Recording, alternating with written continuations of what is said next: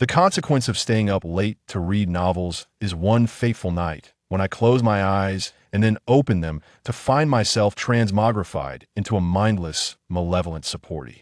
In character, not just any character, but one whose lifeless body would eventually be discovered, grasping tightly a half-eaten, moldy fried dough stick. Readers familiar with urban escapist literature are well aware that only through the incessant mischief of the vile antagonist can the narrative between the leads unfold. As the nefarious character, Long Out Yin, my role entails not only tormenting the heroine, harassing the second female lead, and teasing the third, but also recklessly antagonizing the male protagonist. Ultimately, this reckless path leads to a grim conclusion. Acquainted with the plot, Long Out Yin is determined to alter the course of events by first changing the heroine. In the beginning, the heroine, lacking confidence, inquires, "Big brother, I haven't frightened you, have I?" As the story progresses, she becomes increasingly cautious, asking, "Brother Long, please don't hit me, all right?" By the later stages, she is transformed into a seductive presence, playfully stating, "Out Yin, it's time to fulfill our obligations tonight." Long Out Yin, feeling weak in the knees, laments, "I taught you to be thick-skinned, not to be shameless." Chapter 1. It seems anyone could easily manipulate the situation. The result of my late-night reading culminated in a bewildering twist, where I found myself transformed into a guileless, malevolent supporting character. After thoroughly assimilating the memories of this world, Long Out Yin could not help but break into a wry smile, particularly upon observing a group of high school students clad in uniforms.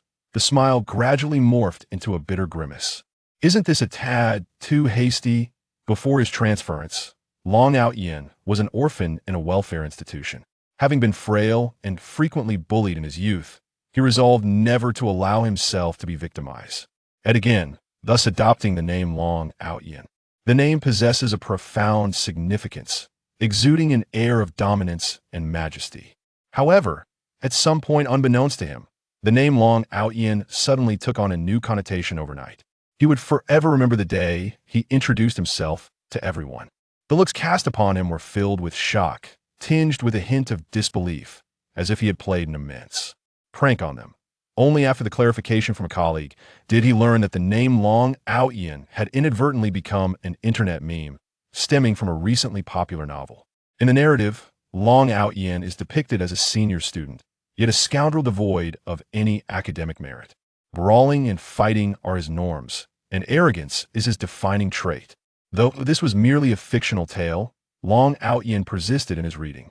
However, the more he delved into it, the more incredulous he became. He truly yearned to point his finger at the author and inquire if such portrayals were intentional or merely accidental. It was utterly absurd. What on earth was a crooked smile supposed to signify? Moreover, could anyone truly be foolish to such an extent? As the malevolent antagonist, Long Out Yin, he is compelled to perpetually create chaos to propel the narrative forward. The eventual arrival of the male protagonist is akin to a warm ray of sunlight, illuminating the darkness surrounding the female lead. At this juncture in the story, Long Aotian's tolerance still stands strong. However, the subsequent plot developments are utterly outrageous. In a shocking twist, the malicious antagonist, Long Out Yin, inadvertently finds himself enamored with the female Lu. During his tormenting endeavors. One can hardly fathom how such a hasty and absurd plot could emerge without a decade of creative stagnation. Upon witnessing the female lead's relationship with the male protagonist, Long Aotian's jealousy ignites, leading him to recklessly vie for the affections of the male lead's beloved. Not only does he obsessively target the male protagonist, but he also escalates his torment of the female lead, inflicting both physical and emotional anguish. In an effort to pad the narrative, the author interjects subplots involving the second female lead, the ethereal white moonlight, and the third female lead, the childhood sweetheart. The climax arrives when Long Out Yin, consumed by hatred for the male protagonist, vows to seize all the women who hold affection for him. Consequently, he not only continues to torment the female lead, but also harasses the second female lead and attempts to toy with the third, all of which ultimately culminates in FAI. Lure, leaving him to unwittingly craft a wedding garment for the male protagonist. In summary, amidst a tangle of love, hatred, and plot twists, the nefarious antagonist, Yan, meets his demise, clutching a half-eaten, moldy oil stick, tragically perishing on the streets. After an all-night binge on this conclusion, Yan finds himself unable to quell the turmoil within, utterly perplexed by the existence of such a ludicrous narrative to the conclusion of the tale. Amid a flurry of incredulous inquiries directed at the author, the protagonist awoke to find himself seated in a classroom. If memory serves correctly, prior to the ringing of the class bell, the female lead would join this class as a transfer student. Contemplating this, an overwhelming instinct for survival propelled Yan to rise abruptly. The commotion drew the attention of all his classmates towards him. There was no time for explanations. The thought of the original plot, where he would meet a tragic end on the streets, clutching a moldy dough stick, rendered him incapable of attending this class. The best course of action would be to withdraw from school and maintain as much distance as possible from the male and female leads. As Yan sprinted towards the main entrance, he discovered the gates firmly shut, with a perimeter of barbed wire surrounding the adjacent walls. Testing the height of the gate, he took a running start, only to be swiftly subdued by several security guards. "Back again, are you? Thinking you can leap over the wall and breach the gate as if we are mere phantoms?" One guard exclaimed. "Let me go. I want to drop out. I want to drop out." Yan pleaded, struggling against their hold. "Drop out? Huh. You merely seek to skip class, don't you? If you manage to escape, it would spell the end of our professional careers." As the class bell chimed, Ocean's gaze fixated on the classroom door. 1 second, 2 seconds, 3 seconds, then a middle-aged woman entered from outside the classroom. Her expression and piercing gaze conveyed unmistakably to Yan that she was the homeroom teacher of this class. Upon entering, the teacher gently rapped her knuckles on the desk. All eyes were drawn towards the front. The teacher then calmly announced, "Our class has welcomed a new member today. Let us extend a warm welcome." Afterward, she gestured towards the door. "Please come in, Hu. Upon hearing this name, Yan felt a wave of despair wash over him. He paused momentarily, then suddenly came to a realization. Wait, he had only just crossed over the narrative involving his bullying and tormenting of the female protagonist had yet to unfold. What was there to fear? As long as he refrained from following the script of humiliation and torment, he could alter the tragic fate of ending up with nothing but a half-eaten fried dough stick, meeting a grim demise on the streets. With this thought, Yan felt a profound sense of relief. His spirits lifted, and he found himself relaxing as the homeroom teacher's words faded. A slender figure entered the classroom. The young girl appeared delicate, clad in a faded school uniform, her youthful face tinged with an unhealthy pallor. She seemed exceedingly self-conscious. Her timid eyes briefly scanned the classmates at the podium before she quickly lowered her gaze, her long eyelashes fluttering slightly. After taking a moment to steady her breath, she gently bowed to the class and softly introduced herself. "Hello, everyone. My name is Hu, and I have transferred here from second D high." Upon finishing her introduction, the fair complexion of her skin flushed faintly with nervousness, imparting an endearing quality. Her voice, sweet and soft, combined with her innocent and bashful demeanor, not to mention her face that easily turns rosy, it is no wonder she becomes a target for bullying. Upon the instant Yan laid eyes on Hu, he instinctively began to critique her. After all, she appeared exceedingly easy to intimidate, as if anyone could easily dominate her. Chapter 2. Fear not, I shall not inflict upon you bodily or emotional distress. The homeroom teacher also noticed Hu Yueying's evident awkwardness and discomfort. Thus, he gestured toward a seat at the back of the classroom and stated, "Classmate Hu, seating arrangements are determined by rankings. Please take a seat there, and for our next test, we will organize the seating according to scores." Hu Yueying obediently nodded at the teacher and proceeded to the back of the classroom. Once seated, she began to arrange her books and stationery, extracting her textbook and focusing intently on the teacher's exposition of the key points. After a brief moment, Hu Yueying pressed her lips tightly together, her small hands unconsciously clenching, and her head lowered ever further. Yan raised an eyebrow, questioning whether his gaze was indeed so intimidating. It was merely a matter of observing her a bit longer. Why did she appear on the verge of tears?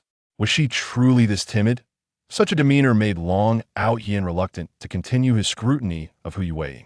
Although his reputation was somewhat tarnished, in all honesty, prior to the female protagonist transfer, the original Long Yin had never bullied any girl.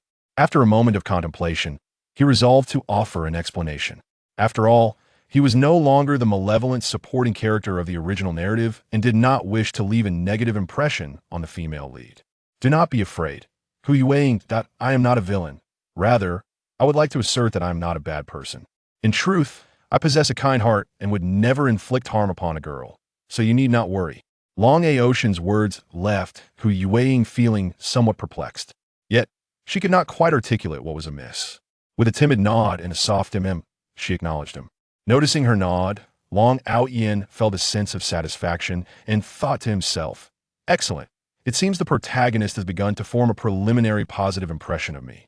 In the original narrative, the protagonist had barely acknowledged anything that the original character, Long Yin, had said. The fact that she was now nodding and softly responding pleased him immensely. "Now, please continue with your studies. I too must focus on my learning," Long Yin declared, feigning interest in his textbook. However, his grip on the pen tightened unconsciously. Huh? Long Yin glanced at the mathematics book in his hands. No wonder it felt rather strange. He hastily retrieved his language arts book and turned to Hu Yuwei with a smile. "Thank you." "No need to thank me. It's nothing," she replied, perhaps amused by Long Ocean's slightly foolish antics. Her beautiful eyes curved into a crescent shape, and her demeanor became less restrained than before. Long Yin found himself momentarily captivated by Hu Yuwei, whose eyes sparkled with a brightness that seemed to hold all the beauty and aspirations of the world. The corners of her lips curled slightly, exuding a tranquil demeanor that was both innocent and disarmingly pure, inciting an irresistible urge to tease her. One might even wish to make her cry, to witness her eyes glistening with tears, her delicate visage resembling a rain-drenched pear blossom, undoubtedly evoking a sense of pity. However, upon reflecting on this notion, Long Yin swiftly shook his head, recognizing the perilous nature of such thoughts and resolving to banish them immediately. It was simply unavoidable Hu Yuwei appeared exceedingly easy to bully. Taking a deep breath, he redirected his gaze to the pages of his book. In his previous life, Long Yin grew up in an orphanage where merely surviving day to day was a formidable challenge. In pursuit of a livelihood, he had abandoned his education prematurely, entering the workforce before completing high school. Ultimately, he suffered the consequences of his lack of education, relegated to menial labor. After much struggle, he finally secured a sales position, only to find himself transported to another world on his very first day of work. Though the reason for his sudden transition into this narrative eluded him, it undeniably presented him with a second chance at education. This time, he was determined to seize the opportunity with unwavering resolve. 3 minutes later, Hu Yuwei, engrossed in note-taking, furrowed her brow slightly as a faint sound of snoring reached her ears.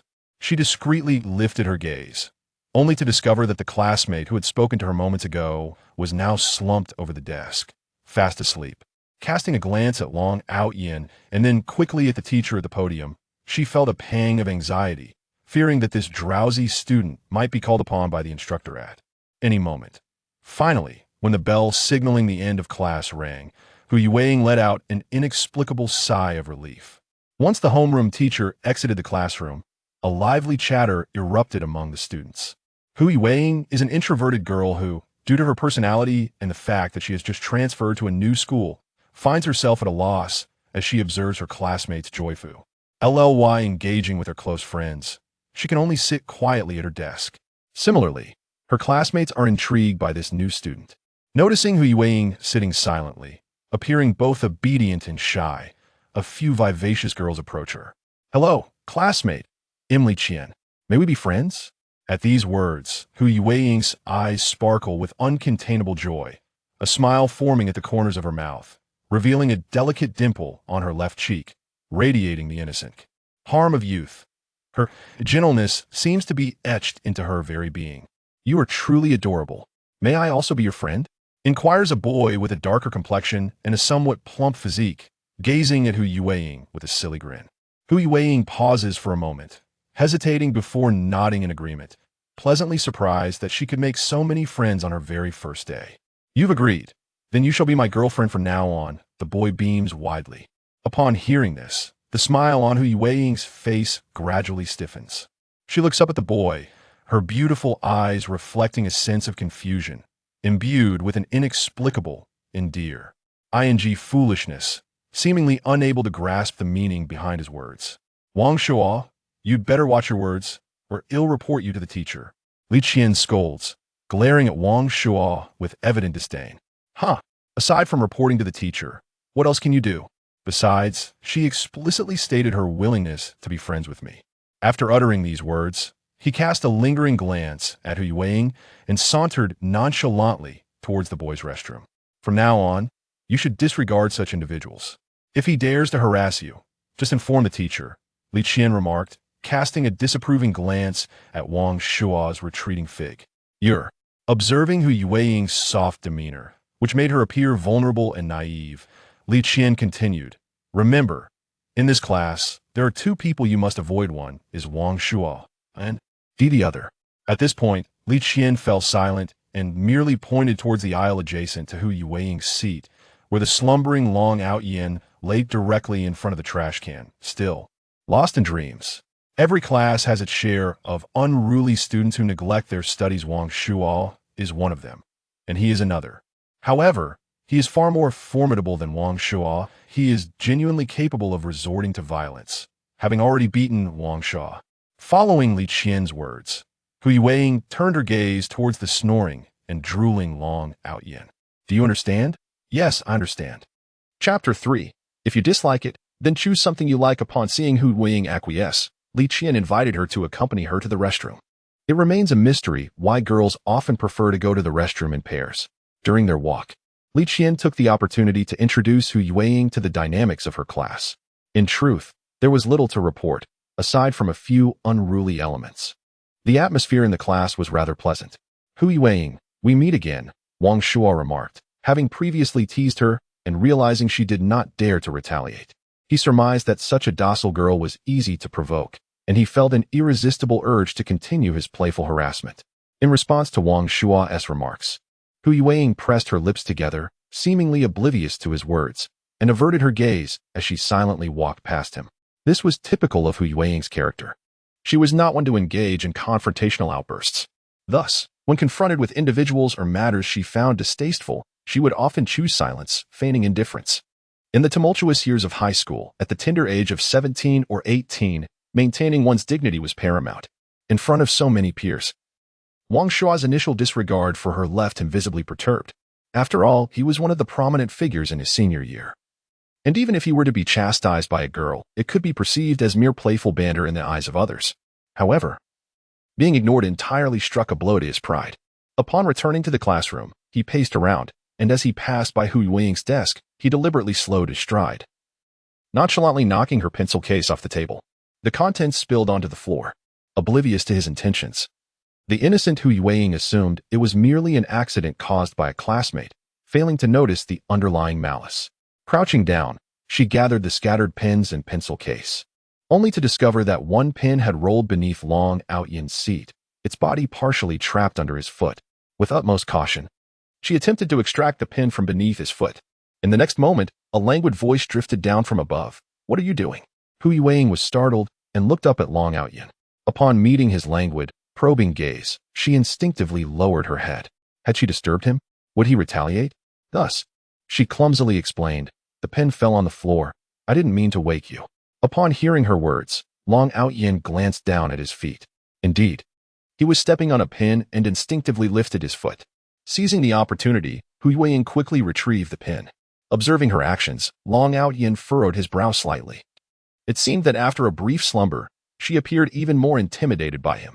After pondering for a moment, he rummaged through his pencil case, pulled out a scarcely used pen, and placed it on Hu Yueying's desk. Once back at her seat, she sighed quietly with relief. However, the next second, her peripheral vision caught Long Out Yin extending his hand towards her.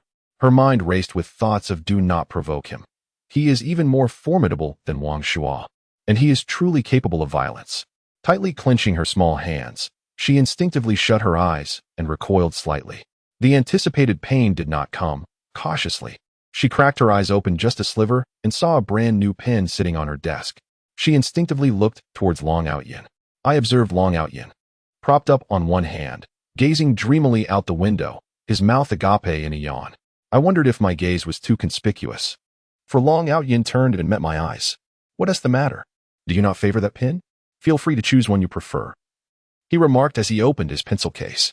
A flicker of confusion crossed my eyes at his gesture, and I quickly waved my hand. No, it's not that. The pen is not broken, it still functions well, so you need not replace it. With that, I returned the pen he had left on my desk. Long Yan did not insist further. The bell for class rang, prompting me to collect my thoughts and focus on the lesson. In contrast, Long Yan languidly reclined on his desk, his gaze wandering aimlessly towards the podium, appearing to drift off into a realm of dreams. Weary from the previous night's all-night reading of a novel before being transported into this world. After all, a sleepless night inevitably left one feeling somewhat lethargic. Each school's teaching methodology varies. The approach of my former mathematics teacher at the second high school differed significantly from that of the current instructor. Mathematics, after all, emphasizes the consistent principles underlying its myriad forms. Having multiple methods to solve a problem is, for me, not undesirable. As I glanced at the pen in my hand, my peripheral vision inadvertently caught sight of Long Yan in the aisle. He certainly possesses the ability to sleep soundly. Why did you ignore me when I spoke to you outside just now? I inquired. Su Xiao approached Hu Yuany's seat, observing the adorable girl whose gentle voice exuded a sweet softness. As he watched her meticulously organize her belongings, she seemed reluctant to engage in conversation with him. Human nature often harbors a rebellious streak. The more one shuns interaction, the more fervently the other yearns for it. This sentiment intensified, particularly after witnessing Hu Yuany's joyful demeanor as she conversed animatedly with her classmates, leaving Su Xiao to feel distinctly singled out and betrayed. In an attempt to mask his feelings, he feigned a clumsy accident, knocking her pencil case from the desk and stepping on it. "Oh dear, my apologies," he exclaimed. The onlookers, sensing the tension, refrained from commenting. In the critical final year of high school, Su Xiao, known for his lackadaisical attitude towards studies, had no aspirations for university. Anyone daring to speak out against him would surely earn his resentment, potentially jeopardizing their own academic pursuits. Even those with discerning eyes could perceive his deliberate bullying of the new student. As Hu Yuanying gazed at the shoe print on her pencil case, her eyes fell, and she silently retrieved it. Upon opening the case, she discovered that every pen inside had been crushed, as she painstakingly sorted through the fragments. The weight of this unfortunate incident on her very first day at a new school settled heavily in her heart. The sense of injustice made her eyes glisten with unshed tears. Chapter 4. In an avalanche, no single snowflake is innocent. In his slumber, Long Yan was stirred by the sound of muffled sobs. As I opened my eyes in a daze, I found myself witnessing Hu Yuanying sobbing softly while attempting to piece together the shattered pen casing, hoping to continue using it. Observing this, Long Yan retrieved several pens from his pencil case and placed them before Hu Yuanying, saying, "Do not cry. You may use my pens." "Thank you," she replied. Upon seeing the pens on the desk, Hu Yuanying took a deep breath, striving to conceal the evidence of her tears from others.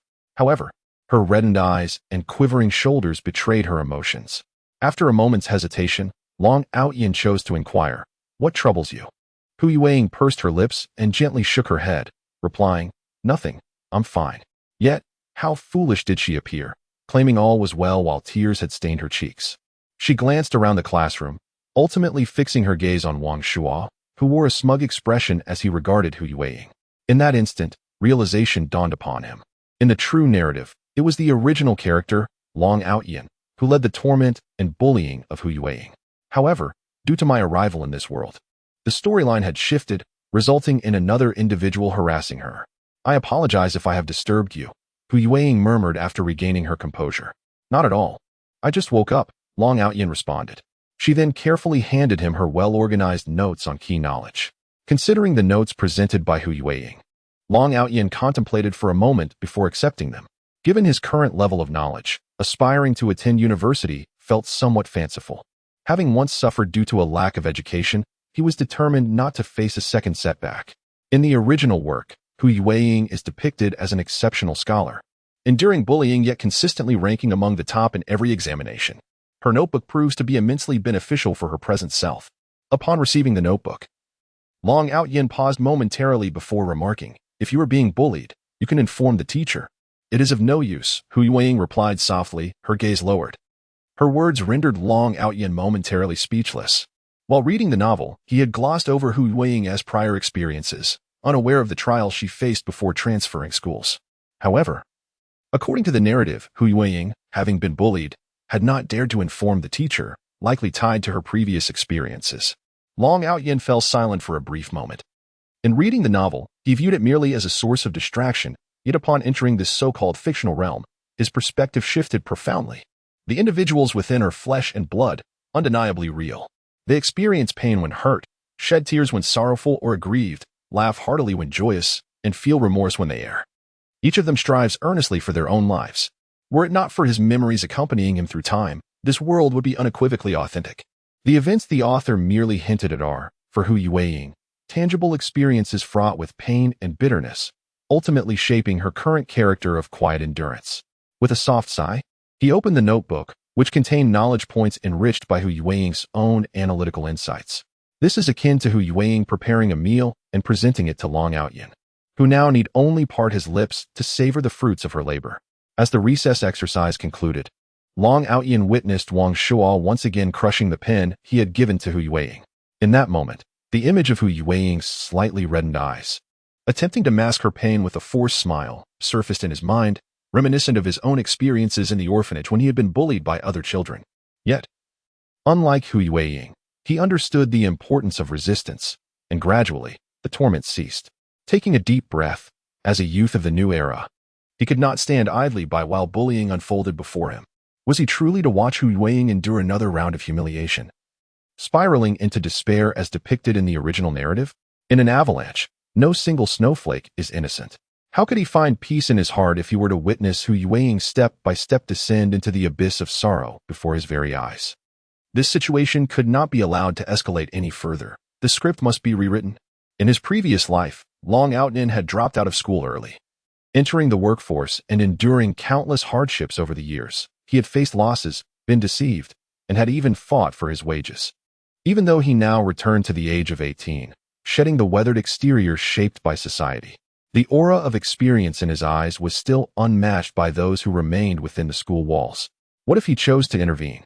Rising to his full height of 6 feet 1 inch, with broad shoulders and a narrow waist, he immediately exuded a masculine aura of dominance and strength. Su Xiao, confronted by Long Yan, who towered over him, instinctively took a step back. Due to a minor disagreement, he had a verbal altercation with Long Yan. Within the confines of the school, their exchanges were limited to exchanging threats, boasting about their acquaintances, and daring each other to confront one another outside the school gates that evening. However, to his surprise, Long Yan was not one to be intimidated by such bravado. He launched into an immediate attack, showing no mercy despite their shared status as troublemakers. Having previously endured Long Yan's wrath, Su Xiao was acutely aware of the ferocity with which he fought. His gaze flickered, completely overshadowed by Long Yan's imposing presence. Long Yan, he stammered. The teacher warned that if you resort to violence, you will face disciplinary action. Observing the fear etched on Su Xiao's face, a sly smile crept onto Long Yan's lips. It was amusing to witness a bully, who thrived on instilling fear, now trembling at the prospect of being bullied himself. "Do you think I care?" he retorted, slamming his hand on the table with a force that startled Su Xiao, causing him to recoil in trepidation and drawing the attention of all the students in the classroom. School is a place for learning, not for bullying. If anyone feels the urge to intimidate others, let them first try their hand at intimidating me. While the sentiment was undoubtedly true, there was something peculiar about hearing those words from Long Yan's mouth. Outside the classroom door, Hu Yueying stared in a daze at Long Yan, who had uttered those words. The sunlight bathed him, making him appear to shimmer, and an involuntary blush crept into her cheeks. Flustered, she hurriedly averted her gaze and leaned against the wall outside the classroom, attempting to maintain an air of calm as she directed her attention elsewhere. Chapter 5. Did I scare you? Thank you. Returning to her seat, Hu Yueying cast a glance at Long Yan and whispered softly, as if a feather had gently landed on the ground. Had it not been for the aisle separating them, her words might have been nearly inaudible. Observing Hu Yueying, Long Outyin noticed her growing anxiety. She clenched her small hands tightly, unable to meet his gaze. Her eyes darting away in evasion, with a countenance that seemed to invite bullying and a temperament so gentle. Her voice barely rose above a whisper. Who else but her could be victimized? Have you never considered changing? Long Outyin suddenly interjected. In matters such as these, he relied on his reputation as a troublemaker, a persona that discouraged others from crossing him, to stand up for Hu Yueying.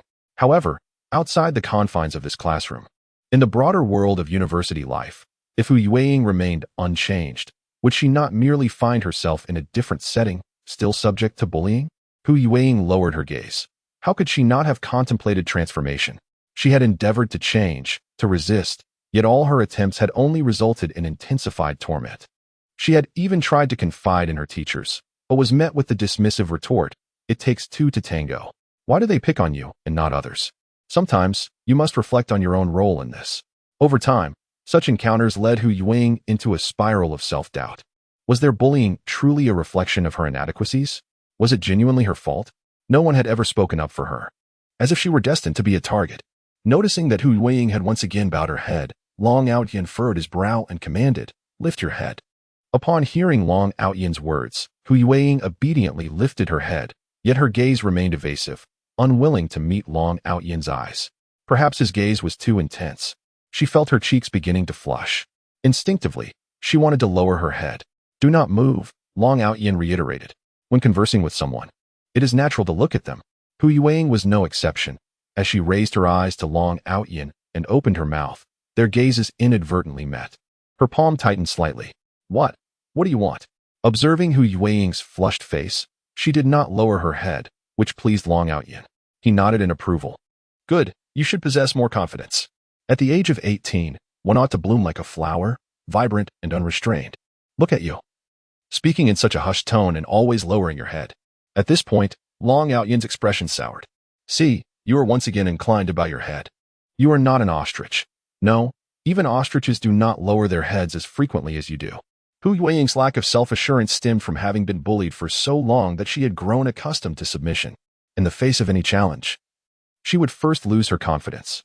Such individuals, when confronted with any injustice, dare not voice their objections, but silently endure the mistreatment inflicted upon them. I understand," Hu Yueying murmured softly. "What good is understanding if you do not act courageously?" Upon hearing this, Hu Yueying cast her eyes downward and softly uttered an mm. Though she did not continue to lower her head, this feeble response spoke volumes. Long Outyin sighed inwardly. Having endured bullying for such a prolonged period, I do not expect Hu Yueying to transform overnight. Rather, it is a gradual process. The narrative has already been altered by my own actions. Judging by the current circumstances, it appears that no one in this classroom dares to torment Hu Yueying any longer. However, if her submissive nature remains unchanged, stepping outside this classroom will likely expose her to further bullying.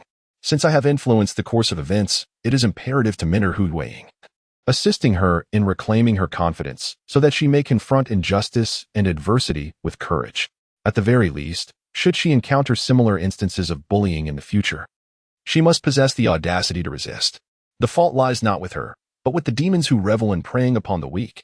Reflecting on this, Long Outyin inquired, "Have you ever pondered why Wang Shua dares to bully you instead of others?" Hu Yueying cautiously cast a glance at Long Outyin. Her lips slightly pursed. "Is it because I did something to upset him?" "Nonsense." Hu Yueying trembled slightly. Long Outyin's gaze was quite intimidating. Long Outyin was at a loss for words, pondering what experiences this girl had endured that made her instinctively search for fault within herself whenever a problem arose. Is her soft and adorable appearance a legitimate reason for being bullied? Absolutely not. When Wang Shua bullies you, who is in the wrong? Hu Yueying discreetly glanced at Long Outyin, though she was hesitant to meet his gaze directly. Yet, she could not resist the urge to steal a glance and timidly ventured, "Is it Wang Shua's fault?" Long Outyin found himself laughing in exasperation. Upon witnessing Long Outyin's expression of helplessness, Hu Yueying's eyes dimmed significantly, leading her to ponder if the fault truly lay with her. In a soft voice tinged with a hint of grievance, she conceded, "It is my fault. Indeed, it was your fault. You ought to have fiercely yanked at his hair and, with a scornful gaze and venomous tone, informed him that he had chosen the wrong person to provoke, for you are not one to be trifled with." "Ah?" Hu Yueying stood in stunned silence, gazing blankly at Long Outyin. While his words were undeniably crude, they did not evoke even a trace of discomfort or aversion within her. What do you mean? Even a persimmon must be chosen for its softness. Your very demeanor invites others to test their limits with you, regardless of who is right or wrong. Show me your fierceness, Long Yan urged. Hu Yueying nodded, taking a deep breath, her sparkling eyes reflecting immense indignation, and ultimately, in a voice that lacked conviction, she murmured, "I am not at fault." After uttering this, she cautiously lifted her gaze to steal a glance at Long Yan and, in a whisper laced with shyness, inquired, "I didn't frighten you, did I?" While she did not scare him, she certainly excited him. Were it not for the knowledge that she was merely acting fierce towards him, one might think this girl was deliberately teasing him, attempting to capture his heart and mind. Long Yan let out a soft sigh. "Your foundation is far too weak. From now on, you shall follow my lead. I refuse to believe I cannot transform you from this soft persimmon." Upon hearing this, Hu Yueying lowered her gaze in silence. Long Tian gazed at her in perplexity, questioning, why not transform this submissive nature that invites contempt? No, Hu Yueying abruptly lifted her head, her eyes glistening with unshed tears. This time, she met Long Tian's gaze without flinching. However, the intensity of her expression unsettled him. Why did she begin to cry after just a couple of words? He hastily glanced around, hoping to dispel any notion that he was bullying her. Taking a deep breath, Hu Yueying spoke, her tone laden with suppressed grievance. "I truly wish to change." No one longed for transformation more than she did. She was weary of being treated like a soft persimmon. Everyone around her, in their subjective assumptions, believed that a single hand cannot clap alone. Even when the victim is herself, they would only urge her to introspect. Yet, it was only Long Tian who dared to ask himself if he desired change. Yes, he yearned for it, deeply. Chapter 6, The 99th Confession in Class 3, Year 12. Oh no, I have just ascended to the pinnacle of my life. A strikingly handsome youth suddenly jolted awake from his seat. Gasping for breath, he was momentarily bewildered by the surrounding clamor. Is this a classroom? His mind felt tumultuous at that moment. A concerned voice reached his ears. "Chengge, are you all right? Are you too excited for your 99th confession today?" With a round face and small eyes. "Gao Quan, you're still alive. What a relief," Yi Liangchen exclaimed upon spotting Gao Quan, giving his chubby face a hearty rub. "This time, I shall protect you well and ensure that no harm befalls you again." "Chengge, are you dreaming? Lost in your own fantasies? Am I not living my life splendidly?" Gao Quan, witnessing Yi Liangchen's fervent agitation, found himself at a loss for words. "You may not comprehend, but fret not, for I shall shoulder everything," Yi Liangchen declared solemnly. In Gao Quan's eyes, it felt as if he had merely taken a nap. In his dream, let us call it a past life, he was already 28 years old, having experienced everything that currently unfolded. In that dream, Gao Quan met his demise at the age of 25, brutally beaten to death by Long Tian while attempting to save himself. Over the course of 3 years, he brought Long Tian to ruin, reducing him to a wretched state, clutching a half-rotten oil stick, suffering a miserable death on the streets. Ultimately, he found himself alone, marrying 3 stunningly beautiful women, inheriting Long Tian's conglomerate, and ascending to the pinnacle of success as CEO. However, on the day of his grand wedding, upon seeing the 3 breathtaking brides in their wedding gowns, he was overwhelmed with excitement, leading to insufficient blood supply and a sudden cardiac arrest. Upon hearing Gao Quan's reminder, Yi Liangchen instinctively glanced towards the classroom door, her expression becoming somewhat dazed. She stood there, perpetually captivating everyone's gaze. Alas, the allure of the white moonlight is truly formidable. Gao Quan, observing Yi Liangchen's mesmerized expression, jested from the sidelines. "Snap out of it." Casting a glance at the pink love letter resting on the table, Yi Liangchen took a deep breath, picked up the letter, and steadily approached Li Qingxue. As everyone witnessed Yi Liangchen holding the love letter and walking towards Li Qingxue, they couldn't help but murmur and tease with intrigue. The fact that Yi Liangchen harbors feelings for Li Qingxue has spread throughout the class. Furthermore, Yi Liangchen himself has mentioned that they were in the same class when he transferred in the 6th grade, and subsequently, they found themselves in the same class throughout middle school and high school, as if guided by fate. The phrase he has repeated most often is his wish that they could be together in university as well. In fact, he has confessed to Li Qingxue a staggering 99 times.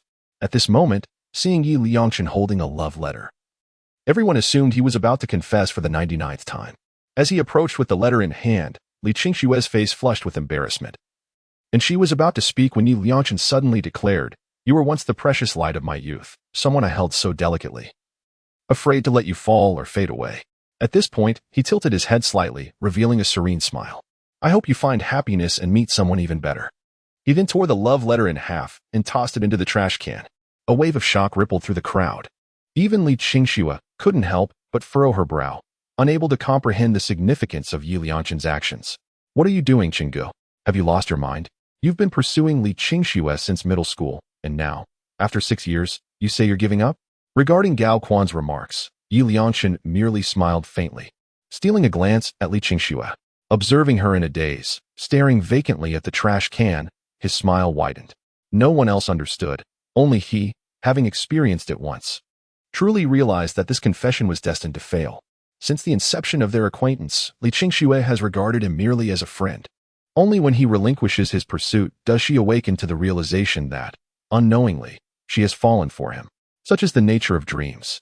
After he resolves to cease chasing Li Qingxue, he finds himself unequipped to adapt, constantly reminiscing about his own virtues.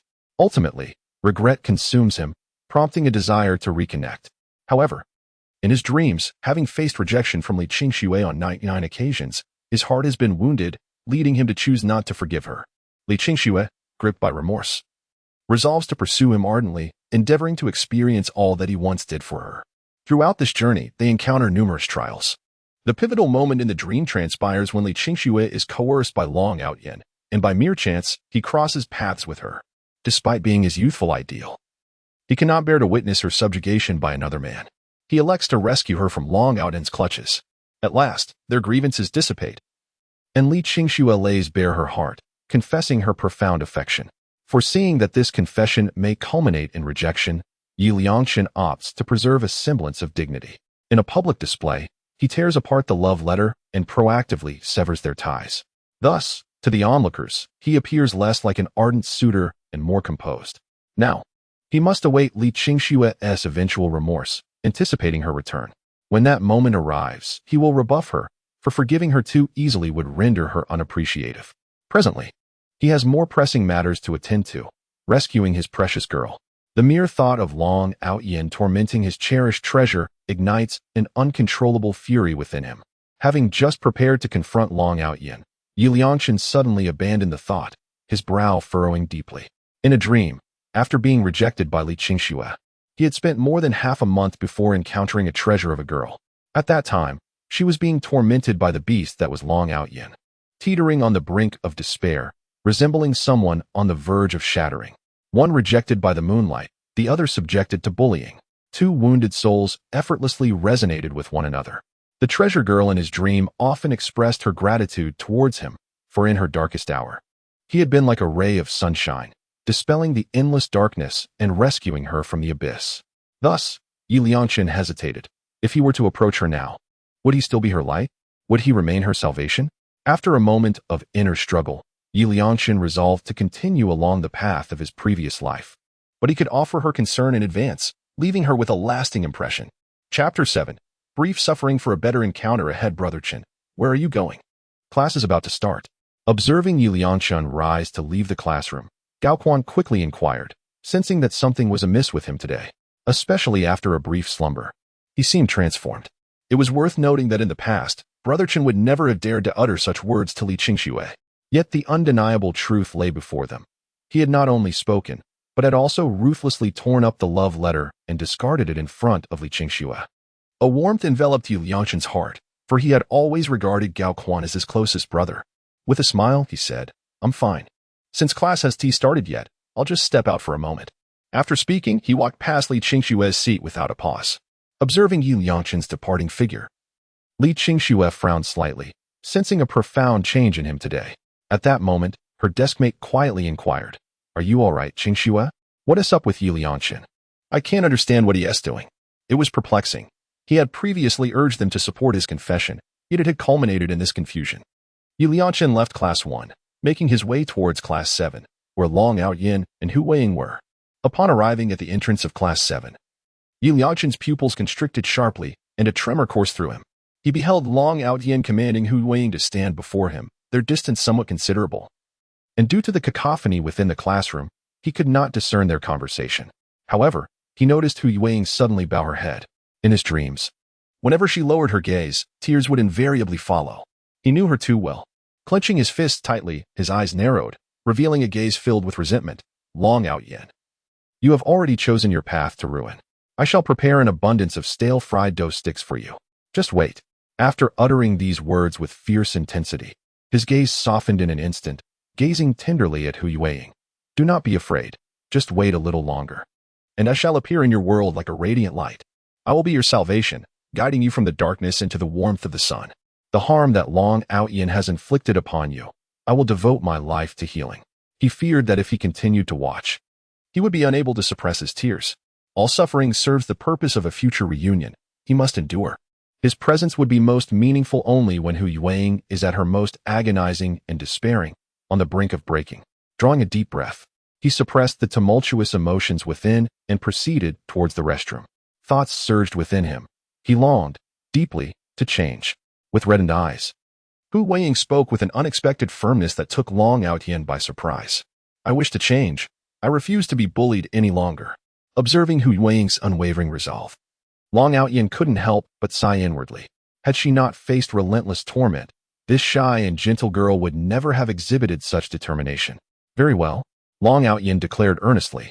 From this day forth, you shall be my little protégé. I will establish some fundamental training.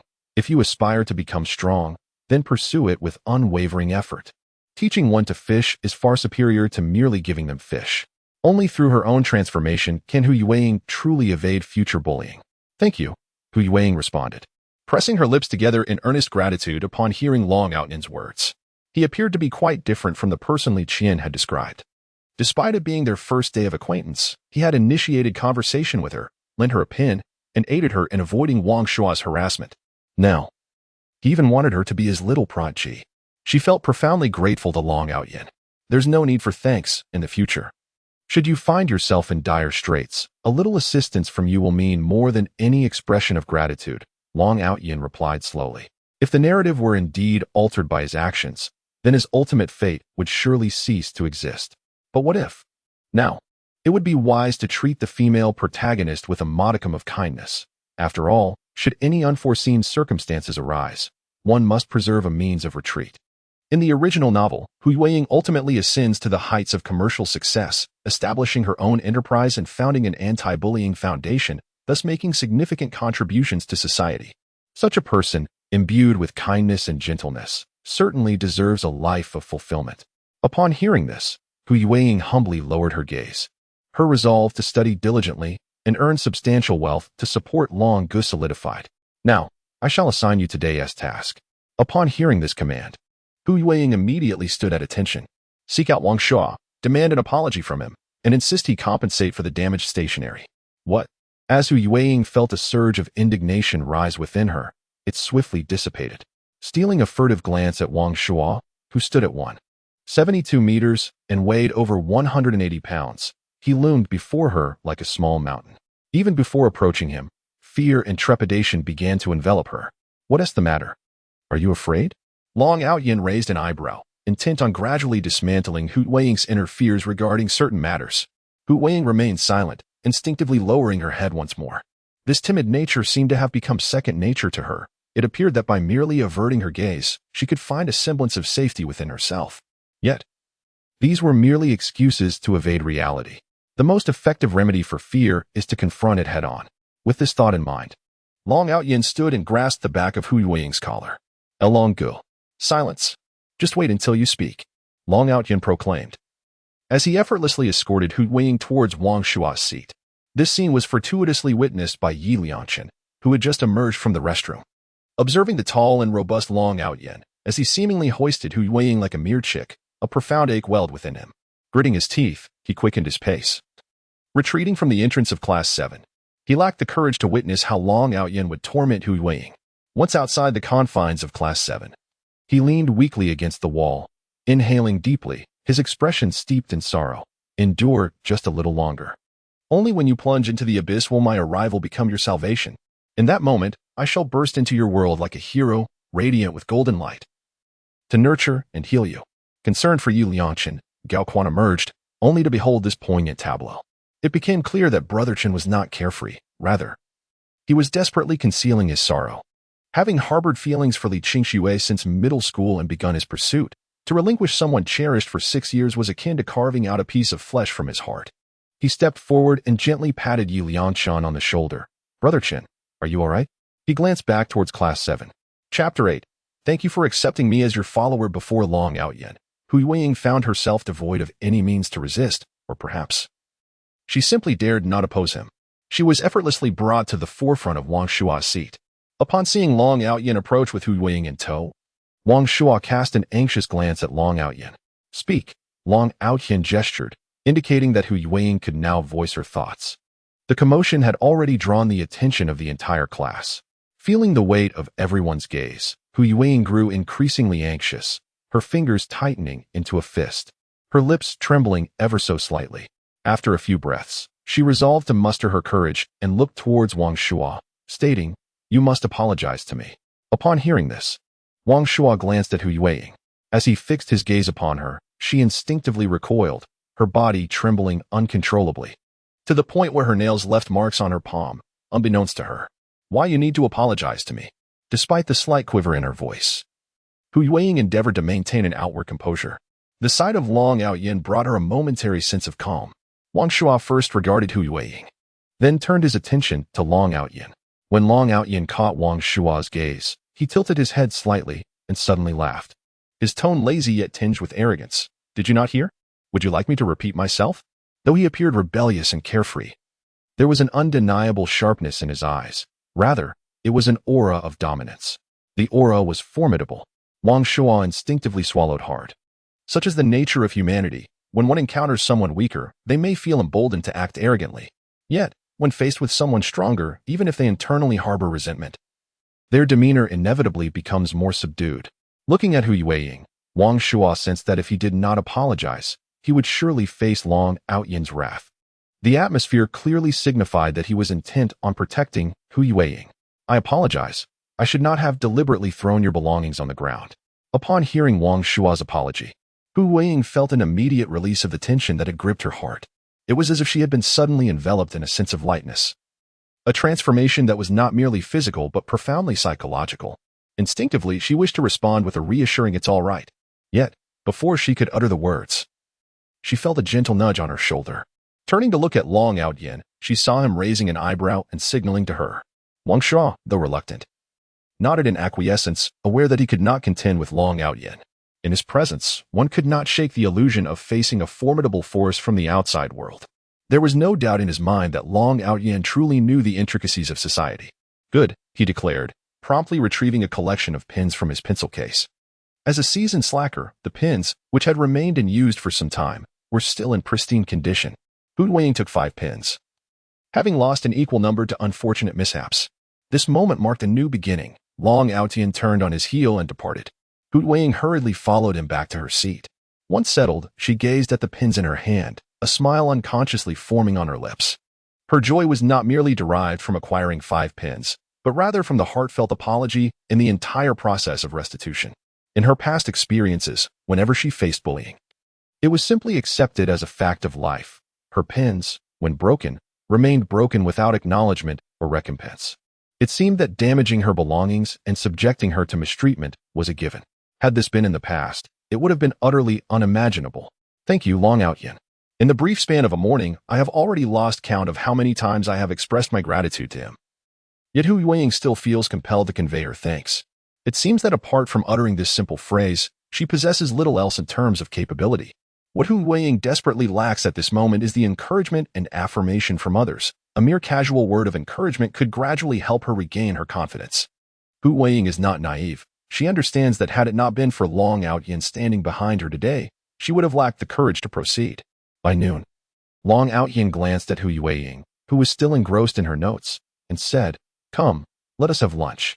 Hu Yueying hesitated for a moment and replied softly, I am not very hungry yet." "Who cares whether you are hungry or not? You are my subordinate now. Do you understand what a subordinate is? It means wherever I go, you must follow. Now, let us go." "Well, all right then." Hu Yueying rose, first tidying her belongings.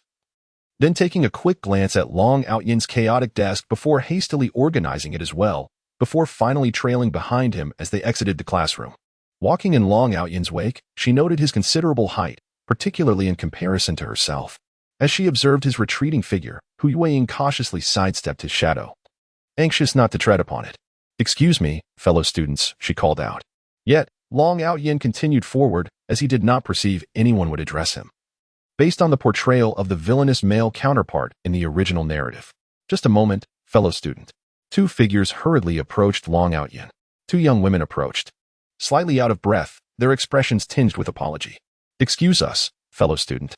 We are conducting a campus promotion. May we take a moment of your time?" Long Outyan gazed at one of the girls, a faint twitch at the corner of his mouth. She was exquisite, beautiful, and graceful, truly captivating. The image of the second female lead, by Yue Guang, from the original novel flashed in his mind. Despite her earnest effort to hold the microphone, her height rendered the task somewhat less than satisfactory. Long Outyan furrowed his brow slightly, discreetly bending his body downwards. "I haven't eaten yet, so I'm not sure what could be improved," he replied, straightening up again. "We're heading to dinner now. I apologize." With that, he and Hu Yueying made their way towards the cafeteria. His gesture of bending down was rather gentlemanly. Chapter 9. Regret and Epiphany. Her love burns brightly. "Morning. It's Li Qingxue," Gao Quan remarked, nudging Yi Liangshan with his shoulder as he observed the girl conducting an interview in front of them. He sensed an opportunity. If Morning truly could not let go of Li Qingxue, this might be the moment to confront her directly. Yi Liangshan coldly watched the scene unfold, his palm involuntarily clenching. Seeing Hu Yueying obediently following Long Outyan filled his heart with anguish. Yet, he could only endure the pain. What he did not foresee was that his own rejection of Li Qingxue would inadvertently facilitate her early encounter with Long Outyan. In his dreams, Li Qingxue turned him down. But the disappointment reflected in his eyes lingered painfully. She felt a sudden unease, a confusion that was inexplicable. Additionally, having been wounded in her heart, she chose not to wait for Li Qingxue to accompany her to the cafeteria for the first time. Consequently, Li Qingxue's mood soured, leading her to forego the cafeteria visit altogether and, ultimately, missing the school anniversary interview event. The true intersection between Li Qingxue and Long Outyan was destined to occur only after she had spent a fortnight with her savior, Hu Yueying. However, at this moment, having actively rejected Li Qingxue, a brief dissonance emerged within her dreams. Yi Liangshan slowly shook his head, realizing there was nothing more to be said. He understood that this was merely the beginning. Li Qingxue would soon feel a sense of disorientation and ultimately recall the fondness of having him by her side. It would dawn upon her that, unbeknownst to her, he had unwittingly occupied a significant place in her heart. In due time, she would regret her actions, experience a moment of enlightenment, and seek him out once more. If he were to approach her now, what difference would it make compared to the times he had trailed behind her? Yet, witnessing Li Qingxue interview Long Outyan stirred a pang of pain within him. She was his white moonlight, a beautiful memory that had filled his entire adolescence. Taking a deep breath, Yi Liangshan continuously reminded himself to endure, to hold back. For he had spent too long in Li Qingxue's company, causing her to be unable to discern his true feelings. She could not differentiate between her affection for him and the comfort of their friendship. She needed time. Only time would allow her to see her own heart clearly and to recognize that it was not just she who had filled the entirety of his youth. She had similarly occupied his entire adolescence. Once a woman experiences regret and awakens to reality, the intensity of her love is profound. She has felt it in dreams and through life as trials. Thus, she must not exhibit her remorse just yet. She must feign tranquility. Only in this manner can she hasten Li Qingxue's regret. Suddenly, Long Outyan departed with Hu Yueying. Not only did Gao Quan take notice, but Yi Liangshan also heard the commotion. The girl responsible for recording beside Li Qingxue remarked, "He is quite the gentleman." Li Qingxue remained silent. Yet the smile gracing her face spoke volumes. With this thought, Yi Liangshan straightened his posture, gazing forward before making his way to the cafeteria. As he passed by Li Qingxue, she instinctively yearned to call out to him, asking him to wait so they could walk together. Their acquaintance spanned years. They had shared a desk since the 3rd grade, through 5th, 6th, junior high, and into their senior years, 9 years in total. Such a long-standing familiarity had bred instinctive behavior. Typically, Yi Liangshan would never refuse her. However, just as she opened her mouth to speak, she recalled his series of peculiar actions that day, and the words fell silent on her lips.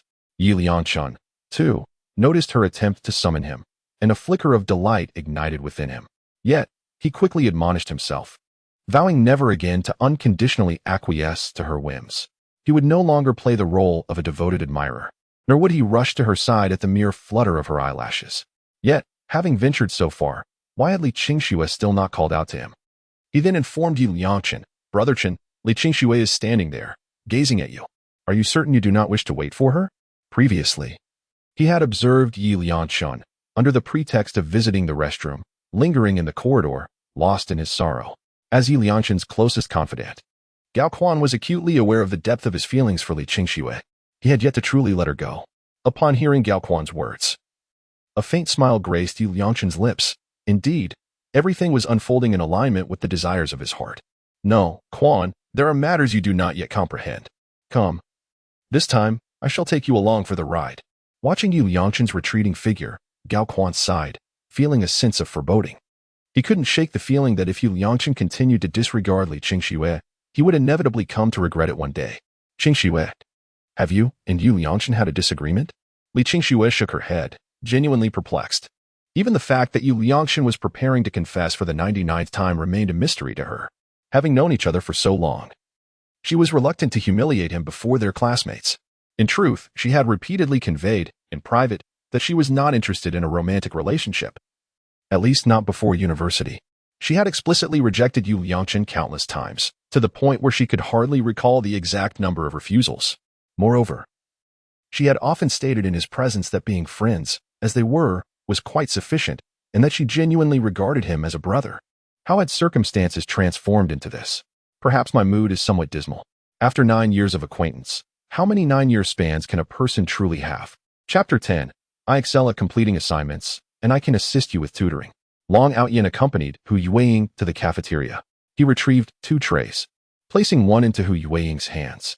As they queued at the serving window, Hu Yueying hesitated, gazing at the array of dishes on display, and softly inquired, "Excuse me, may I ask if cash is accepted?" She had just transferred to this school today and lacked the cafeteria card, and the cash she possessed was insufficient to buy 2 lunches. Ideally, since Long Outyin had helped her today and did not mind her following him, she ought to treat him to a meal. "Apologies, but we do not accept cash here. Perhaps you should recharge your card and return," the cafeteria lady said gently. Noticing the endearing demeanor of Hu Yueying, a blush of embarrassment crept across Hu Yueying's face. In the next moment, she felt a hand resting atop her head, gently propelling her backward. Observing that the cafeteria lady had already begun serving food, Hu Yueying tousled her hair, which Long Outyin had ruffled, and remarked, "I can give you cash." "What do you mean? Do you wish for something better?" Long Outyin glanced at Hu Yueying before continuing, "As your senior, you will receive this treatment. I eat what you eat. If you desire something better, you must purchase it yourself." Hu Yueying hurriedly waved her hands, indicating that was not her intention. "No, just take the tray and go reserve a spot for me." Without granting Hu Yueying the opportunity to speak, Long Outyin gazed at the meal he had prepared and spoke in a low voice. Hu Yueying, with words poised on her lips, could only lift her plate, seeking an empty seat to reserve for Long Outyin. Fortunately, finding an unoccupied spot proved to be quite effortless. "Look at you. If you wish to say something, just say it. Your hesitations only serve to discomfort me," Long Outyin remarked, observing Hu Yueying's unspoken thoughts with a hint of irritation. Upon hearing his words, Hu Yueying finally responded, "Brother Long, perhaps I should cover the cost of the meal? I can't shake off this feeling of indebtedness." This exemplifies a typical giving personality. No matter how much they feel taken advantage of, it hardly phases them. Yet, after receiving merely a modest lunch worth a few coins, she immediately feels an overwhelming sense of obligation, her mind spiraling into unnecessary contemplation, leaving her inexplicably embarrassed. "If you keep this up, I might just have to strike you." Long Outyin frowned. It must be said that Long Outyin's earlier display of authority through Wang Shuo was quite effective. As soon as he uttered those words, Hu Yueying fell silent. "Let others think I cannot afford my little sidekick. If you genuinely feel indebted, then do something to compensate me." At this, Hu Yueying's eyes brightened momentarily, suddenly finding merit in the suggestion. However, the spark quickly faded as she lamented her own ineptitude, feeling incapable of contributing to Long Outyin's endeavors. During her time at the second high school, she had observed sidekicks who followed their leaders, assisting them in scolding, fighting, or bullying others. However, she felt utterly incapable. Otherwise, she wouldn't have been bullied in the first place. Stealing a glance at Long Outyin, She wondered if he too thought himself foolish, perhaps considering relinquishing his role as her protector. This thought suddenly cast a shadow over Hu Yueying's spirits. Without Long Outyan's shield, would she once again fall prey to the whims of others?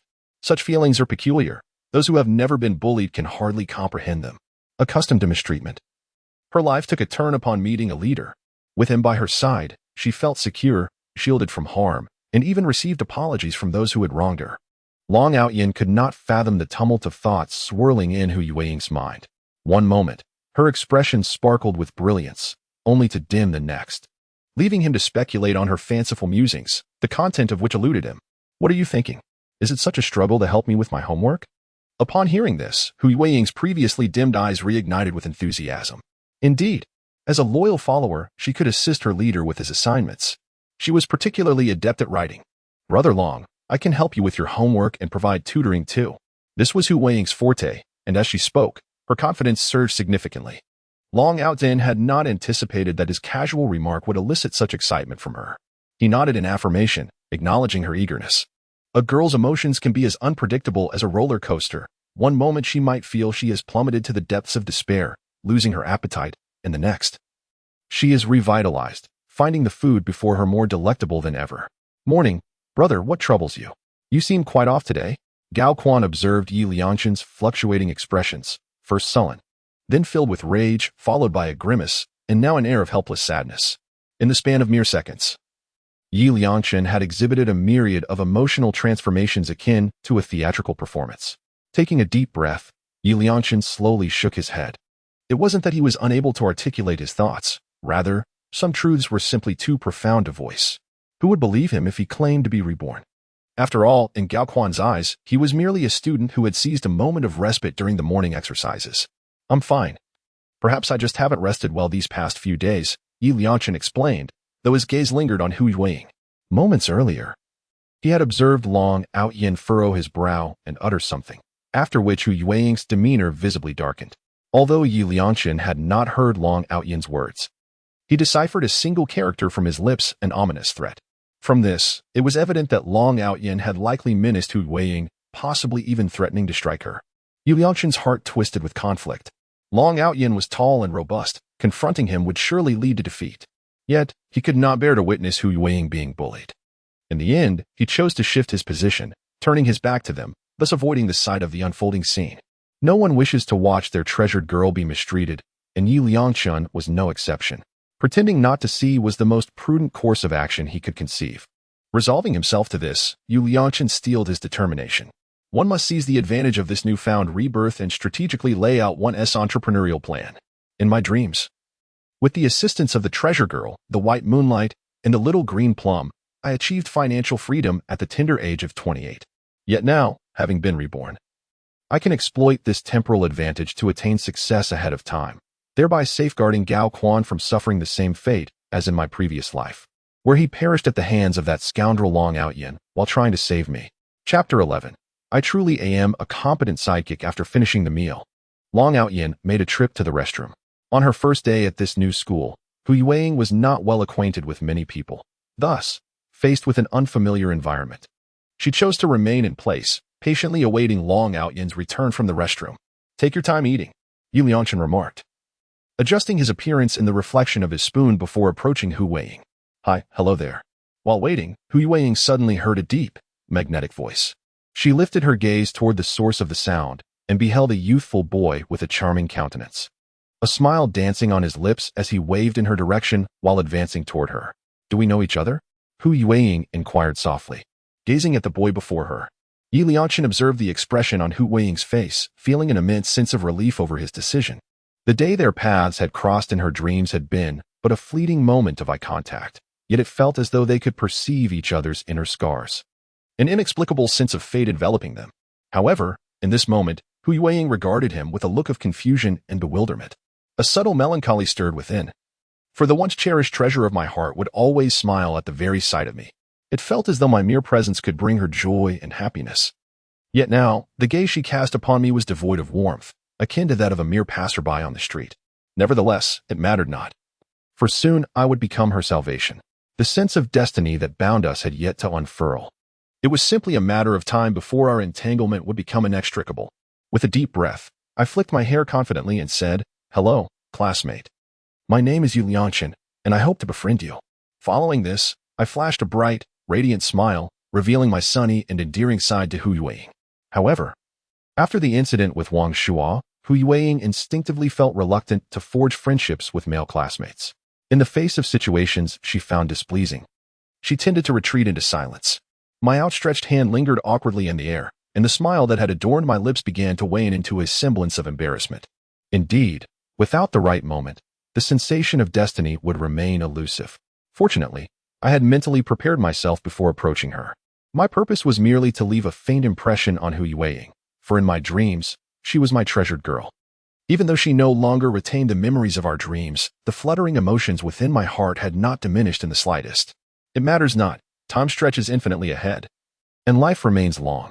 They shall, as fated, encounter one another at the destined locale, becoming acquainted, growing to understand each other, and ultimately developing mutual affections. Embarking on a journey that endures.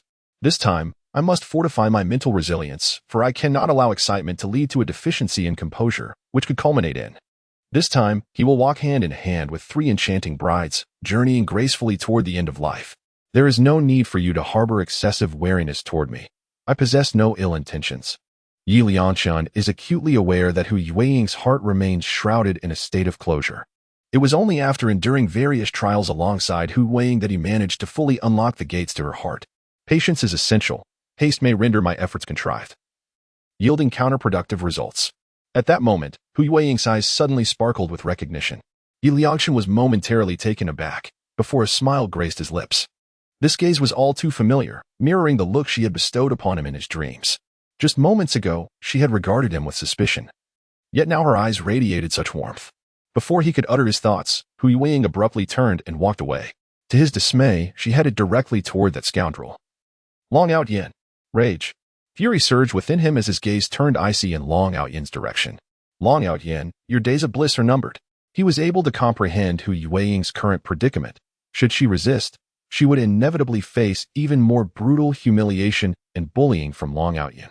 Everything she exhibited was merely an attempt to appease this scoundrel, for only in doing so could she safeguard herself and mitigate her suffering. Long Gu, please wipe your hands. Hu Yueying suggested, tearing down a considerable amount of tissue paper from the dispenser affixed to the wall in the school cafeteria, preparing herself dutifully. She considered herself a commendable little follower. Indeed, you're becoming increasingly astute, Long Out Yin praised generously. No one is impervious to flattery, even for the simplest of gestures. For instance, hearing Long Out Yin commend her, acknowledging her growing cleverness, brought Hu Yueying joy. Throughout her life, she had often faced denial in her endeavors, yet here, in Long Out Yin's presence, she experienced the warmth of affirmation, which delighted her. Long Out Yin frowned slightly, sensing someone observing him. The gaze upon him was rather conspicuous. He lifted his eyes in the direction from which he felt the scrutiny. Long Out Yin knew the male protagonist was named Yi Liangchen, but he was oblivious to his appearance. The moment Yi Liangchen caught Long Out Yin's gaze, his heart momentarily stuttered. Indeed, he had almost forgotten that, at this juncture, there was no intersection between himself and Long Out Yin. Naturally, Long Out Yin did not recognize him. Unlike him, who was a reincarnator.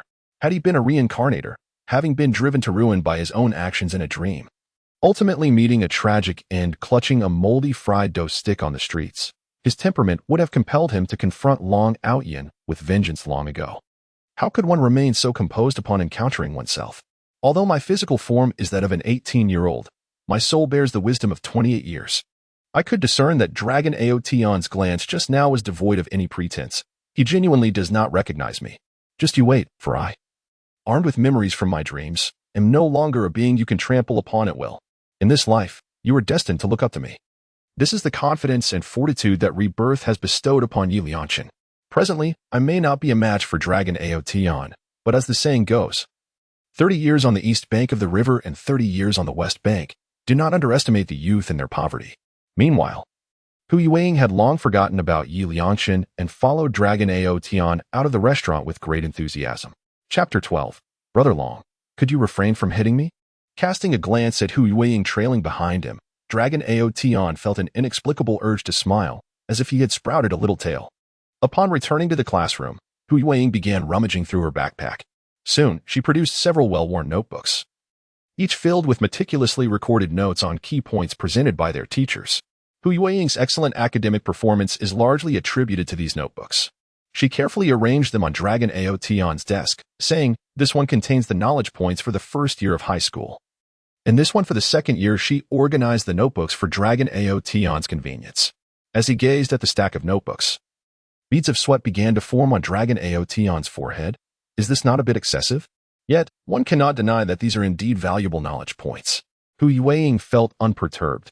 Had it not been for the frequent bullying she endured, she could have penned even more. Very well, I shall take a look first. Long Yan, having dropped out of high school, spent years navigating the complexities of society, and with the advancement of technology, it had been countless years since he had wielded a pen to write. As he observed the neat handwriting in the notebook, he couldn't resist picking up a pen to scribble and draw. Upon seeing Long Yan's notes, Hu Yueying gleaned an understanding of his academic situation. "Brother Long, how about I tutor you?" This was the only skill Hu Yueying felt she could offer, and the sole way she could assist Long Yan. With Brother Long looking after her, and her tutoring him in return, it at least proved she had some worth. "Won't this hinder your studies?" Long Yan inquired with a light cough. Only he was aware of how poor his foundational knowledge was. In the original narrative, the malicious male counterpart, Long Yan, also struggled academically, with his father resorting to money and connections to secure his admission into a mediocre vocational college. Moreover, this college happened to be situated directly across from the university Hu Yueying attended. Crucially, the original story did not include Hu Yueying tutoring the antagonistic male lead. The pressure of the senior year curriculum was intense. Would this arrangement impede Hu Yueying, ultimately affecting her performance and causing her to miss the university of her dreams? If she missed out, would she still have the opportunity to become a business prodigy? This was indeed a concern. As Hu Yueying gazed at Long Yan, her eyes unwittingly glistened with unshed tears. "What are you doing?" Noticing the redness at the corners of her eyes, Long Yan felt an immediate discomfort. "It's nothing," Hu Yueying murmured softly, her heart stirred by a touch of emotion. Those who have long endured neglect and bullying often react this way. A mere flicker of kindness from another can resonate deeply within them. No one had ever shown concern for whether she might be hindered in her studies, only to command her. Yet, this newly acquainted elder brother not only offered her assistance but also welcomed her as his subordinate, treating her to lunch and now inquiring if she would fall behind in her studies while tutoring him. The unexpected benevolence of a stranger can effortlessly breach one's defenses. "Why are your eyes red? Don't tell me you're on the verge of tears from my kindness. Be careful, or I might hit you," she teased, her voice barely above a whisper. "I'm already moved by you. Do you really want to strike me too?" Seeing Hu Yueying gazing at him with wide, glistening eyes, Long Yan turned his head away, feeling somewhat uneasy. Nevertheless, his tone softened significantly. "Don't think that just because I'm touched, I want to hit you." If a typical person had heard such words, they would likely have sulked. However, Hu Yueying was different. She had genuinely been intimidated by bullying. Thus, she timidly glanced at Long Yan and, with a lack of confidence, mumbled, "Brother Long, could you please not hit me?" Observing Hu Yueying's timid demeanor, Long Yan couldn't help but chuckle, amused by her lack of courage. "With such a cowardly appearance, don't ever claim to be my subordinate when we're out." In their final year of high school, there were not many classes to attend. The afternoon was predominantly reserved for problem solving. As Hu Yueying examined Long Yan's test paper, her astonishment grew. She found it hard to believe how he managed to consistently evade the correct answers with precision. Long Yan furrowed his brow and inquired. Having put great effort into this exam paper, which marked the first time in many years that he had taken up a pen again, thus, his heart was filled with a hint of anticipation. "What? Over 90 points?" Long Yan was stunned, exclaiming, "I can't believe I might actually be a genius." It would be disingenuous to say he was not excited. Had he known he was a genius, he would have tightened his belt to complete high school. Would completing high school and attending university have altered the trajectory of his life? Hu Yueying observed Long Yan's exuberance and, feeling somewhat embarrassed, clarified, "Brother Long, it's not over 90 points, it's just 9. Impossible. Take another look." With so many fill-in-the-blank questions, I could step on the paper and still manage to score over 20 points. How could I possibly have only 9? Long Yan would rather doubt Hu Yueying's eyesight than question the validity of the paper he had painstakingly completed, which had yielded a mere 9 points. "Brother Long, I have looked it over carefully. You indeed scored 9 points, and 2 of those points were awarded for the neatness of your paper," she explained gently. Are you saying I only scored 7 points? Long Yan found it hard to accept. If it were the result of careless scribbling, it would be one thing. But this was the product of his earnest effort. Noticing Long Yan's deepening self-doubt, Hu Yueying softly suggested, "Brother Long, consider this problem. It should be solved this way." She began to work through the calculations on a piece of scrap paper, swiftly deriving a complete formula. Each step in her problem-solving process was articulated with clarity. Long Yan merely cast a glance, not indicating he had comprehended, but rather that he had grasped the essence of the problem. What about this question? I exerted considerable effort to arrive at the solution. However, you misjudged the query. It requires you to seek this, yet you calculated that. Brother Long, kindly review the question once more. Hu Yueying focused intently on the exercise. Her tone and the glimmer of confidence in her eyes transformed her demeanor entirely. This aura was distinctly different. Long Yan couldn't help but steal another glance. As their eyes met, Hu Yueying instinctively touched her face. Is there something on my face? No. It's just that your smile is quite enchanting. You ought to smile more often. Hu Yueying bit her rosy lip, her ears visibly reddening at a remarkable pace. I am fine. After speaking, she nervously shifted slightly, her hands fidgeting incessantly, as if only through these continuous motions could she mask her inner embarrassment. Chapter 13. Are you aware of your own excellence? Observing Hu Yueying's bashful demeanor, Long Yan looked at her peculiarly. Has no one ever praised your beauty? Her slightly lowered gaze resembled that of a charming little white fox from ancient myth, exuding an alluring innocence that captivated the heart. An occasional upward glance revealed a breathtaking allure, leaving one defenseless against the feelings of admiration and desire. No way. Please, don't say that. Hu Yueying pretended to pick up the roll of paper. This question is quite simple. I have it noted in my notebook. Let me find it for you. The exercises on these sheets, many of which pertain to key concepts, will be written down for you later. With regular practice, your grades are bound to improve. Observing Hu Yueying's flustered demeanor, Long Yan found it amusing. This girl truly was easily flustered. Just look at how flushed her face has become. Noticing the smile at the corners of Long Yan's mouth, the initially tense Hu Yueying found herself feeling less anxious. In the subtle interactions they shared, under Long Yan's deliberate guidance, Hu Yueying's sense of awkwardness had significantly diminished. In the past, such words would have caused her to lower her head, too shy to even meet another's gaze.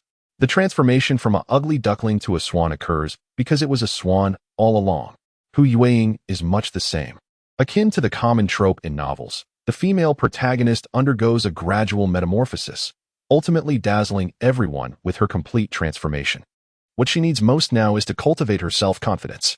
Undermining someone's self-esteem is a simple task, yet nurturing it is a formidable challenge. At least for Hu Yueying. Today was undoubtedly a splendid day. The compliments she received throughout the day surpassed those of her first 2 years in high school combined. She was grateful for having such a supportive elder brother. With this thought, Hu Yueying silently encouraged herself, vowing to help her brother elevate his grades. Witnessing Hu Yueying's determination, Long Yan felt invigorated as well. 10 minutes later, hold on a moment, my mind is a bit muddled right now. Please let me gather my thoughts. The known function f, x, kxp.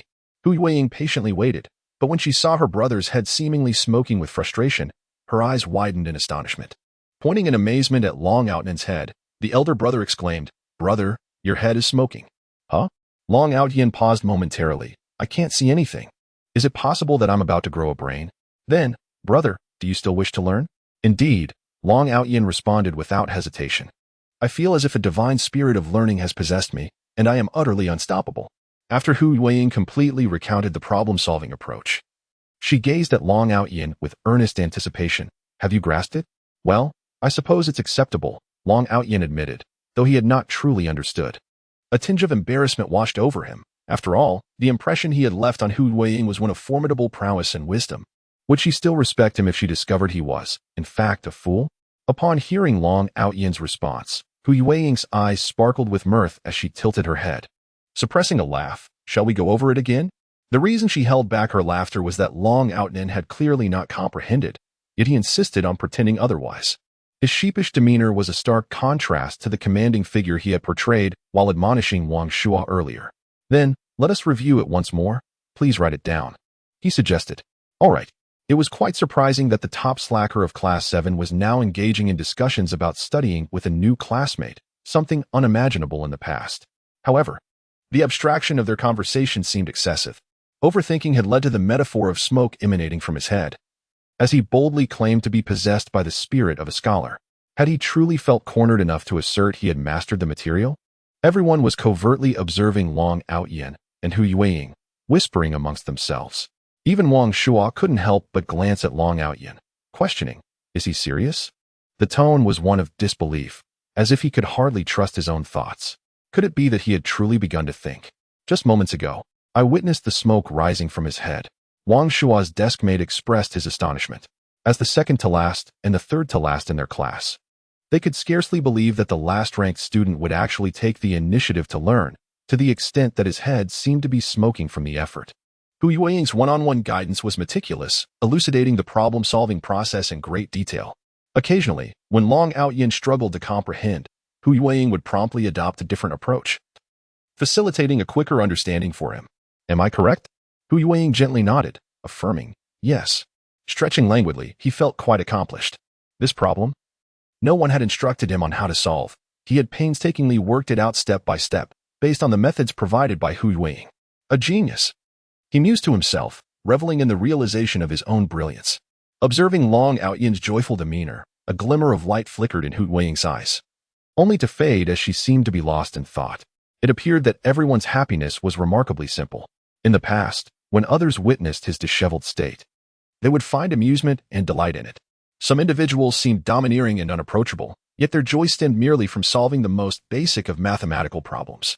Why was it that his own happiness felt so elusive? He did not demand much, only that he would no longer be bullied. He had never sought conflict. He simply wished to study quietly, gain admission to his desired university, earn a living, and support his family. Yet, why was this so arduous? Had it not been for his elder brother, he might still be enduring torment now. Taking a deep breath, she summoned her courage to gaze upon Long Yan. Brother Long, will my position as your companion ensure that no one will bully me in the future? Upon hearing her words, Long Yan fell into a brief silence. Am I truly exceptional? Hu Yueying's eyes revealed a fleeting moment of confusion. Let me guess, if I am correct, will you nod in affirmation? Hu Yueying regarded Long Yan without uttering a word, then slightly inclined her head. Among those who once tormented you, was there someone who confessed their feelings to you, only to be rejected? At this, Hu Yueying instinctively pressed her lips together, yet under Long Yan's steady gaze, she still nodded. Long Yan chuckled softly. It seems I have hit the mark. Did those who bullied you ever insult your appearance? Did they accuse you of cheating on exams? As memories flooded back, Hu Yueying lowered her gaze, her head subconsciously bowing further, yet she still nodded. So now you comprehend just how exceptional you truly are, don't you? Exceptional individuals are invariably drawn to one another, while some, mere visual predators seeking possession, will resort to any means to drag you down with them. Your brilliance, to certain individuals, is akin to the disparity between a swan and a toad, or between clouds and the dirt beneath. Only when the swan transforms into an ugly duckling, or when the clouds are tainted by muck, do they stand a chance. At this juncture, Long Yan cast a pointed glance at Wang Shuo, who was engrossed in digging his nose. Yet, jealousy, too, can distort one's appearance beyond recognition. The individuals they admire effortlessly capture your attention, and thus, their self-esteem begins to falter. However, upon realizing that they fall short in comparison to you, they are reluctant to acknowledge your superiority. Consequently, they devise schemes to expose your most vulnerable moments, tarnishing your once impeccable image. As a result, you, now marred by blemishes, appear less remarkable. The words of Long Yan, seemingly aimed at enlightening Hu Yueying, merely served to amplify her virtues. As a spirited youth of the New World, Long Yan was 28 years old prior to his arrival here. In the presence of an 18-year-old girl, it is hardly excessive for him to refer to himself as uncle. Having navigated the complexities of society, he has witnessed the caprices of human nature and the harsh realities of life, thus gaining insight into the art of comforting others effectively.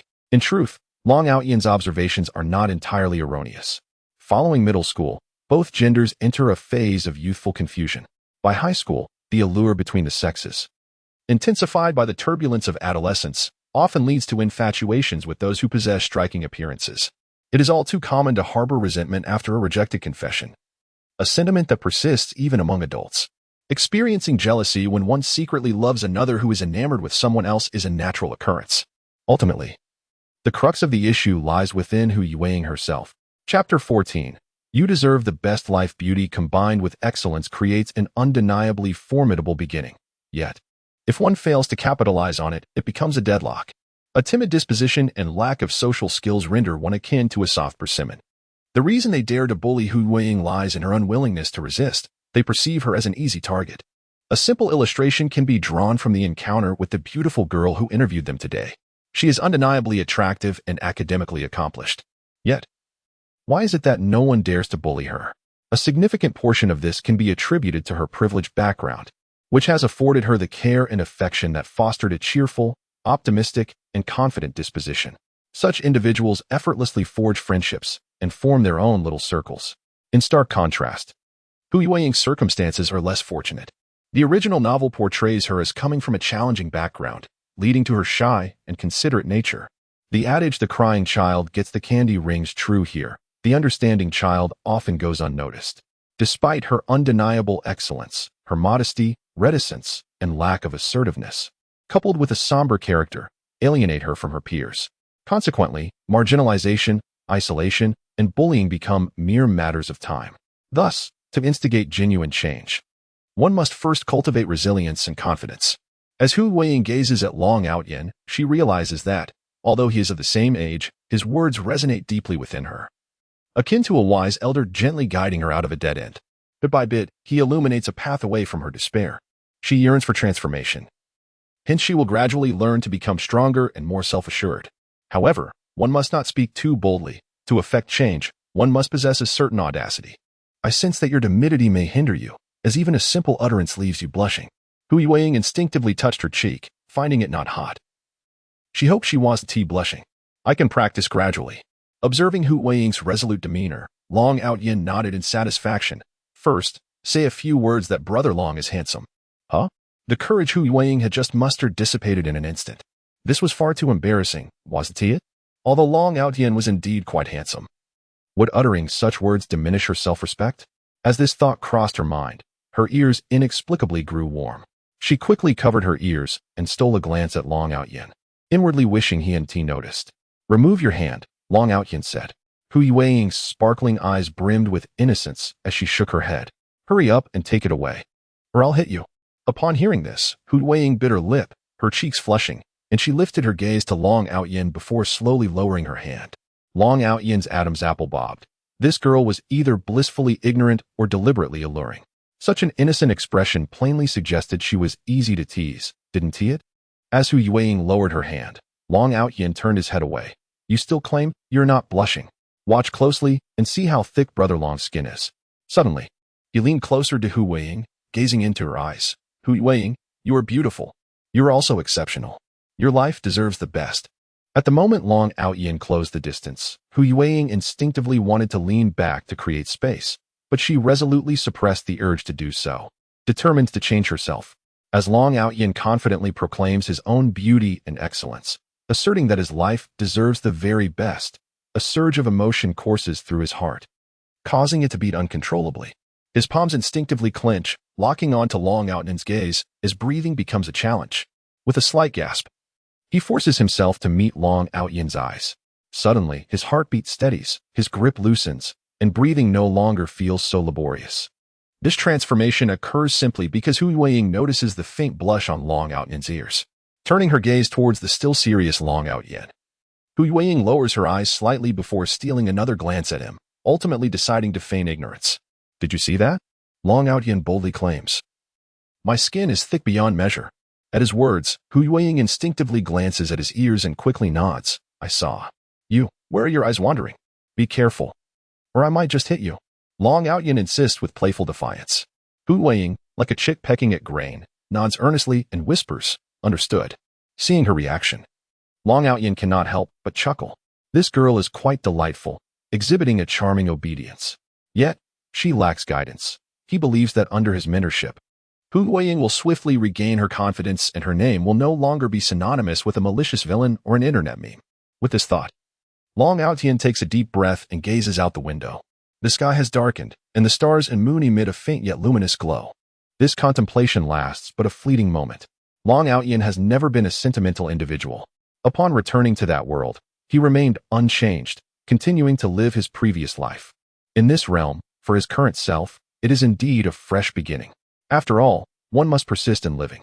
As the bell for self-study rang, Hu Weiying tidied her desk, then proceeded to clean Long Outyan's workspace as well. See you tomorrow. See you tomorrow, Long Gu. As she watched Long Outyan's retreating figure, Hu Yueying also made her way towards the school gate. Just as she reached the corridor, a fortuitous encounter unfolded. Do you remember me? Yi Liangchen emerged from the corridor, his smile radiating warmth like the sun. Upon seeing him, Hu Yueying was momentarily taken aback, feeling a sense of familiarity, yet struggling to recall his name. Observing her, Yi Liangchen's lips curled into a bittersweet smile. It's me, Liangchen, Yi Liangchen. We even bumped into each other at the cafeteria today. With that reminder, Hu Yueying's memory was instantly jogged, and she responded with an apologetic tone, I'm sorry. Yi Liangchen, noticing her recognition, replied with a smile. No need for apologies between us. The smile that had adorned Hu Yueying's face gradually faded upon hearing his words. His familiarity with her seemed to suggest a deeper connection. Yet they had only met twice, including this instance. Surely, they had not reached such a level of intimacy? Yi Liangchen yearned to reach out to Hu Yueying, to convey that he was, in fact, her salvation. However, his outstretched hand ultimately faltered, unable to intervene. He understood that the fate between them did not lie here. She was not yet his treasure, nor was he her salvation. To utter those words recklessly would only frighten Hu Yueying. Watching her retreating figure, Yi Liangchen inhaled deeply. It's all right. We have ample time ahead. I merely wish to ascertain whether you had been distressed by that scoundrel Long Outyan. Seeing you unharmed brings me solace. Chapter 15. The kindness of others. The narrative extensively chronicles the relationship between the protagonists, while only briefly touching upon Long Outyan's familial circumstances. Long Outyan, having traversed into this realm, possessed no memories of the original owner. It was mentioned within the storyline that his parents' divorce contributed to his obsessive temperament. Yet, based on the descriptions in the original text, Long Outyan's father, despite his son's lack of ambition, endeavored to secure connections and financial aid to enroll him in a vocational university. This suggests that he genuinely cared for Long Outyan. Ultimately, in the conclusion of this tale, Long Outyan's downfall was twofold. Firstly, the narrative demanded the antagonist's defeat.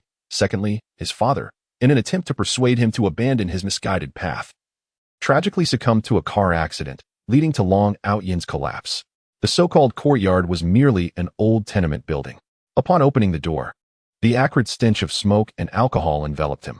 Stepping inside, the cacophony of snoring filled the air. A middle-aged man reclined on the sofa, already lost in slumber. On the table lay an unfinished plate of pig ears, a bowl of peanuts, and 2 empty bottles of white liquor. This was none other than the father of the protagonist, Long Outyan, Long Batian, a butcher who ran a meat shop at a nearby market. Long Outyan sighed softly upon witnessing the scene.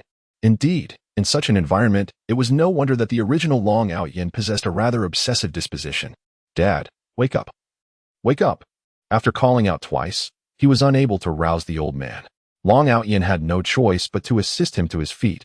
Fortunately, his robust physique allowed him to manage the task, though it required considerable effort to guide the old man into the room. Returning to the living room, he opened the window, allowing a gentle breeze to disperse the unpleasant odors within. Then, Long Outyan rolled up his sleeves and began tidying up. Once the living room was clean, he turned on the lights and noticed a 100-yuan bill resting on the bed. Casting a glance back at the room where his father lay, a smile crept onto Long Outyan's lips before he closed the door. Lying on the bed, he held the bill in his hand, examining it repeatedly. In transforming Hu Yueying, he realized he too must undergo some changes. The original novel not only intertwined the sweet romance between the protagonists but also featured numerous entrepreneurial storylines, elements that Long Outyan could certainly leverage. Lost in thought, he soon drifted into a dream. The following morning, the alarm on his phone blared. Long Outyan silenced it, rose from bed, and refreshed himself. Glancing at his father, still peacefully asleep, he stepped out of the room. At the entrance of the cafeteria, Li Qian inquired of Hu Yueying, Hu Yueying, what are you doing standing here? Ying heard a voice and raised her gaze towards Qian, recalling the words Long Gu had spoken to her the day before. Straightening her back, she smiled and said, Classmate Qian, I am waiting for someone. Previously, Ying often hunched her back and lowered her head, exuding an indescribable sense of gloom and melancholy. Now, with her posture upright and a smile gracing her face, she appeared considerably more pleasant to those around her. At the tender age of 18, one ought to embrace a more cheerful disposition. Waiting for someone? Ying had only transferred to the school yesterday. Within the class, aside from herself and two other girls, she had not witnessed her engaging in conversation with anyone else. Could it be? Recalling the scene from last night's study session where Hying had tutored Long Odin, Lin looked at her in astonishment and remarked, "You can't possibly be waiting for Long Odin, can you? Oh dear, Hying, have you forgotten what I told you? Long Odin is unpredictable. If he is in a good mood today, his demeanor will be much more pleasant, yet on a bad day, he might lash out at even the most innocent of passers-by. It would be wise for you to maintain some distance from him." Having been Long Odin's classmate for over 2 years, Lin naturally had a deeper understanding of his character compared to a newly transferred student. The memories of Long Odin's various altercations lingered vividly. Not at all. He isn't as bad as you portray him to be. In fact, he is quite a decent person. Recalling how Long Outyin had defended her from bullying yesterday, guiding her as his little follower, purchasing her meals, and assisting her in her transformation, Huiying truly did not perceive Long Outyin as so inadequate. Although he frequently proclaimed his desire to chastise himself, he never truly did so. Observing Huiying converse with Long Outyin, Li Qian cast her a sidelong glance, cautioning, "Do not let his exterior deceive you. Though he is tall and handsome, consider why everyone in the class fears him. Why even Wang Shua is intimidated by him, now that we are in our final year. Do not allow him to hinder your studies and jeopardize your future." Yes, I understand.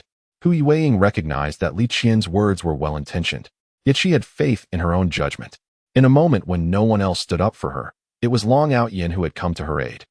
Despite the fear that others harbored towards him and their negative remarks about him, she found herself unable to voice a single disparaging word about Long Outyin. Perhaps he had indeed left a poor impression on them, but she was acutely aware of his true nature towards herself. Li Qian sighed in resignation. "Well, I shall head to the cafeteria now." "All right." After uttering this, Huiying momentarily lost her train of thought before adding, "See you in class." As she observed Li Qian's smile directed at her, Huiying felt an inexplicable uplift in her spirits, even her face unconsciously adorned with a hint of lightheartedness. Engaging with others was, after all, not as daunting as she had imagined, was it? Upon uttering this phrase, I immediately realized that Brother Long had perhaps arrived earlier. Did he overhear my conversation with Li Qian? Stealing a glance at Long Outyin, I sought to discern whether he was upset. What am I even thinking? Is Brother Long the type to harbor grudges? Observing the furtive expression on Huiying's face, Long Outyin understood the innocent thoughts swirling in her naive mind. Moreover, Li Qian had not spoken wrongly.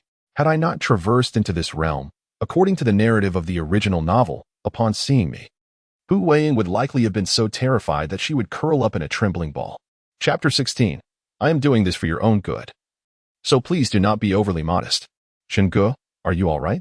Gao Quan inquired with concern, noticing the dark circles under Yu Liangchen's eyes. Yesterday, Shengue had exhibited various signs of distress, and it was hoped that today would bring some improvement. However, it seemed that the situation had worsened, with the dark circles on his face nearly rivaling those of a panda seen on television. Yi Liangchen put away his phone and shook his head in resignation. Last night, he had been waiting for a message from Li Qingxue on QQ, pondering over the fact that he had torn up her love letter earlier that day and discarded it in the trash. He had ignored her all day long. According to the developments in his dream, Li Qingxue should have taken the initiative to inquire about his sudden silence. Throughout the night, Yi Liangchun had fixated on his phone, waiting for her message. To his dismay, he awaited until 3 in the morning, yet no message from Li Qingxue ever arrived. Thus, his current state of being appeared somewhat dismal. However, it matters not, for Li Qingxue will not endure for long. When she gradually realizes that her surroundings no longer reflect her own presence, she will inevitably reminisce about her own merits, leading to regret and a sudden awakening. Taking a deep breath, she muses, "It is of no consequence. I merely had a late night yesterday. Could it be that the recent academic pressures have become overwhelming?" At this juncture, Gao Quan's mind was struck by a sudden thought. "Shengue, is your reluctance to confess to Li Qingxue rooted in the disparity of your academic achievements?" As the class monitor, Li Qingxue consistently ranks among the top 5 students in the entire school. In contrast, Yi Liangchen's academic performance hovers in mediocrity, revealing a discernible gap between his scores and those of Li Qingxue. Might Shengue perceive that, given his own academic standing, he has little chance of attending the same university as Li Qingxue, prompting him to forego his confession? Perhaps he wishes to spare Li Qingxue from being held back by him, while simultaneously not wanting to relinquish his affections entirely. Thus, he clandestinely studies at night, striving to elevate his academic performance through sheer diligence. Yi Liangchen cast a glance at Gao Quan, recognizing the latter's propensity for imaginative conjecture. Yet, there was little he could do. His admiration for Li Qingxue seemed etched into his very being. To suddenly abandon Li Qingxue would appear to others as either an admission of inadequacy or a mere ruse to capture her attention through alternative means. Perhaps even Li Qingxue herself might entertain such thoughts. In this light, Gao Quan's musings were hardly exceptional. They merely perceive the superficial layer while they have long been ensconced within the atmospheric stratum. Some matters cannot be elucidated merely through one's own explanations. Everything shall be validated by the passage of time. However, Gao Quan's words and deeds served as a reminder to oneself, particularly regarding the college entrance examination. In a dream, it was due to Hu Weiying's assistance with tutoring, coupled with an extraordinary performance on his part, that he was able to fulfill his aspirations and gain admission to the university cherished by both Hu Weiying and Li Qingxue. The crux of the matter lies in the fact that, since his rebirth, he had nearly forgotten all the knowledge acquired in high school. It was time to devise a method to enhance his academic performance. With this thought, Yi Liangchen inhaled deeply and gazed at Gao Quan, remarking, "The academic pressure has indeed become somewhat overwhelming lately. Nevertheless, solutions will always present themselves. Come, let us go. Today, Brother Chen treats you to breakfast." Upon saying this, he patted Gao Quan's shoulder, lifted his chin with poise, and flashed a confident smile as he strode toward the cafeteria. As a reborn individual, trivial matters such as studying were certainly not beyond his capabilities. Upon entering the cafeteria, he was taken aback to find Hu Weiying queuing to purchase breakfast for Long Outyan. The tranquility he had just regained was immediately reignited into a fervor. Scanning the cafeteria for Long Outyan's figure, he fixed a fierce glare upon him. Was Hu Weiying's family so impoverished that she had to spend her own money on his breakfast? Long Outyan, you truly deserve your fate. If glares could kill, Yi Liangchen's would have vanquished Long Outyan hundreds of times over. Yet, as glares could not bring about death, Yi Liangchen clenched his fists and slowly approached the queue where Hu Weiying stood. He had resolved to accept this. He would cover the cost of breakfast for Hu Weiying today. He relished the thought of indulging in the delicacies purchased for him by the women in his life. He envisioned buying 1,000 fried dough sticks, eagerly watching her consume them. No, perhaps even 1,000,000. If she dared to spit one out, he would not hesitate to reprimand her. As these thoughts swirled in his mind, he found himself beside Hu Weiying. "Classmate Weiying, allow me to cover your breakfast expenses," he offered. Upon hearing this, Hu Weiying turned to him with a puzzled expression. "No, let me handle it." Leafing through her circumstances, he was aware that Hu Weiying came from a modest background. She lived with her grandparents, who were now too aged to provide any financial support. Hu Weiying practiced frugality, often taking on part-time jobs during her holidays, working tirelessly. Yet, the insufferable Long Outyan still expected her to treat him. To him, breakfast was not merely a meal. It was akin to devouring Hu Weiying's very essence. How could he possibly bring himself to do such a thing? In the realm of dreams, he remained oblivious to the hardships she endured until the truth gradually unveiled itself. Regret and frustration consumed him. Now that he was aware of her struggles, he could not stand idly by as she faced such indignities. "No need for that. You should pay for your own," Hu Weiying insisted, sidestepping him. Wishing to avoid any physical contact with this young man, "I must insist. Your circumstances are challenging, and the money for breakfast could sustain you for several days. This is for your own good. Please do not be so modest." Upon hearing his words, Hu Weiying felt a surge of irritation. She noticed numerous gazes from others in the cafeteria directed her way and instinctively lowered her head. "My little follower, you need not worry about me," Long Outyan declared, producing his meal card to pay for the breakfast. After finishing, he surveyed the room with a sweeping glance. Prior to the performance, those who had intended to watch turned their gazes away one by one. Long Outyan's actions unmistakably conveyed to all that Hu Weiying was under his protection. At that moment, Long Outyan felt a surge of gratitude towards the author for crafting him as an untouchable rogue, embodying the role of a villain. It proved to be quite advantageous. He then turned to Yi Liangchen and remarked, "Do you not think you are being excessive? If you do not leave, are you preparing to stand here and consume your meal?" This statement was directed at Hu Weiying. Upon hearing Long Outyan's words, Hu Weiying bit her lip and nodded slightly. Observing Long Outyan's retreating figure, Yi Liangchen summoned his courage. "In what way am I being excessive?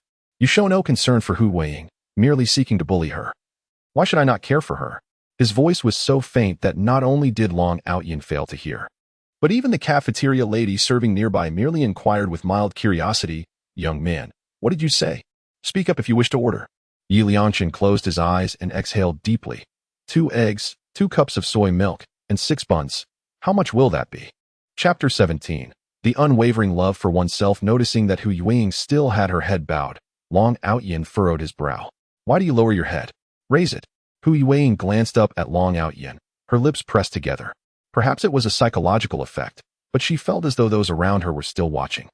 After mustering the courage to treat her elder brother to breakfast, she found herself disheartened that he ultimately bore the cost. She felt a twinge of regret, chiding herself for being so inept, unable to manage even the simplest of matters. Had it not been for her elder brother's sudden appearance, she was uncertain of how she would have coped. Although one's family circumstances may indeed be challenging, it is not the concern of others. Why must such matters be disclosed in front of so many? If you have not erred, why bow your head in shame? Lift it up, otherwise I shall be compelled to reprimand you. Hu Yueying, feeling embarrassed, raised her head and cautiously glanced around at the onlookers. Having a less fortunate background is, in itself, nothing shameful. Yet, to have one's inability to afford breakfast laid bare before such a crowd is truly a blow to one's self-esteem.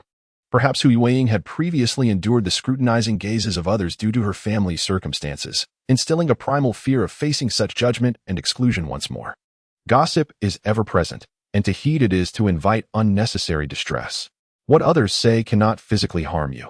If their words trouble you deeply, then empower yourself to become stronger, thus silencing their tongues. Long Outyin felt as though he might become a life mentor. In truth, he resonated with Hu Yueying's emotions at this moment. In his previous life, he too faced ridicule. As a child, he was mocked for being unloved by his parents. As he grew older, he was derided as a pauper, forced to scavenge for food. Yet, he managed to rise from nothing, eventually acquiring a home and a car. This world is never devoid of malice, but fortunately, you have me, your elder brother, to support you. Therefore, it is imperative that you learn to love yourself steadfastly and unconditionally. This is Long Outyin's guidance to Hu Yueying, born from his own experiences, unrelated to anything else. There are countless individuals from humble backgrounds. Who among us is not descended from farmers over 3 generations? My family's circumstances are not particularly favorable. My father is a butcher. Yet, who dares to mock me? They refrain from ridiculing me because I am capable of standing up for myself, and they know they cannot best me in a confrontation. Hu Yueying gazed at Long Outyin and softly remarked, "Thus, as long as I become powerful, they will not dare to speak ill of me or bully me." Indeed, the world is rife with unfounded malice, yet this does not hinder our pursuit of genuine kindness. Sometimes, learning to view a problem from a different perspective can reveal a refreshing insight. I have witnessed your transformation, and I believe in you. One day, you will undoubtedly become confident and formidable. Thank you, Long Gu. I feel immensely relieved. Hu Yueying expressed her heartfelt gratitude, which was sincere and profound. Long Outyin's words held significant sway over Hu Yueying at this moment. Those who have endured prolonged oppression desperately need someone like Long Outyin to provide psychological support. Seeing the spark reignite in Hu Yueying's eyes, he let out a subtle sigh of relief. From now on, avoid those who appear intellectually challenged. Understood? Understood. Hu Yueying replied with a light laugh, her eyes shimmering with her unique charm. I'm full, let us go. All right. Walking beside Long Outyin, her beautiful eyes glimmered as she bit her lip, inhaled deeply, and stole a glance at him, shyly smiling with a hint of blush adorning her fair cheeks. Upon returning to the classroom, Hu Yueying began to fulfill her role as an attentive companion, urging Long Outyin to study diligently. After yesterday's guidance, Long Outyin is not foolish. He simply lacked the proper approach. The crux of the matter lies in Long Outyin's willingness to learn, which makes one eager to teach. Li Qian observed that Hu Yueying was indeed studying alongside Long Outyin and couldn't help but exhale a sigh. After all, she had already expressed her thoughts. If Hu Yueying could not discern the situation for herself, it was hardly her fault. Nevertheless, Long Outyin was undeniably handsome, if only his academic performance could match his looks. He possessed an enviable physique with broad shoulders and a slim waist, and he was tall among his peers. What set him apart was his unique charm. While many attractive individuals attended this school, only Long Outyin exuded a devilish allure. Just like now, his smile was both wicked and charming. Yet, Li Qian couldn't shake the feeling that perhaps it was her imagination. She sensed a shift in Long Outyin's demeanor. Previously, he had appeared aloof, as if he had no interest in anything other than fighting. However, now he radiated a gentler, more refined aura. With this thought, Li Qian swiftly shook her head. What was she thinking? This was Long Out Yin, the very same who could send someone bleeding with a single punch. Upon returning to the classroom, Yi Liangqin immediately spotted Li Qingxue, who was stifling a yawn with her hand, her face bearing an unmistakable look of fatigue. He paused for a moment, then feigned an expression of indifference, although inwardly he was brimming with delight. Li Qingxue's sleep patterns had always been consistent, after years of acquaintance. He knew that unless something troubled her, she would not appear so exhausted. Had she truly lost sleep over just one day of his silence? Continuing down this path, it won't be long before she can no longer restrain herself and will seek me out for conversation, will she? Upon this realization, Yi Liangqin felt a twinge of secret delight. Indeed, it is often in the wake of loss that one truly comprehends their own feelings. With his chest held high and head raised, he walked past Li Qingxue without a sidelong glance. Yi Liangqin. Her voice carried a hint of fatigue. Indeed, it was Li Qingxue. Yi Liangqin paused momentarily, a slight smile curling at the corners of his mouth. It seemed he had overestimated Li Qingxue. It had only been a day, yet she was already unable to resist the urge to initiate a conversation. Only by clarifying his own stance would his allure for Li Qingxue intensify. The unattainable forever stirs restlessly, and Li Qingxue epitomized this sentiment. Their acquaintance had spanned such a length of time that Li Qingxue could not truly fathom the depths of his heart, perpetually mistaking their bond for mere friendship. In truth, however, she had unknowingly fallen for him amidst their shared moments. Currently, she remained oblivious to this reality. It appeared that his decision to reject her the previous day had prompted her to gain some insight into her own emotions. With a little more encouragement from him, the drama of pursuit would soon unfold. Chapter 18. The right time to encounter the right person. Yi Liangqin cast his gaze downwards at a 15-degree angle, a signature gesture he adopted when feeling melancholic in dreams. In those dreams, this particular motion would elicit concern from the trio of women. You haven't wiped your mouth clean, Li Qingxue softly reminded him. Upon hearing this, Yi Liangqin instinctively wiped the corner of his mouth.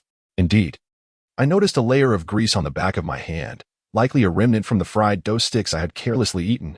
I was astonished by how meticulously Li Qingxue had observed me. I had not even realized it myself, yet she had. How could I claim that you were indifferent to me? Thank you. After expressing this, I cast a sidelong glance at the tissue she offered, then, with a subdued tone, continued, there's no need for the tissue. I appreciate the gesture. Without a moment's pause, I silently conveyed to Li Qingxue that I had already begun to move forward. No one will remain stationary, waiting for you. Observing Yi Liangqin's retreating figure, Li Qingxue frowned slightly, then turned to Gao Quan and inquired, what is wrong with him? Why does he seem so peculiar? Gao Quan shook his head helplessly. I have no idea. It's as if he transformed into a different person after waking up yesterday. Gao Quan. Upon hearing Yi Liangqin call for him, Gao Quan shrugged at Li Qingxue and took a seat beside Yi Liangqin, who was his desk mate. Li Qingxue cast a puzzled glance at Yi Liangqin, questioning what might be troubling him. Could it be that because I did not accept his confession, he no longer wished to be friends? Yet, I had made it clear to him that I viewed him merely as an older brother. Furthermore, during high school, I had no intentions of pursuing romantic relationships. I had shared all of this with Yi Liangqin, feeling slightly agitated, as I had never contemplated romance. I was utterly at a loss regarding how to navigate this situation. I immediately turned to Gao Quan and asked, what did she just say to you?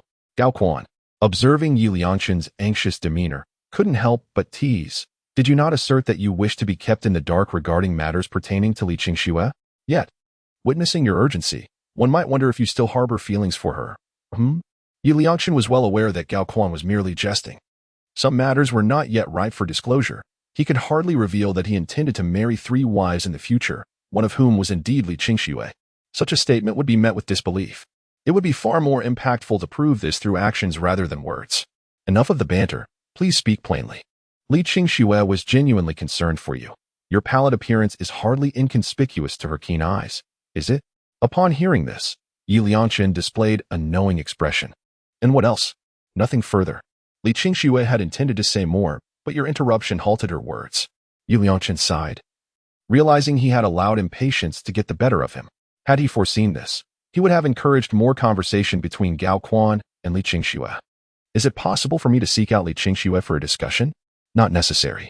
Our encounter was merely coincidental, and it was Li Qingxue who initiated the conversation. If you were to approach her now, it would appear overly contrived.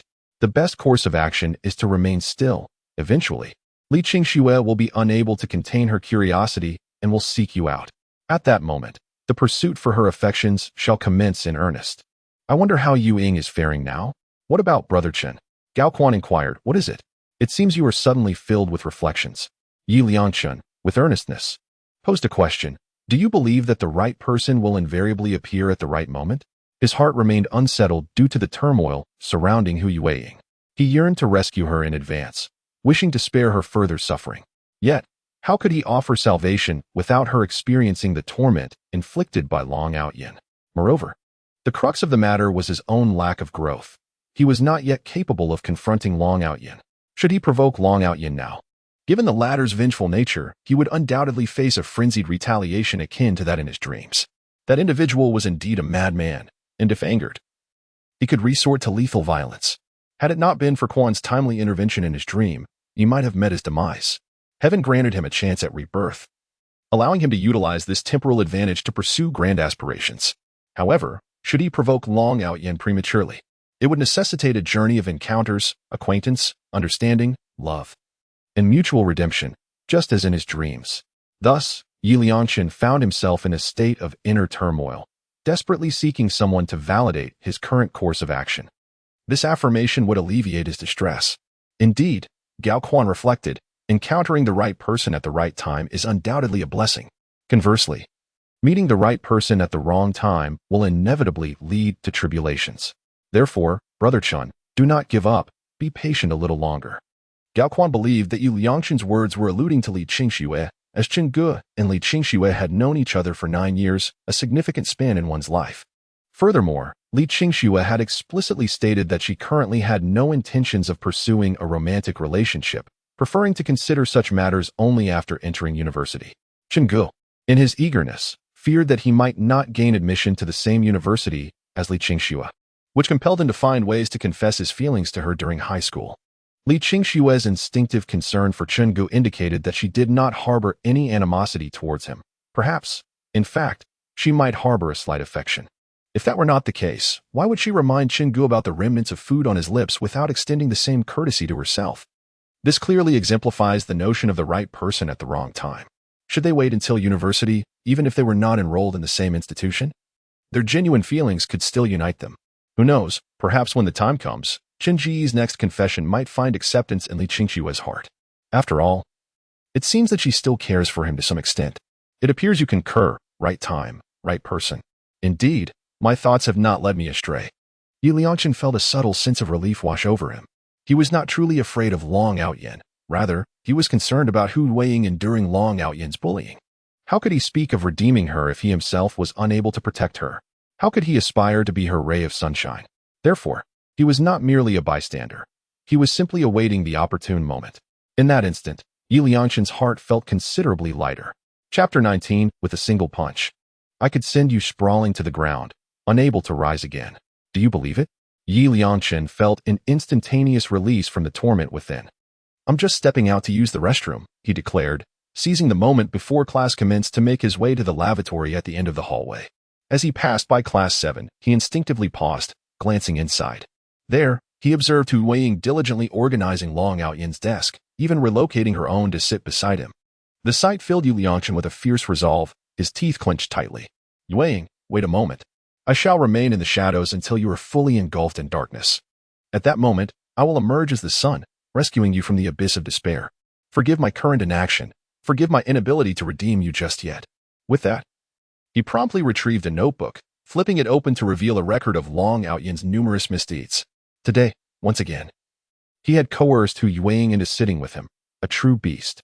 Beneath this observation, he scrawled the character for pig, implying that one day he would ensure Long Outyin shared his meals and slumber with a pig. Do you not relish in forcing beautiful girls to sit with you? Then let your punishment be to dwell with a sow. After inscribing these words, Yi Liangchen cast a lingering glance at Hu Yueying, feeling a profound sense of relief wash over him. He believed he was aiding her in an alternate manner. I eagerly anticipate our next encounter, he murmured before returning to his own class. What are you looking at? Long Outyin inquired, following Hu Yueying's gaze. But seeing nothing of interest, he questioned her. Hu Yueying shook her head. It's nothing. Then she recalled the words of Long Go, who had advised her, for those with less than stellar intellect, remember to steer clear of them in the future. After moving a bench closer, Hu Yueying settled down with an overwhelming sense of security. A passage separated them, making it quite inconvenient to guide Long Outyin in his studies. Thus, Hu Yueying made a significant decision, without waiting for the teacher's instructions. She proactively relocated her seat to sit beside Long Outyin. This choice may seem trivial to others, but for Hu Yueying it required considerable resolve. Although she had only spent a day with Long Outyin, she sensed an abundance of goodwill emanating from him. Whether it was genuine or not, Hu Yueying was capable of discerning it herself. Having endured a great deal of malice and encountered many insincere gestures in the past, she had developed a keen sense for authenticity. At the very least, Long Ge could assist her in no longer being bullied by others. Such is human nature. After enduring long-term oppression, one naturally tends to rely on those who extend a helping hand, for she knew that this person would not mistreat her. When one is engrossed in an activity, time tends to slip away swiftly, be it gaming or studying. Before she knew it, lunchtime had arrived. Let us go eat, she heard.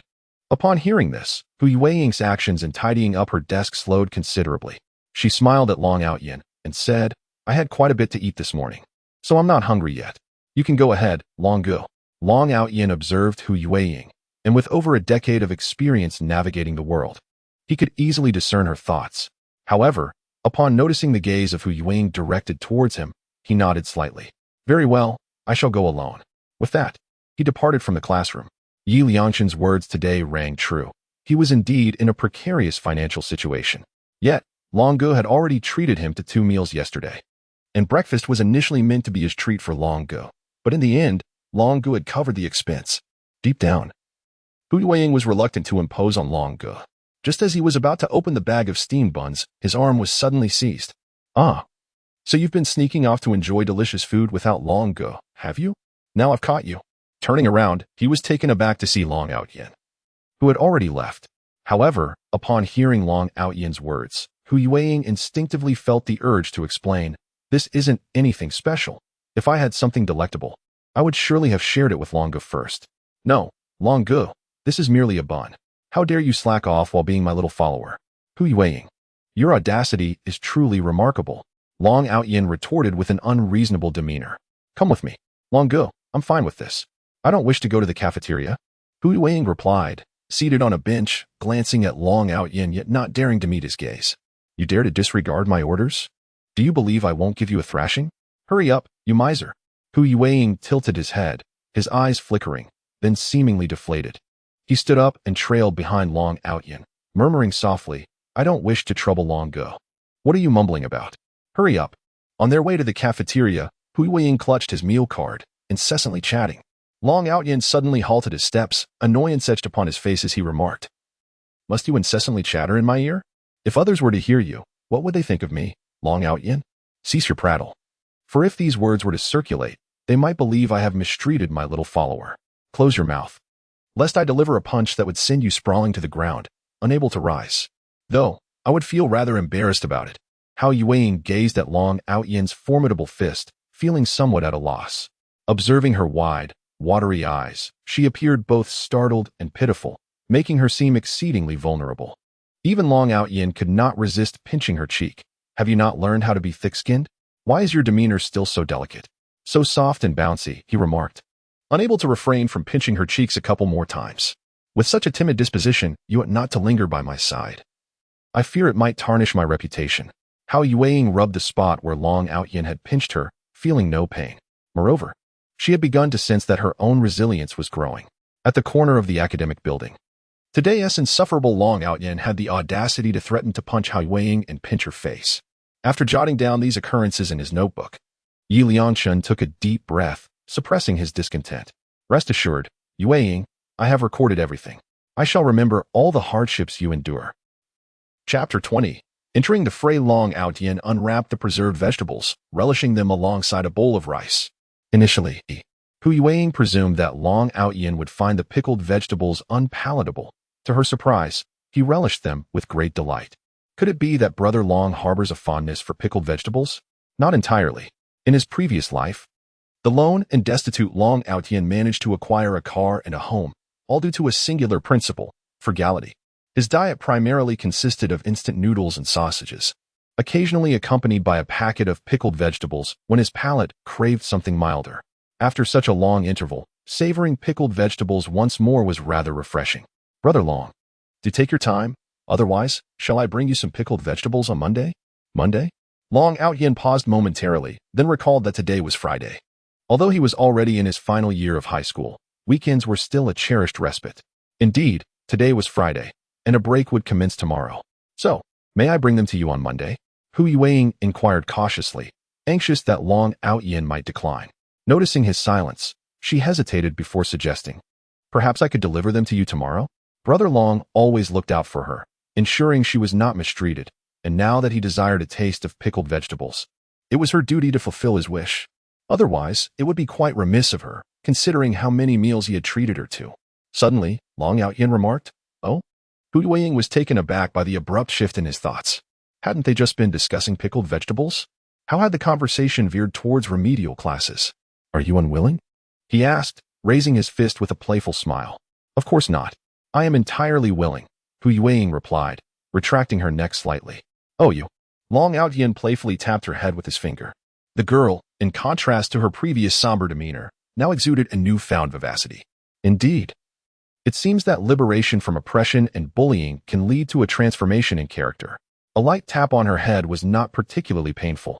However, Long Outyan's gesture unexpectedly imparted a sense of illusion to Hu Yueying.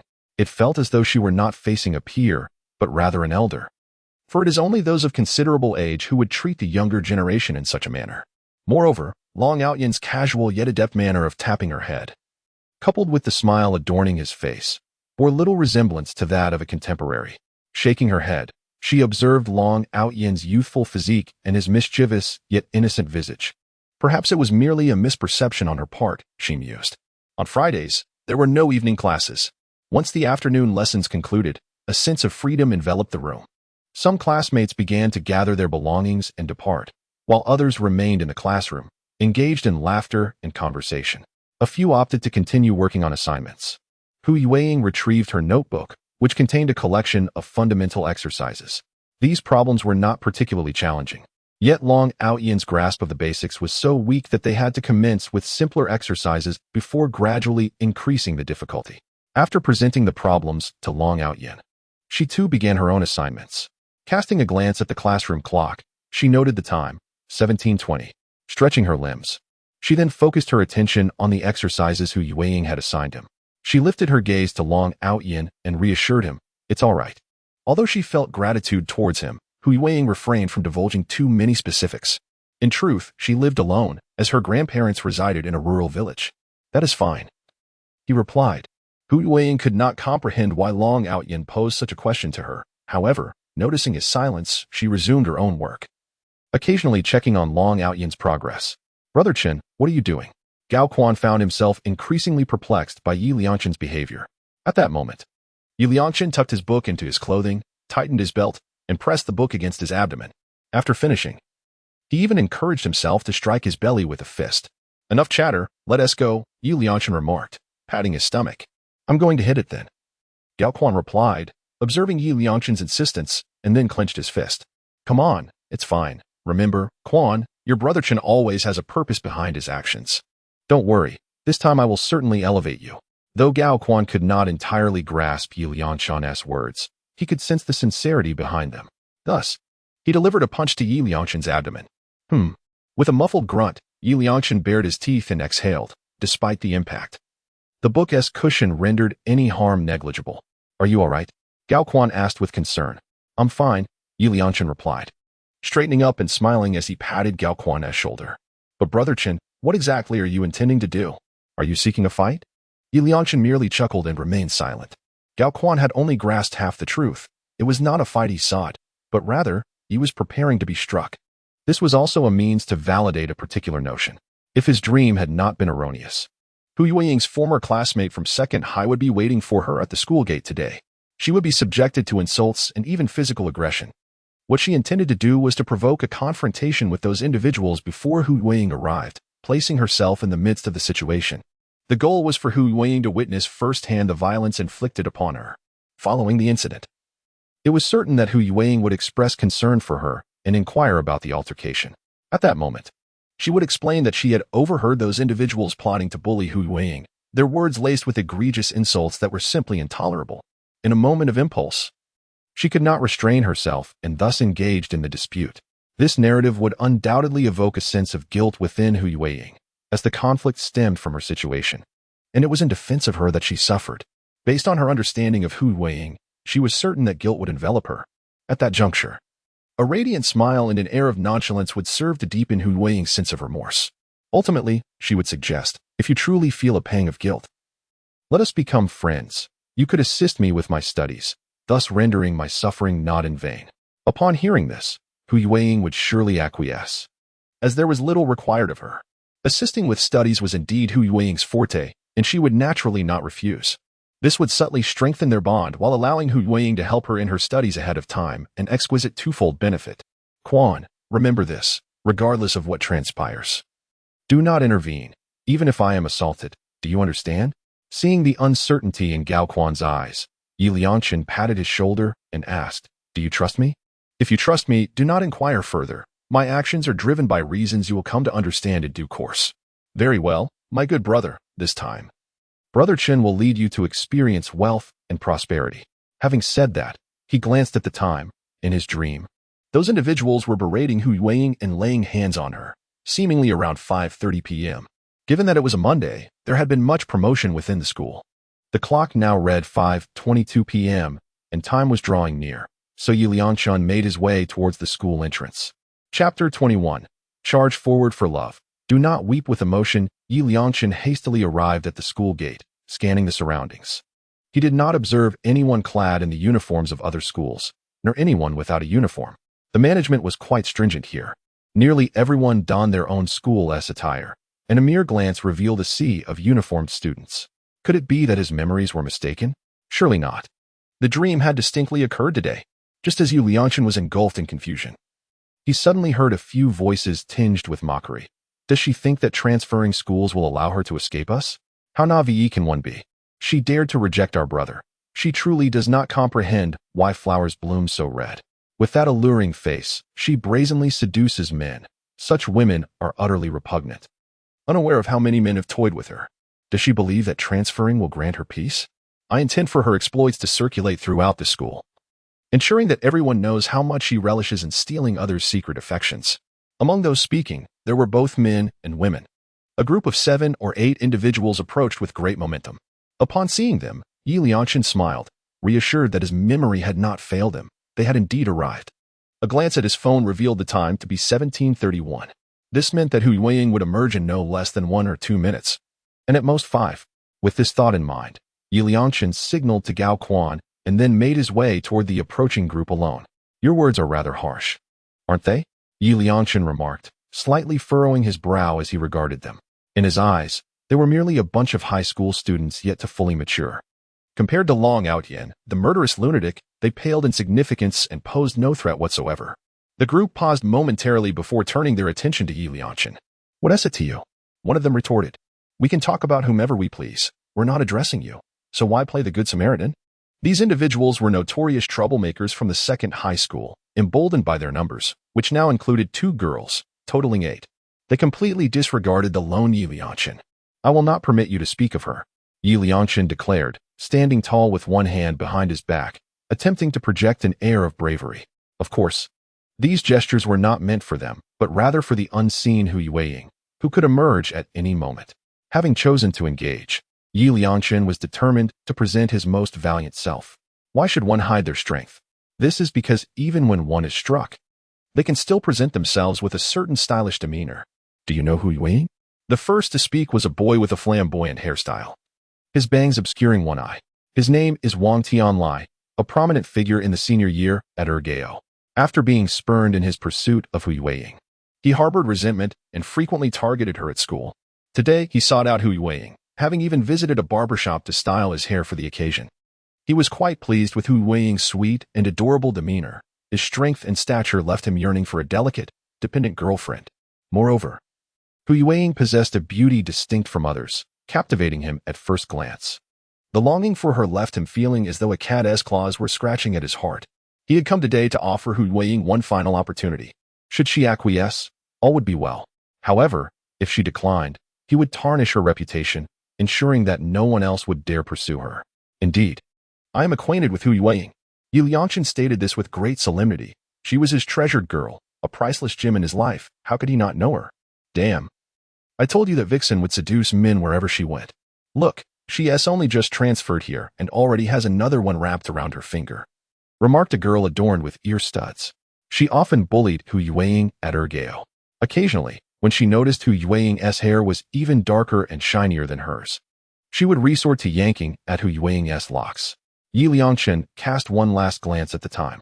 The current time is 1736, which means Hu Yueying is about to emerge. Realizing this, Yi Liangchen snorted coldly, fixating his gaze resolutely on the crowd. I told you, you cannot insult her. With the fervor of a warrior charging forth for love, he dashed towards Wang Tianlai without a moment's hesitation.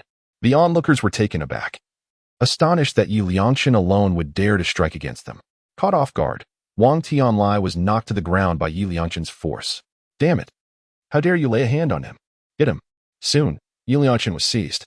At that moment, a smile spread across his face, as if he had willingly entered the fray, claiming victory for himself. Apologies, but this round, he had triumphed.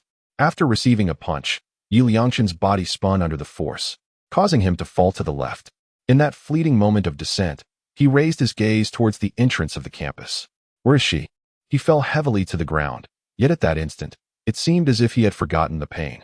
Even after hitting the ground, Yi Liangchen remained oblivious, his eyes fixated on the school gate, yearning to catch a glimpse of the figure he longed to see. But there was none. Yi Liangchen searched earnestly, yet Hu Yueying was nowhere to be found. In the next moment, he was yanked up from the ground by Wang Tianlai and his companions. Damn it, you initiated this. Noticing Wang Tianlai's anger and his intent to retaliate, Yi Liangchen quickly exclaimed, it's all a misunderstanding. What nonsense! After throwing punches, you suddenly claim it's a misunderstanding because you realize you can't win?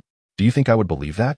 Gao Quan watched as Yi Liangchen was pinned to the ground, utterly bewildered as to why Qinggu would provoke them.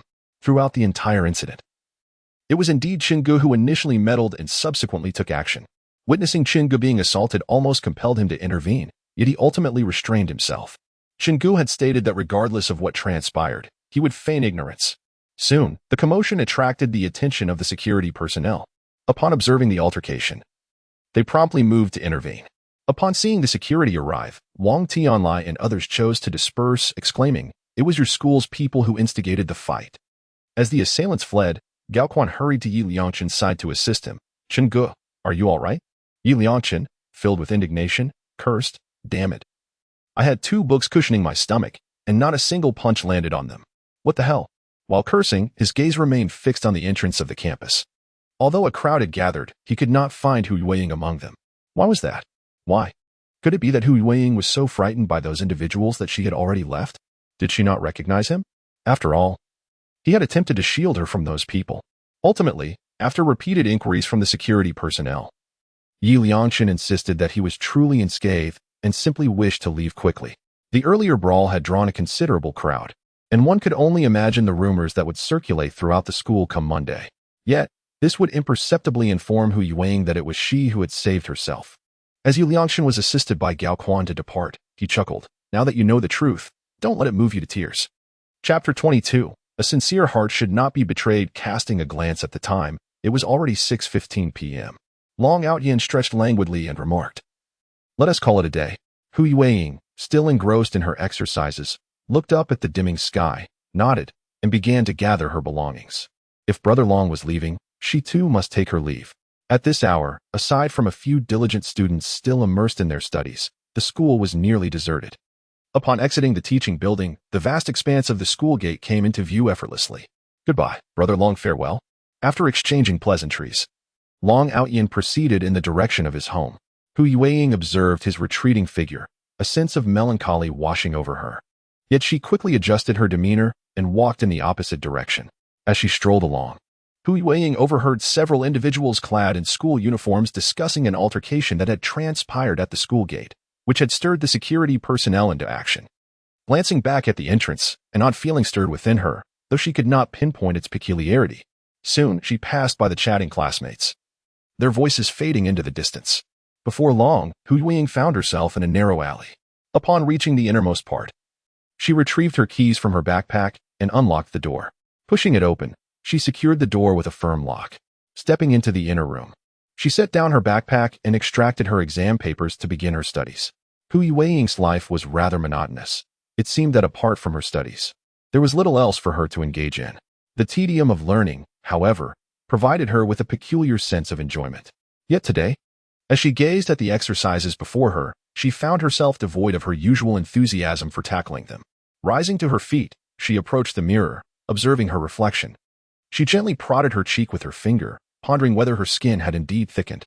Alas, her fingers could not ascertain that. Thus, she faced the mirror, pursed her lips, and took a deep breath. Long Gu is the most handsome. Big brother is the strongest. Long Aotian, you are truly gentle.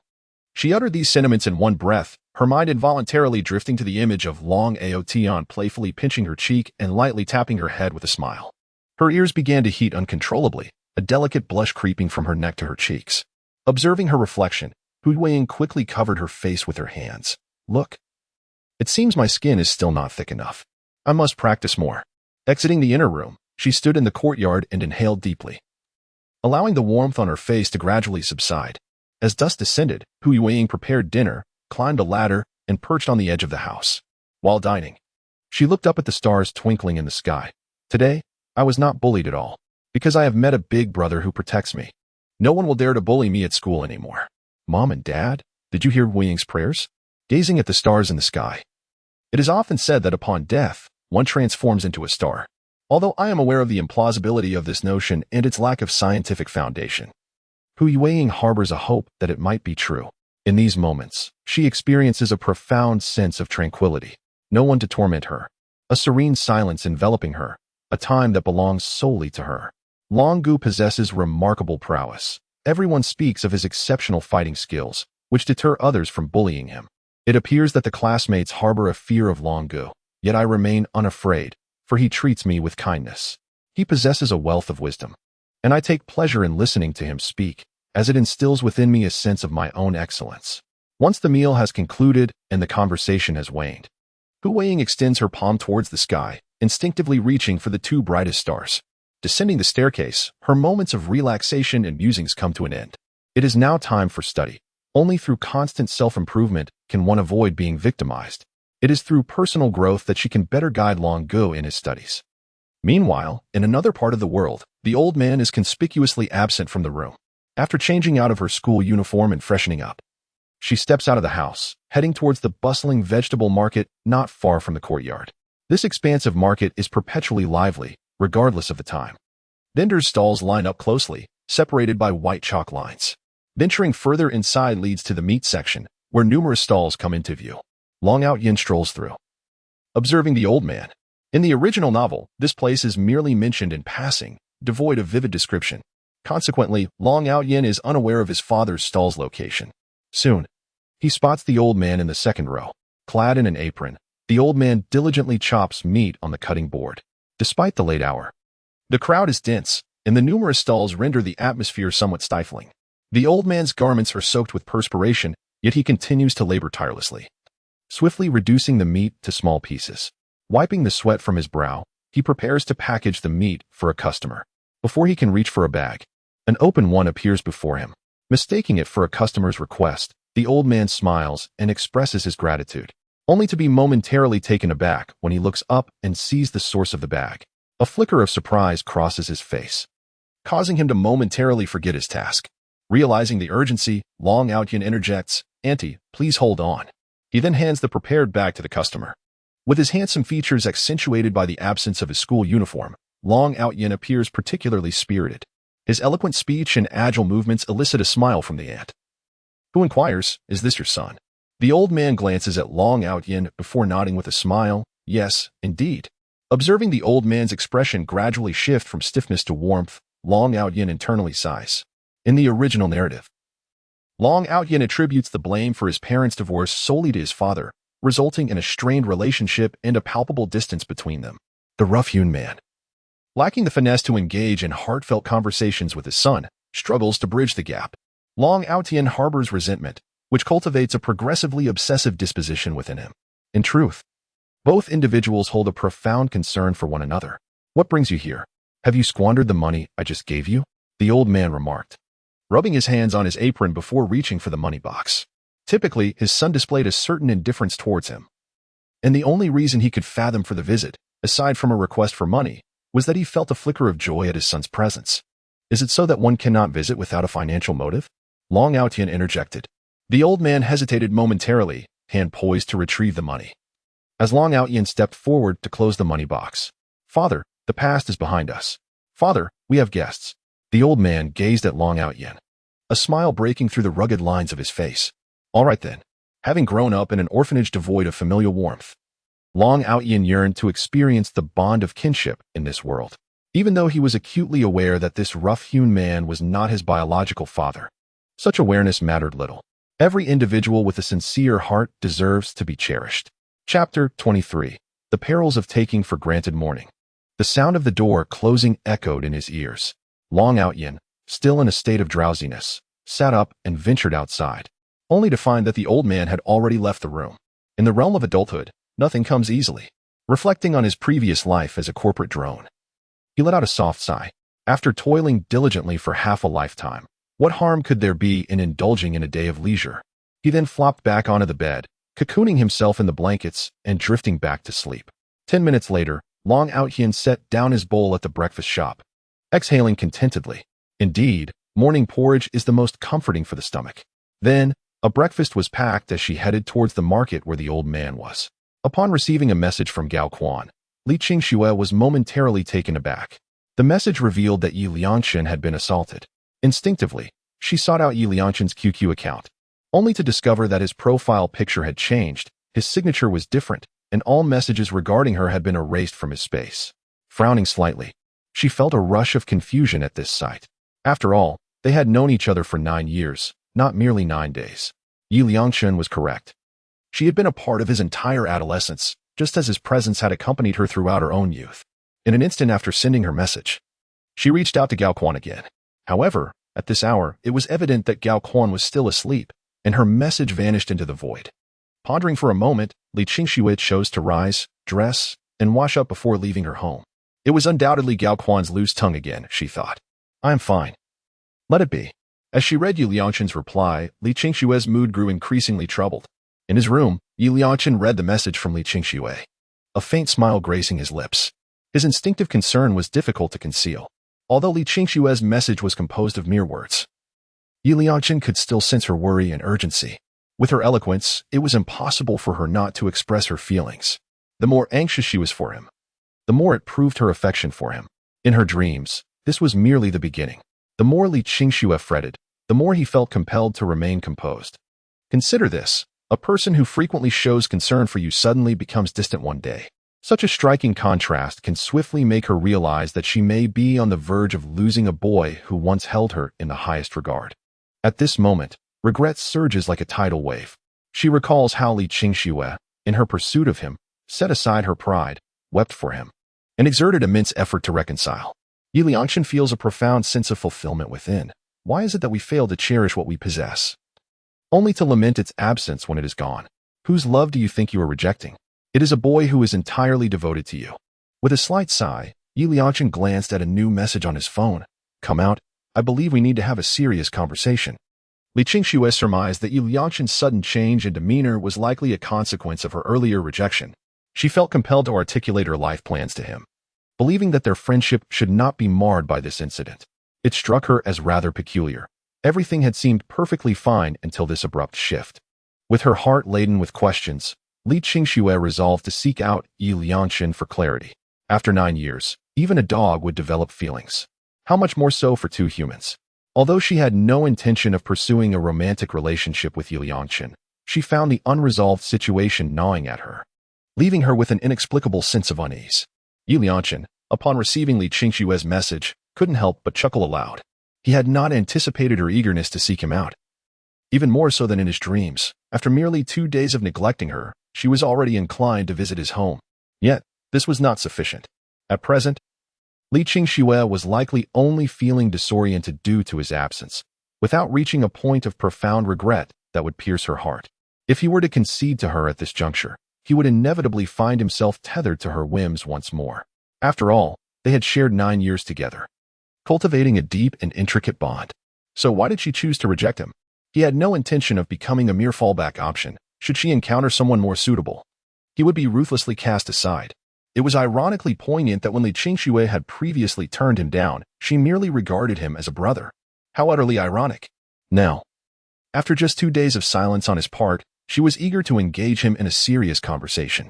Yi Liangchen could almost predict her words upon their meeting. She would undoubtedly express her anger and accuse him of suddenly ignoring her. She would question why he had chosen to give up so abruptly, feeling particularly aggrieved. She would deem his actions as exceedingly unreasonable. Ultimately, she would assert that her current reluctance to pursue a romantic relationship stemmed from her commitment to her studies. Only after entering university would she entertain the idea of dating, and she had never explicitly stated her disdain for him, nor had she requested that he cease his pursuit. So on what grounds did he feel justified in declaring his withdrawal? Yi Liangchen let out a soft sigh. Although Li Qingxue had yet to fully grasp the intricacies of her subconscious feelings towards him, he realized that any hint of vulnerability on his part could jeopardize the unwavering resolve he had maintained thus far. It was imperative for both of them to embrace a moment of tranquility. Thus, he decided to turn off his phone, disregarding the messages sent by Li Qingxue. It was preferable for her to feel anxious, to understand that his words were not mere platitudes. Only then would she truly begin to value him, allowing him to reclaim the upper hand. As the adage goes, that which is easily obtained is often not cherished. He had previously revealed too many flaws in front of Li Qingxue, and it was time for her own vulnerabilities to be laid bare before him. Chapter 24. Is there truly pure friendship between men and women? Almost as if in alignment with Yi Liangchen's thoughts, Li Qingxue found herself frozen in place upon reading the message. Not wanting to see you, need some space. These phrases tightened her brow in confusion. Standing there, she was at a loss as to how their relationship had spiraled to such an extent. It had certainly not begun this way. A sense of grievance welled up within her as she glanced around, realizing that in her frantic rush, she had unconsciously arrived at the water's edge. The river flowed gently, with elderly individuals engaging in their morning exercises. Beneath the riverbank, some fished while others painted the serene landscape, capturing the essence of the blue sky and the tranquil waters. At that moment, an inexplicable sense of injustice enveloped Li Qingxue. She settled herself on the lush grass, curling her long legs beneath her. Lost in thought as she gazed at the ceaseless flow of the river, is it truly impossible for a pure friendship to exist between boys and girls?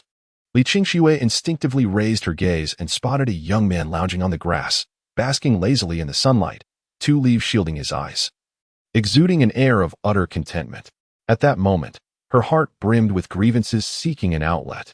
Her cheerful disposition meant that she would not become flustered or shy simply by conversing with a stranger. Thus, she sniffed delicately and inquired, "What is going on?" The first scenario is that this boy is gay, in which case the friendship between them would be entirely innocent. At her age, Li Qingxue was no longer naive. Although a bit slow on the uptake, she understood the meaning of gay. But what of the second scenario? There is none. This is the only possibility. Implicitly, it suggests that as long as the young man is not gay, a genuine friendship with a girl cannot exist. How can you be so certain? Li Qingxue rose and approached him, asking. Upon hearing footsteps on the grass, the boy removed the leaves from his eyes, squinting toward the newcomer. Bored and seeking a pleasant view, he had chosen this spot to lie down and listen to the soothing sounds of the flowing river. Unintentionally overhearing the conversation, he felt compelled to interject. "It's you," Li Qingxue exclaimed in surprise upon recognizing Long Yan. Observing his leisurely demeanor, she let out a sigh. In her tender youth. Why sigh? As the sound of a sigh reached his ears, Long Yan casually remarked, "You haven't explained why you are so certain that a pure friendship cannot exist between boys and girls." Adjusting his reclining position, perhaps having grown accustomed to being Hu Weiying's life mentor, he adopted the tone of an elder, saying, "The most contradictory and complex of human relationships is that of emotions." Upon hearing this, Li Qingtian seemed to have an epiphany and settled beside Long Yan. "I have a friend I've known for many years, but it seems he has developed feelings for me. Because of this, our friendship appears to be encountering some difficulties. He likes you. Do you like him?" Long Yan lazily draped a leaf over his eyes, his voice languid. I don't know. We are far too familiar with one another. He takes care of me and is very kind. In my heart, He is a good friend, and like an older brother to me. But now he... Stop. Long Outyan raised his hand to interrupt Li Qingtian's attempt to continue. Isn't that just the quintessential sentiment of a modern-day femme fatale? He picked up the leaf, casting a glance at Li Qingtian. Observing the purity in her eyes and the genuine disappointment etched on her face, he felt she hardly resembled a seductress. He continued. His current attitude towards you is precisely how a friend should behave. Li Qingtian struggled to comprehend his meaning. What do you mean? Long Outyan genuinely contemplated the notion of obtaining a psychological counseling certification in this world. Aspiring to establish a counseling center dedicated specifically to the mental well-being of high school students, undoubtedly a lucrative venture. No one bestows kindness upon another without reason. If they do, it is likely that a psychological transformation has occurred within them. When someone harbors affection for you, their goodwill transcends mere friendship. Consider your companions. Is there anyone among them who exhibits greater kindness towards you than he does? Li Qingxue pondered this carefully, realizing that even her closest classmate at school did not demonstrate the same level of care as Yi Liangshan did for her, and thus she shook her head. She had merely grown accustomed to his special affection, and it was only when he corrected his stance that she perceived a rift in their friendship. Ultimately, it was merely because she could no longer bask in his unique favor that she believed their friendship had faltered. In an instant, Li Qingxue grasped Long Outyan's meaning. Yi Liangshan cherished her, which led to his instinctive favoritism. Yet, if the veil of affection were to fade, his favoritism would transform into ordinary camaraderie. It was her own psychological struggle to accept this disparity promptly. The truth was, Yi Liangshan had not changed. The essence of friendship among peers is indeed this simple. Li Qingxue, feeling deflated like a punctured ball, murmured to herself, so that's how it is. However, having reached this point in their conversation, Long Outyan, with a hint of curiosity, inquired, seeing how much you care for him, you must have some feelings for him, right? Li Qingxue pondered for a moment before exclaiming in frustration, what is it like to be in love? It became clear. This girl was not a flirtatious vixen. Rather, she was utterly naive when it came to matters of the heart. Perhaps in her daily life she was vibrant and astute, excelling academically, yet in the realm of romance, she was as oblivious as a nonagenarian struggling to walk. While others sped ahead, she remained perplexed, questioning what it truly felt like to love someone. When one is enamored, there comes a moment when one's heart races, and one finds their gaze inadvertently drawn to the beloved. Even in silence, simply sitting together, there is no sense of boredom. No, I have never experienced any of the feelings you mentioned, Li Qingxue asserted after careful contemplation. Then you must confront the reality of what you call friendship, Long Outyan advised earnestly. Of course, if you cannot accept this shift in dynamics, then you should attempt to cultivate feelings for him. Chapter 25, Habit is a terrifying thing at this juncture. Long Outyan regarded Li Qingxue with utmost seriousness. Do not attempt to keep him hanging. Your mind may not be able to adapt. He had discerned her thought process, clever in her studies and astute in business, yet she was utterly lost when it came to romance. For individuals like her, enlightenment rarely dawns without personal experience. Thus, she remains unaware of the essence of love. I had no intention of keeping him hanging. When he first confessed his feelings to me, I rejected him, as my life plan did not include romance during high school. Upon hearing this, Long Outyan became intrigued and brushed aside the leaves obscuring his vision. He had confessed more than once. Over the course of 3 years in high school, he had declared his affection 98 times. Astonishing. Long Outyan was taken aback. This fellow was not merely a love-struck fool, but a super love-struck fool. Fortunately, he ultimately came to his senses, thus minimizing his losses. However, Li Qingxue was equally remarkable, capable of eliciting 98 confessions from someone, only to reject them all consecutively. Afterward, she remained oblivious to the distinction between affection and friendship. This was not merely a lack of perception, it was truly foolishness. Hence, his current demeanor towards me should reflect that of friends. I had grown accustomed to his favoritism, so his sudden change left me feeling unsettled. Long Outyan sat up as the sun ascended higher, making it uncomfortable to continue lying down. Indeed, that encapsulated the essence of the matter. Li Qingxue sighed, feeling an emptiness within. Those who are favored are invariably happy. One becomes accustomed to having that person by their side, and such a disparity is challenging to adjust to, compelling one to follow their own heart. Thank you, she said. After talking with you, I no longer feel so troubled. Observing Long Outyan rise, she too stood up from the ground.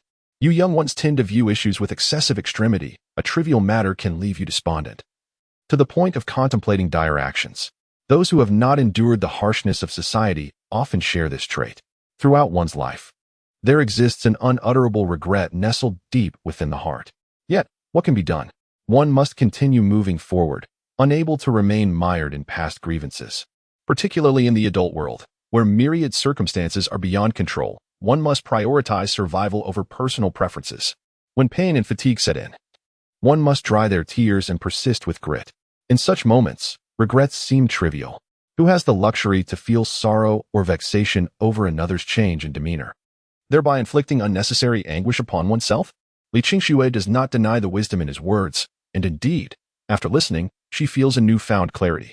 However, how can someone of his age adopt such a tone of superiority? Especially his final remark, "You young ones," when he too is still young. Nonetheless, Long Yaotian offered no rebuttal and simply waved his hand, saying, "Goodbye." "Goodbye," Li Qingxue echoed, waving back at Long Yaotian. Having heard the words of this male classmate, Li Qingxue now recognizes the root of her predicament. It stems from her failure to adopt a proper attitude. Had she initially rejected Yi Liangqin's confession and maintained a platonic friendship, the subsequent 97 confessions might have been averted. She erroneously took Yi Liangqin's kindness for granted, mistaking his affection for mere friendship and inadvertently sending him misleading signals. Thus, there followed a further 97 confessions. Presently, Yi Liangqin has come to terms with his feelings and has positioned himself within the realm of amicable social interaction. He recognizes that it is inappropriate to intrude upon others, and that a certain distance must be maintained, an appropriate boundary for healthy friendships. Had he not encountered this male classmate, he would have likely spiraled into frustration, prompting him to seek out Yi Liangqin once more, inadvertently transmitting misguided signals. Conversely, should Yi Liangqin persist in rebuffing his advances, it is indeed plausible that he would, as the aforementioned classmate suggested, develop a sense of contrarianism. In his confusion, he would disproportionately assign blame to Yi Liangqin, leading to increasing sorrow and a sense of injustice. Amidst this tumult of emotions, there exists a genuine possibility that, in order to continue basking in Yi Liangqin's unwavering kindness, he might cultivate other feelings toward him. Whether this constitutes love is uncertain. However, it is undoubtedly a manifestation of habit and possessiveness at play. The mere thought of this caused Li Qingxue to shudder. For, as the classmate remarked, the emotions stemming from affection ought to be palpable, yet thus far, she has not experienced such sentiments in relation to Yi Liangqin. Habit is indeed a formidable force. Fortunately, she has now found clarity. From this moment forth, she shall adjust her demeanor to align with that of a sincere friend, refraining from taking Yi Liangqin's previous affections and kindness for granted. No individual should feel entitled to another's generosity or goodwill. With this thought, Li Qingxue retrieved her phone, located Yi Liangqin's QQ number, and sent him a message. She was indeed quite receptive to advice. Meanwhile, Yi Liangqin, waiting at home, felt a gnawing anxiety. He longed to check his phone, yet the device remained silent, devoid of any notifications. He refrained from looking, fearing that a mere glance would compel him to send another message to Li Qingxue. After all, in his dreams, she had become his bride, and she was, undeniably, his cherished moonlight. How could he not feel joy and excitement at the prospect of ultimately being united with his beloved? For 2 days, he had ignored Li Qingxue, relying solely on his willpower. He firmly believed that patience in small matters was essential to achieve grand ambitions. To ensure he could eventually win her heart, he resolved to endure and suppress his desires. Just then, his phone suddenly buzzed. Taking a deep breath, he chose to answer the call. The moment he glimpsed the message, Yi Liangqin sprang from his bed. "Yes, how wonderful." The message read, "I'm sorry, Yi Liangqin. It was my fault before. I will change. We are still friends, right?" Image of an apologetic smile, she had acknowledged her mistake, and it seemed she had begun to remember the good times they shared. Haha. For now. He needed to maintain an air of aloofness, patiently awaiting Li Qingxue's pursuit in this game of love. Chapter 26. However, no one will wait indefinitely for you. A sense of perplexity washed over him. According to the memories from his dreams, he had uttered such words. Li Qingxue should have sent over various little compositions by now. Yet, the chat box shows no indication of her typing. Could it be that she is overwhelmed with emotions and crying? It is certainly within the realm of possibility. In her dreams, when Li Qingxue realized that she had unknowingly fallen in love with herself over the years, she transformed into a character akin to Lin Daiyu. With tears flowing freely, she cried when she could not see herself, what upon seeing herself, and shed tears once more upon witnessing herself with the treasure girl. In just a few short days, her heart was filled with a sense of brokenness. Now, she likely recognizes her mistakes and is secretly weeping. Taking a deep breath, she mused, had I known this would be the outcome, would I have acted differently from the beginning? It is only after loss and regret that one begins to understand the value of cherishing what they have, yet no one will remain in place waiting for you.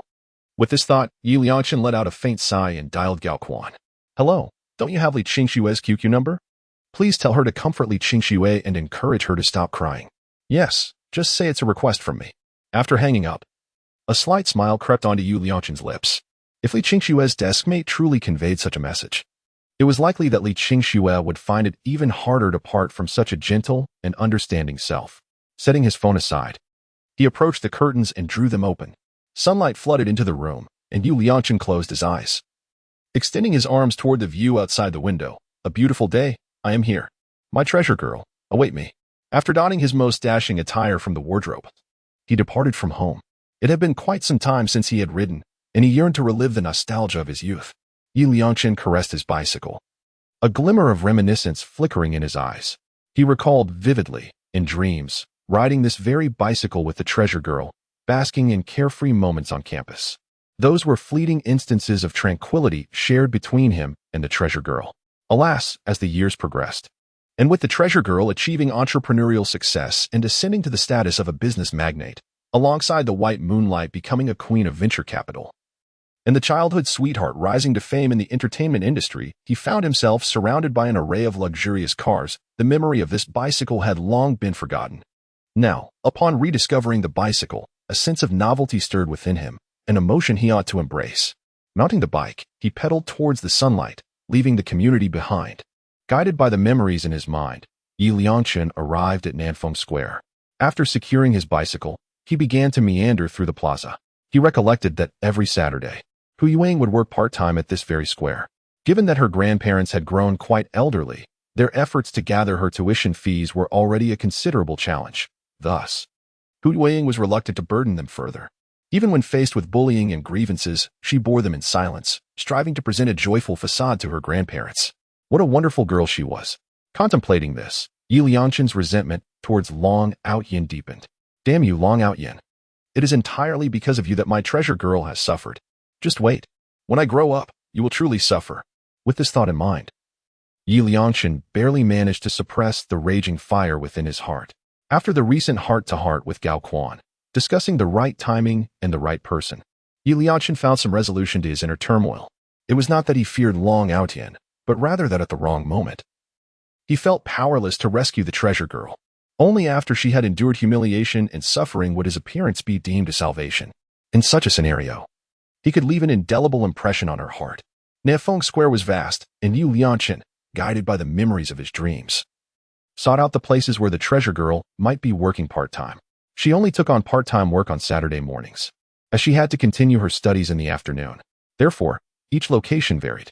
Even with the recollections from his dreams, Yi Liangchen could not ascertain her exact whereabouts at any given moment, leaving him to wander aimlessly.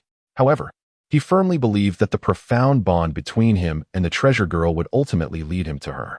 Carrying this conviction, Yi Liangchen pressed onward. As he passed a corner, his steps faltered and his gaze softened. A gentle smile involuntarily graced his lips. He yearned to approach her immediately, yet his foot remained suspended in the air. Reflecting on their previous encounters, he recognized that the treasure girl still harbored a resistance towards men. After some contemplation, he made his way to a nearby bubble tea shop, and, despite the sting of spending his allowance, he bought 2 cups of bubble tea. After all, he didn't possess much money at the moment, and the pearl milk tea was exorbitantly priced. Yet, the thought of witnessing his beloved treasure girl savoring her first taste of pearl milk tea compelled Yi Liangchen to part with his cash. Hello, Hu Yuang, what a coincidence. We meet again, he exclaimed, holding 2 cups of milk tea, his smile radiant. Hu Yuang, busy distributing flyers, instinctively looked up upon hearing her name. To her surprise, she found herself face to face with Yi Liangchen, causing her to instinctively take a step back, creating distance between them. The sight of the once cherished treasure girl retreating upon encountering him pierced Yi Liangchen's heart. In his dreams, he discerned that Hu Yuang had grown wary from past experiences, developing an innate aversion to men. Nevertheless, he remained resolute, believing that he could win her over with love, redeem her, and ultimately regain entry into her heart. What a coincidence! If I am not mistaken, this marks our third encounter, he mused.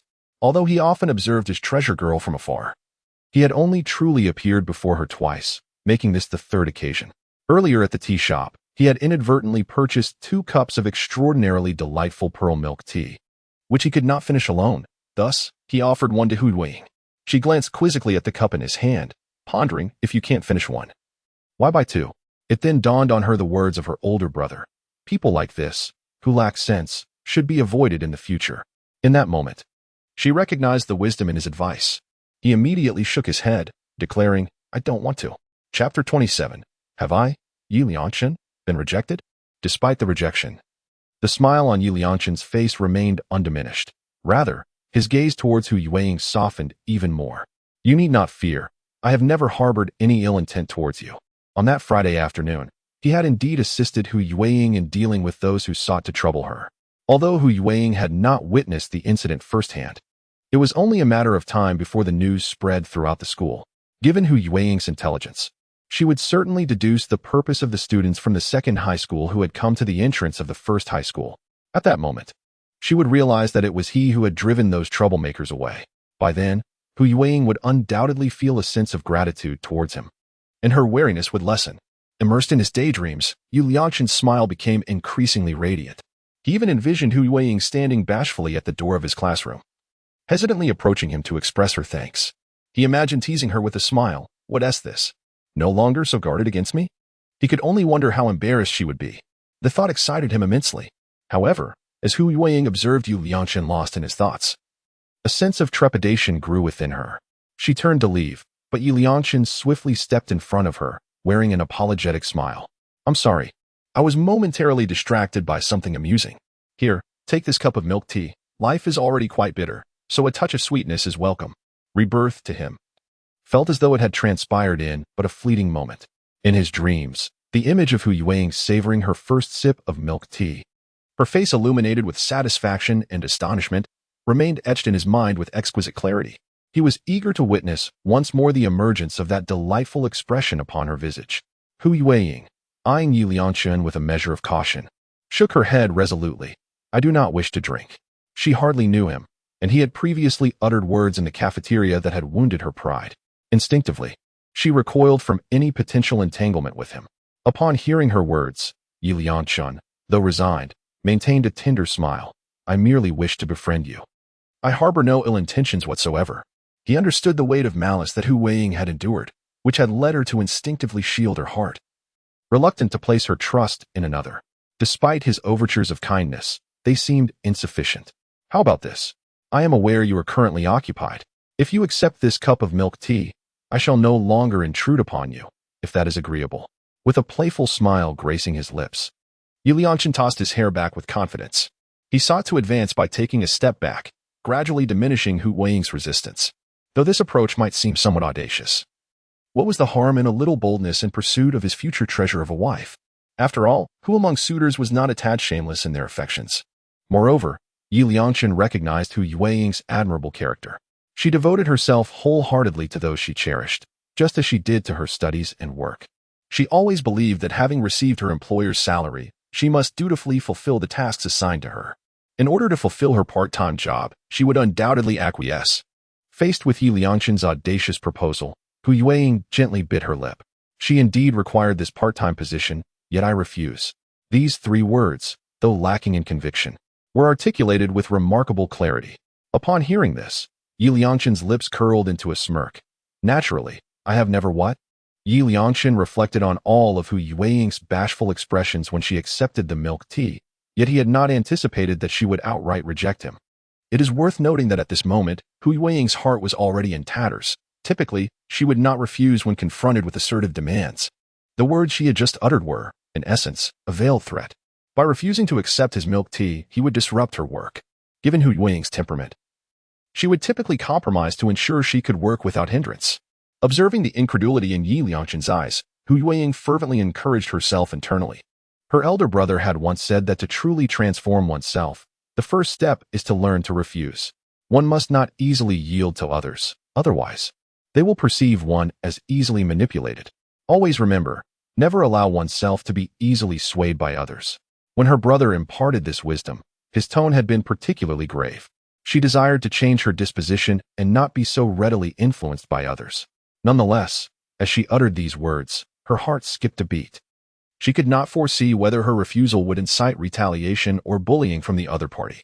Yet, in an effort to transform herself and to avoid disappointing her elder brother, she resolutely declined. At that moment, as she observed the astonishment in the other person's eyes, Hu Yueying realized that she had finally taken the courageous first step. I refuse. You shall not easily manipulate me. Hu Yueying endeavored to present herself as furious and formidable. However, the hand tightly gripping the corner of her garment betrayed her inner anxiety. Meanwhile, Yi Liangqin's gaze softened, and he felt as though his heart had been gently struck by a cotton candy, both sweet and tender. With her eyes shimmering like dewdrops, Hu Yueying fixed her gaze upon him, seemingly attempting to appear fierce. Yet, her long, dense eyelashes quivered slightly, revealing a vulnerable and endearing demeanor that involuntarily provoked a desire to tease her. Shaking his head vigorously, he reprimanded himself for harboring such thoughts of wanting to dominate and trample upon Hu Yueying. He was not like those others. He was her potential salvation in the journey of her life. Unlike those who sought to bully her, he was entirely different. I do not intend to exploit your kindness. I genuinely wish to be your friend. Taking a deep breath to quell his inner turmoil, Yi Liangqin spoke slowly. It is all right.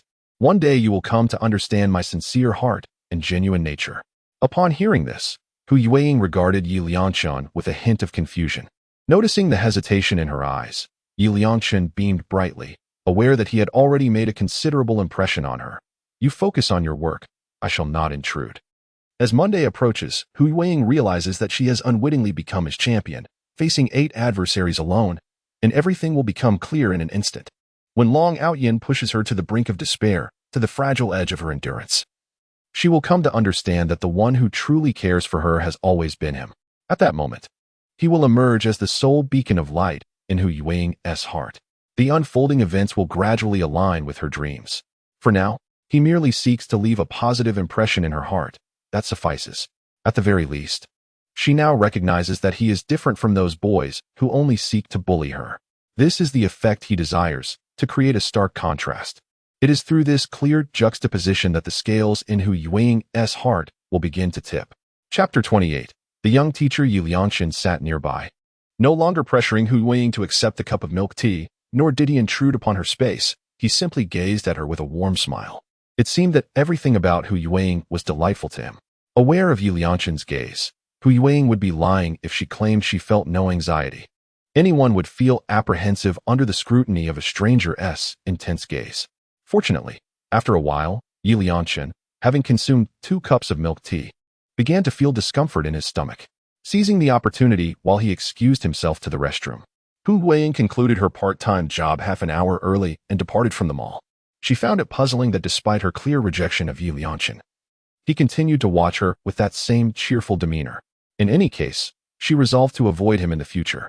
As she pondered this, Hu Yueying unconsciously quickened her pace, gripped by a palpable fear that the individual named Yi Liangqin might discover her absence and pursue her.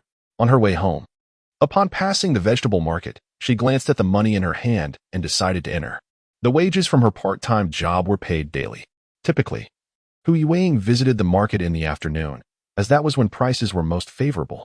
She was determined to dedicate more time to studying and practicing problems, ensuring that when the time came to assist her elder brother, she would be well prepared. Upon entering the market, Hu Yueying began to select vegetables from various stalls. As the weather gradually warmed, she focused on choosing affordable, durable produce. All right, I'll take these. How much do I owe you? She quietly inquired, handing the vendor the potatoes and sweet potatoes she had selected. After paying, she picked up her bag and was about to leave the market when a voice called out to her again. Hu Yueying? Over here. She turned her gaze toward the meat stall and beheld a young man waving his right hand high in the air. His short black hair clung to his refined face, dampened by sweat. He approached her slowly, and in that bustling moment, it felt as though the surrounding clamor had vanished entirely. What are you standing there for? Do you not recognize me? The young man chuckled lightly, his laughter reminiscent of a clear mountain spring in summer, sending ripples of warmth through her heart. Brother, what are you doing here? Hu Yueying's eyes sparkled as if reflecting shards of light, infused with a vibrant spirit that swiftly dispelled any lingering gloom. My father was over there selling pork, and I had come to assist him. As I spoke, I noticed Hu Yueying carrying a bag of potatoes and another of sweet potatoes, and I furrowed my brow slightly. "Follow me," I instructed. "All right," she replied, nodding earnestly, a delicate dimple appearing on her cheek. I led Hu Yueying to the stall of the old man. "This is my father," Long Outyin introduced. "This is my deskmate, and also my little teacher." It was the first time the old man was introducing his son in front of a classmate, and his emotions were complex as he glanced at his oil-stained apron, instinctively removing it. Hu Yueying, taken aback by Long Outyin referring to her as his little teacher in front of his father, felt momentarily disoriented. Out of courtesy, she softly greeted, "Hello, uncle," then looked at Long Outyin, unsure of what to do next. Hearing the timid address from the young girl, the old man felt a wave of warmth and endeavored to appear more amiable, smiling as he asked, "Has Long Outyin caused you any trouble?" Hu Yueying quickly shook her head, acknowledging that it was she who had been a bother to him. Of course it's a hassle. During such a tense time in senior year, how could it not be troublesome to help your son with his studies? As Long Outyin spoke, he had already sliced a piece of well-marbled meat, neatly packaged it, and placed it into Hu Yueying's bag. Upon witnessing this, Hu Yueying anxiously waved her hand, saying, "I cannot accept this. I have already concluded my part-time job early today and have very little money left. I cannot afford to buy this meat." This statement, though true, contrasted sharply with the original novel's portrayal of Hu Yueying, whose figure was described as the epitome of perfect proportions, curvaceous and alluring. Yet now, she had become so slender that her once pronounced curves seemed to have vanished. Hu Yueying looked up at Long Outyin with desperation, her small face blushing with embarrassment. I have no money." Long Outyin, bemused by her plight, chuckled and replied, "It is a gift for you, little teacher, but I cannot accept it. You are in the business as well. Besides, I have already purchased my groceries, and I do not particularly enjoy eating meat." Long Outyin then gently withdrew her hand from the bag, warning, "I must tell you, I can hardly tolerate your incessant chatter. Just take it, or I might be compelled to retaliate." "But I genuinely do not like meat," Hu Yueying protested, rubbing her head, her hazel eyes glistening with unshed tears as she gazed at Long Outyin, appearing on the verge of tears. Seeing her distress, Long Outyin quickly raised his hand to soothe the spot where he had previously struck her. The warmth of his large hand caused Hu Yueying to freeze momentarily, as if she were ensnared by an inexplicable force. Rather than reacting defensively, she simply stared up at Long Outyin, questioning, "Does it hurt?" Though the pain was not intense. Hu Yueying, uncertain of her thoughts, gently nodded in response. "Next time, you must be obedient, understood?" "Understood. Do you live nearby?" Long Outyin was somewhat surprised to encounter Hu Yueying here. In the village ahead, she indicated towards the east. The old man observed the two standing opposite each other in the light, smiling without uttering a word. He noticed the changes in his son, and, given that their family was engaged in this trade, meat was not a rarity for them. If this young teacher could indeed guide his son well, helping him improve his grades and gain admission to university, it would be no issue at all. Even if it meant daily meals, there would be no complaints. Chapter 29. I am, you are, our existence is meaningful. Hu Yueying gazed at the meat in her bag, a smile blossoming at the corners of her mouth. Casting a glance back at the market, although she could no longer see Long Outyin's stall, she still felt compelled to look. As she made her way home, her heart brimmed with joy, realizing that she too could receive such kindness. Upon entering her alley, a sudden series of knocks on the door startled her. Raising her gaze, the joy in her eyes was instantly replaced by panic. Quickly, she sought refuge by a neighbor's door, peeking out cautiously. This time, she was not mistaken. Someone was indeed knocking at her home, and that person was none other than Yi Liangchen, who had insisted earlier in the mall that she try his milk tea. In a fleeting moment, fear and concern overwhelmed her heart. She was baffled as to how Yi Liangchen knew her home was located here, and even more perplexed as to why he was knocking at her door. "It's me, Yuing. I am Liangchen. Yi Liangchen. I just stepped out to use the restroom, and then you vanished. I am genuinely worried about you. Are you at home?" Yi Liangchen's heart was laden with anxiety. After merely stepping away for a brief moment, he returned to find Hu Yueying missing. He inquired with the restaurant owner, who mentioned that Hu Yueying seemed to have had an urgent matter and left her part-time job early. Based on his understanding of Hu Yueying from their dreams, he knew she would not abandon her post unless there was a pressing issue. Yi Liangchen was left in the dark about the nature of her emergency, which fueled his concern, prompting him to visit without her consent. Yet, after knocking for an extended period, he realized that if Hu Yueying was indeed at home, she would have opened the door by now. If she was neither at work nor at home, where could she possibly be? In his dreams, Hu Yueying often faced bullying and lacked friends, leading a rather monotonous life. Her routine consisted solely of attending school or staying at home, and apart from her Saturday job, she seldom ventured elsewhere. The thought only intensified Yi Lianchen's urgency. Could it be that she was being bullied by Long Outyin? Suddenly, this notion struck him. A troubling thought began to take shape in his mind. Could it be that Long Outyin discovered Hu Yueying as part-time job at Nanfeng Square and coerced her to leave, taking her away to torment her? The more he pondered, the more plausible it seemed. Otherwise, there was simply no explanation. How infuriating. Beneath her very eyelids, Long Outyin exhibited an audacity that was utterly unfathomable, displaying a shocking disregard for propriety. Hu Yueying observed Yi Lianchen as he muttered to himself, pounded on his own door, and appeared to be in a state of vexation, ruffling his hair in frustration while occasionally peering through the crack of the door. She was engulfed by fear, utterly at a loss for how to proceed. Taking a couple of steps back, in her state of panic, she recalled Long Outyin. Clenching her fists, she resolved to turn away and hurriedly made her way toward the market.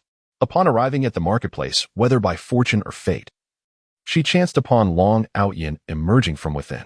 As she beheld him, her pace gradually slowed, and her racing heart began to find its rhythm.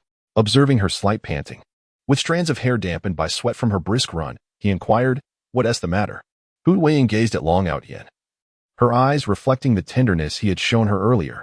"Someone is knocking at my door. Take me there to have a look." Long Outyin furrowed his brow, suspecting that it might be Hu Yueying's former classmates from the second high school. In the original narrative, that group was supposed to confront her on Friday. He had cleverly sidestepped the situation by asking her to stay and tutor him. To his dismay, it seemed that they had tracked her down to her home. Such blatant intimidation was intolerable. Initially, he had thought them merely a pack of unruly children, and he had intended to lay low for a while. However, it appeared that this strategy was futile. Fortunately, he possessed some knowledge of martial arts. Since evasion was no longer an option, he resolved to confront the matter directly, confident that a resolution could be found to settle the issue. Hu Yueying was momentarily taken aback, as she had not anticipated that simply voicing her concerns would prompt her elder brother to respond so readily. Observing his retreating figure, a pang of regret washed over her. In that moment, fear had clouded her judgment. She had never disclosed her residence to anyone before. How had that stranger managed to track her down? The most plausible explanation was that he had been following her. She had only transferred to this high school 2 days prior, which meant she had been under surveillance for a mere 2 days. Now, in the cool light of reason, she recalled her first day at the new school. Despite not knowing Yi Lianchen, he had insisted on making her acquaintance, behaving as if they were already well acquainted. Could it be that she had been targeted from that very day? Had her impulsive decision to seek out Long Outyin inadvertently placed him in jeopardy? A tumult of confusion and regret swirled within her. "Why are you standing there? Lead the way," Long Outyin declared, having taken a few steps only to realize Hu Yueying remained frozen in place. Upon hearing his call, she cast a conflicted glance in his direction. The next moment, she felt a firm grip on her hand and looked up in astonishment to find Long Outyin holding her. "Are you stunned? What audacity! Watch as I stand by your side." As she felt the warmth radiating from his palm, Hu Yueying instinctively fell into step beside him. "Where do you live?" he inquired. Hu Yueying stared blankly at Long Outyin. "Why are you being so kind to me? No one has ever treated me this well, apart from my family." This unexpected question left Long Outyin momentarily speechless. The notion of traversing through time and space is likely a concept that most individuals would find difficult to accept. It would be unwise to disclose to Hu Yueying that this world is, in fact, a mere fabrication. My benevolence towards her stems solely from my role as the malevolent supporting character, driven by a desire to alter my ultimately tragic fate. Surely, such an admission would lead others to deem me insane. Yet, as I gaze into Hu Yueying's innocent and naive eyes, I clear my throat and speak earnestly. "Of course, it is because I am your elder brother. Having taken you under my wing, I shall ensure your safety. Furthermore, I require your assistance, dear teacher. I aspire to attend university and experience a life that is entirely different from my current existence. Otherwise, given my present academic performance, the trajectory of my future appears all too predictable.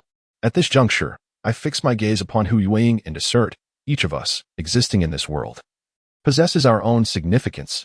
You, too, hold value, as do I. In this moment, aiding my female classmate in overcoming her troubles is a profoundly meaningful endeavor. Hu Yueying's eyes flicker with realization. My existence is indeed significant. Chapter 30. At this age, one can still choke while eating. Suddenly, Yi Liangchen clutched his stomach, inhaling sharply. A tumultuous storm brewed within, a consequence of overindulging in milk tea. Alas, this was quite overwhelming, and I found myself at the entrance glancing around. I hurriedly made my way towards the drainage ditch at the end of the alley, cradling my abdomen. Upon entering, he quickly clutched his abdomen and exited hastily, picking up a brick from the ground to smash it down. He then grabbed 2 fragmented pieces, examined their sizes, and hurriedly re-entered. When Long Outyin and Hu Yueying arrived, the alley was desolate, devoid of any individuals. Upon returning to her doorstep, Hu Yueying inspected the keyhole, finding it unblocked and devoid of any signs of tampering. It was clearly here just a moment ago, she murmured. Could it be that they left upon failing to open the door? Long Outyin remarked, glancing towards the other end of the alley. The alley branched into 2 entrances, allowing entry and exit from both sides. He and Hu Yueying had entered from the west, encountering no one along the way. It was entirely possible they had exited through the east. Hu Yueying nodded in agreement, acknowledging the likelihood. She then opened the door and stepped inside, saying, "Elder brother, you go in first."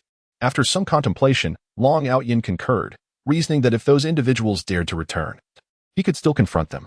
Thus, he stepped inside. The space was a modest courtyard, comprising a main room, a kitchen, and a restroom situated in the southeast corner. The courtyard appeared somewhat aged yet was meticulously clean, presenting a rather decent overall appearance. Hu Yueying placed the item she had purchased in the kitchen and lifted the bamboo curtain of the main room, inviting, "Elder brother, please come inside. I will fetch you some water." Hearing Hu Yueying call for him, Long Outyin entered the main room. The area was not particularly small, featuring 2 bedrooms, a common layout for houses with courtyards. Hu Yueying poured 2 cups of water and placed them on the coffee table, then looked at Long Outyin with a hint of awkwardness. "Elder brother, please have a seat while I turn on the fan." She had never anticipated that someone would visit her home. Her house was immaculate, quite literally clean. There were no snacks, no fruits. The coffee table was bare except for an open book and some unfinished exercises. As she welcomed her first guest, Hu Yueying felt uncertain about how to proceed. After pouring water for Long Outyin, she found herself at a loss for words, and a heavy silence enveloped the room. Elder brother, you haven't had lunch yet. Have you? I could prepare a meal for you to taste my culinary skills, if you don't mind," she suggested, considering that it was mealtime and he likely hadn't eaten at the market. "No need. I'm not hungry," he replied, just as a rumble from his stomach betrayed him. The stillness was palpable. Hu Yueying discreetly glanced at Long Outyin and discovered he was equally flustered, their eyes meeting and eliciting a shared laugh. "Well, it seems I must insist," Long Outyin said, a touch embarrassed. "It's quite all right. Elder brother is here to assist me. I will cook. It won't take long," Hu Yueying said, and with a light step, she made her way to the kitchen. The refrigerator held some green peppers, 2 tomatoes, and 5 eggs. After a moment's contemplation, Hu Yueying decided to stir-fry 2 dishes, shredded pork with green peppers and scrambled eggs with tomatoes. It is often said that children of the less fortunate mature early, and this statement holds true. From a young age, Hu Yueying had already begun helping her family with the simplest of meals. By the time she reached middle school, while her peers were still reliant on instant noodles, she had already become proficient in cooking. For Hu Yueying, these 2 dishes truly represent her culinary prowess. She was pleasantly surprised by her own adeptness in the kitchen. As she sought Ed, she glanced at Long Outyin with a smile in her eyes and remarked, "I often cook for myself, which is why I appear quite skilled." Long Outyin entered the kitchen, finding it difficult to remain seated in the living room. He was eager to see if there was any way he could assist. Observing Hu Yueying's proficiency, he realized she was more adept than he had anticipated. He watched her move about, wanting to help but unsure of how to contribute. With a gentle laugh, Hu Yueying encouraged him, "Brother, why don't you sit in the other room? It will be ready shortly." Realizing his assistance was not needed, Long Outyin wandered back to the living area. As he lifted the bamboo curtain and ducked his head into the room, Hu Yueying's smile widened. Having a guest for the first time was not as daunting as she had imagined.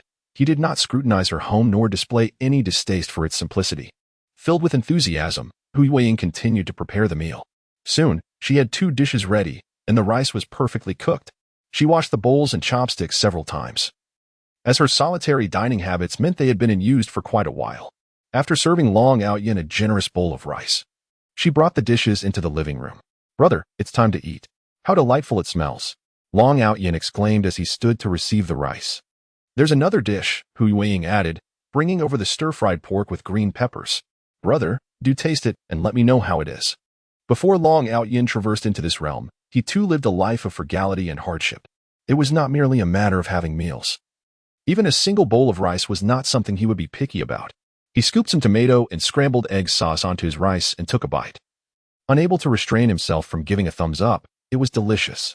Witnessing Long Outyin devour his food with gusto brought immense satisfaction to Hu Yueying. "Don't just sit there grinning. Join me," she urged. As Hu Yueying took a bite of the vegetables, followed by 3 bites of rice, Long Outyin pushed the stir-fried green peppers and meat towards her. "You eat. I've had enough of these." Seeing Long Outyin offer her the meat dish, Hu Yueying hastily spoke before swallowing her rice. "Enough? You should eat more meat to nourish your body, all right? Just look at how thin you are. Even a middle school student has more curves than you." Listening to Long Outyin's words, Hu Yueying instinctively glanced at her own figure. "Eat more. Your physique is quite good. And you'll surely captivate those who have bullied you in the past." Stealing a glance at Long Outyin, she inquired, "Don't boys generally prefer girls with good figures? What are you talking about? Is your Long Gu such a superficial person?" Long Outyin shot her an exasperated look. Hu Yueying quickly retracted her neck. Thinking to herself that with Long Outyin's handsome appearance and amiable nature, he certainly could not be shallow. "I like those who aren't particularly fit either." Huffed, cough, cough, cough.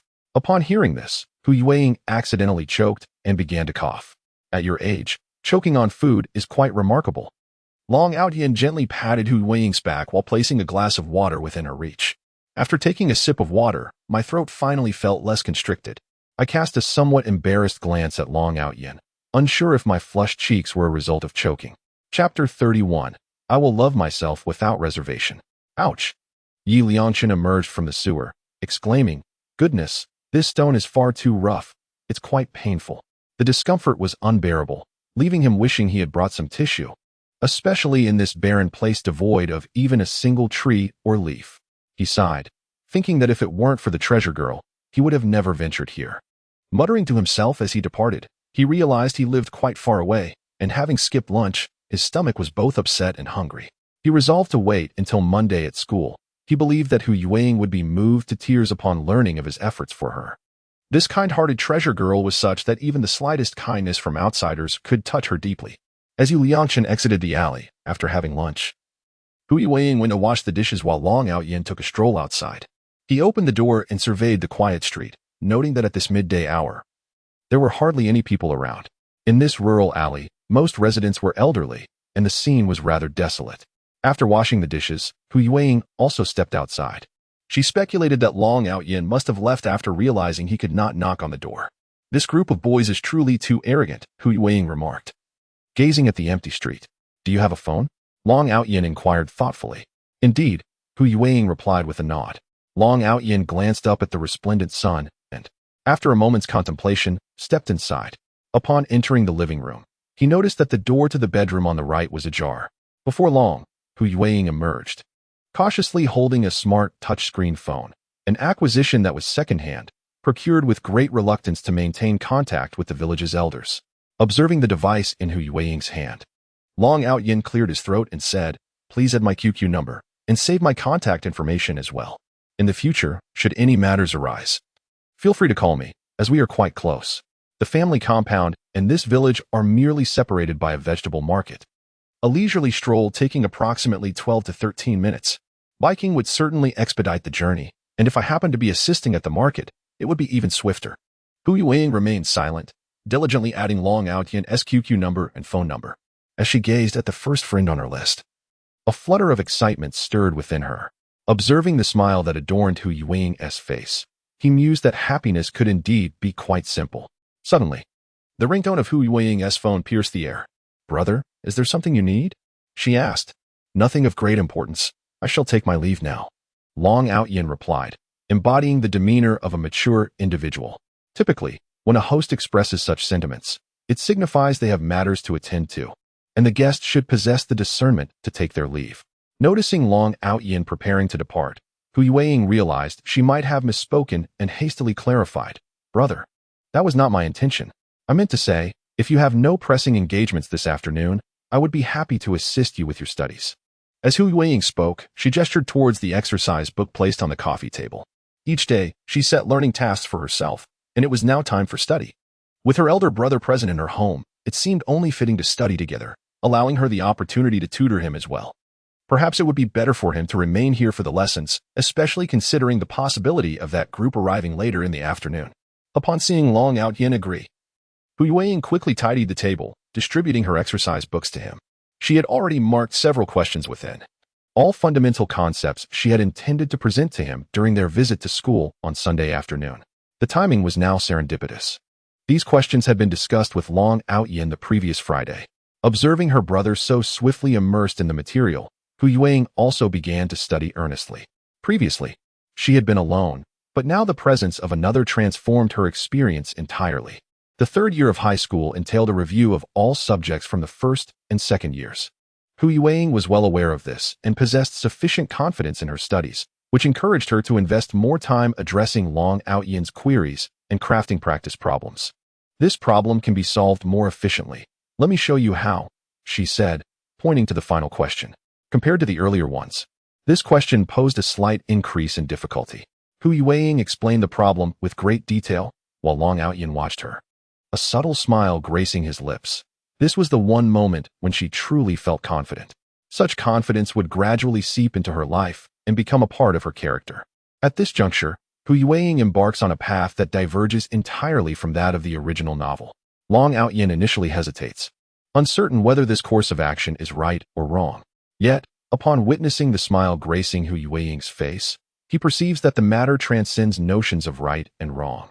Her life is meant to be lived freely.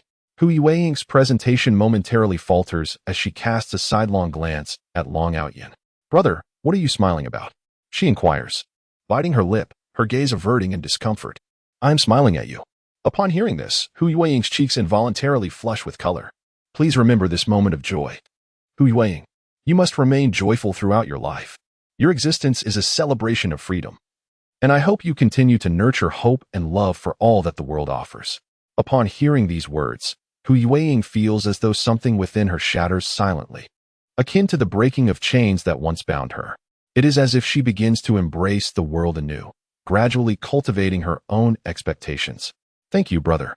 I will cherish this, loving myself without reservation and passionately embracing all that is worthy of love in this world.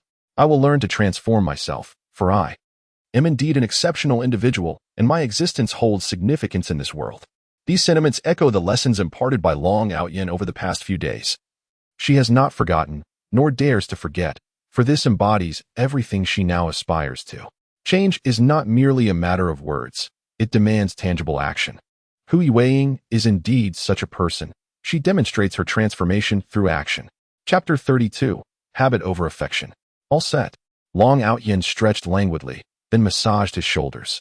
Observing this, Hu Yueying hesitated for a moment, then recalled her duty as his attendant.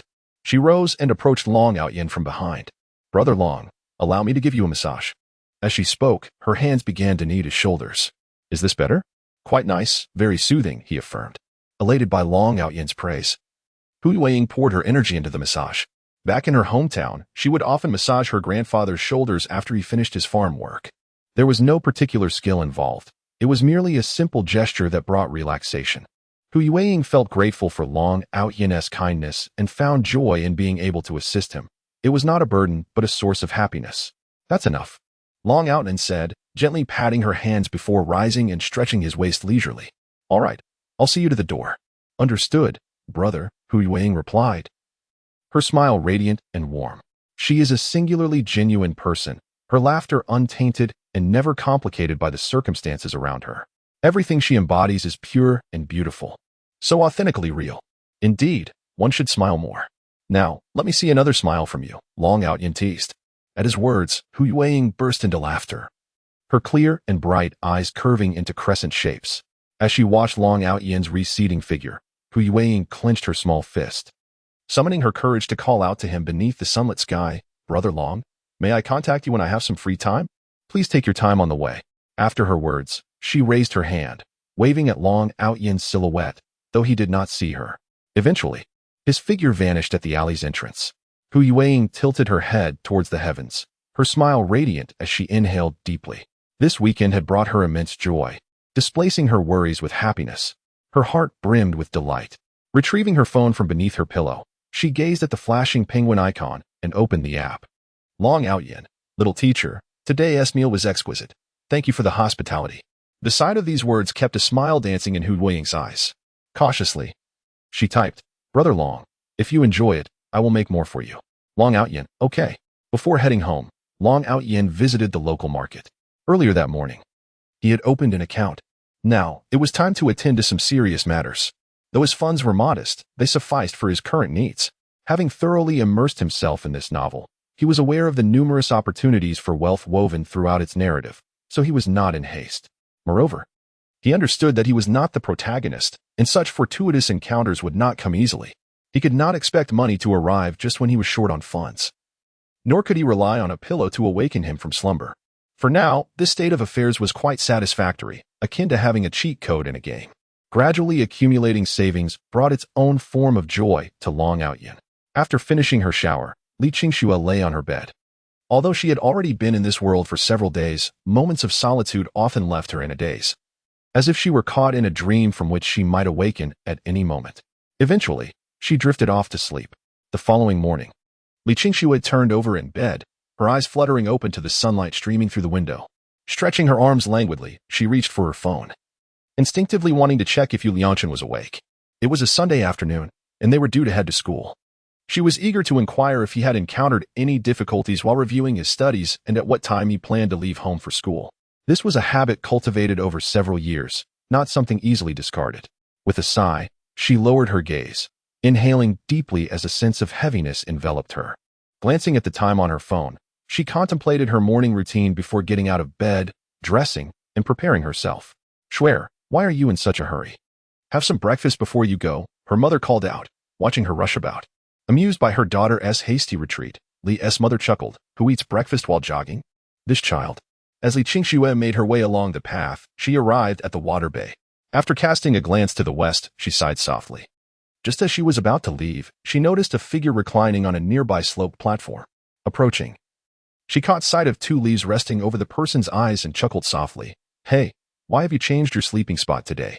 Long Out Yin heard a sound and lifted the leaves covering his eyes, casting a glance at the speaker. It's you again. I haven't been asleep. I've merely been passing the time. Li Qingxue settled down not far from Long Out Yin, resting her hands on her curled legs, staring vacantly at the shimmering, ever-flowing waters of the Bay River. Habit can indeed be a formidable force. This morning, after rising, I instinctively felt the urge to reach out to him. Do you consider me your confessional? Long Out Yin remarked lazily, resting his hands beneath his head. However, holding these thoughts inside was quite uncomfortable. I found myself at a loss for whom to confide in. Since you two are merely idling away time, wouldn't it be possible for you to lend an ear to my musings? Boredom is boredom, and passing time is merely passing time. Do not conflate the two. Long Out Yin corrected. After saying this, he glanced at the girl beside him. Why have you ceased your chatter? Having known each other for many years, we were well acquainted. His presence fostered a sense of reliance and companionship within me. Could this be considered a form of affection? Chapter 33 concludes here. I choose dignity. Your question is somewhat foolish, akin to what I just expressed. Boredom is boredom, and passing time is passing time. The two cannot be conflated. Must my act of passing time stem solely from boredom? Not necessarily. Perhaps I simply relish this tranquil and natural environment. Or perhaps I genuinely enjoy lying here, listening to the sound of flowing water and feeling the gentle breeze of nature. Moreover, do you not find that the ambience here truly fosters a sense of tranquility? Li Qingxue appeared to grasp the sentiment, yet there lingered a hint of uncertainty. Does dependence and companionship not equate to affection? They cannot be conflated. For affection manifests in myriad forms, it is not a singular notion, hence it cannot be interchanged. Observing Long Out Yin reclining comfortably upon the verdant lawn, she emulated his posture, allowing her arms to relax. From this vantage point, the azure sky seemed to reveal a subtly different hue. Could you elaborate further? She inquired, fearing a refusal. With a sense of urgency, she produced her breakfast and placed it beside Long Out Yin. Please, I genuinely wish to know. Long Out Yin glanced at her and replied, let me try that.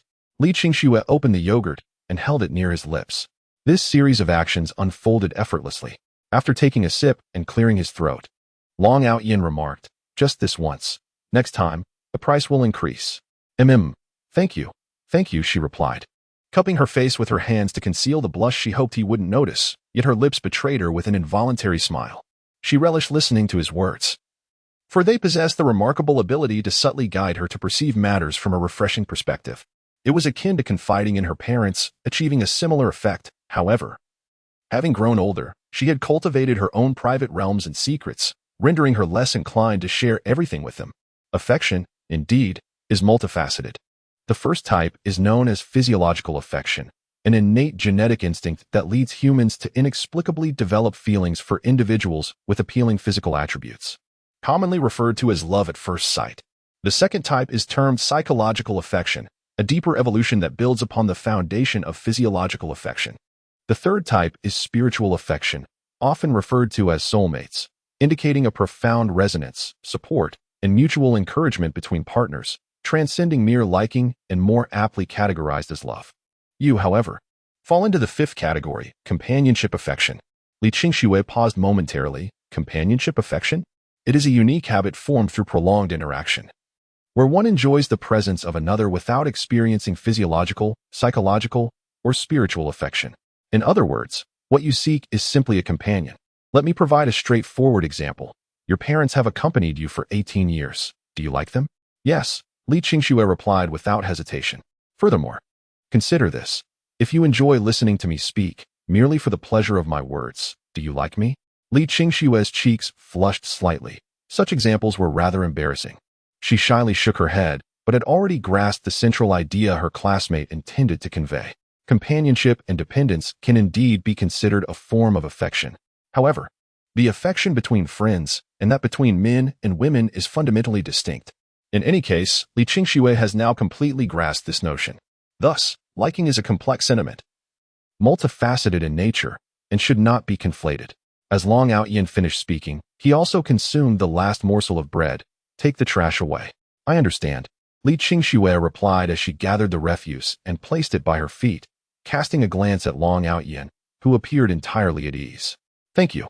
After hearing your words, I feel much lighter in spirit. Long Out Yin nodded. Yes, as long as you comprehend, it has not been a waste of my breath. Each individual possesses their own choices. To sustain friendship, one must learn to understand and respect these choices. Li Qingxue gazed at Long Out Yin and inquired, how do you possess such wisdom? You are merely a high school senior. Your words convey a depth beyond your years. Long Out Yin's utterances, devoid of overt counsel, inadvertently unraveled the doubts that lingered in her heart. A secret. Oh, Li Qingxue refrained from probing further, embracing understanding and respect. Ding dong, Li Qingxue's phone chimed. A notification of particular concern. She retrieved her smart touch phone and glanced at the screen, where Yi Liangchen had posted an update. Finally made up my mind. On an ordinary day, I have chosen to let go of someone who once meant a great deal to me. An image of a solitary shadow accompanied the post. Staring at the update, Li Qingxue momentarily lost her bearings, then drew a deep breath and exited the interface. The student was correct. My fondness for Yi Liangchen stems solely from his companionship. My feelings do not extend to romantic affection, and it is imperative to understand and respect all his choices. Continuing to act irrationally and demanding his presence would be a flagrant irresponsibility towards him. With clarity in her heart, Li Qingxue suddenly felt a wave of tranquility wash over her. Had she not heard the student's enlightening words, she might have succumbed to actions that could easily lead to misunderstandings.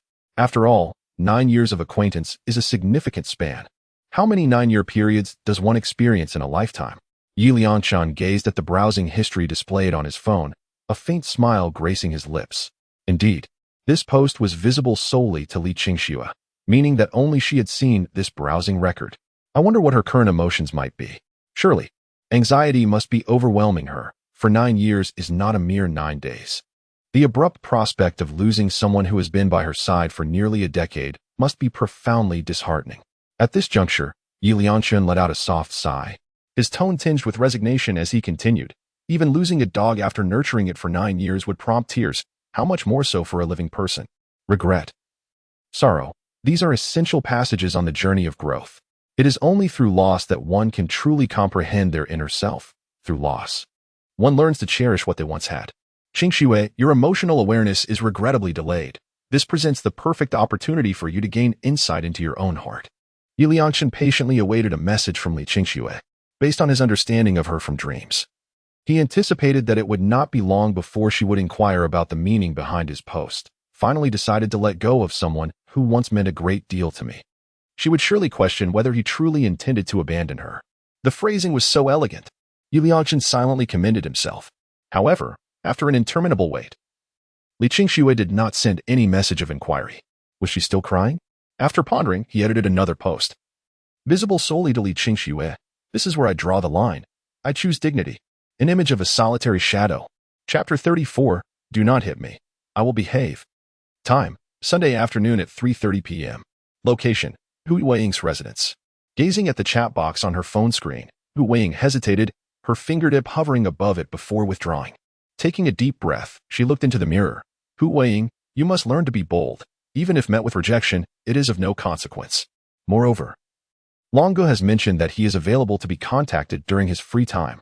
Encouraging herself, she quickly typed on her phone, Long Ge, what time are you going to school? Can we go together?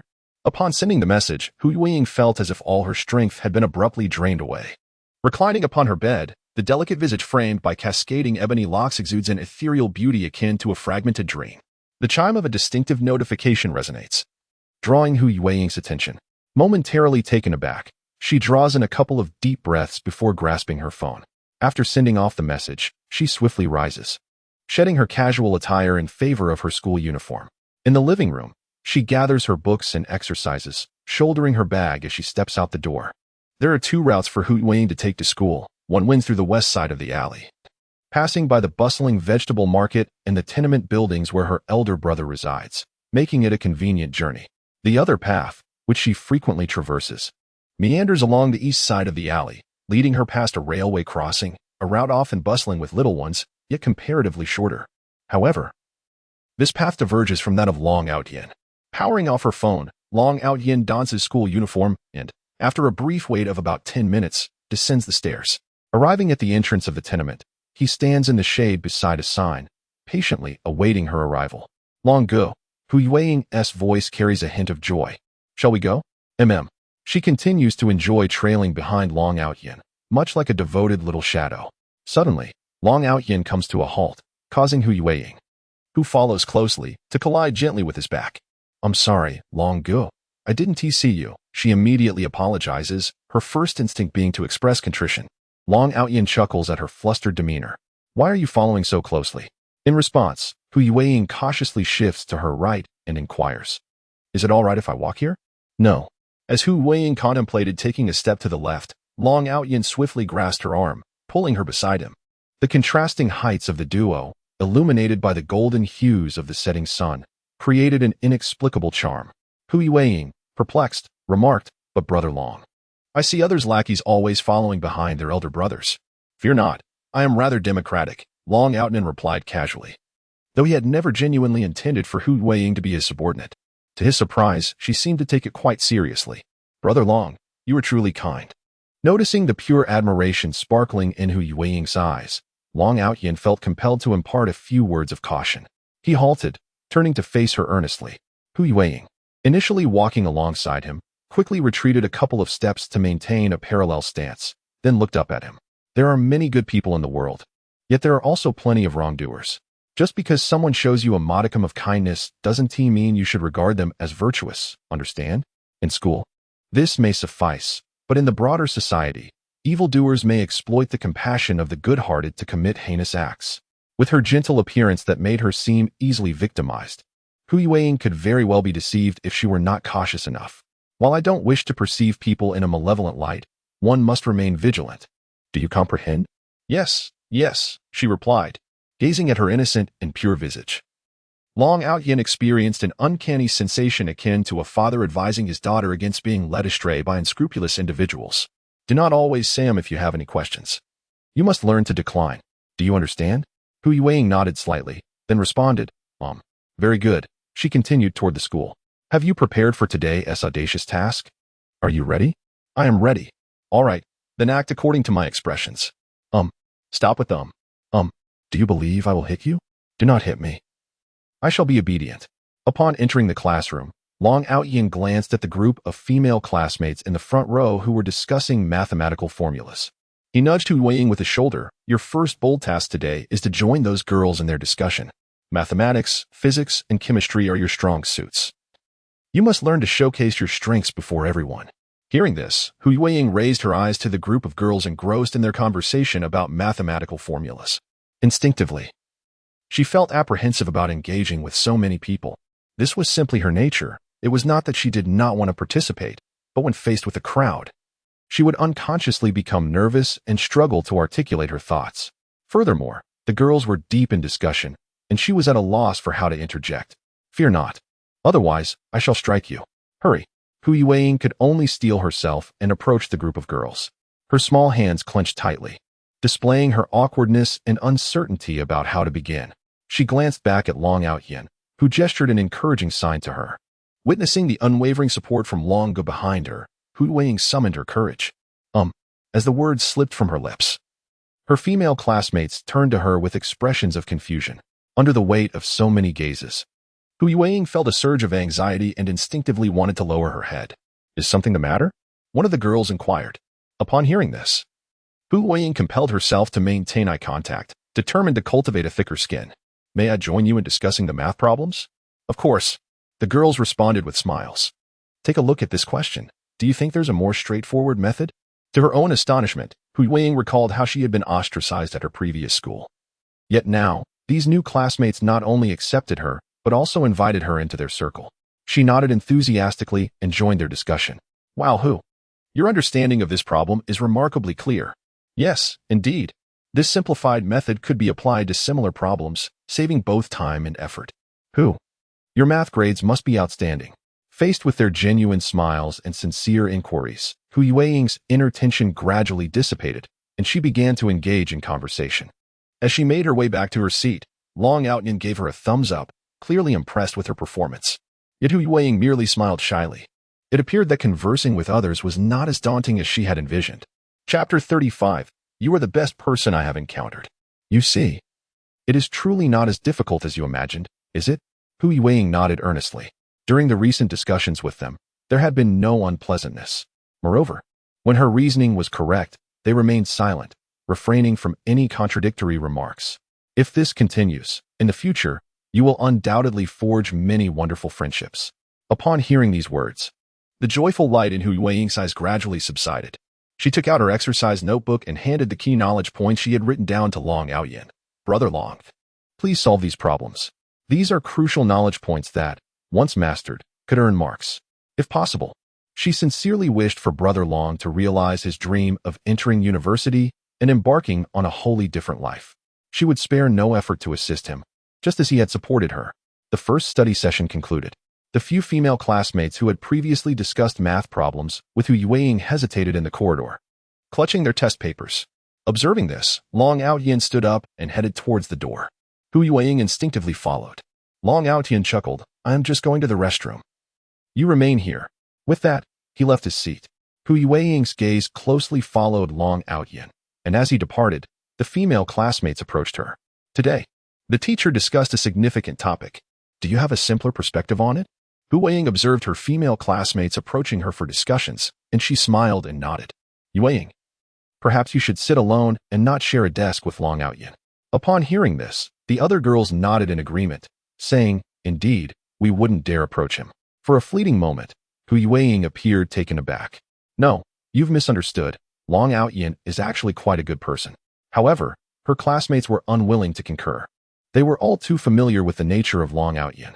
Noticing their disbelief, Hu Weiing yearned to clarify, wishing to convey that if they could set aside their biases, they would genuinely perceive that Long Outyin is a remarkably kind and gentle individual. However, time was no longer on her side. So, Long Outyin, did you step out to the restroom merely to give us some space? Hu Weiing's beautiful eyes sparkled with complex emotions. What nonsense are you talking about? I went out to use the restroom. Of course, Long Outyin replied with a smile. Oh, Hu Weiing's gaze fell, knowing full well that Long Outyin was deceiving her. Who takes 10 minutes in the restroom? Moreover, as soon as the class bell rang and they had just stepped out, Long Outyin had entered from outside. Yet, Hu Weiing chose to remain silent. If Long Outyin preferred that she remain oblivious, then she would feign ignorance. They all labeled Long Yaotian as bad, but to her, he was truly wonderful, the finest person she had encountered in many years. Long Yaotian, you are the best person I have ever met. Upon hearing these words, Long Yaotian's smile bore a hint of satisfaction. As a soul of 28 years, he was well aware of the whispers that circulated behind his back. Naturally, the opinions expressed were not entirely unfounded. The original character of Long Yaotian in the novel was hardly portrayed as virtuous. Brawls, truancy, and insults had become a norm. Even though he had moderated his behavior since his arrival in this world, the subjective impressions he left on others were not so easily altered. Yet, what did it matter? Long Yaotian could not control the thoughts of others. What mattered was to continue doing what he believed to be right. Moreover, they were now in the latter half of their third year of high school, and in a few months, they would face the college entrance examination, scattering across the globe. For him, they were merely transient figures in the tapestry of his life, and he was no different to them. Thus, Long Yaotian genuinely did not take it to heart. He had altered the narrative and reshaped Hu Weiying's perception of him. This was commendable. Everything was progressing in a positive direction, indicating that his efforts were not in vain. It was enough to know that once he achieved success, he hoped they would not forget they had an elder brother. I won't forget, Hu Weiying replied softly yet resolutely. A person's life is filled with myriad experiences. One should pursue what they deem right, regardless of others' opinions. For one is oneself first, and others come afterward. The elder brother reminds you that no one is more significant than you. In the face of self-interest, one must understand the art of compromise. This is the essence of life. This was Long Yaotian's message to Hu Weiying, articulated from the perspective of maturity. Though this statement may seem excessively pragmatic, it is an experience one must ultimately endure. I do not expect Hu Weiying to comprehend this in the present moment. I merely hope she can make the right choices. As the bell for class rang, Li Qingxue approached Yi Liangqin, gazing at him with a newfound clarity. I have come to recognize the errors of my past actions, and I assure you, I shall not repeat them. I sincerely wish for us to remain good friends. After speaking, Li Qingxue handed a piece of paper to Yi Liangqin. On this day at school, she refrained from conversing with him, choosing instead to share anecdotes from her holiday with her deskmate. This illustrates the essence of friendship. One cannot impose the expectation that others must always be by one's side to validate their bond. She yearned to acknowledge her mistakes before Yi Liangqin. Yet the pride inherent in her femininity held her back, especially considering his recent public remarks directed at her. Thus, she seized the opportunity presented by the exchange of the paper to confess her missteps to Yi Liangqin. It was her inability to discern that had inadvertently created a misconception in him. Upon uttering these words, Li Qingxue felt a significant lift in her spirits. Moving forward, before encountering anyone who would quicken her heartbeat, she vowed to master the art of maintaining appropriate boundaries with the opposite sex. However, upon hearing her declaration, Yi Liangqin did not feel elated. Instead, a frown creased his brow. What did this mean? Shouldn't she be questioning him about his previous remarks? His brow furrowed deeply. But in the next moment, it relaxed, and a hint of a smile graced his lips. He believed he had grasped the situation. Chapter 36. You must learn to adapt swiftly. Li Qingxue was merely engaging in a game of emotional manipulation. On the surface, she feigned indifference, as if nothing had transpired. In reality, her initiative to approach him for conversation spoke volumes. Furthermore, her words, "I hope we can still be good friends," were evidently a test of his feelings. If he were to succumb to the urge to reach out to Li Qingxue at this moment, it would inadvertently reveal that he still cared deeply for her. Taking a deep breath, Yi Liangqin resolved to remain steadfast. He understood that Li Qingxue's actions were merely a reflection of her unresolved emotions. Only when she witnessed him alongside the treasure girl would she truly come to regret her choices. "Brother Chen, what does Li Qingxue mean?" Gao Quan inquired quietly. Observing Li Qingxue's retreating figure, "Pay it no mind. She is simply employing a strategy of feigned aloofness," Yi Liangqin replied with confidence. "Is that so? I can't shake the feeling that Li Qingxue has resolved to treat you as just an ordinary friend," Gao Quan noted. Yi Liangqin cast a discreet glance at Li Qingxue's silhouette. "You are mistaken. Time will ultimately reveal the truth. Quan, you sometimes possess a rather one-sided perspective on matters, which is not conducive to understanding. But worry not, for this time, I will take the lead." With a self-assured smile, Yi Liangqin asserted that the moment was simply not yet ripe. Once he truly embarked on a journey with the treasure girl, Li Qingxue would inevitably come to comprehend the depth of her feelings for him. Now, it is merely a fade, a way to observe one's own disposition.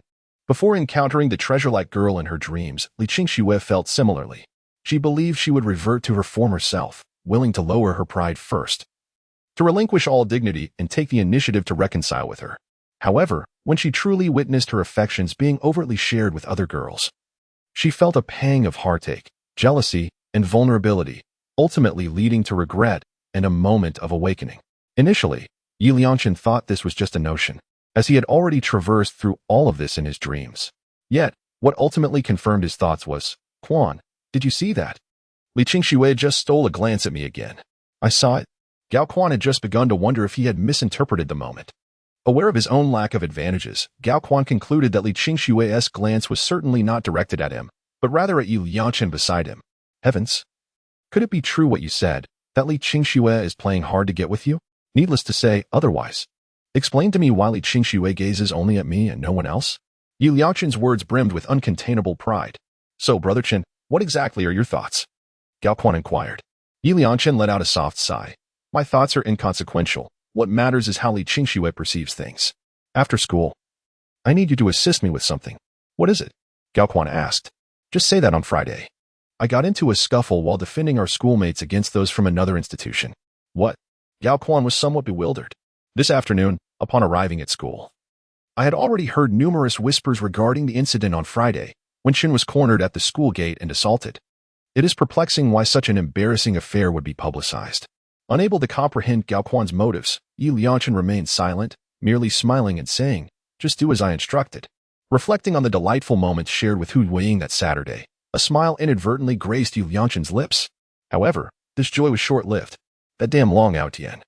What exactly did you do to Hu Yueying that day? How dare you take her away and bully her right under my nose? You truly do not regard me. With this thought, Yi Liangchen narrowed his eyes and took a deep breath. As soon as the class bell rang, Gao Quan exited the classroom. Soon after, news of the altercation, in which Yi Liangchen defended our fellow students against outsiders, began to spread. This information quickly reached Class 7. Upon hearing this, Hu Yueying seemed momentarily taken aback, while Long Tian paused, inwardly marveling at the male protagonist's sincerity and kindness. Despite not yet having met the female lead, he was unknowingly aiding her. Yi Liangchen had already positioned himself early, leaning against the handrail at the corridor entrance, gazing at the night sky at a 15-degree angle.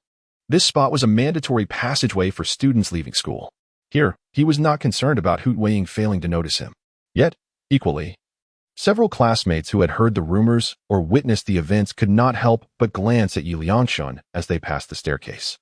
Unfazed by the gazes directed towards him, Yi Liangchen remained composed, allowing their stares to linger.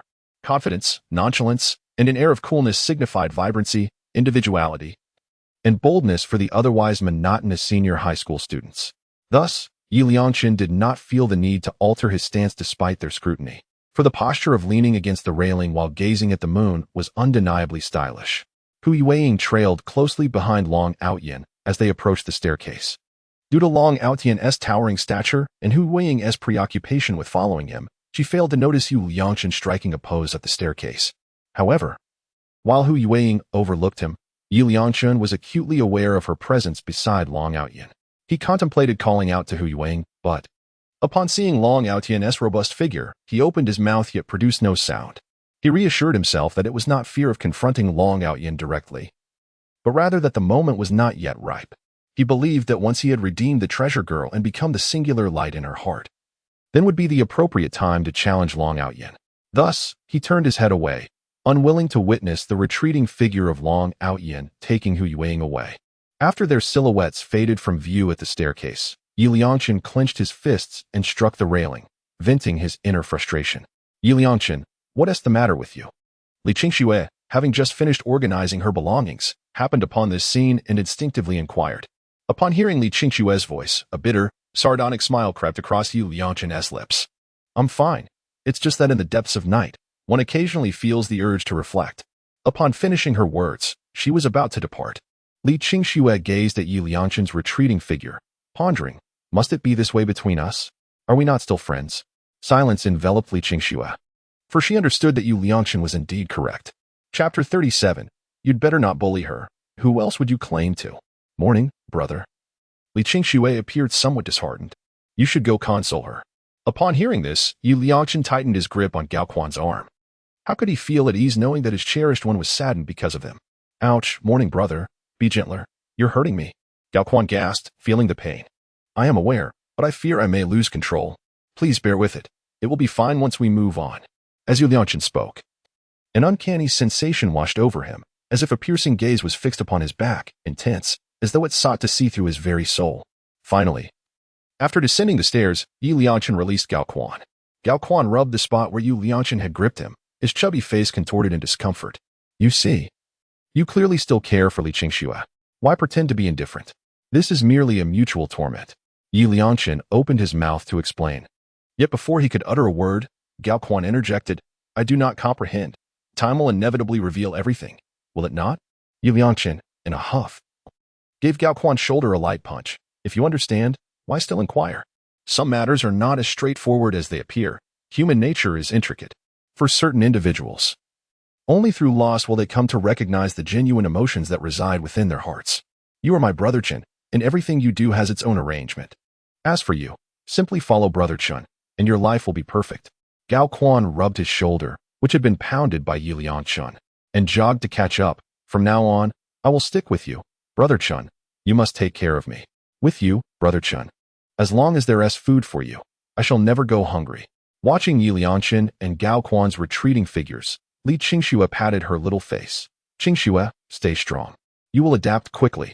She resolved not to let her accustomed companionship with Yu Liangchen lead her to unwittingly convey any negative feelings again. They are friends. They must not hurt one another. Having said this, Li Qingxue lifted her chin and restored her usual pride and confidence. Brother Long, slow down. I'm struggling to keep up, Hu Yueying remarked as she jogged a couple of steps. Not being proactive after school indicates a lack of intelligence. Was it not you who needed to go to the restroom midway? Are you being stubborn? Do you believe I will give you a beating? Hearing this, Li Qingxue paused and glanced back, spotting a male classmate from the water bay, along with a girl, laughing as they walked toward the school gate. Hi. Li Qingxue called out to Long Outyin and waved her hand. Oh, it's you. Long Outyin smiled and waved back upon recognizing the girl. Hu Yueying followed Long Outyin's gaze. Her memory was always quite good. Upon seeing this girl, she immediately recalled the earlier encounter when she and Brother Long were on their way to the cafeteria, being interviewed by that same girl. However, Hu Yueying felt a bit perplexed, sensing an unusual familiarity between them. Li Qingxue approached, gazing at Hu Yueying with a smile and greeting her. Hello. She then lifted her eyes to look at Long Outyin. The contrast between the two became starkly apparent, revealing their personality flaws. Li Qingxue's confident and proactive greeting stood in sharp juxtaposition to Hu Yueying's silent and passive acknowledgement. It was evident, having such a friend would make understanding quite effortless. Are you alone? Long Outyin inquired. Recalling their earlier conversation where he learned from this female classmate that she seemed to have a male companion who had been by her side for quite some time, Li Qingxue shrugged helplessly. Yes, just me. I can't continue sending the wrong signals, can I? Besides, isn't that how friends should behave? Otherwise, it wouldn't feel like friendship at all. Long Outyin extended a thumb in approval. Insightful. Li Qingxue remained non-committal, reflecting that without Long Outyin's guidance, she might still be oblivious to her own situation. I owe you my thanks, she added. As they spoke, the trio strolled towards the campus exit. Recognizing the truth is simple, yet change is a formidable challenge. You need not thank me. It was merely a pastime during moments of boredom. Upon hearing this, Li Qingxue flashed a mischievous smile. Ah, you finally admit you were bored. Her eyes narrowed playfully, capturing the essence of someone who had finally caught her target. Long Outyin chuckled at her expression, raising his hands in mock surrender. Okay, you got me. I knew it. Li Qingxue exclaimed triumphantly. Observing the exchange between Long Outyin and his female classmate, Hu Yueying fell into silence, uncertain of what to say and unable to integrate herself into their discourse. As they reached the school gate, Li Qingxue reluctantly waved farewell to the two. Goodbye. She had hoped for a more extended conversation, but their homes lay in different directions. Goodbye, Long Outyin replied, leading Hu Yueying across to the other side of the road. Hu Yueying glanced at Long Outyin, hesitating, yet recalling his words. What is the purpose of having a mouth? It is not solely for eating and drinking. More importantly, it is for communication. He continued. Only by voicing your thoughts can you find a solution to any problem. If you keep everything bottled up inside, how will anyone know what you are thinking? Effective communication is essential to avoid misunderstandings. Brother Long, are you quite familiar with that female classmate? She inquired. Not really. I have only seen her a few times. And I don't even know her name, Long Yan casually replied. Hu Yueying was taken aback by this revelation, despite having met only a handful of times. Their dialogue felt as if they were longtime friends. Noticing Hu Yueying's astonishment, Long Yan found it amusing. Everyone has a different personality. Some can give the impression of familiarity after just a few exchanges. He leaned slightly towards Hu Yueying, adding, whereas others require a considerable amount of time to truly get to know one another. Seeing the mischievous smile at the corner of Long Yan's mouth, Hu Yueying clenched her fist inwardly. I am not like that. I also became acquainted with Brother Long quite swiftly. Oh. The flustered demeanor of Hu Yueying is simply adorable. I recall the first day she transferred here, on the verge of tears from my teasing.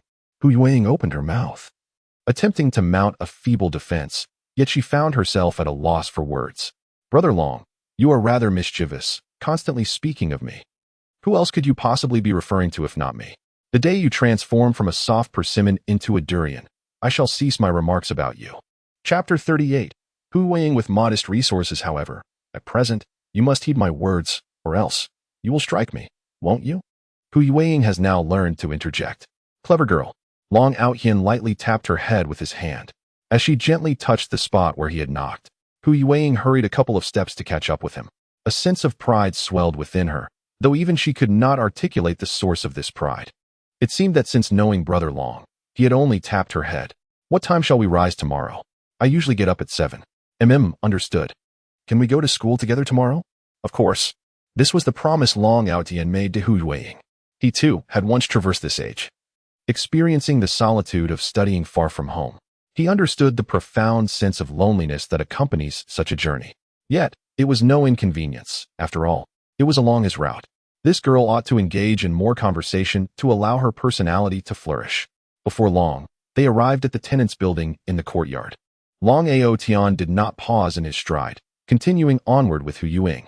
Brother Long, we've arrived at your home, Hu Yueying softly reminded him.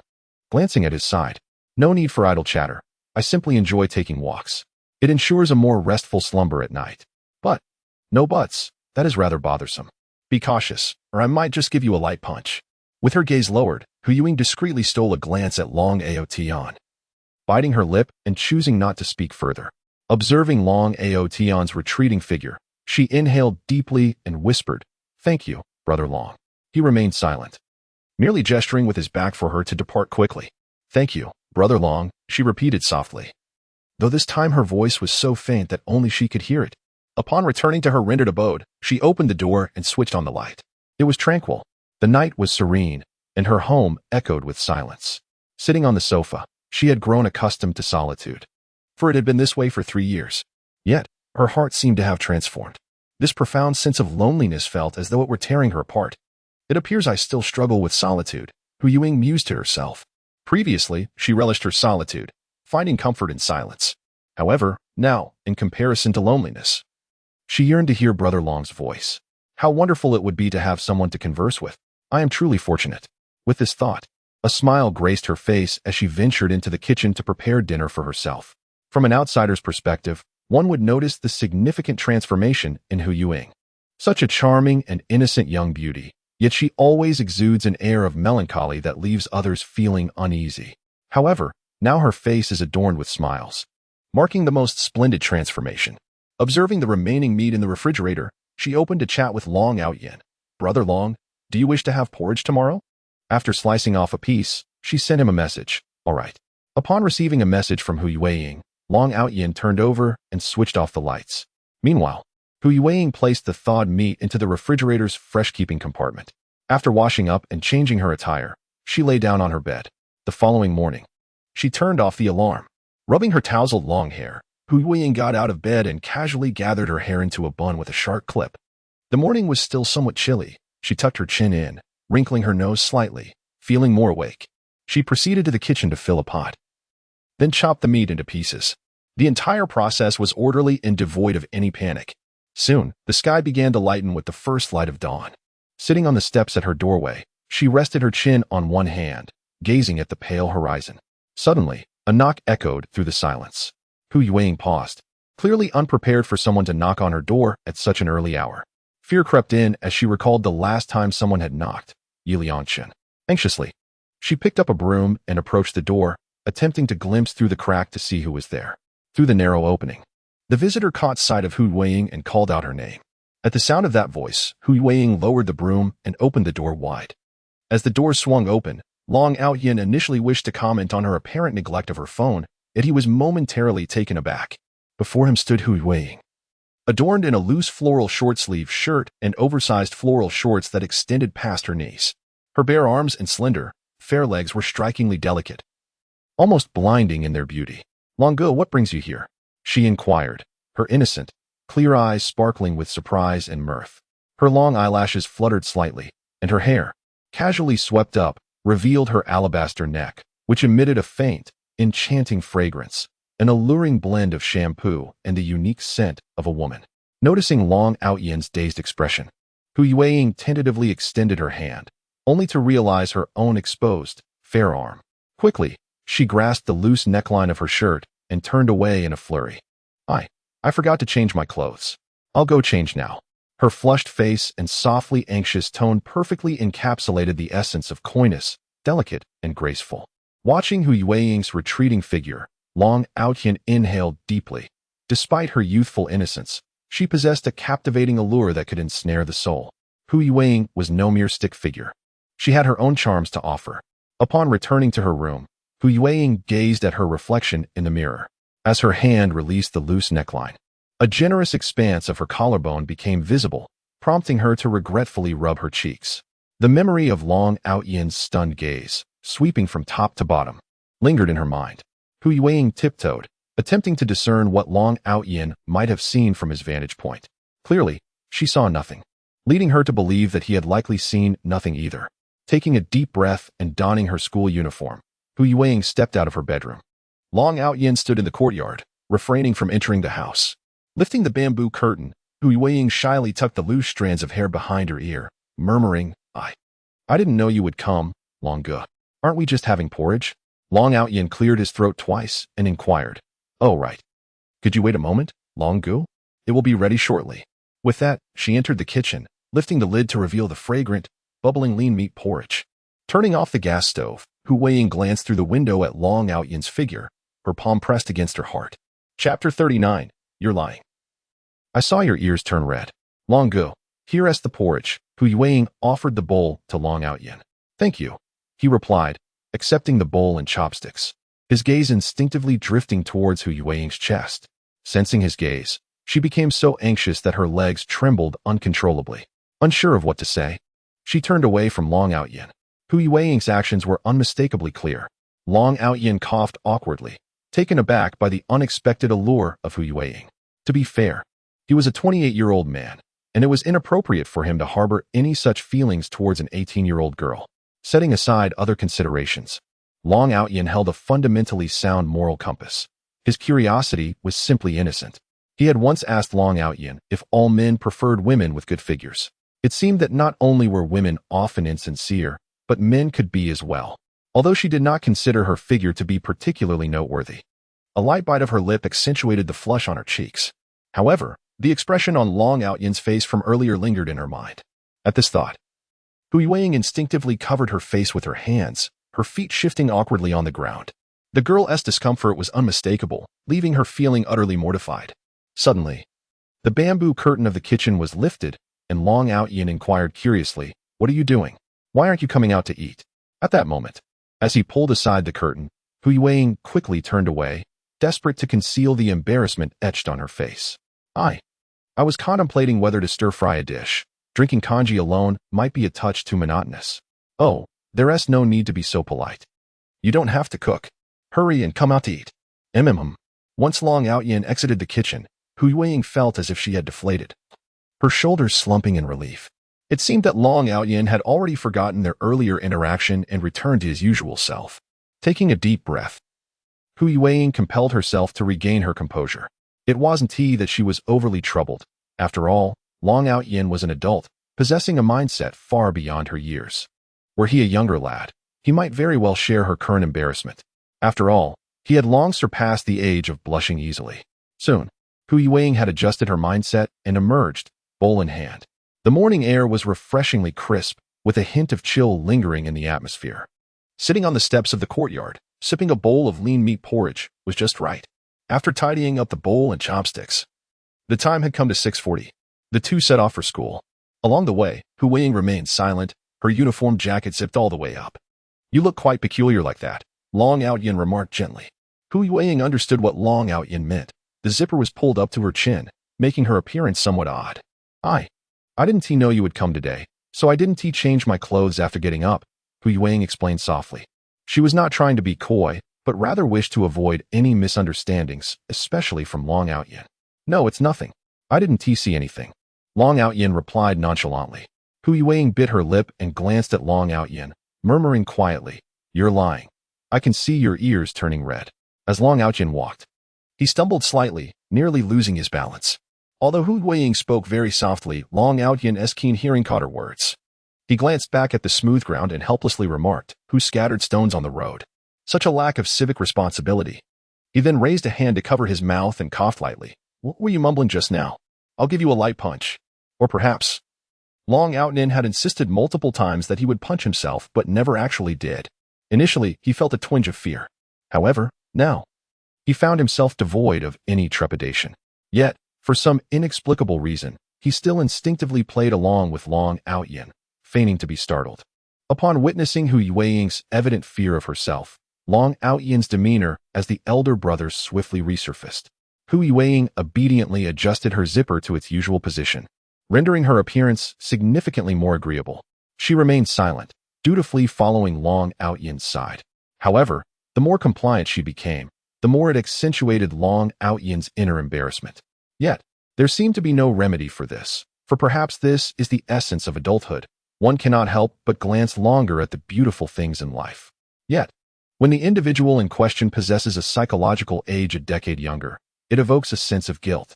Indeed, this encapsulates Long Outyin's current mindset. Were it not for the restoration of his body to the age of 18, he might have already been branded as a creepy uncle. The crux of the matter is that such feelings cannot be easily navigated. Hu Weiying, being merely 18, renders any light-hearted comment frivolous, while a more serious approach could instill a fear of men in her future, initially contemplating a ruse to distract her. Long Outyin was taken aback when Hu Weiying astutely noticed that his ears had turned red. Were he to adopt a firmer demeanor, he would be at a loss for how to engage with her.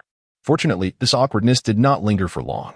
Upon arriving at school, Hu Weiying appeared to have already forgotten the earlier incident, resuming her role and guiding him through exercises with the same diligence as before.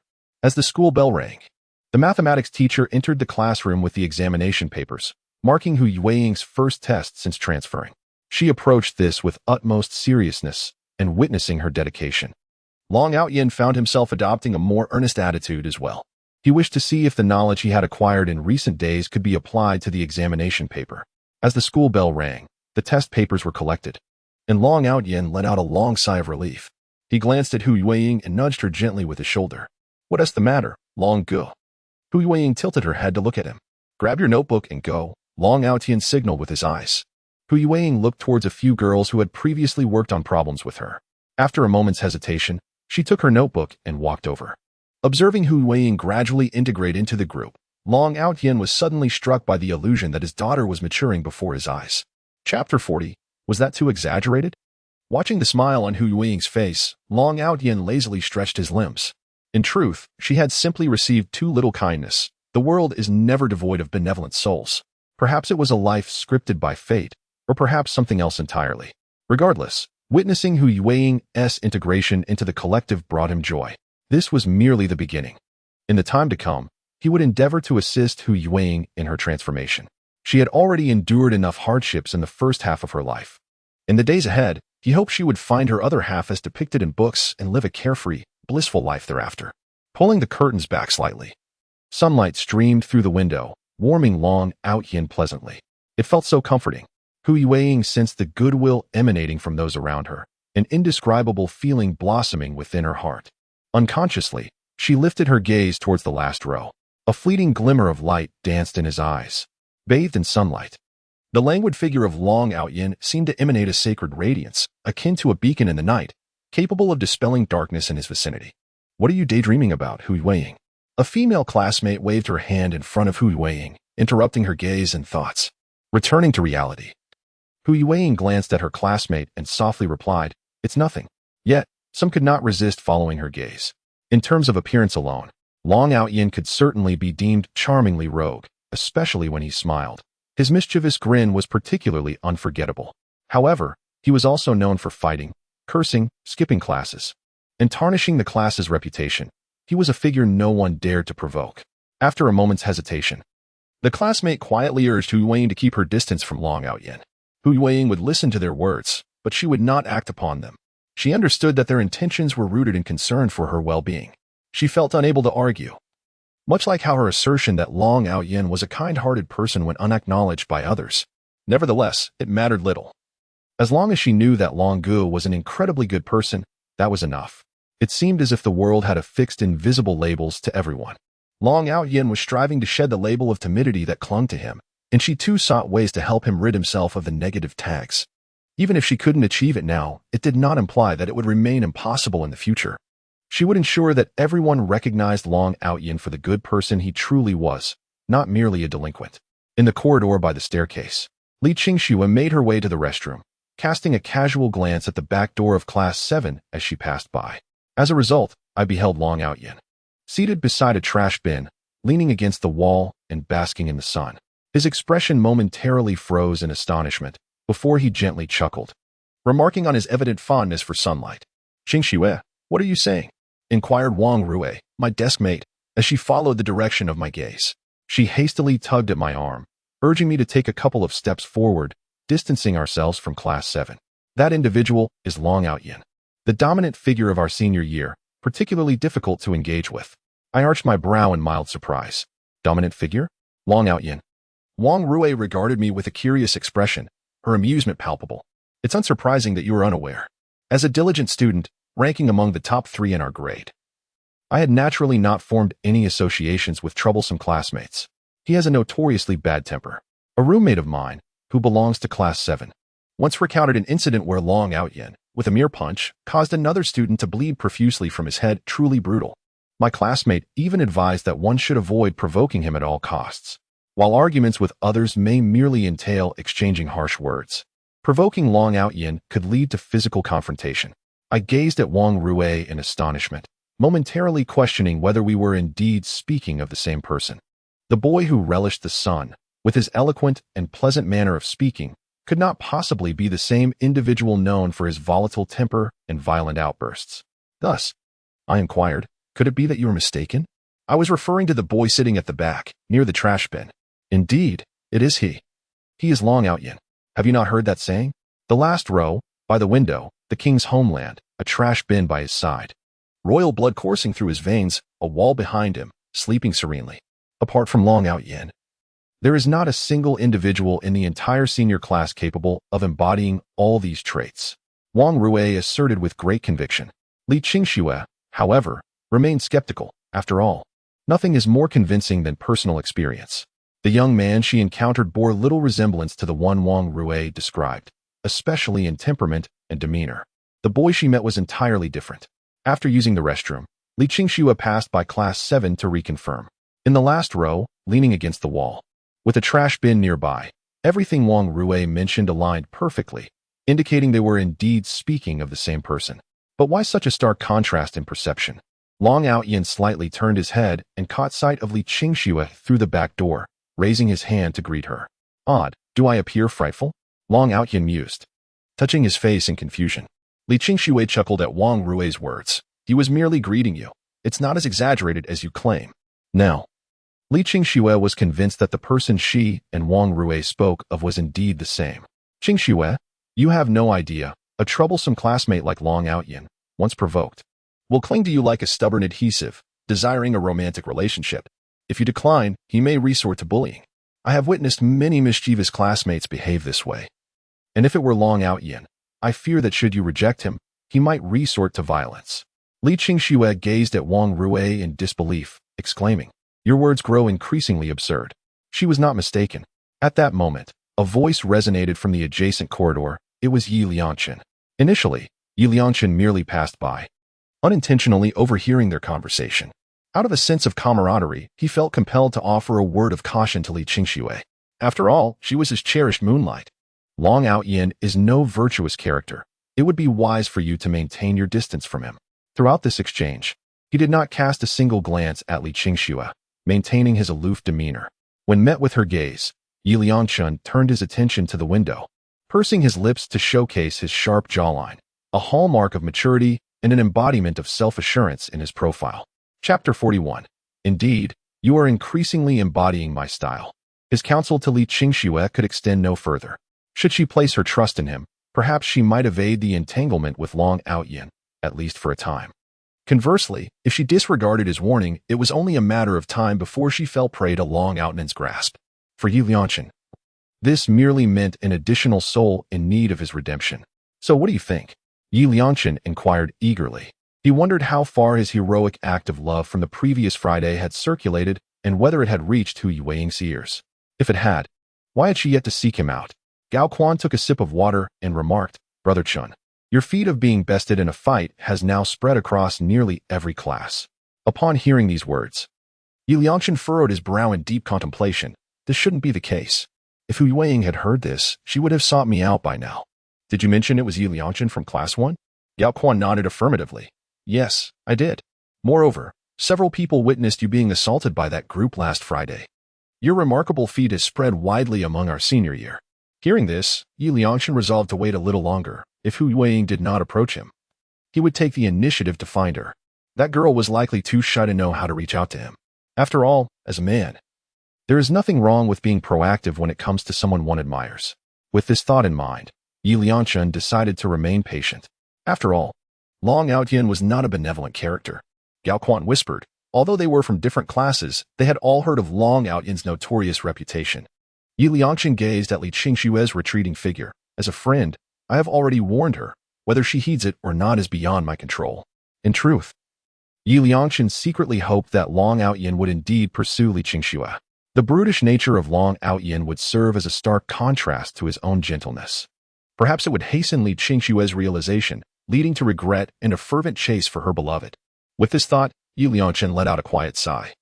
The sense of having everything under control was, in truth, rather tedious. If only there were some challenges to invigorate his life, it would stir the waters of his existence. I understand, Yi Liangchun remarked, a subtle smile gracing his lips. Just now, I initiated a conversation with Li Qingxue, and in her eyes, I provided her with a stepping stone. At this moment, her heart must be brimming with excitement, filled with countless words she yearns to share with me. Therefore, it is entirely reasonable for her to steal glances and observe me. After all, this proud girl, Li Qingxue, requires a compelling reason to draw closer to me. Your transformation is truly remarkable, Chen Gu, Gao Quan remarked earnestly. Ever since the tearing of the love letter, Yi Liangchun's subsequent actions have left Gao Quan bewildered. It feels as though he has become an entirely different person. Every aspect, from his work ethic to his lifestyle, has undergone a profound change. Quan, we are all maturing and evolving. Once certain realizations dawn upon us, we inevitably attain a heightened level of maturity. You may perceive my current state as a sign of my maturity, yet I remain your Chen Gu, do I not? Yi Liangchun gazed at Gao Quan, flashing a confident smile before returning to his seat. Seated at her desk, Hu Yueying's smile lingered, refusing to fade. Long Gu, she softly called out, placing a piece of candy on Long Outyin's desk. This candy was a token of gratitude from Zhao Yeye for assisting her with a problem earlier. Long Outyin glanced at the candy but did not refuse it. It was not merely a matter of wanting to eat it. Rather, it was because it was given by Hu Yueying, who hoped he would accept it. To decline would seem rather petty. Hu Yueying flattened the colorful candy wrapper on the desk, then lifted it to her eyes, gazing out at the world beyond. With the addition of this colorful filter, the world outside transformed into a vibrant tapestry. She beheld the smile gracing Hu Yueying's face. Long Ao Tian playfully tousled her hair and remarked, "Are you silly? Aren't you happy?" Not long ago, Hu Yueying pondered why happiness seemed so effortless for others. Now, a sudden realization dawned upon her. Happiness is indeed that simple.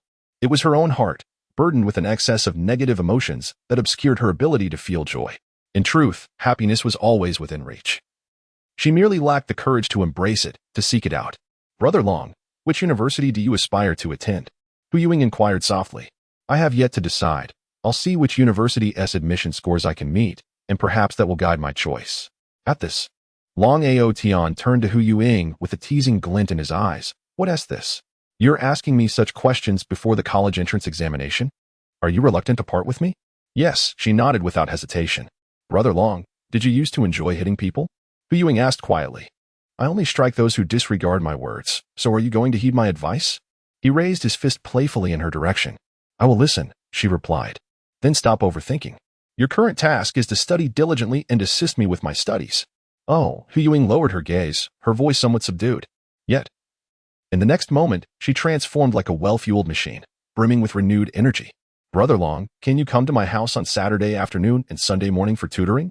I believe you will achieve a satisfactory result in the college entrance examination.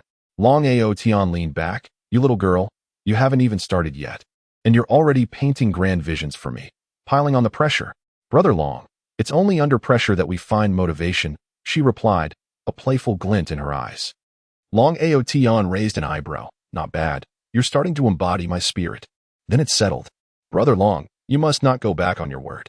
With that, she extended her pinky towards him. Will you make a pinky promise with me? Long Ao Tian scoffed. How childish. However, upon noticing Hu Yuying's earnest and determined gaze, he felt a twitch at the corner of his mouth. Are you serious? This is a game only children play. I refuse to partake. 10 seconds later. Pinky promise. For 100 years, no changing. Hu Yuing curled her finger, her eyes sparkling with delight, a hint of joy shimmering in her gaze. Long Ao Tian allowed her to hook his pinky, while he covered his face with his other hand, utterly embarrassed. This was indeed too humiliating in Long Ao Tian's world.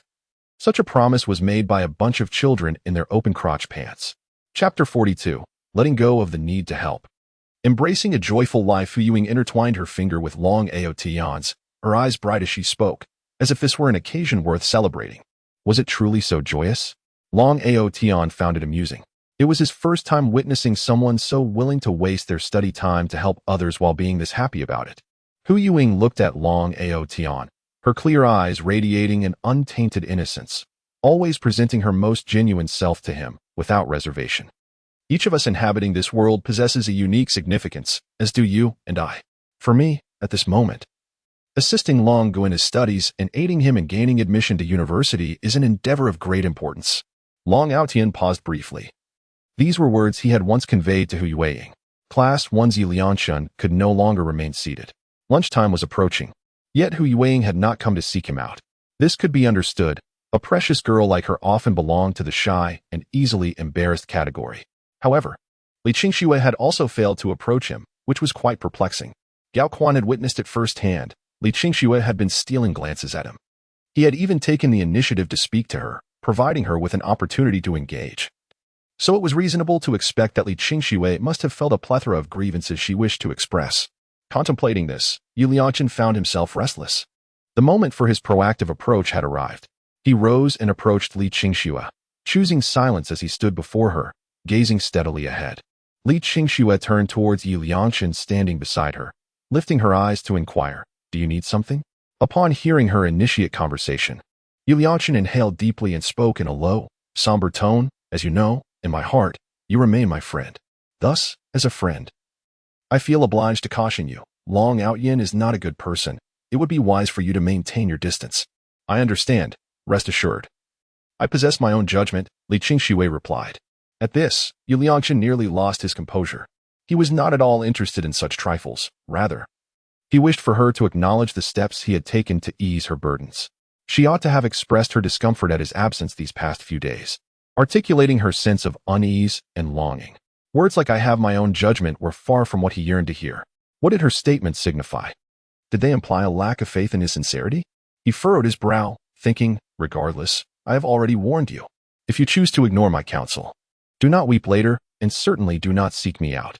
With a bitter smile, Yi Lianchen declared, "I shall relinquish my desire to assist you, and instead embrace a life of joy. From now on, I will no longer concern myself with your affairs." Must you wait for Long Ao Yin to ensnare you? Must you wait for him to reveal his true nature before you realize your folly? Very well, I shall withdraw completely. Initially, he had merely intended to inflict a gentle heartache upon her, to hasten the end of her romantic pursuit. But it now seemed that all his efforts had been in vain. He would await the moment when she, like in a dream, would rue her choices and weep for his return, suffering both physically and emotionally before he would come to her rescue. Only then would she truly comprehend the depths of his affection. After nearly a decade of acquaintance, this was the first time Yu Liangchen had spoken of himself in such a manner. Li Qingxue was not an overly sentimental person. Yet how could her heart remain unscathed upon hearing such words? Just a week prior, they had been the closest of friends, sharing everything. As she gazed at Yu Liangchen's resolute figure retreating from her sight, her eyes brimmed with tears. What is happening to you, Qingxue? Yu Liangchen, you have gone too far. You have made her cry. Upon hearing Wang Rui's voice, Yu Liangchen paused momentarily. Li Qingxue was in tears, not merely because she was resolutely giving up on him, but because she had become acutely aware of her own attitude, which caused her heart to ache with regret, leading to her choked sobs. Taking a deep breath, she slightly tilted her head, revealing the sharp line of her jaw, and spoke in a calm, unembellished tone. No one will always remain by your side. I only hope that whatever decision you make, you will not regret it in the end. With that, she turned and left the classroom. Yu Liangchen's actions left the classmates in the room in a state of disbelief. They had previously assumed that during his 99th confession, he was merely employing a tactic of feigned indifference to capture Li Qingxue's attention. However, judging by his demeanor today, it seemed he genuinely intended to seize his affections for her. Meanwhile, with her eyes glistening with unshed tears, Li Qingxue gazed up at the ceiling, determined not to let her tears fall. Had she been her former self, she would have been exceedingly angry with Yu Liangchen.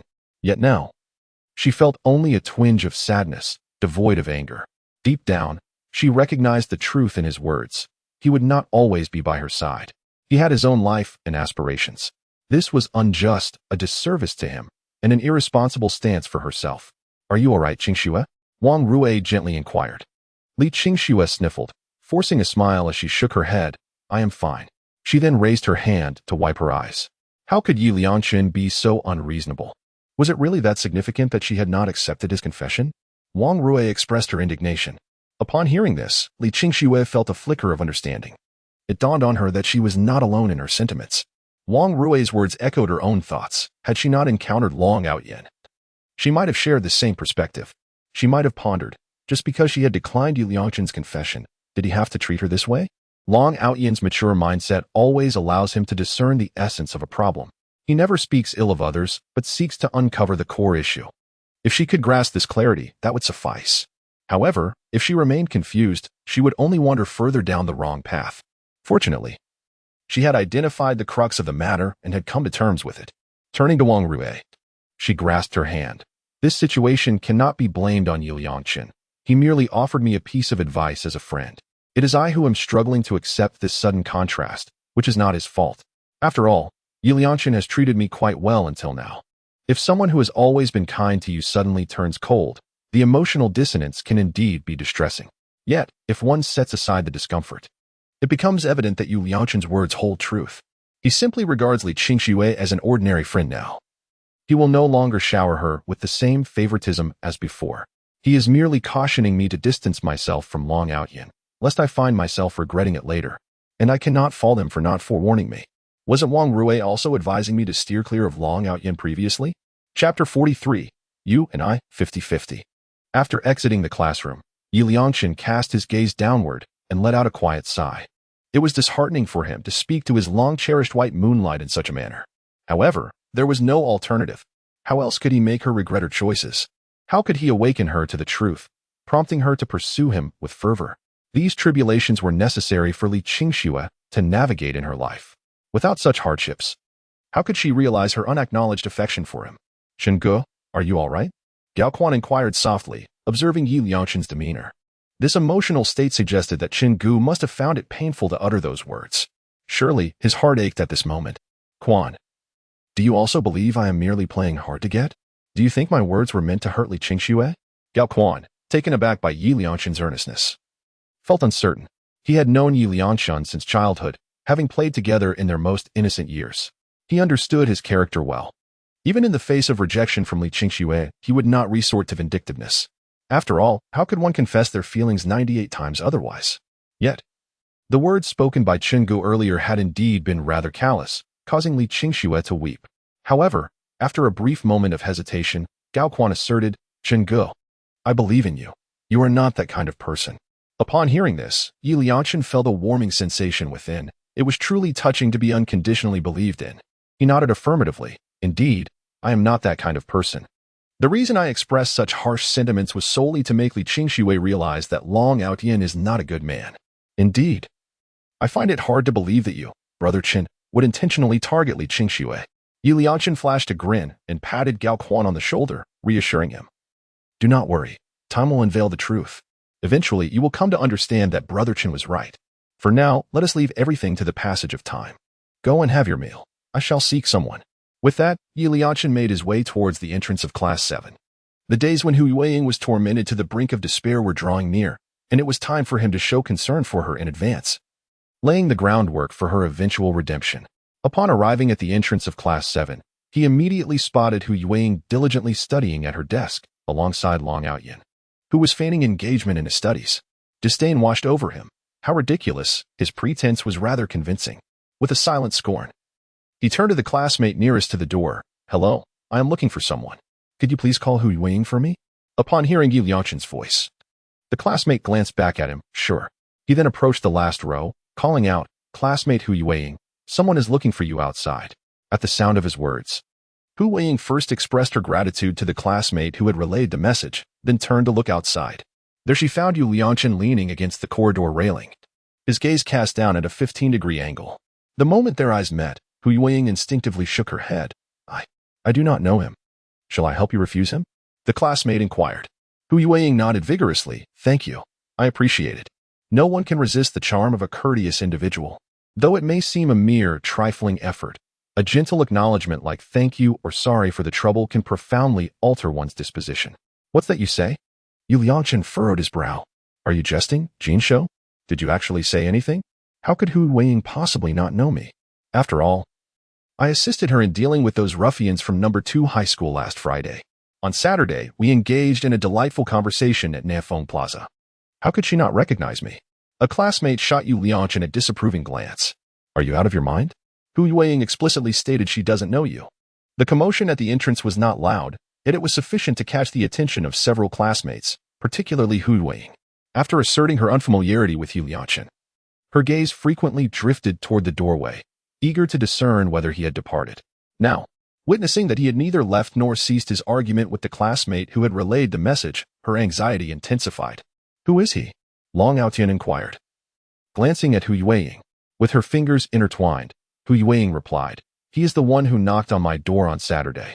Long Outyin lifted his gaze toward the entrance and then rose to his feet. Yi Lianchen, who had been observing Hu Yueying's movements, suddenly found Long Outyin's stare directed at him, causing him to momentarily freeze. He instinctively took 2 steps back upon realizing that Long Outyin was approaching him. Among his peers, Long Outyin was already regarded as quite tall, and his frequent brawls and truancies had endowed him with formidable physical prowess. Although Yi Lianchen stands at a height of 1.75 meters, his slender build makes him appear diminutive alongside Long Outyin. As he observes Long Outyin approaching, memories flood back of the moment when Long Outyin had orchestrated an assault against him, even though he had vanquished Long Outyin in a dream. And despite the fact that the essence within him now belongs to a 28-year-old soul, the scars inflicted by Long Outyin in that dream remain indelible. He is simply a deluded madman. As Long Outyin draws closer, his flamboyant and rebellious smile exudes a wild aura, reminiscent of a time at a university barbecue where he had invited Hu Yueying to join him, only to encounter Long Outyin. Back then, Long Outyin had approached him with a similarly sinister demeanor, unhesitatingly brandishing a bottle to strike him on the head. He had made it abundantly clear that he would not allow Yi Lianchen to get close to Hu Yueying, threatening that each time they met, he would be met with violence. Such incidents were far too numerous to recount. Breath-quickening with anxiety, Yi Lianchen found himself on the verge of forgetting how to breathe altogether. Long Outyin regarded the youth before him with curiosity. For reasons unknown, he sensed an unmistakable fear emanating from the young man directed towards himself. Long Outyin awkwardly rubbed his nose, pondering whether the original owner of this body had previously clashed with him, or perhaps had suffered at his hands. After all, in the original novel, Long Outyin was one of the most malicious antagonists, known for his propensity to resort to violence at the slightest provocation. The individual who causes the most distress to the protagonist group, Yi Lianchen, widened his eyes in shock upon witnessing Long Outyin raise his hand toward him. Instinctively, he recoiled, maintaining a safe distance, and exclaimed with a strained voice, "What are you doing? Do you intend to strike me? I assure you, should you dare to lay a hand on me, I will call the authorities." With trepidation, Yi Liangqin's heart raced as he fixated on Long Outyan, only to discover that the latter had merely raised his hand to rub his nose. Long Outyan, bemused by the exaggerated reaction, chuckled and remarked, "Do you harbor some misunderstanding towards me?" However, to Yi Liangqin, the mirth in Long Outyan's expression felt like mockery, a derision of how a mere gesture could induce such fear in him. Feeling the weight of the onlookers' gazes, Yi Liangqin clenched his teeth and fists, embarrassed and humiliated. He thought to himself, had it not been for my desire to preserve my gentle and sunny image in Hu Yueying's eyes, I might have been compelled to confront Long Outyan. He chastised himself to endure, to hold back. He realized he was at a disadvantage. Confronting Long Outyan directly would yield only a 50-50 chance of success. He had not come here to engage in a brawl with Long Outyan. There was no need for confrontation at this moment. He would wait until he had leveraged the information gap to his advantage before teaching Long Outyan a lesson. With this resolve in mind, Yi Liangqin took a deep breath and declared, "Do not revel in your triumph, for the tides of fortune shift. Do not underestimate the youth and poverty." With that, he turned and departed. "Hey!" Upon hearing Long Outyan call his name, Yi Liangqin quickened his pace, swiftly disappearing around the corner of the hallway. Chapter 44. Oh my! Could it be that Long Outyan has developed feelings for Hu Yueying? Observing Yi Liangqin's hasty retreat, Hu Yueying anxiously gazed at Long Outyan, pleading, "Brother Long, please don't fight, all right?" Moments ago, she had genuinely been frightened, fearing that Brother Long might resort to violence. She had overheard from Wang Shuo that if Brother Long engaged in a brawl, he would face disciplinary action. Thus, she hurriedly made her way over. Fortunately, Yi Liangqin was intimidated enough by Brother Long's imposing presence to flee at the first confrontation. "Fight!" Long Outyan chuckled at Hu Yueying. "Do I strike you as someone who enjoys fighting?" The surrounding classmates, upon hearing this, couldn't help but twitch their lips, nodding subtly in agreement. They internally lamented, "If he is not a fighter, then surely no one in this world is." However, what astonished them even more was that Hu Yueying, the new student, actually shook her head. What did this signify? It indicated that Hu Yueying believed Long Outyan to be a person disinterested in fighting. This was utterly preposterous, especially for Wang Shuo, who was eager to inform Hu Yueying that Long Outyan had once kicked students in the restroom with a force akin to that of a child. All because their urination sounds were slightly louder than his. While he might be guilty of being a bit too outspoken, Long Outyan was unequivocally ruthless. All he wanted was to reason with that student, asserting that casually knocking on a girl's door was entirely inappropriate. Little did he expect the student to run away so quickly. As Long Outyan concluded his statement, he couldn't help but notice the peculiar glances cast upon him by his classmates. Upon sensing his gaze, the others discreetly averted their eyes or resumed their pretense of reading. Internally, he scoffed at their behavior. Did they not realize how foolish they appeared in their haste? "Never mind. I shall head to the cafeteria for a meal." Hu Yueying nodded. "I will go fetch my meal card." "What meal card?" "You will tutor me, and I shall treat you to dinner. This is how it shall be. We wouldn't want others to think that I, Long Outyan, am taking advantage of a girl," Long Outyan asserted with conviction. Hu Yueying hesitated for a moment, only to feel a sharp pain atop her head the next instant. Long Outyan raised his fist, declaring, "If you do not comply, I shall strike you. I previously lent you a pen, and you returned the favor by lending me your notes. This was merely a means to avoid any obligation towards me. You tutor me, and I shall treat you to dinner. This is but a matter of reciprocity. So, let us dispense with the unnecessary chatter, shall we? You sound like a tiresome monk." "All right then, Long Gu, please wait for me a moment while I retrieve something." Upon seeing Long Outyan's raised hand, she quickly shielded her head. "It's pickled vegetables." With the pickled vegetables in hand, she obediently followed Long Outyan downstairs. Do you think Long Outyan might have developed feelings for Hu Yueying? There exists a possibility. Perhaps he truly harbors affection for her, thereby willing to amend his flaws. Indeed, I believe that is the case. Long Outyan has spent 3 years in this school, deriving amusement from bullying others. Yet Hu Yueying is the first person he has actively chosen to assist. At this juncture, all eyes turned toward Wang Shuo. Perceiving the gazes of the crowd, he questioned, "What are you all staring at?" "I have already apologized to Hu Yueying." Furthermore, with her adorable and innocent demeanor, one could surmise that anyone might be tempted to tease her. Momentarily pausing, Wang Shuo added, however, "I genuinely believe that Long Outyan is quite likely to have feelings for Hu Yueying. Otherwise, he would not have been so quick to act and confront that individual. Amidst this discourse, a few girls expressed their dissent, including one who had previously engaged in discussions on mathematical and chemical problems with Hu Yueying. Hu Yueying's problem-solving approach was remarkably lucid. On the recent examination, she had solved nearly all the significant questions correctly during their discussions, a feat that even the top student in the class had never achieved. It was no wonder that Long Outyin had begun to take his studies more seriously. But one might wonder, does Long Outyin stand a chance? That would ultimately hinge on the results of the upcoming test. In an instant, anticipation began to swell within the classroom for the afternoon's examination results. Meanwhile, Yi Liangchun, upon arriving at the cafeteria, remained on the brink of fury. This left Gao Quan, who had arrived early to secure a meal, perplexed. Observing Yi Liangchun's flushed face, Gao Quan quietly inquired, "Brother Chun, what troubles you?" Yi Liangchun took a few heavy breaths, then closed his eyes to inhale deeply, gradually regaining his composure. "It's nothing. I just want to find Long Outyin." Upon hearing this, Gao Quan paused for a moment, then immediately connected Yi Liangchun's search for Long Outyin with Li Qingxue. "Brother Chen, you wouldn't be seeking trouble with Long Outyin for Li Qingxue's sake, would you? Are you all right? Did he harm you?" At this, Yi Liangchun was momentarily taken aback, but then his eyes brightened as he followed Gao Quan's train of thought. "Well, although I've decided to give up on pursuing Qingxue, after all these years of friendship, I cannot simply neglect her." "Wow, Brother Chen, you are incredibly cool.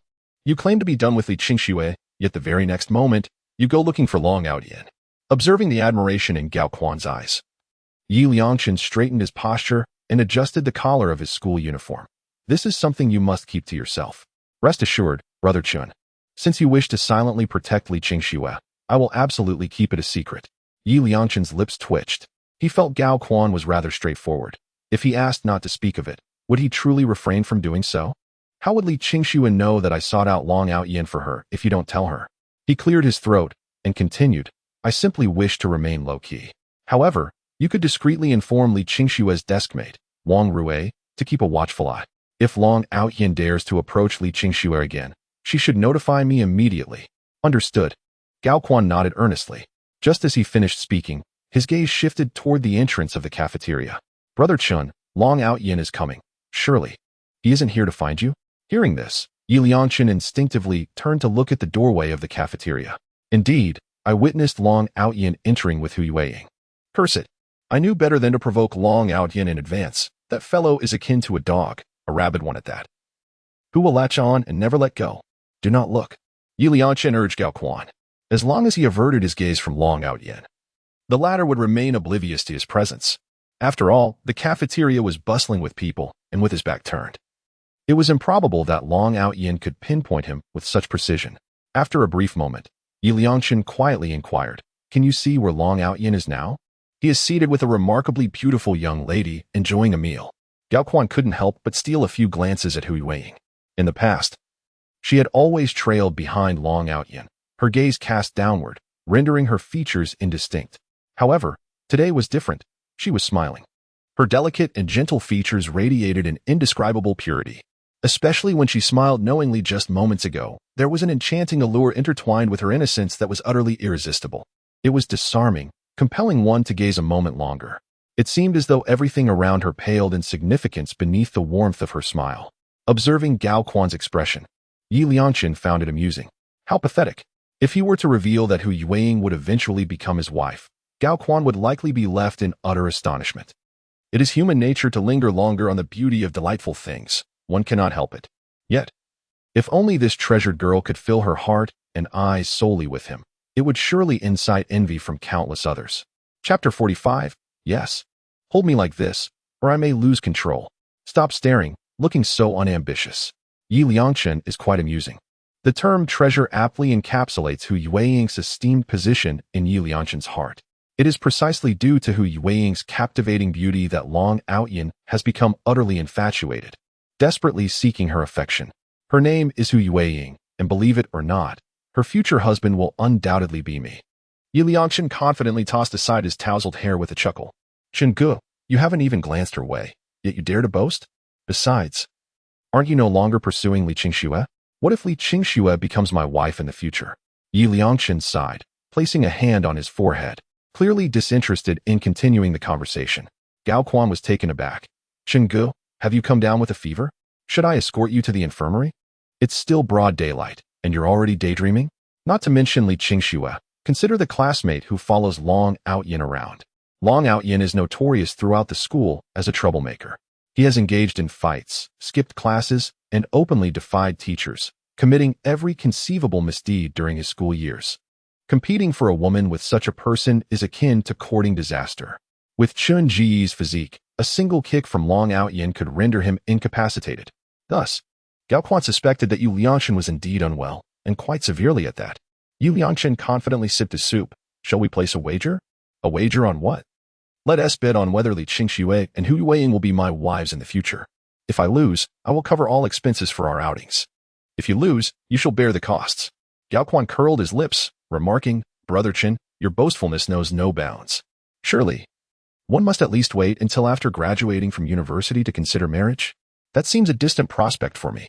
However, what if I were to claim that once the college entrance examinations conclude this summer, they will all become my girlfriends? Yu Liangchen replied with unwavering confidence. Gao Quan, as if he had heard an amusing jest, erupted into laughter, his eyes narrowing into mere slits. Upon the conclusion of the examinations, Hu Yueying and Li Qingxue will both transform into your girlfriends? Brother Chun, there is no need to go to such lengths to invite me out. Yu Liangchen raised an eyebrow, saying, in truth, my statement lacks precision. Following the exams, Hu Yueying shall indeed become my girlfriend, while Li Qingxue will pursue me ardently, wishing to be my girlfriend. For Gao Quan, such assertions were nothing short of explosive in their absurdity. The notion of Hu Yueying becoming his girlfriend was already outrageous enough. He could scarcely fathom how Yu Liangchen would fare should he dare to pursue Long Outyin's girlfriend. The repercussions would surely be severe. And yet, to add insult to injury, Yu Liangchen claimed that Li Qingxue would be the one to chase after him? This was not merely absurd, it was catastrophic. Gao Quan had spent countless years yearning for Li Qingxue.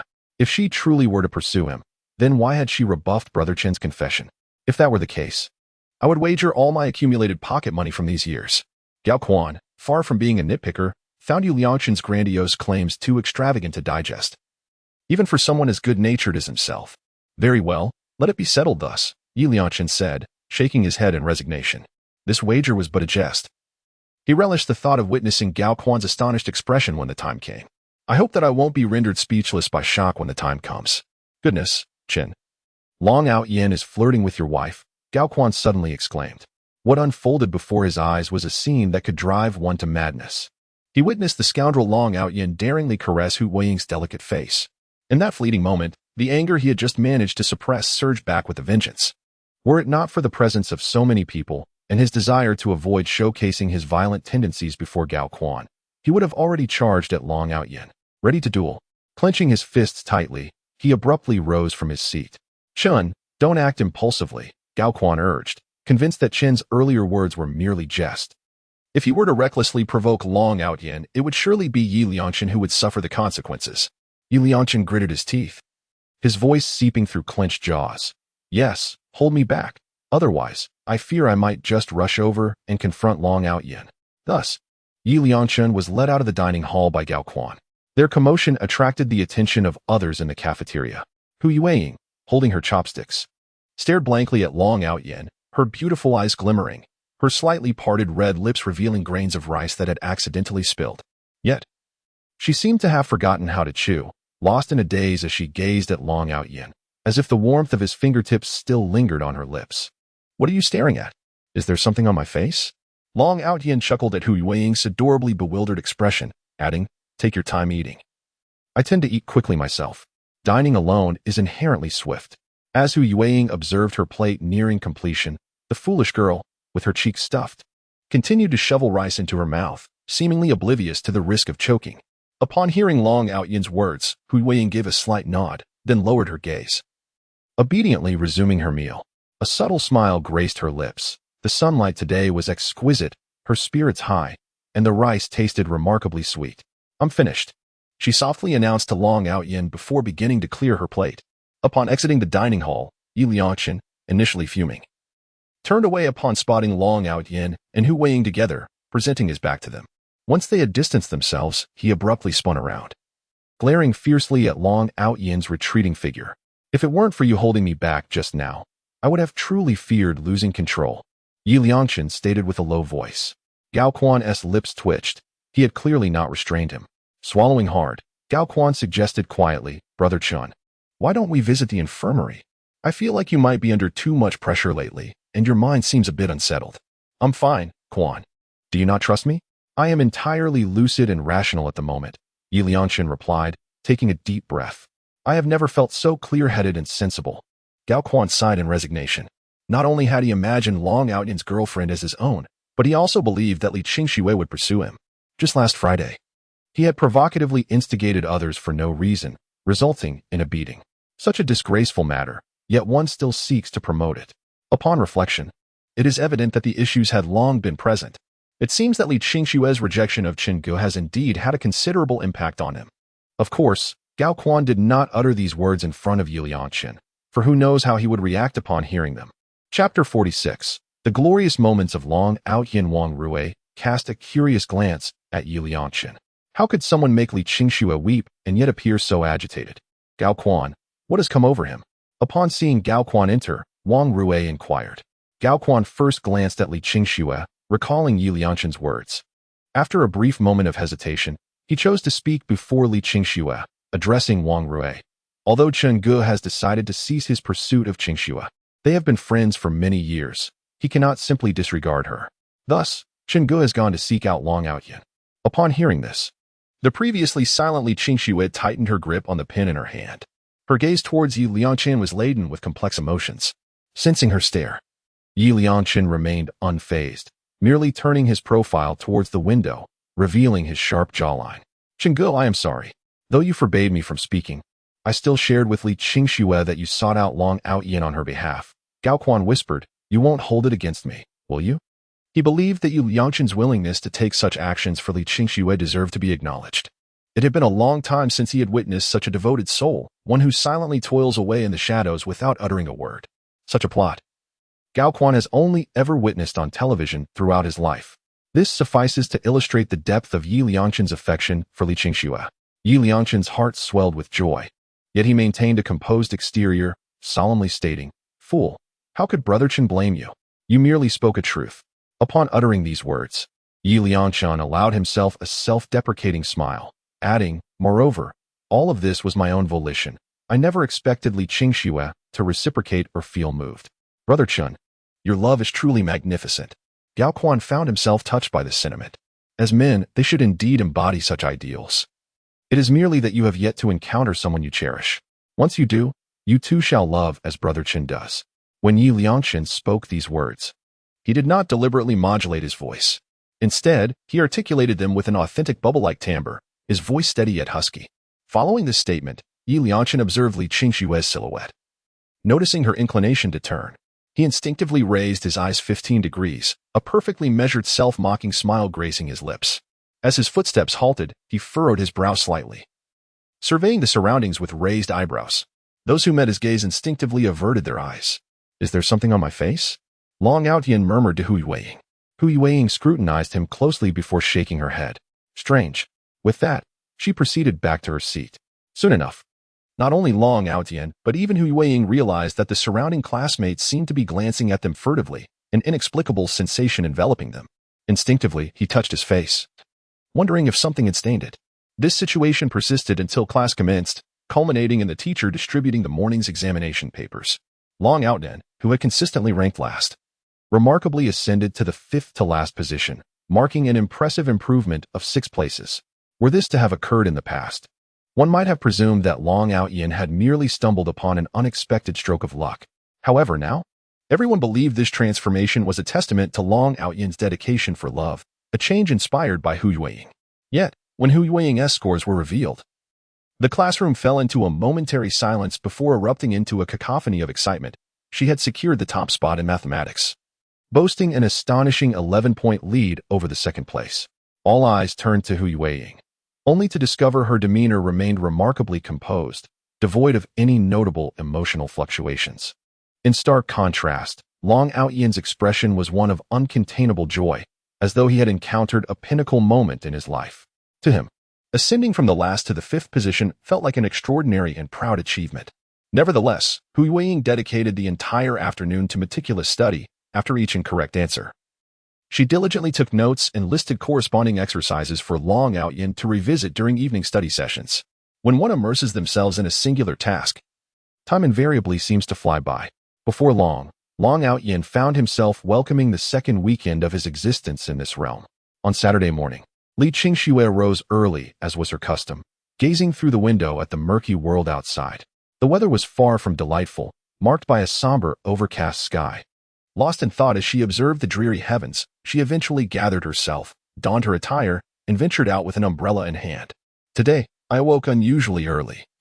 With my mother still in slumber, unprepared for breakfast, Li Qingxue hastily retrieved a bottle of milk from the refrigerator and dashed outside. A breeze had begun to stir. She tightened her coat and quickened her pace. Upon reaching the banks of the Waterbay River, she lifted her gaze. Due to the inclement weather, where normally many elderly individuals engage in exercise, today only a few were scattered about. Li Qingxue made her way to the riverside lawn, unfurled her umbrella, and settled down. The sounds of the wind brushing against the river, the gentle flow of the water, the patter of rain upon her umbrella, and the dampness caressing her face. These sounds coalesced into nature's most exquisite and unique symphony. She listened intently to these melodies, her heart inexplicably lightened and relaxed. As the rain intensified, soaking the lawn, Li Qingxue gradually stood up. Glancing at the time on her phone, she ventured toward the slope. The ripples of rain formed a curtain in her line of sight. Indeed, such weather is most conducive to slumber. Just as she prepared to depart, her peripheral vision caught sight of a figure lounging in the nearby park gazebo. She then noticed a silhouette lazily sprawled on the bench. Li Qingxue's eyes flickered with curiosity as she altered her course, approaching the gazebo. Before she could get close, she heard a soft tune emanating from within. Upon entering the gazebo, she closed her umbrella and set the milk down beside the figure.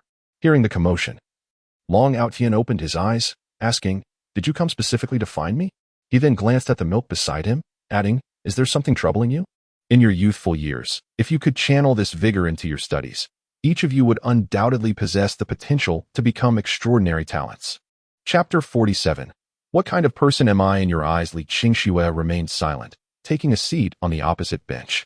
After a prolonged moment, she slowly remarked, "It's raining today. I thought you wouldn't come. The senior year of high school is monotonous and tedious, yet this place offers a better means to relieve stress." Long Outyin listened to the sound of raindrops falling upon the pavilion and lazily replied, "Only through a balance of work and rest can one optimally adjust their state of being." Li Qingxue shrugged, conceding that such an environment indeed fosters comfort. However, in comparison to this, perhaps more individuals would choose to listen to music or indulge in online gaming, employing entertainment as a means to alleviate their pressures. It seems only the older generation finds solace in the sounds of flowing water and rain. How is it that at merely 18 years of age, you seem to possess the demeanor of someone much older? I am precocious. Li Qingxue scoffed. I find it hard to believe that you are indeed mature for your age. With a laugh, the shadows in her heart dissipated. Sitting on the bench, she wrapped her arms around her knees, lost in thought as she gazed at the curtain of rain outside the pavilion. By the way, may I inquire, are you called Long Outyin? Yes. What do you think? Doesn't this name sound impressive? Li Qingxue hesitated for a moment before lowering her voice. My friend disturbed you. I apologize on their behalf. In truth, I wish to extend my sincerest apologies to you in person. However, within the confines of the school, I found no opportunity to do so. I hope you can graciously accept this belated apology. This matter arose purely from a misunderstanding. There was nothing inherently serious about it. It merely happened to be overheard by Yilianchin. Nevertheless, the root of the situation ultimately lies with me. Otherwise, Yilianchin would not have sought trouble with Long Outyin. And I am indeed obliged to apologize. Are you causing me trouble? Long Outyin cast a peculiar glance at Li Qingxue. Have you not heard of my exploits within the school? I have indeed heard of them. Yet, how can you utter such words? Who would dare to provoke me? Upon hearing this, Li Qingxue was momentarily taken aback. Wasn't there anyone who bothered you on Monday during lunch break? Long Outyin pondered for a moment. During that week, he had been diligently practicing under Hu Yueying's supervision, and no one had disturbed him. He confidently replied, "No." Li Qingxue appeared somewhat puzzled and quietly inquired, "Could it be that there is another student in our school named Long Outyin? Are you jesting with me?" Long Outyin was amused by Li Qingxue's doubtful and cautious tone. His broad, radiant smile exuded youthful exuberance. Li Qingxue's eyes flickered slightly. Then how come you differ from the tales I have heard? My classmates say you are quite fierce, quick to resort to violence at the slightest provocation. Anyone who dares to challenge you is said to be in for a world of trouble. They even claim you once kicked someone 10 meters away. As Long Outyin observed Li Qingxue becoming increasingly animated, his gaze brightened as he hurriedly gestured for her to pause. Stop. Isn't this a bit exaggerated? A 10-meter leap? Do you truly perceive me as some sort of superhero? Li Qingxue gazed back at Long Outyin, a faint smile blossoming in her eyes. Yet, when I converse and interact with you, I do not sense that you are the type to resort to violence at the slightest disagreement. How do you perceive me? Long Outyin straightened his posture and turned his attention to Li Qingxue, inquiring. I cannot speak for others, but I perceive you as someone with a gentle disposition, yet possessing a hint of wildness and rebellious spirit. Li Qingxue replied earnestly. She recalled how, during their previous encounter, Long Outyin had exuded genuine patience, and his words were never harsh, more akin to a mentor than a mere elder, making him an excellent confidant. Furthermore, during their first meeting, when faced with her interview, he had graciously bent down to accommodate their height difference, demonstrating his gentlemanly demeanor. It was precisely due to these qualities that Li Qingxue struggled to reconcile the Long Outyin described by her desk mate with the individual she had encountered. Thank you. I hadn't expected such a high regard in your assessment of me, Long Outyin remarked with a smile. In truth, I used to be quite a different person, and I have been striving to transform myself. Afterward, he picked up the milk beside him and asked, Did you come all the way here this early simply to convey an apology on behalf of a friend? Li Qingxue took a deep breath and sighed. Yes. Gao Quan explicitly stated that Yi Lianshun had sought out trouble with you because of me. Li Qingxue pondered over the situation, feeling that it had arisen because of her actions, and she feared it might cause unnecessary trouble for Long Outyin. Moreover, she was concerned that Long Outyin might retaliate against Yi Lianshun. Thus, she contemplated offering an apology. After all, they were classmates and, to some extent, friends. There was truly no need for any unpleasantness to ensue. Besides, it was merely a misunderstanding. However, having received confirmation from the involved party that Yi Lianshun had not sought trouble with Long Outyin, she found herself questioning whether Gao Quan was deceiving her or if Yi Lianshun had persuaded Gao Quan to do so. In that moment, her emotions were a tangled web, undeniably complex. Long Outyin glanced at Li Qingxue and, with a hint of amusement, remarked, At your age, the innocent affections for the opposite sex seem to be held in excessively high regard, don't they? Observing her expression, he recognized that she was once again ensnared in her own dilemmas. It was only natural if he had a companion who had been by his side for 9 years. He too would likely find himself in a moment of confusion. Romance, for everyone, is a beautiful affair. Yet, a healthy relationship should foster mutual growth rather than ensnare individuals in an ever-deepening entanglement, whether it be you or your friends, if you cannot let go of one another. Consider extending an opportunity to reassess your relationship from a different perspective. You may find yourself undergoing a transformation as well. Of course, all of this should be contemplated after the college entrance examination. This was Long Outyin's modest piece of advice to her. She wanted to convey to her that one should not become ensnared in the complexities of love. If one cannot let go, then it is best to approach it earnestly, following one's heart without regrets. Li Qingxue felt a flicker in her eyes, for Long Outyin's words resonated deeply within her. Her life plan was precisely like that. Moreover, she firmly believed that those who truly love each other will inevitably meet at the pinnacle of their journey. Thus, from the outset, she had not included romance in her high school agenda. It was only then that Li Qingxue realized Long Outyin had not brought an umbrella. He merely turned his back to her and waved his hand, gradually disappearing into the curtain of rain, seemingly unperturbed by the storm, carefree and unrestrained. As Long Outyin departed, Li Qingxue glanced at the milk beside her, then raised her gaze to the endless downpour, stretching languidly. Regardless of the reasons for deceiving oneself, as Long Outyin had said, akin to her own life plan, everything would be addressed after the college entrance examination concluded. Chapter 48. Those with less acumen tend to take detours. She captured a photograph of the rain outside and promptly began to edit a caption on her phone. All sudden recollections in this world stem from a song held dear. Yet it seems that is all there is to it. Forgive me, for your night has retreated. She clicked to upload. After scrolling through her phone for a while, she noticed a lack of browsing history, surmising that Li Qingxue was likely engrossed in her studies and had not checked her phone. Consequently, she set her phone aside and lay on her bed, staring blankly at the ceiling. Throughout this week, I have not bestowed any warmth upon Su Xiao. Rather, I have maintained an aloof demeanor in her presence. On several occasions, I have witnessed her hesitating, as though she yearned to convey something yet found herself at a loss for words. Regrettably, I have not granted her the opportunity to express herself. You must be feeling quite distressed, but alas, there is naught I can do. These tribulations are a necessary part of your journey. Only by traversing the trials of love can you truly comprehend the depth of your affection for me. Otherwise, you would not cherish it. Our acquaintance spans an extensive duration, long enough for you to lose sight of whether your feelings for me stem from friendship or something deeper. Yet, fret not, I shall assist you.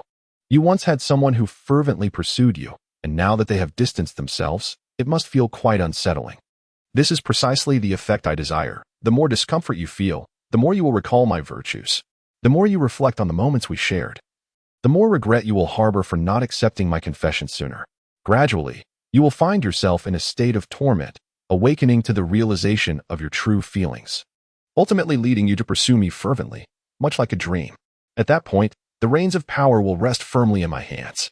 Contemplating this, and recalling the wager I made with Gao Quan, I cannot help but chuckle.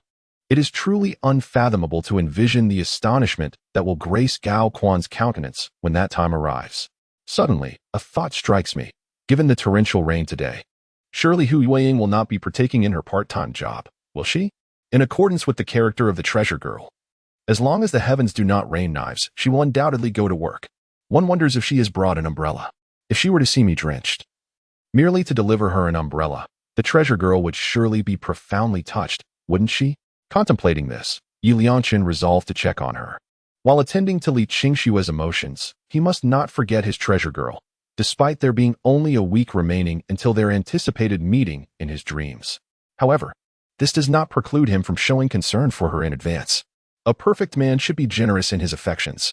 Rising to dress, he hesitated for a moment, then removed his attire, opening the wardrobe to retrieve his white shirt.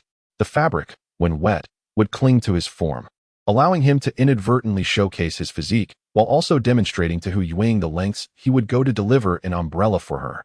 Upon returning home, Long Outyin took a shower. Gazing at the relentless downpour outside, he seized an umbrella and stepped out. Arriving at the market, he found that the vendors offered him discounts on his purchases. After gathering his groceries, he approached the old man's stall to request a piece of meat.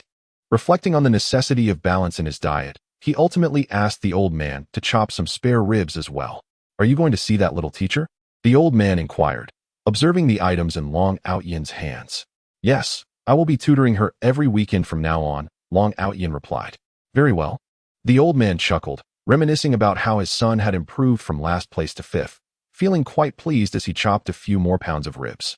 As parents witnessed their child ranking last once, twice, countless times, how could they not feel a sense of urgency? Previously, due to Long Outyin's academic performance, he had suggested the possibility of enrolling him in a tutoring program. However, this proposition led to an intense confrontation between them. Since that incident, the father found himself at a loss for words, unsure of how to approach Long Outyin, torn between expressing concern and fearing that their relationship would become even more strained. Now, seeing Long Outyin gradually change for the better fills the father with joy. He holds no reservations towards the dedicated young tutor who assists his son, feeling immense gratitude. He appreciates her willingness to dedicate her precious vacation time to help Long Outyin amid the pressures of high school life. "I'm leaving now. After the tutoring session this afternoon, I will return. Do you have any money? Take some to treat her later," the father said while rummaging through a box for cash. "I still have money. You don't need to take any." "I'm leaving now," Long Outyin replied, patting his pocket as he gathered the meat and vegetables. "I'll leave an umbrella for you here." He set aside one of the umbrellas he had brought from home before departing. As he walked along the road, he secured the umbrella between his neck and shoulder, freeing one hand to message Hu Yueying. "Are you at home?" "I'm on my way." "Where are you?" She replied, "I'm at Niafeng Square. I'll be home soon." After sending her message, Hu Yueying glanced up at the relentless downpour, a look of anxiety crossing her face. Upon stepping out in the morning, the weather was merely overcast, but to my surprise, it has now begun to pour heavily.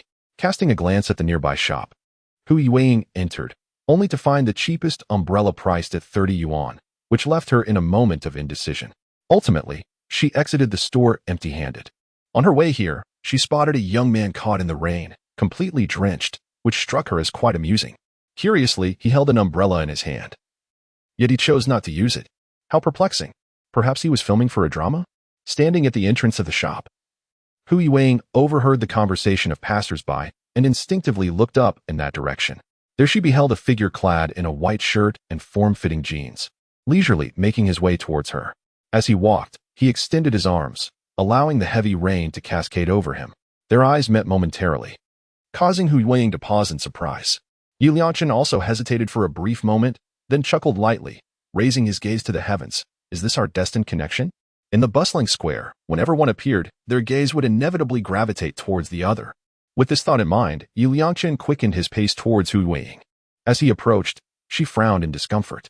The white shirt, soaked by the rain, clung tightly to his form, accentuating two dark spots on his chest that stood out conspicuously against the fabric. Did he not feel awkward? At that moment, a phrase from Long Ao Yin echoed in her mind. For those with such poor judgment, it's best to take a detour upon encountering them. My dear companions, behold, this is the sweetest novel I have ever encountered. Oh my heavens, it surpasses even the delightful strawberry pie made by Grandma Tom. If you have reached this point without bestowing a 5-star rating, urging for updates, or showing your support, I swear I shall kick you with the tip of my shoe. Hee hee. What I wish to convey, my friends, is that you must stay and continue to engage, grant 5 stars, and encourage further updates. Chapter 49. Why must my love endure so many trials? Reflecting on Long Ao Yin's words, coupled with Yi Liangchen's grin that revealed his teeth, raindrops cascaded from the corners of his mouth, evoking an almost salivating sensation. A shiver ran through him. Noticing Hu Yuang's gaze, Yi Liangchen flicked his damp hair back and smiled with confidence. I surmise you have forgotten your umbrella today. I was quite concerned for you, so I came to deliver this. Hu Yuang, unable to resist the sight of the 2 small dark spots on Yi Liangchen's chest, turned her head away and murmured, Thank you, but it's unnecessary. I told you, there's no need to be courteous with me. Take it, he insisted. Although delivering this umbrella has left me drenched, my heart is filled with joy because I have finally been able to assist you. With that, Yi Liangchen opened his arms wide, embracing the sky, allowing the rain to drench him, his face unperturbed, exuding an air of enjoyment. Witnessing this scene, Hu Yuang felt an overwhelming sense of embarrassment and instinctively wanted to distance herself from him. Yet, Yi Liangchen suddenly crossed his arms, mimicking an embrace of himself. Today is quite cold, yet it cannot diminish the fervor within my heart. The warmth I feel arises from the knowledge that I have aided you. As Hu Yuang observed Yi Liangchen standing resolutely in the rain, refusing to seek refuge beneath the eaves, she became increasingly convinced that he might indeed be somewhat unhinged. She softly replied, There's no need. I shall leave once the rain subsides. Yi Liangchen chuckled derisively. You are concerned about me, aren't you? Hu Yuang, puzzled, stammered, What? What do you mean? Yi Liangchen suddenly fixed her with a serious gaze, articulating each word distinctly. I mean, you are worried about me, but it's of no consequence. I am a man, and this little rain feels no different than a refreshing shower. Their exchange attracted the attention of numerous onlookers. The square was vast, and many who lacked umbrellas had sought temporary shelter from the rain. At that moment, all eyes turned toward them. Mom, is that brother in the rain confessing his feelings? A little boy asked innocently, gazing up at his mother. Upon hearing this, Hu Yuang felt a surge of anxiety and shot Yi Liangchen an exasperated glare. Conversely, Yi Liangchen, noticing her expression, confidently tossed his head back and smiled. See? Even children can sense the love between us. It seems our feelings have already been blessed by the heavens. Hu Yuang frowned and took a step back, creating distance between them. Please, don't say such nonsense. Yi Liangchen let out a helpless sigh. His voice tinged with melancholy as he tilted his head 15 degrees to the west, allowing the rain to drench his face. I am not speaking in vain. There are matters you do not yet comprehend. Their emotional entanglement began with the mutual care of 2 wounded souls. Yi Liangchen's confession had been met with rejection, leaving him heartbroken, while Hu Yuang had been battered into a state of physical and mental exhaustion. Yet, he had been reborn, possessing the cherished memories of his dreams. Perhaps this was the very reason the heavens granted him a second chance, to remember everything, to approach Hu Yuang in advance to care for her, to rescue her, and to walk hand in hand towards a splendid life once more. Yi Liangchen understood that uttering such words would likely make Hu Yuang regard him as a fool. But did that truly matter? What harm is there in being a little foolish in love? Hu Yuang took a deep breath. Arguing with someone of such questionable intellect felt utterly foolish. I'm sorry, but I don't understand what you're saying. Please let me pass. I must go. With that, she disregarded the torrential downpour, cradling her phone close to her chest, tucking her chin down as she dashed into the curtain of rain. The water quickly soaked her tousled hair and shoulders, and she felt a surge of anxiety. On one hand, she wished to avoid his entanglement. On the other, Long Outyin awaited her. At that moment, trapped by Yi Liangqin, she felt a mix of impatience and irritation. Just as her heart raced with urgency, a voice, rich and magnetic yet laced with icy detachment, echoed from behind. Let go.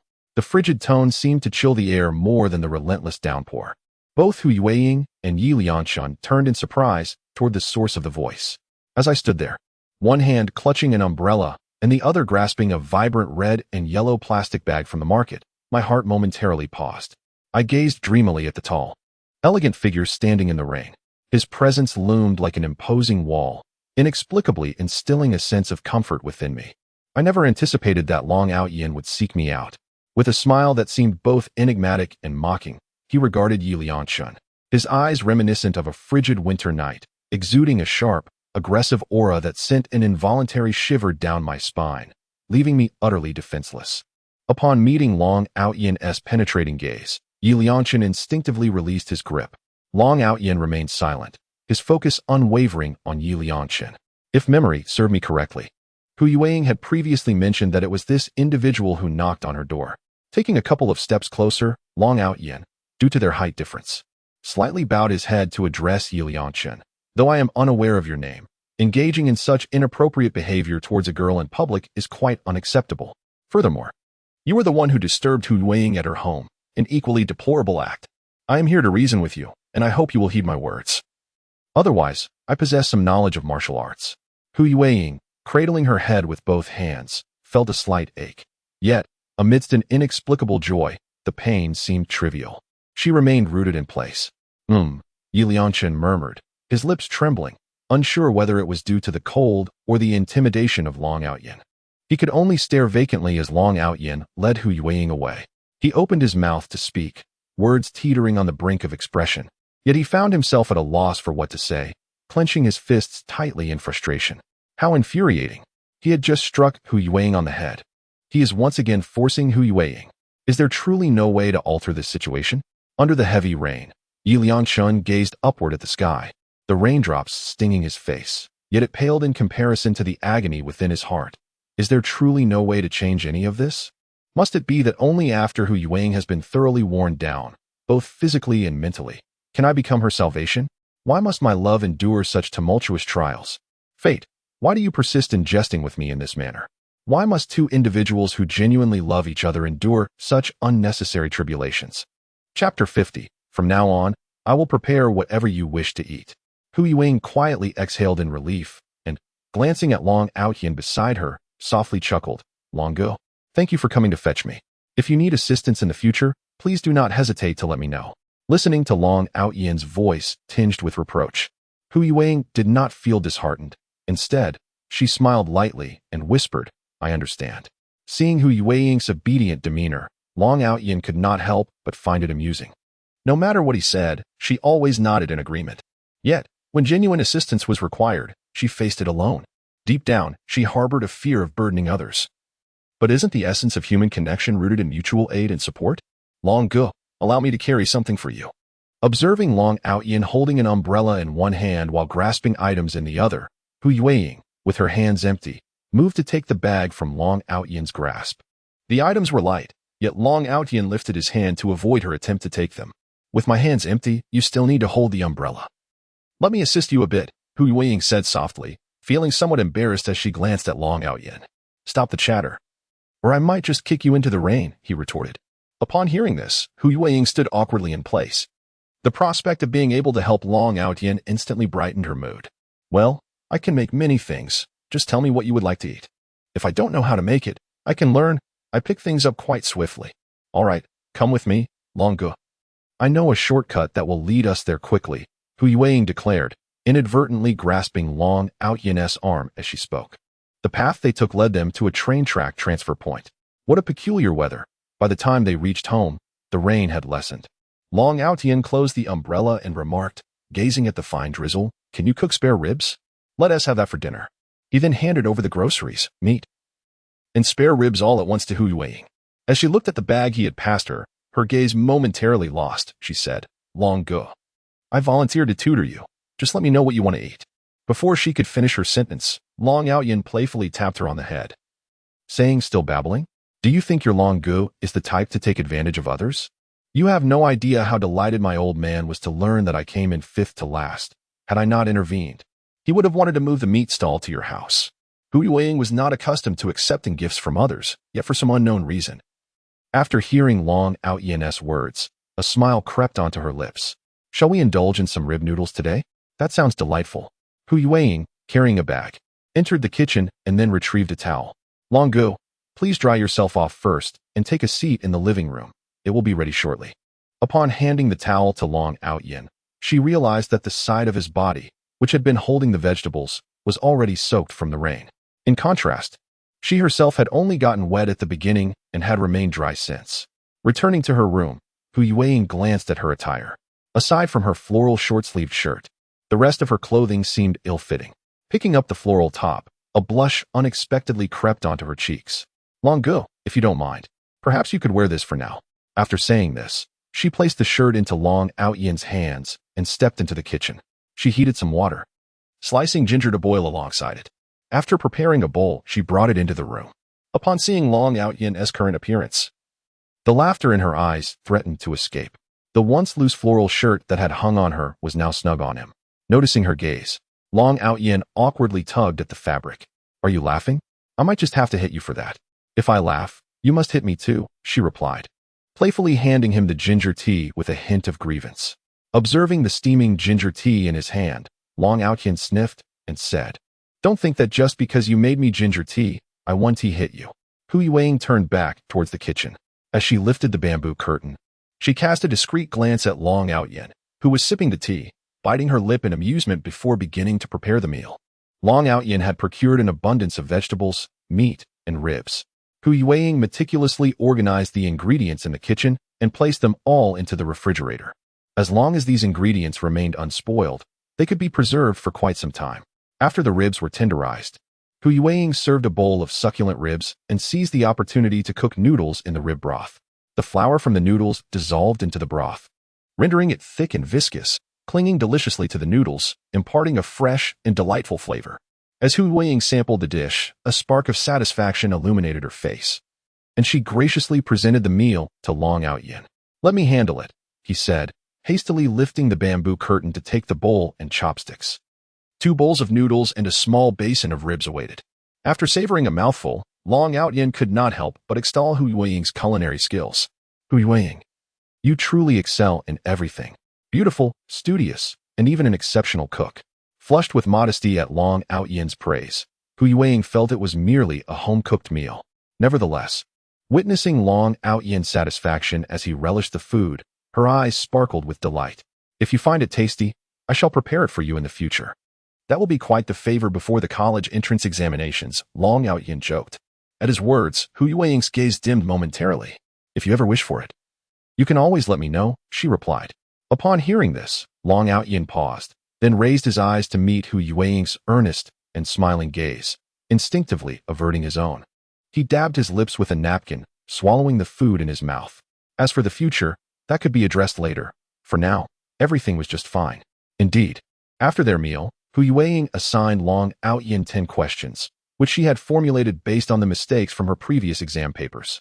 In the face of questions that Long Yaoyan finds challenging, Hu Yueying always patiently provides him with answers.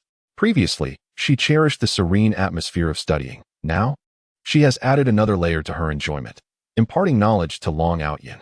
Observing the confidence radiating from Hu Yueying as she explains the concepts, Long Yaoyan can distinctly sense her joy.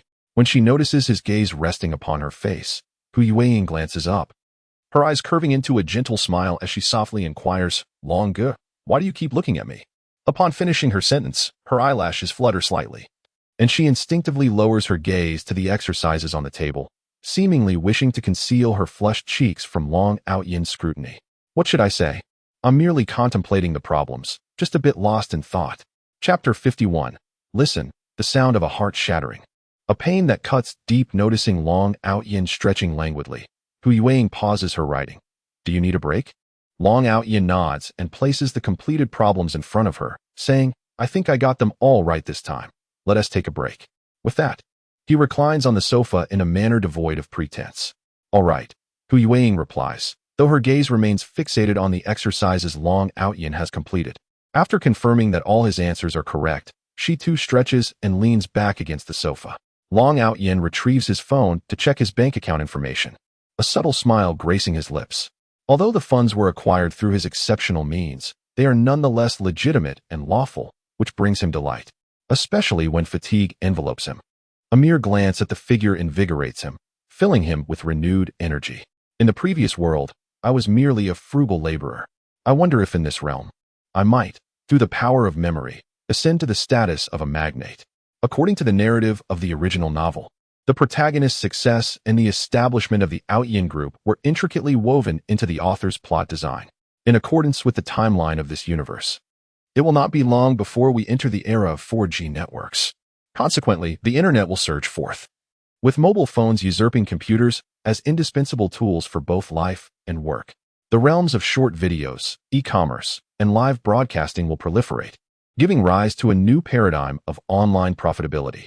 All of these developments will serve as fortuitous opportunities for the protagonist.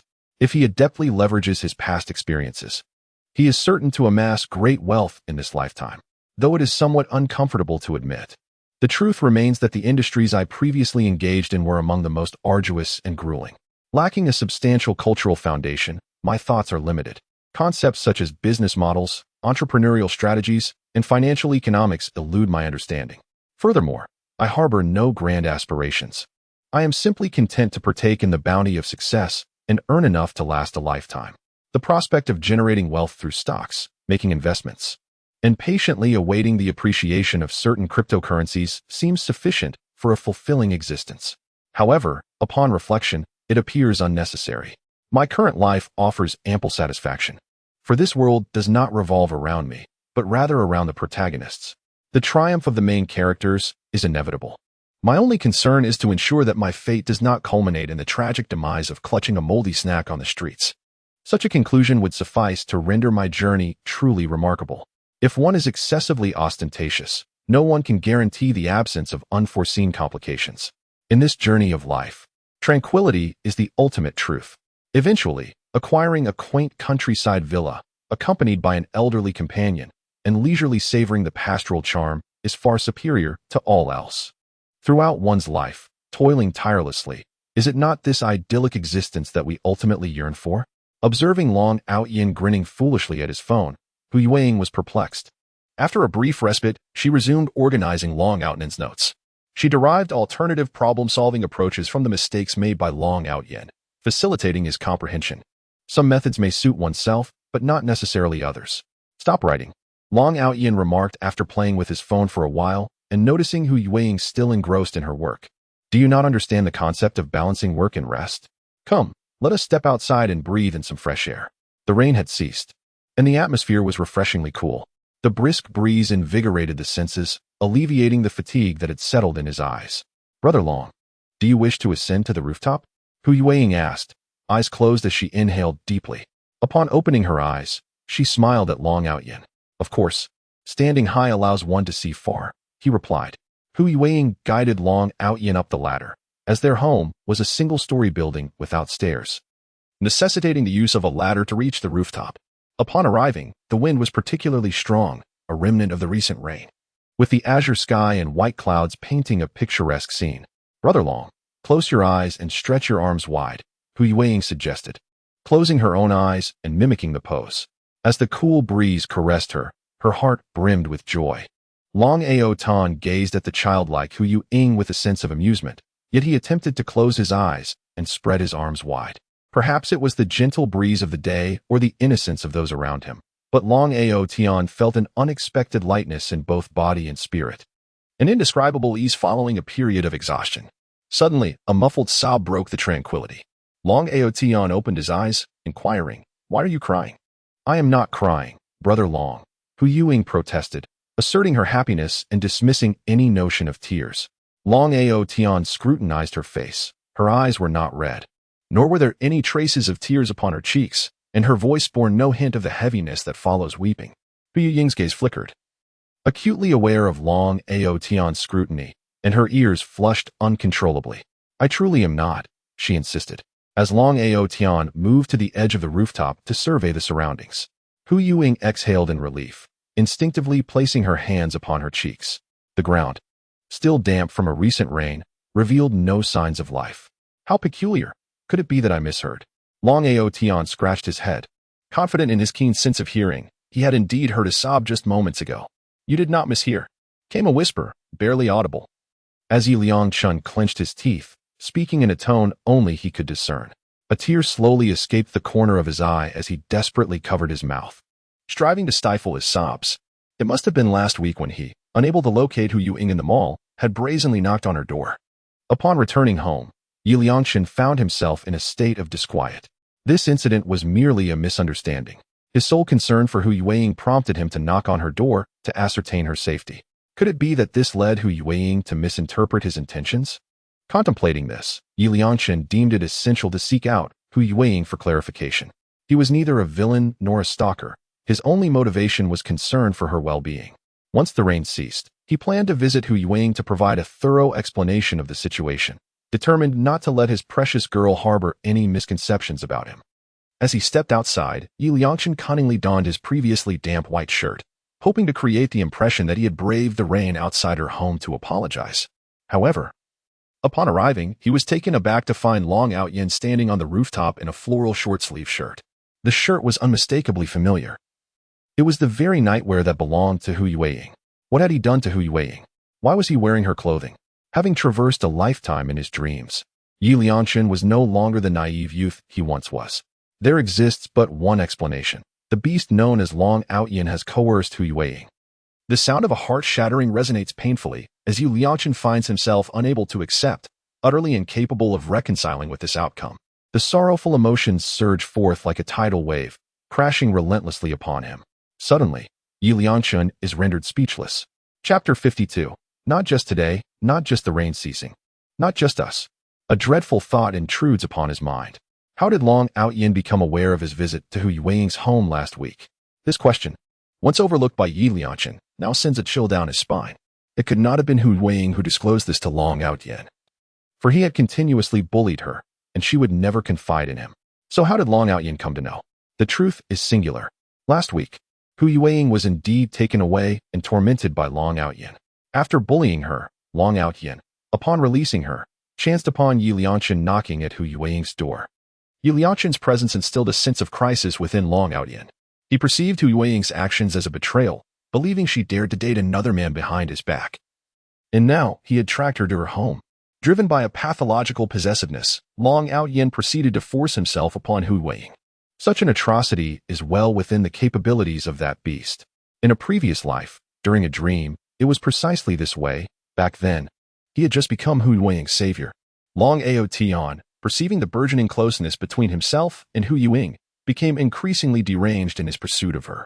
He regarded Hu Ying as his possession, believing that no man, save for himself, should approach her. Any such transgression would lead to torment for Hu Ying, both physically and emotionally. On numerous occasions, it was through his own intervention that Hu Ying was spared from the predatory advances of Long Ao Tian. Contemplating this, Yi Liangchun clutched his hair in despair.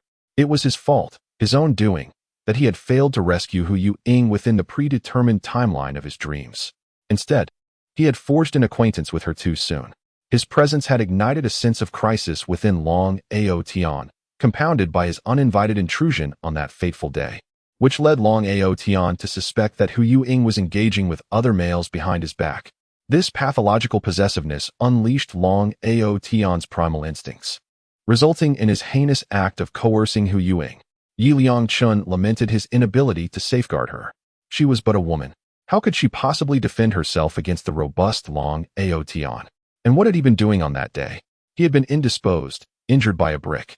And if he had not been so distracted, he might have prevented the tragedy from unfolding. A pallor of despair washed over his face. Why did this happen? Why? He wandered aimlessly down the road, his eyes void of life. Through the glass of a storefront, he glimpsed his own disheveled reflection. Raising his phone, he captured a photograph of himself, Today, the rain has finally ceased. Not just today, nor merely the rain, nor just us. He sat vacantly on the curb, gazing at the overcast sky, its color a tangible manifestation of his shattered heart. After a prolonged silence, a renewed spark ignited in Yi Liangchen's eyes. It matters not. It matters not. I am utterly indifferent. My precious girl, it is I who owe you an apology. You should never have had to endure such tribulations. It is my presence, my misguided desire to instigate change, that has precipitated this calamity. Had my arrival not provoked the pathological and frenzied Long Yan, you would not have been coerced by that beast. Taking a deep breath, he smiled skyward. Even if you have succumbed to Long Yan's vile intentions, it is of no consequence to me, for what I cherish is solely you as a person. As long as you are well, all is right in my world. A week remains. In just 7 days, our fateful encounter will unfold. We will meet, become acquainted, and fall in love, and by then, with my assistance, you shall be entirely liberated from Long Yan's grasp. At this juncture, he clenched his fists tightly, his eyes ablaze with fury, bloodshot with indignation. Long Yan, for all that you have inflicted upon Hu Yueying, I vow to make your end far more tragic than that of my dreams. In my dreams, I was far too benevolent. Contemplating this, Yi Liangchen's spirits lifted considerably. A glance at his phone revealed that his 2 recent posts had garnered a disheartening 0 views. Why could this be? Had Li Qingxue not checked her phone all day? This seemed improbable. With this thought, Yi Liangchen promptly dialed Gao Quan. Hello, Shingu. What is the matter? I'm currently engrossed in a game. Are you still playing games? Do you have any idea what happened? Yi Liangchen remarked with exasperation. What is it? Brother Chen, please don't scare me. Gao Quan momentarily forgot to press the keyboard upon hearing this. Yi Liangchen took a deep breath. Li Qingxue may be unwell. Call Wang Rui and ask her to check on Li Qingxue. Huh? Brother Chen, how do you know Li Qingxue is sick? Did you go to see her? Upon saying this, he abruptly hung up the phone. His posts had only been directed at Li Qingxue. The extended absence indicated only one possibility. She was indeed ill, feeling too unwell to even glance at her phone. At that moment, if Li Qingxue were to discover that it was he who prompted Wang Rui to contact her out of concern, Yi Liangchen could hardly fathom how her emotions would erupt. When one is ill, they are at their most vulnerable, making it the perfect storm for emotional outbursts. Perhaps this was the time for Li Qingxue to confront her own feelings? Just as Yi Liangchen was lost in these thoughts, his phone suddenly rang. With a slight furrow of his brow, he wondered who it could be, interrupting his pleasant reverie. Relaxing his forehead, he mused, could it be Li Qingxue? With that thought, a smile crept onto Yi Liangchen's lips as he retrieved his phone from his pocket. However, what greeted his eyes was Gao Quan's number. After connecting, Gao Quan's voice came through the line. Brother Chen, have you made a mistake? Wang Rui said Li Qingxue is not sick. Impossible. How could that be? Yi Liangchen responded, utterly incredulous. He would rather doubt that Wang Rui had made a mistake than question whether he himself was at fault. If Li Qingxue were not ill, how could she possibly disregard her own posts? Indeed, Wang Rui had expressed her puzzlement earlier, stating that Li Qingxue was at home studying and was not unwell.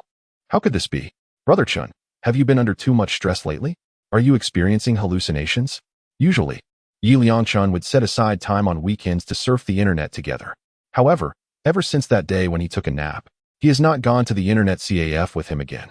In the previous instances when he sought out Yi Liangchen, he had claimed to have more pressing matters to attend to than browsing the web.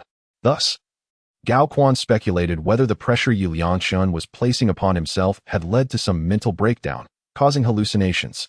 Otherwise, how could he so adamantly assert that Li Qingxue was ill? Looking at the disconnected call, Gao Quan pondered for a moment before locating Li Qingxue's profile and sending her a message. I beseech all the kind-hearted readers, please show some compassion and support this child. I am immensely grateful. Chapter 53. Your knight must withdraw now. Yi Liangchen gazed up at the overcast sky, which mirrored the turmoil within his heart. Suddenly, a drop of rain fell upon his face. Gently lifting his hand to touch the teardrop on his cheek, he felt a profound sadness. Pondering, I can no longer distinguish whether this is my tear or the rain. I seem to have succumbed to a melancholic state. At that moment, his phone chimed with a new message notification. Upon hearing the prompt, Yi Liangchen's eyes sparkled with excitement as he swiftly retrieved his mobile phone. A smile graced his lips, a smile imbued with a sense of confidence. This was because Li Qingxue had taken the initiative to send him a message. I knew you could deceive everyone, but not me. You must be unwell, yet you wish to spare others from worry, so you concealed the truth of your ailment. Now, your emotions have erupted, and you can no longer resist reaching out to me. Yi Lianchen felt an exhilarating rush.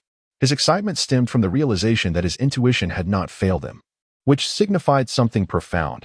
He had begun to influence Li Qingshue's emotions, when her feelings could be swayed by him.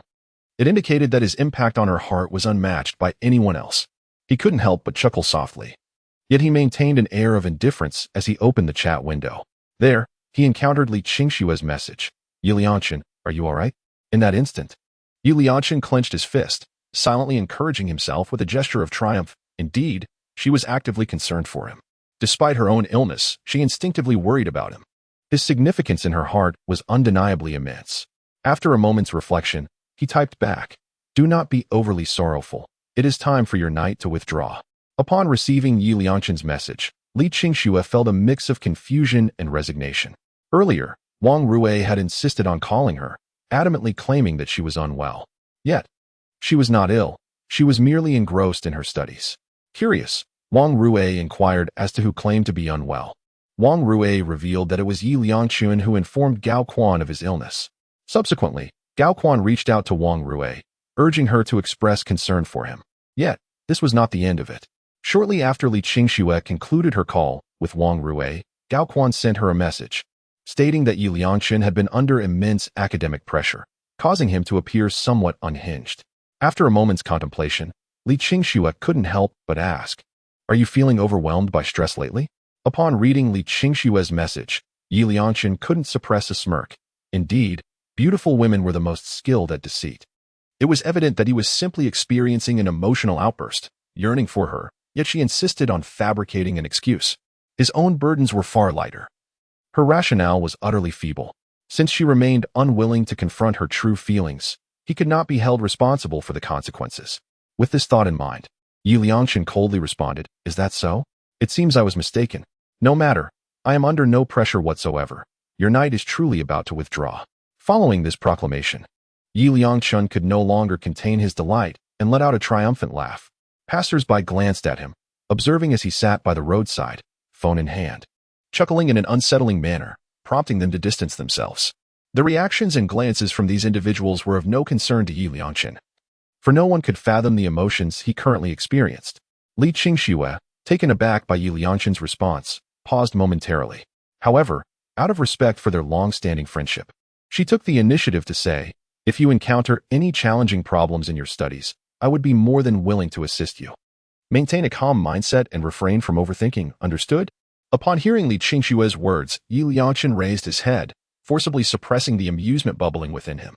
"How dare you say you are not concerned for me, that you do not yearn for my presence? You even urge me to maintain a calm demeanor and not indulge in wild imaginings. Perhaps you fear that I might truly withdraw from your world. Had it not been for that dream, Yi Lianchen might have believed that Li Qingxue merely wished to assist him with his studies. However, enlightened by his dreams, he had already discerned the true sentiments residing in her heart. You merely wish to use the guise of tutoring as an opportunity to spend time alone with me, to bask in my affection. Do not presume that I am oblivious to your true intentions." Consequently, Yi Lianchen resolutely declined her offer, stating, "No need. I am quite well on my own, and I do not perceive a necessity for your assistance. Let it be. Your knight truly ought to take his leave. After all, a knight is merely a knight, not a prince." At this moment, it was evident that Li Qingxue was on the verge of losing her composure. She had begun to show genuine concern for him, a stark contrast to the past when he alone had been attentive to her. Yet now, she not only expressed her care but also sought to utilize the pretext of tutoring to encounter him and share moments together.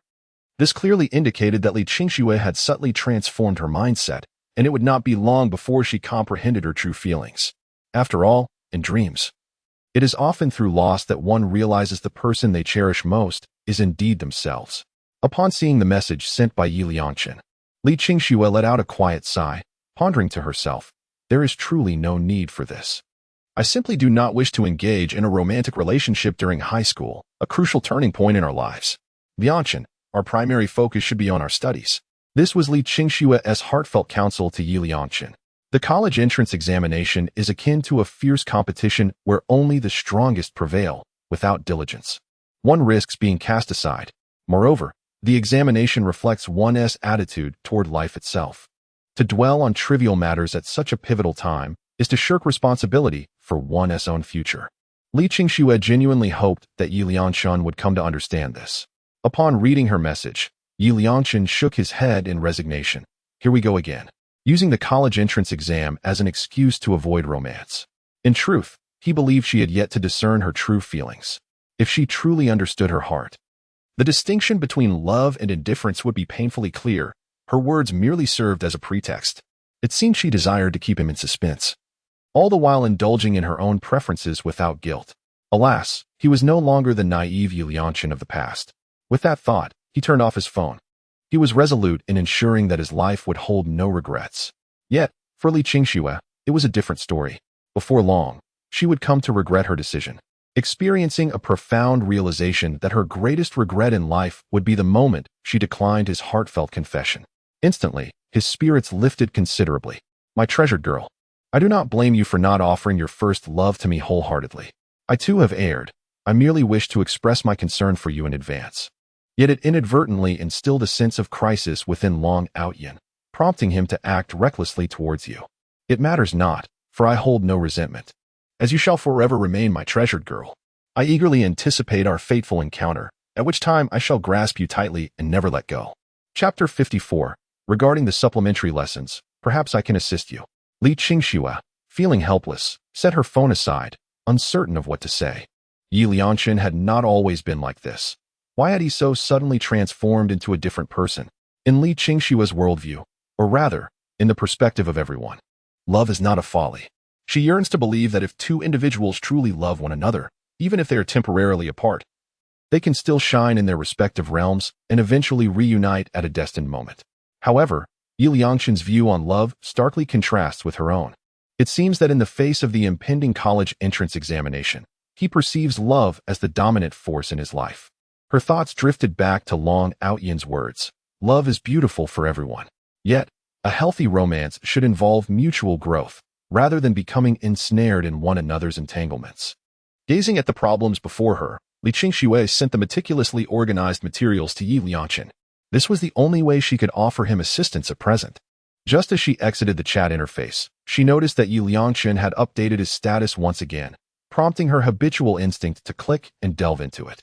If only I had restrained myself from becoming friends back then. Alas, a night remains but a night, for even nights experience weariness. Upon reading this sentiment, Li Qingxue found herself enveloped in silence. Did he truly regret their friendship? Taking a deep breath, she promptly shook her head, resolving not to become ensnared by such thoughts. She composed herself, turned off her phone, and chose to return to her studies. Yet, her heart was undeniably perturbed.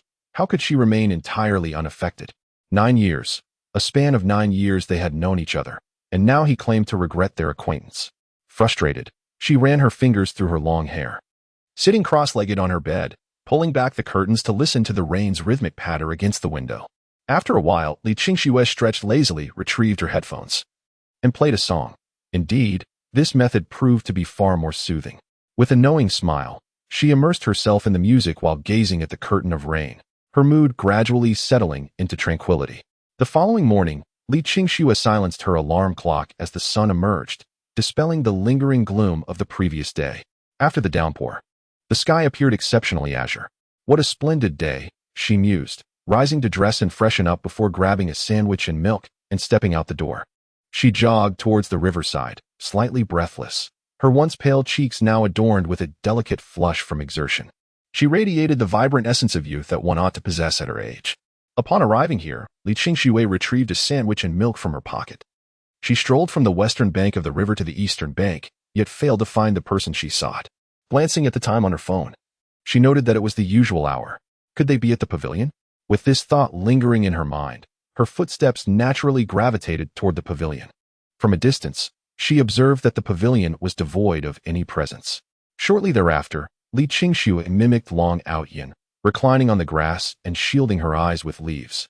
As her vision was obscured, her auditory senses seemed to amplify in an instant.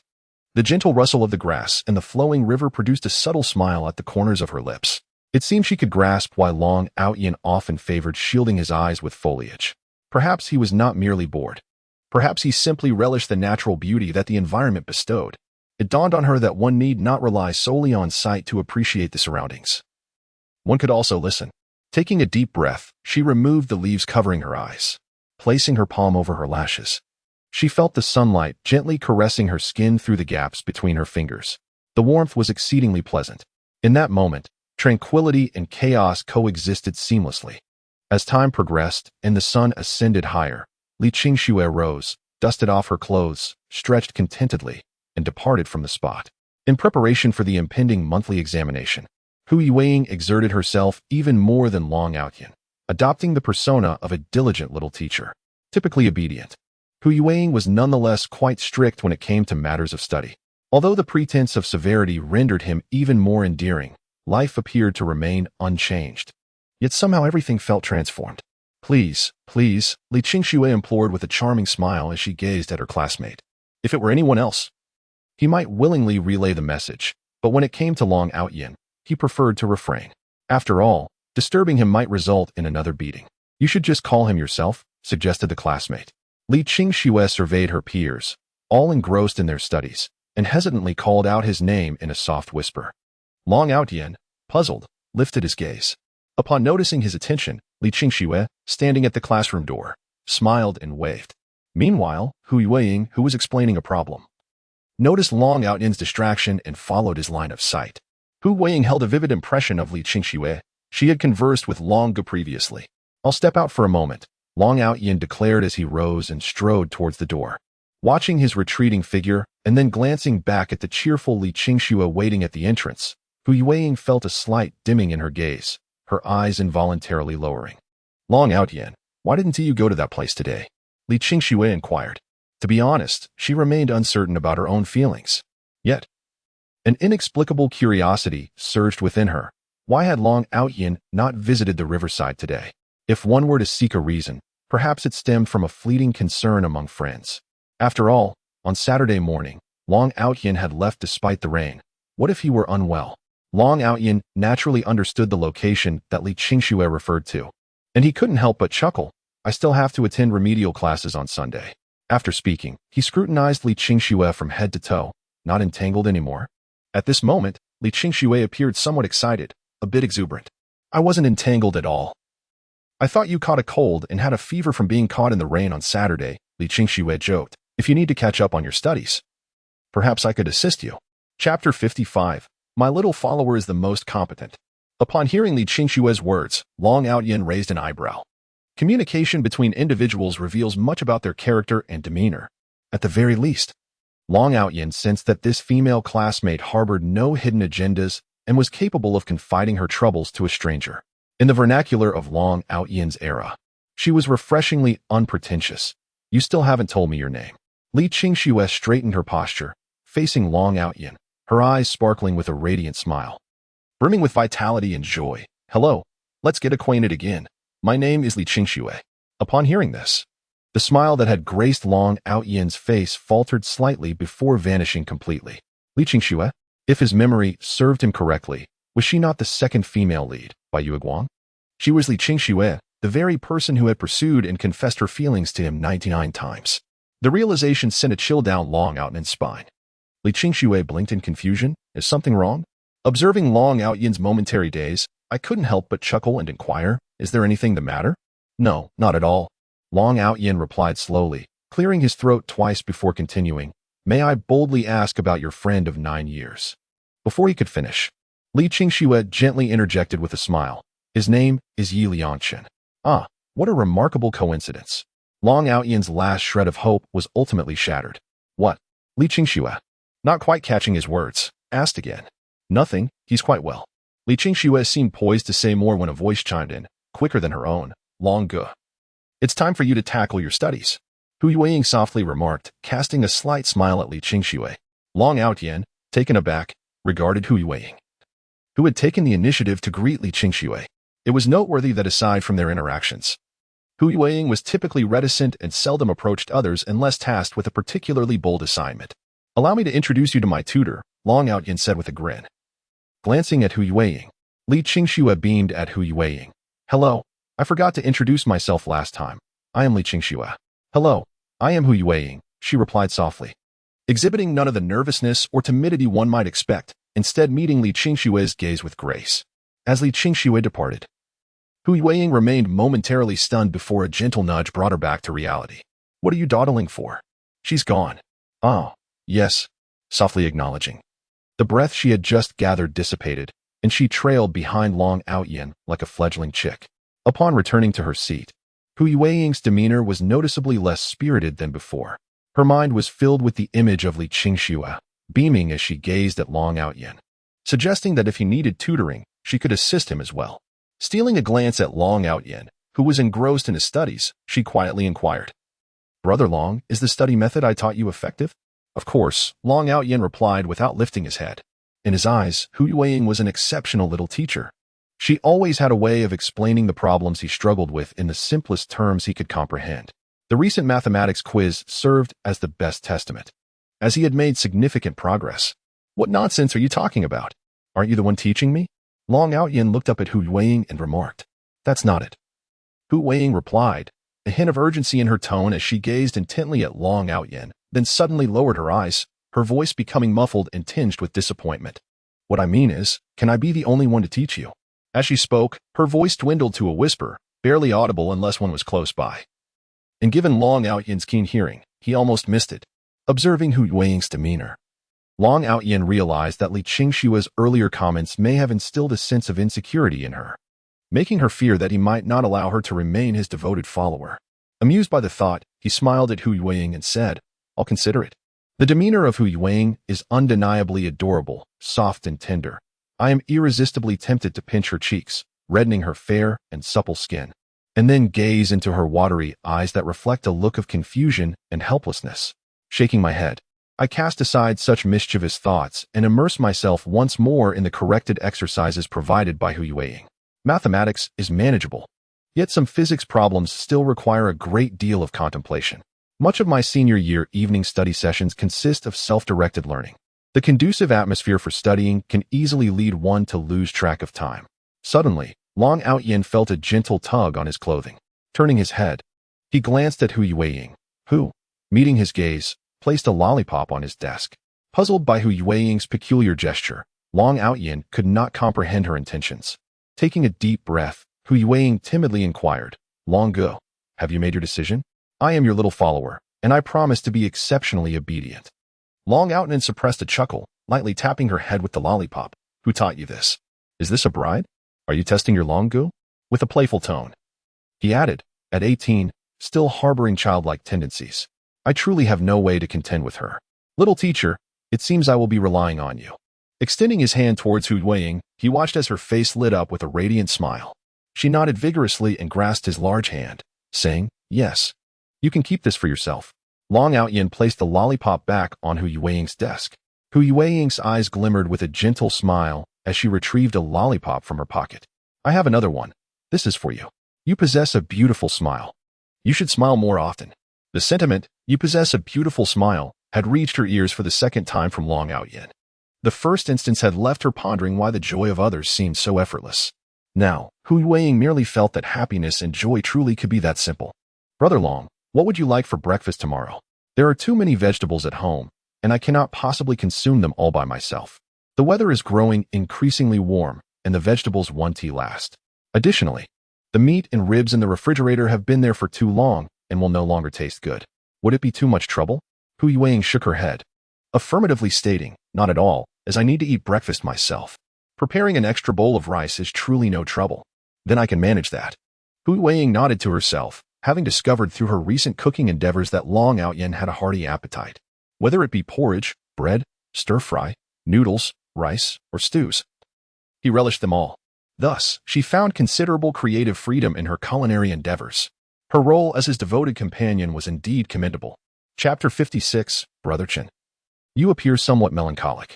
Meanwhile, Yi Liangchen fortuitously entered from outside. Today, he appeared markedly different, emanating a sense of frailty. Although he uttered little, the air of despondency, weakness, and the forced smile upon his lips conveyed volumes. Observing Yi Liangchen's demeanor, Li Qingshue's gaze inevitably lingered upon his retreating figure. With his back turned to her, Yi Liangchen wore a subtle smile upon his lips. On Saturday, Apart from sending herself a study material, Li Qingxue had ceased all communication with him. This led into a conclusion. In his dreams, he was a figure rejected 99 times in his declarations of love, leaving his heart in desolation. How can one articulate such a sentiment? It was as if he had taken 99 steps towards his beloved, only for her, his cherished moonlight, to refuse to take that final step towards him.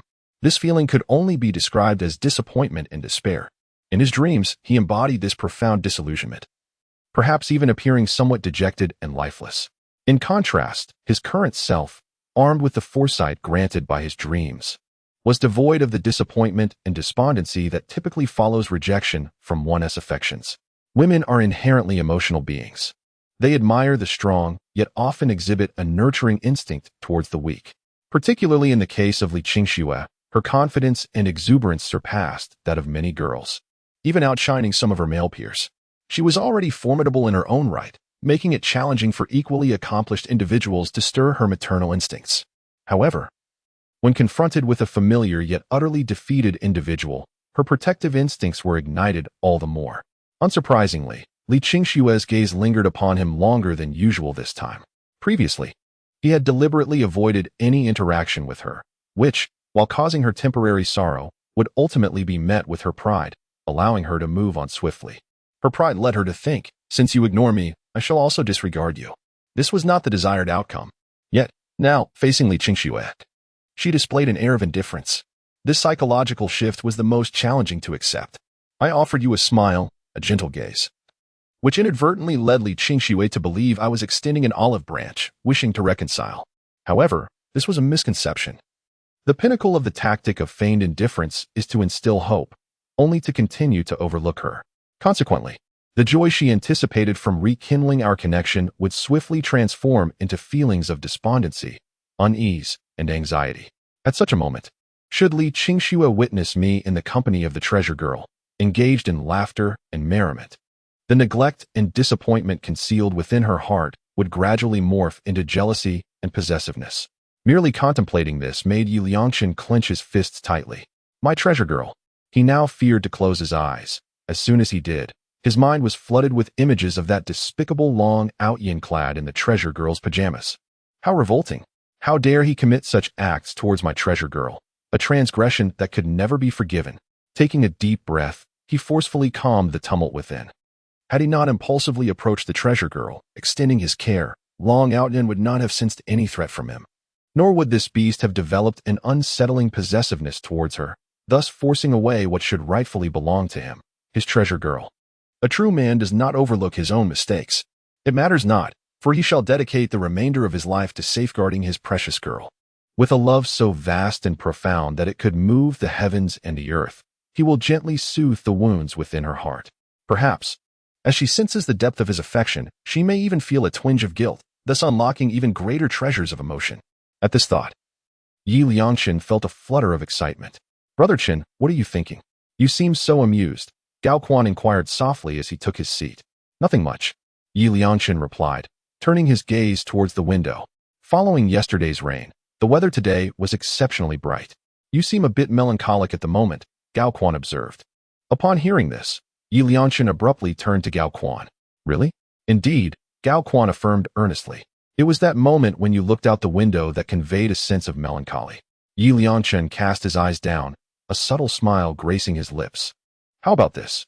He said, tilting his head slightly and gently closing his eyes. That just enhances the melancholy. Brother Chen, are you all right? Is the pressure too much? You mustn't succumb to depression, Gao Quan cautioned. Rest assured, my dear friend, I have never savored a moment quite like this. Please, let me indulge for a while longer, Yi Liangchen replied, maintaining his posture in search of inspiration. Eventually, a knowing smile spread across his face as he glanced at Li Qingxue's silhouette, and then mischievously pinched Gao Quan's arm. Ouch! Gao Quan exclaimed in surprise. Feeling a sudden twinge of pain, everyone turned their gaze towards Gao Quan, who had exclaimed loudly. Upon noticing this, Yi Liangchen hurriedly lowered his eyes at a 15-degree angle, revealing a sharp jawline while gently closing his eyes. Li Qingxue glanced at Gao Quan, who was wincing and rubbing his arm, and then noticed Yi Liangchen, who was dejectedly staring downwards. Continuing to entangle herself with Yi Liangchen in this manner would be an exceedingly irresponsible attitude towards herself. Even if she wished to honor her parents' expectations, Li Qingxue felt that she must take responsibility for her own life. With this thought in mind, she organized her study materials and placed them on her desk mate Wang Rui's table, saying, "Could you please deliver this to Yi Lianshan for me?" Wang Rui merely glanced at the materials and, with a chuckle, remarked, "You seem quite concerned about Yi Lianshan. If someone made me cry, I wouldn't care about them." Despite her words, Wang Rui stood up and took the neatly organized materials to Yi Lianshan. Seeing him receive her study materials, Li Qingxue felt a slight sense of relief. For now, all she could do was offer a bit of academic assistance to this good friend of 9 years. Chapter 57. Li Qingxue's disappointment. Yi Lianshan looked at the notebook that Wang Rui had delivered, a subtle smile forming at the corners of his mouth. She indeed still cared for him. Otherwise, I would not have gifted the notebook to myself. As I opened the notebook and gazed at the handwriting, I gently caressed it. These were testament to Li Qingxue's affection for me. Yet, it was evident that Li Qingxue had yet to realize her feelings for me. Taking a deep breath, I slowly rose and approached Li Qingxue, cradling the notebook in my hands. I placed it upon her desk and smiled, saying, "Thank you for your notes, but I no longer require them." At this juncture, I lowered my gaze at a 15-degree angle, revealing my sharp jawline, and with a slight closing of my eyes, I offered a self-deprecating smile. A night is ultimately just a night. It is time for me to exit the stage. Having uttered these words, I opened my eyes and earnestly regarded the somewhat astonished expression on Li Qingxue's face, offering a serene smile. "However, I must still express my gratitude for your kindness." I then turned to leave. In a matter of mere minutes, I had vividly portrayed the tumult of unrequited love, disappointment, sorrow, melancholy, self-mockery, and ultimately, a sense of release. "Yi Lianshan," Li Qingxue called out. Had it been the previous version of myself, I would have certainly continued my stride. Yet the current me halted. Turning back with a smile and inquiring, "Is there something else you need?" I signaled with a smile towards Li Qingxue, reminiscent of the past, yet subtly altered. In former times, my smile brimmed with thoughts of her. Now, I smiled still, but her image had faded from my eyes. I trust Li Qingxue would come to recognize this shift. I wonder how much it would pain her heart to see me in this state. "Yi Lianshan." Li Qingxue murmured his name, but some sentiments were simply too delicate to express in front of so many classmates. After a moment of contemplation, she suggested, "Shall we have a word?"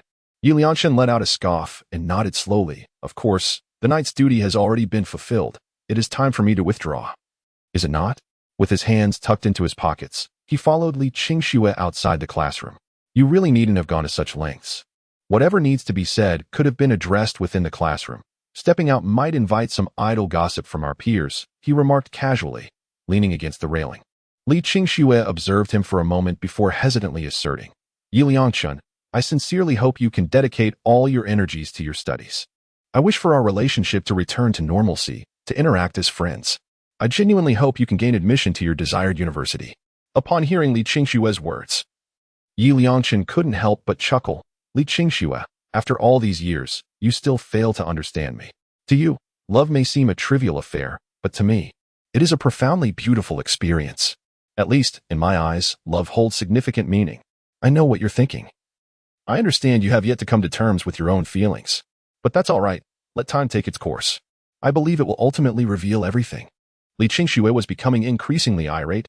"Could you possibly refrain from having romance occupy your every thought? Are you not aware that the college entrance examination is imminent?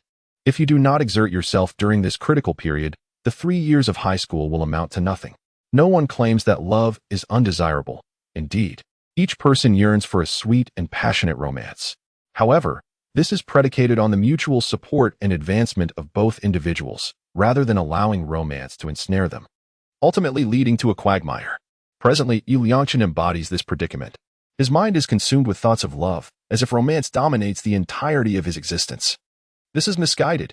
We all come from ordinary families, toiling through our studies, striving for a better future. If we can endure the rigors of the college entrance examination and reach university, our perspectives will broaden, revealing a more expansive world.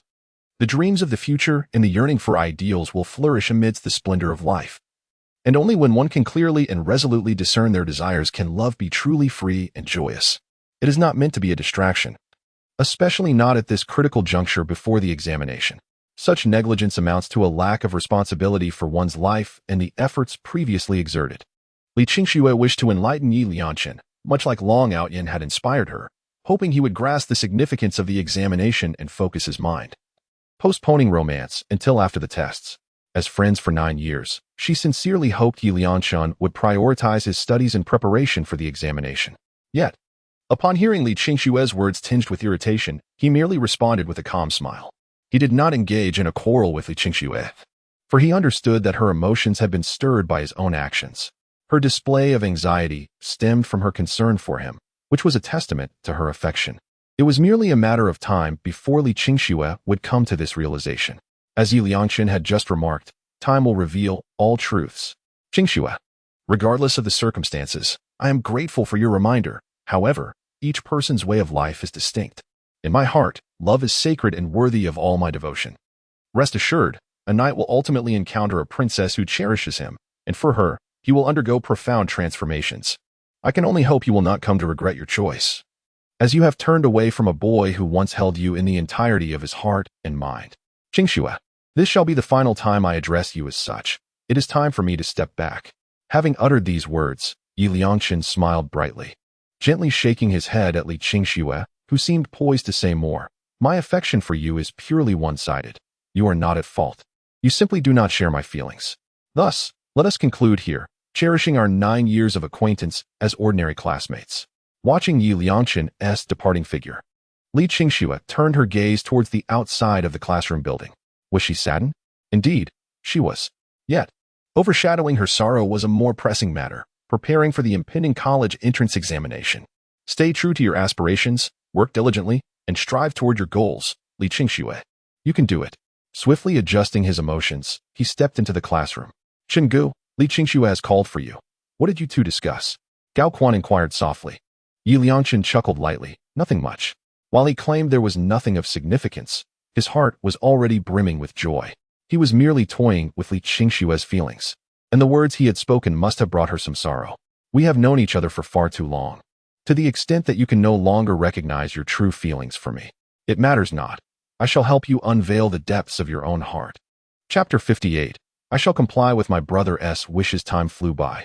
Long Outyin began visiting Hu Yueying's home daily for meals. Over the course of these days, Long Outyin couldn't shake the feeling that Hu Yueying seemed to have gained quite a bit of weight. Her face appeared fuller, and in contrast to her previous timid demeanor, the current Hu Yueying exuded an inexplicable charm. How to describe this sensation? It was akin to a character born with an alluring essence from a fantastical novel, albeit still somewhat naive due to her age. One could hardly imagine how beautiful she would become as she matured further. Long Outyin could only remark, truly, she is the heroine, before he knew it. The weekend had arrived, marking the end of the month and the day of the mock examination. In the final days of each month, the mock tests for the third-year students were inevitable. Unlike previous minor assessments, this mock examination bore a closer resemblance to the actual college entrance examination. The entire third-year cohort was rearranged according to their examination numbers. For instance, Long Outyin was assigned an examination number with a seat in the last row of Class 6, while Hu Yueying's seat was situated in the middle of Class 1. What are you so anxious about? Long Outyin glanced at Hu Yueying beside him and remarked, please, try to relax a bit. Your tension is making me nervous. However, this was the first time they were separated into different classes, and amidst her excitement, Hu Yueying felt an indescribable sensation, an urge not to be too far from Long Outyin. I'm not nervous, just a little unaccustomed, Hu Yueying murmured softly. What is there to be unaccustomed to? We are all in the same school, Long Outyin replied. Look at you now. If you were to suddenly find yourself in an unfamiliar city and class at university with strangers all around, wouldn't you just want to find a crack in the ground to hide in? Hearing Long Outyin's candid assessment of her, Hu Yueying lowered her gaze and timidly asked, Are you nervous, Longge? Long Outyin paused for a moment, glancing uncomfortably out the window. I wasn't nervous initially, but your interruption has indeed made me a bit anxious. After all, this was his first time participating in such a significant month-end assessment. Upon hearing this, Hu Yueying was momentarily taken aback, then raised her eyes to meet Long Outyin's. In that instant of connection, both couldn't help but laugh. Remarkably, that shared laughter dissipated the remaining tension in their hearts. Relax. My little teacher will undoubtedly do just fine, Long Outyin said softly. Yes, I believe Long Gu will make great strides this time, she replied. Hu Yueying nodded vigorously. affirming her commitment. Just as Long Gu had said, as long as one harbors a goal in their heart, the footsteps towards it will never waver. While one cannot guarantee the absence of thorns and obstacles along the way, perseverance will invariably bring one closer to their aspirations. Yes, that is the spirit. Observing Hu Yueying's resolute demeanor, Long Outyan clenched his fist and declared with conviction, "If you manage to achieve the top score in this exam, I will treat you to a delightful meal this weekend." Hu Yueying chuckled, albeit with a hint of exasperation. "Long Gu, please don't treat me like a 3-year-old. I am already 18. Yet, beneath her words, a sense of joy blossomed within her. In the days when her parents were still by her side, they would often say, "If Yueying makes progress in this exam, we shall take her to the amusement park, shall we?" With a sly glance at Long Outyan, she gently bit her lip and whispered, "You can't keep coaxing me. This time, I assure you, I will not." Long Outyan promised. He found himself at a loss. Having deceived Hu Yueying on 2 occasions, he was astonished that this little girl had not forgotten. Are all girls like this? Receiving Long Outyan's affirmation, Hu Yueying's smile radiated like a flower in bloom. "All right, I will certainly give it my all. Not just certainly, but absolutely. If I do not see your name among the top 3, I shall hold you accountable." Hu Yueying nodded repeatedly. "I understand. But what if I make a mistake this time?" "What?" Long Outyan lightly tapped her head. "Do you dare to falter?" Hu Yueying cradled her head in her hands. Although she had received a light blow, it did not pain her, and a flicker of joy lingered in her heart. She obediently began to tackle her exercises. Hu Yueying possessed a unique confidence, particularly in her academic pursuits. It could be said that her most commendable asset was her academic performance. Therefore, when it came to examinations, she would never compromise. It was merely a casual remark, yet witnessing Long Outyan's concern for her warmed her heart. "Tomorrow, I want to have to wake up early to cook. Let us eat at school," Long Outyan said with a stretch. "No need to spend money. I can prepare it at home quickly and easily." As Long Outyan stretched, he heard this and playfully pinched the soft flesh of Hu Yueying's cheek. "Are you trying to talk back to me?" he teased. "I can cook in no time." With her face pinched, Hu Yueying replied softly, "Please don't hit me. I promise to obediently listen to you, big brother." "That is more like it." The following day, Long Outyan first treated Hu Yueying to a sausage and 2 eggs, feeling quite satisfied before he escorted her to class 1. "See you during evening study," Long Outyan said, preparing to leave. During the break after the exam. "May I come find you?" "I'm in class 6, last row, the usual spot." "Sure." With Long Outyan's consent, Hu Yueying felt reassured as she stepped into the classroom. Everyone in the classroom noticed this beautiful girl speaking with the charismatic Long Outyan, instinctively stealing glances at her. Just a few extra looks. "Class 6, we are indeed fortunate." Hee. Wang Rui gazed at Li Qingxue, who was merely separated by an aisle, and exclaimed with excitement. During their time in the same class, they had shared a desk. Now, with only an aisle between them, one could argue they were still desk mates. "Go for it." Li Qingxue gestured encouragingly. At that moment, however, the smile that adorned Wang Rui's face abruptly stiffened. "What's wrong? Why that expression?" Noticing Wang Rui's sudden shift, Li Qingxue followed her gaze and beheld a tall, robust male student entering the classroom. Chapter 59, An Unexplainable Emotion. Long Outyan.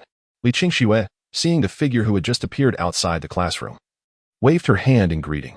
As Long Outyan stepped inside, he noticed Li Qingxue waving and approached her with a smile. "What a coincidence. You're in this class too." "Yes. Where's your seat?"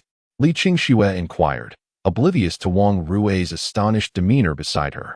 "Over there," Long Outyan indicated towards the last row by the window. "Why does it seem like you have a special connection with that seat?" Li Qingxue teased, unable to resist making a jest. "Especially since Long Outyan occupied the same spot in class 7. Long Outyan shrugged. "Who knows? By the way, have you had breakfast?" Li Qingxue asked as she retrieved a sandwich and milk from her backpack. "Here, have this. Last time, Long Outyan accompanied me in conversation and offered me guidance. Yet he did not accept my milk. Today, I shall make amends for that," thought Li Qingxue. "Thank you. I have already dined in the cafeteria." Observing the two engaged in cheerful banter, it felt as if they were old friends reunited. Wang Rui shook her head in disbelief, struggling to comprehend how Li Qingxue had come to know Long Outyan. Throughout their time at school, she had always been by Li Qingxue's side, accompanying her to the restroom and to the cafeteria for lunch. She had never witnessed any connection between Li Qingxue and Long Outyan, but the scene before her indicated a familiarity that was hard to ignore. Fortunately, today marked the end-of-month mock test, and their conversation was brief. Long Aotian soon made his way to the last row.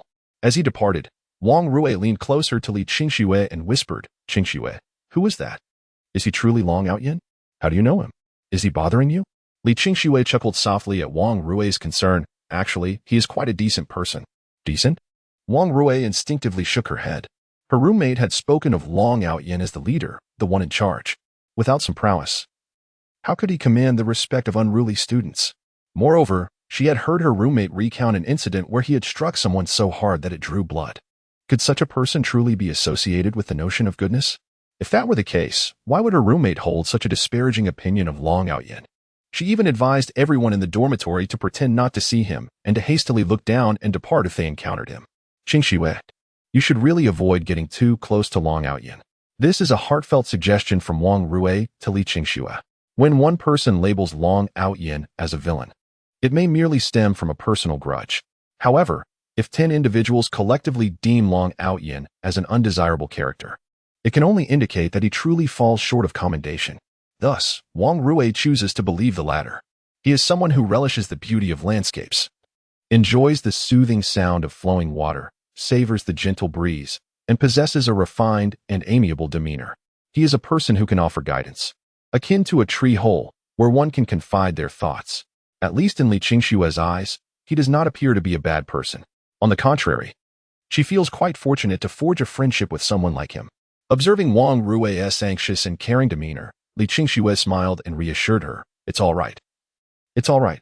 Don't worry. I know which friends are worth having and which are not." Just then, the homeroom teacher of Class 6 entered, clutching a stack of exam papers.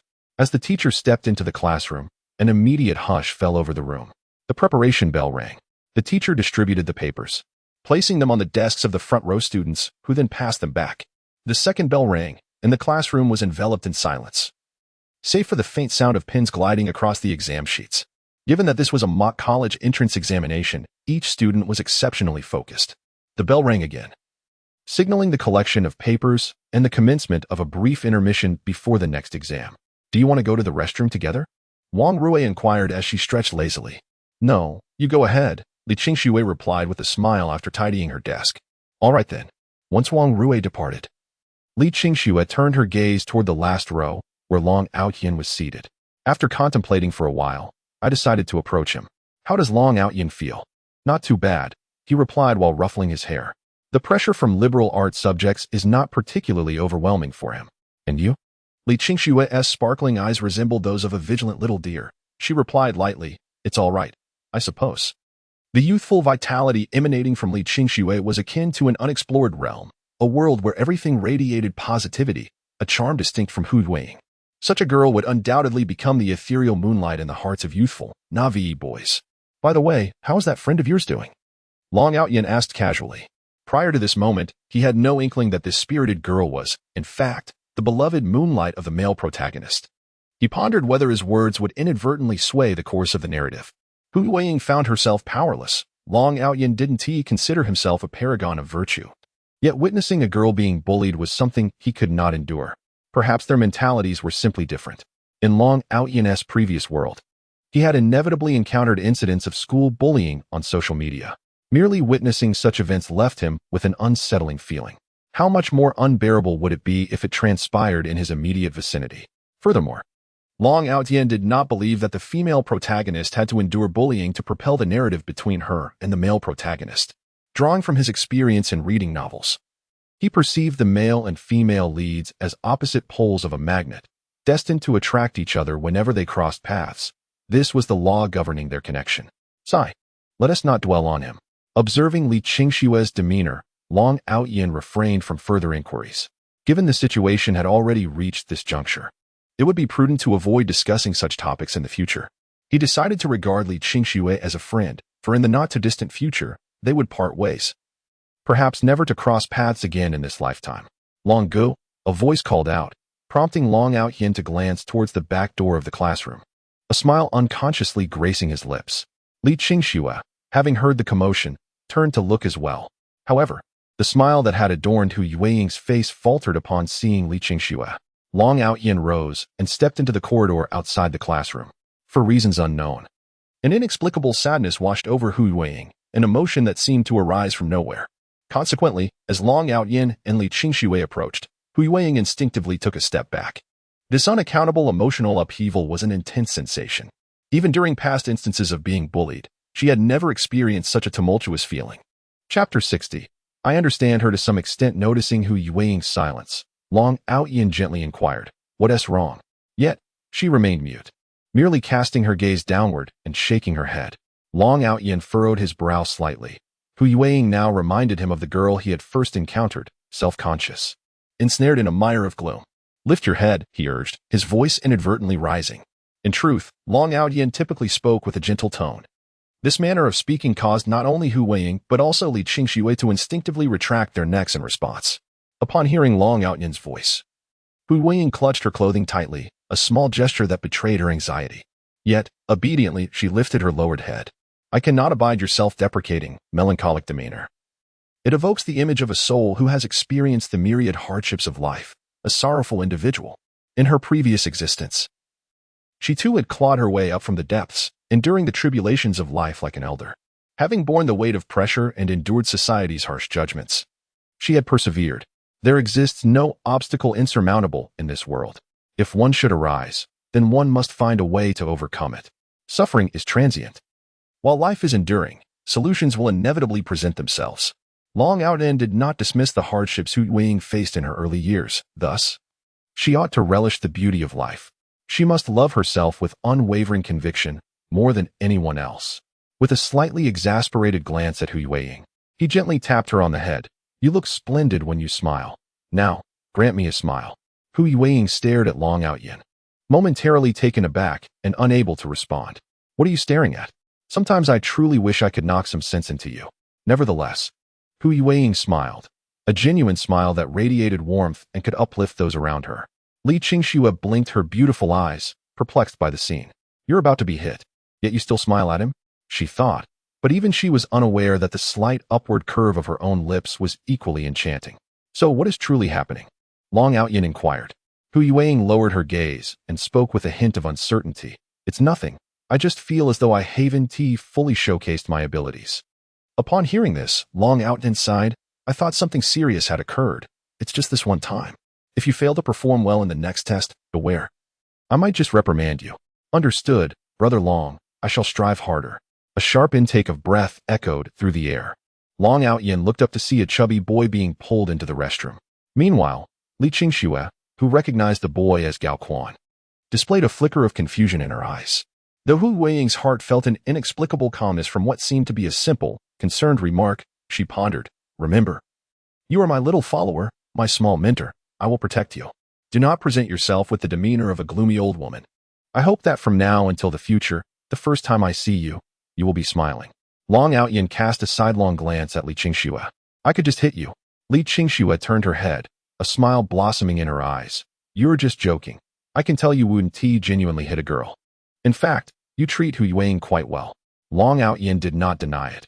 Instead, he gazed in the direction Hu Yueying had departed. His voice calm yet tinged with a sentiment Li Qingshui could not comprehend. "Because I understand her, just a little." "What?" Li Qingshui instinctively inquired. "Sadness." This emotion was one that Li Qingshui could not yet grasp. If one were to attend university, immerse oneself in society, experience the intricacies of human relationships, and endure the harshness of the world, perhaps at that moment, Li Qingshui would grasp the profound meaning of sorrow as expressed by Long Outyin. Understanding her is indeed a melancholic affair. Long Outyin's voice was so faint that Li Qingshui could not perceive it.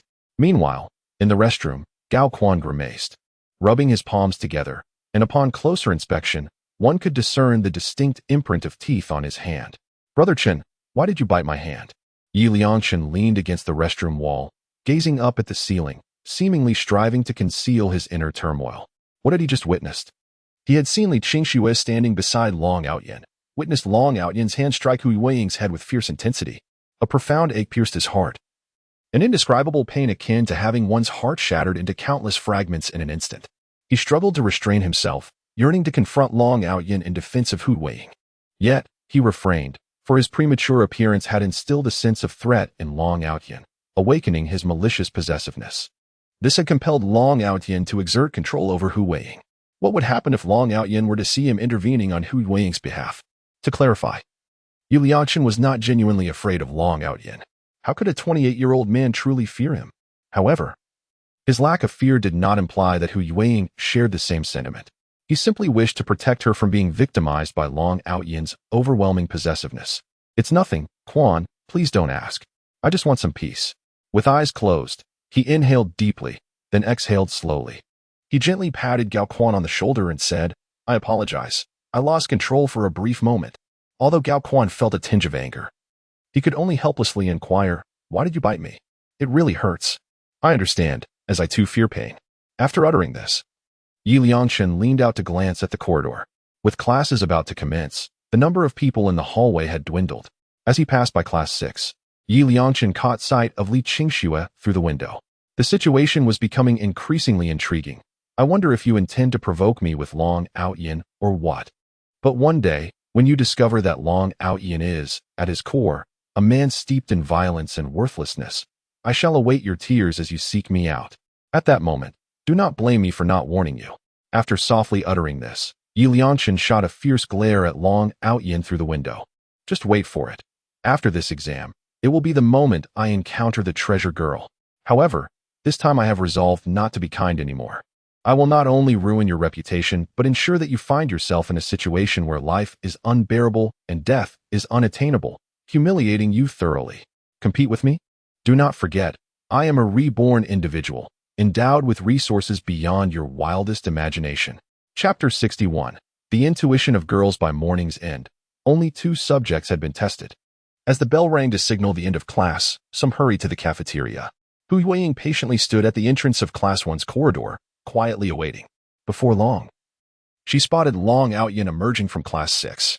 Hu Weiying's eyes sparkled with amusement as she approached. Brother Long, what happened to your hair? It was quite dashing before, but now it resembles a bird's nest. Upon hearing this, Li Qingxue couldn't help but chuckle. While others might be oblivious, she was well aware of the truth. After completing her tasks and checking her work, she glanced at Long Outyin. To her surprise, she saw him inserting a pen into his nostril, tugging at his hair and scratching his head, appearing quite distressed. Eventually, he began tossing paper scraps, leaving one to wonder if he was grappling with a multiple-choice question. It's nothing, just a bit of mental fatigue. Let's go eat, Long Outyin explained to Hu Weiying. Oh, Hu Weiying nodded, suppressing her laughter as she took another look at Long Outyin's disheveled hair. Just as Li Qingxue was about to step forward, she felt her arm being pulled by Wang Rue. Qingxue, my stomach hurts a little. Shall we make a quick trip to the restroom? Sure, Li Qingxue replied, glancing at the retreating figures of the two and shrugging her shoulders in resignation as she accompanied Wang Rue to the restroom.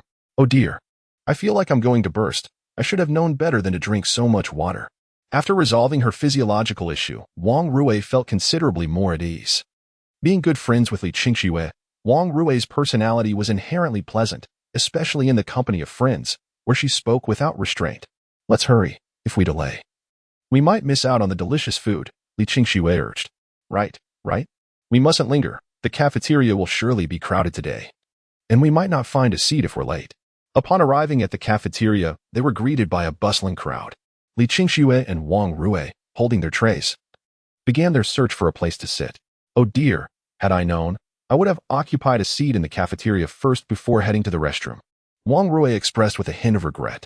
Li Qingxue remained silent, instead surveying the surroundings with her beautiful eyes, which soon curved into crescent moons.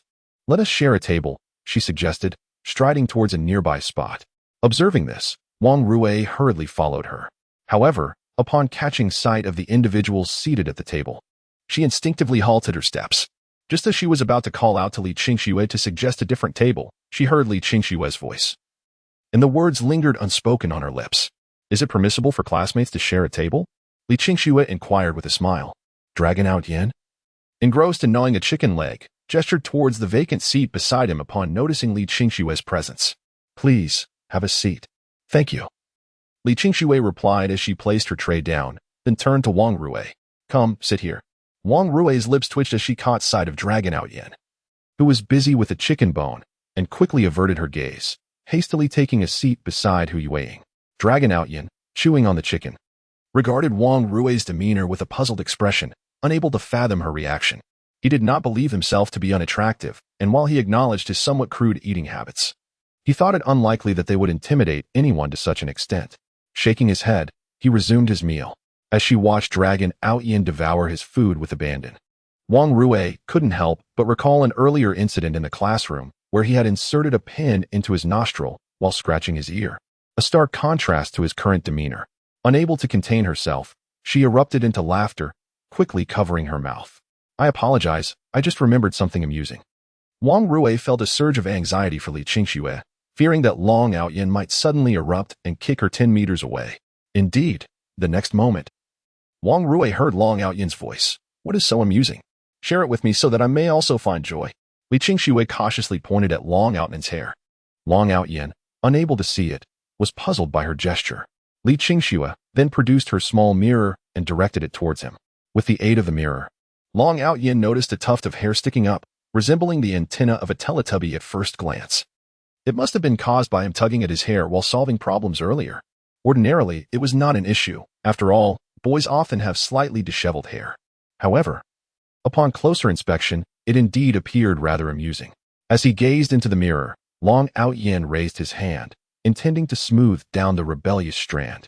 In the next moment, he caught sight of a delicate finger slowly ascending through the mirror, ultimately resting on the wayward hair. Feeling a gentle pressure atop his head, Long Ao Yan momentarily froze, then lifted his gaze to the figure across the dining table, who was leaning slightly towards him. Perceptive of Long Ao Yan's stare, Hu Yueying halted her movements, biting her lip, her breath becoming noticeably rapid in that instant. Li Qingxue observed this scene and blinked slightly before turning her gaze back to Long Ao Yan. Long Ao Yan's hand, still holding the mirror, became rigid, seemingly uncertain of what action to take next. She could only feign a casual adjustment of her loose strands of hair. Stealing a glance at Hu Yueying, noticing that Hu Yueying appeared to be unaffected, she secretly breathed a sigh of relief, soon allowing her expression to revert to its usual naturalness and nonchalance. Here, your mirror. Long Ao Yan returned the mirror to Li Qingxue. Yet his peripheral vision occasionally drifted towards Hu Yueying. By virtue of a woman's intuition, she seemed to possess knowledge of something significant. This was not mere conjecture. Li Qingxue was remarkably astute, particularly with her impeccable memory. She distinctly recalled Long Ao Yan recently stating in the corridor, I understand her a little. Long Ge. I finished as well. Oh, then let us go. Long Ao Yan stood up and addressed Li Qingxue, who had yet to finish her meal. We'll be leaving now. All right, see you in the classroom. Li Qingxue had arrived later and savored her food slowly, thus taking her time. As Long Ao Yan and Hu Yueying departed, Wang Rui, who had been keeping her head down, finally lifted it. Qingxue, you scared me. Had I known that the table sharing you mentioned was with Long Ao Yan, I would have preferred to eat with my plate in hand. Li Qingxue chuckled. You're such a coward. You've never even interacted with Long Ao Yan. So why are you so frightened? Besides, he isn't exactly a nefarious villain. Just as Wang Rui was about to retort, a figure abruptly halted beside them. And a deep, magnetic voice resonated slowly. Sometimes, one may know a person's face but not their heart. A villain never displays evil upon their visage. After Yi Lianshan uttered those words, he forced a smile and nodded at Li Qitian before departing from the scene. Meanwhile, Yi Lianshan, who was preoccupied with his thoughts, nearly bit his own lip until it bled. The path of inevitable demise. Oh, Long Ao Yan, you have already embarked upon this destined path of destruction. Chapter 62. Long Ao Yan's ascendancy walking behind Long Ao Yan. Hu Yueying's curled fingers tightened slightly, and in that fleeting moment, a bashful glimmer flickered in the corners of her eyes. Soft and graceful. The mere recollection of her actions in the cafeteria sent a tingling sensation through her palm, an indescribable physiological reaction. Clenching her small hand, she took a deep breath, hastening her steps to Long Ao Yan's side, striving to regain control over her erratic breathing while stealing a furtive glance at him. Noticing that Long Ao Yan's expression remained composed, she couldn't help but exhale a quiet sigh of relief, though her heart still fluttered with a hint of anxiety. Did her actions appear too frivolous in the eyes of Brother Long? A girl should not casually ruffle a boy's hair, just as a boy should refrain from carelessly tugging at a girl's locks. Lost in her thoughts, she felt somewhat disoriented. Before long, Hu Yueying collided with something warm and slightly firm. What are you daydreaming about? Long Ao Yan chuckled. Having noticed her distracted state, she had entirely overlooked the campus streetlights ahead. Long Ao Yan was curious to see if she would truly collide with him, and to his surprise, the girl nearly did. Had he not shielded her with his palm, she would surely have bumped her forehead. "Oh, it's nothing," Hu Yueying said, brushing her forehead, appearing somewhat shy and a tad embarrassed. If it weren't for Long Ji's protective gesture, she would have certainly hurt herself. However, upon witnessing the smile on Long Outyan's face, Hu Yueying couldn't help but smile back, her innocence shining through. "Ah, learning to argue back, are we? Quite impressive," Long Outyan remarked, feeling quite satisfied. In the past, this girl would simply acquiesce to whatever others said, never daring to retort. At least now, she could bravely defend herself, which was commendable. As for the incident in the cafeteria, Long Outyan regarded it as a mere interlude, for Hu Yueying was, after all, his devoted follower. Wasn't it only natural for her to assist her elder brother? The 3 days of examinations swiftly passed. The urgency of the third year of high school was palpable, not only among the students, but also the teachers. It was nearly the end of the school day on the third day when the results of the monthly examination were announced. Long Outyan almost immediately escorted Hu Yueying to the front as soon as the results were revealed. Due to his previously established aura of intimidation, no one dared to contest him for a prime position. Lo and behold, a tie for first place. The names of Hu Yueying and Li Qingxue were prominently displayed together at the top of the rankings, which took Long Outyan by surprise, yet somehow felt expected. In the original novel, Hu Yueying had always excelled academically, but after transferring schools, she fell victim to Long Outyan's bullying, which severely hindered her studies. Now, having traversed into this world, not only did she escape Long Outyan's torment, but she also found protection from him, given her foundational knowledge. It was hardly surprising that she achieved high scores. As for Li Qingxue, Long Outyan swore that he had no prior knowledge of her being the second female lead. By Yue Guang. Perhaps it was precisely for this reason that she could cast aside distractions and devote more time to her studies. It was unlikely that she could share the top position with Hu Yueying. Unlike Long Outyan, who looked down from above, Hu Yueying, upon her arrival, surveyed her surroundings from a lower vantage point. In the bottom 10, there was no mention of Long Outyan's name. Within the bottom 20, his name was also absent. There were 7 classes in the senior year, totaling approximately 420 students. At last, she found Long Outyan's name in the 389th position, with a total score of 318 points. Just as Long Outyan intended to commend Hu Yueying, urging her to maintain her performance to secure a place in her desired university, he was interrupted. Hu Yueying, beaming with excitement, turned to him and exclaimed, "Long Gu, you scored 318 points, a remarkable improvement of 30 places from last time." "What?" Long Outyan's eyes widened in disbelief. He admitted that upon hearing Hu Yueying's proclamation of his 30-place advancement, he felt a surge of exhilaration. Unconsciously, he straightened his posture, even clasping his hands behind his back. Although his lips stretched into a grin that threatened to reach his ears, he maintained an air of nonchalance. Responding in the most indifferent tone, "It's not bad. It appears that for Long Outyan, the examination results are a source of considerable pride, at least in the eyes of his classmates. Hu Yueying, who secured the top position in the grade, does not carry herself with such pompousness. She remains humble. While Long Outyan, despite placing in the bottom 30, struts around as if he were the pinnacle of achievement. How is it that he feels so self-important despite such a modest ranking? Hu Yueying, the top student, does not exhibit his level of arrogance, surely. He is taking it too far. If he continues to persevere until the college entrance examination, he might not need to rely on connections or spend years accumulating funds to attend university. He could very well achieve admission through his own merit, embarking on a path that diverges completely from his current life. The thought of this ignites a thrill within Long Outyan. Approaching Wang Shuo, he observes him attempting to stuff books into the back of his trousers, prompting a derisive shake of his head and a scoff. "It's too late for that. You're doomed. Do you know my score this time? 318 points, ranking 389th overall and 31st from the bottom. I've improved by a full 30 places. Can you believe it?" Although he is aware that some backlash may follow, it is not likely to be severe. Moreover, this is merely a monthly examination serving as a preliminary assessment. With this thought in mind, he grimaces and shoves 2 more books into his trousers. TSK, let us add a few more. For I shall no longer be the last in my class. Hearing Long Outyan's playful jibes, Wang Shuo comprehends his intentions all too well. He simply wishes to flaunt his achievements. Thus, he replies, "All right, you've made your point. Enough boasting." Long Outyan strained to suppress a smile, delicately adjusting his collar with a flourish, attempting to divert attention from the laughter that nearly escaped him.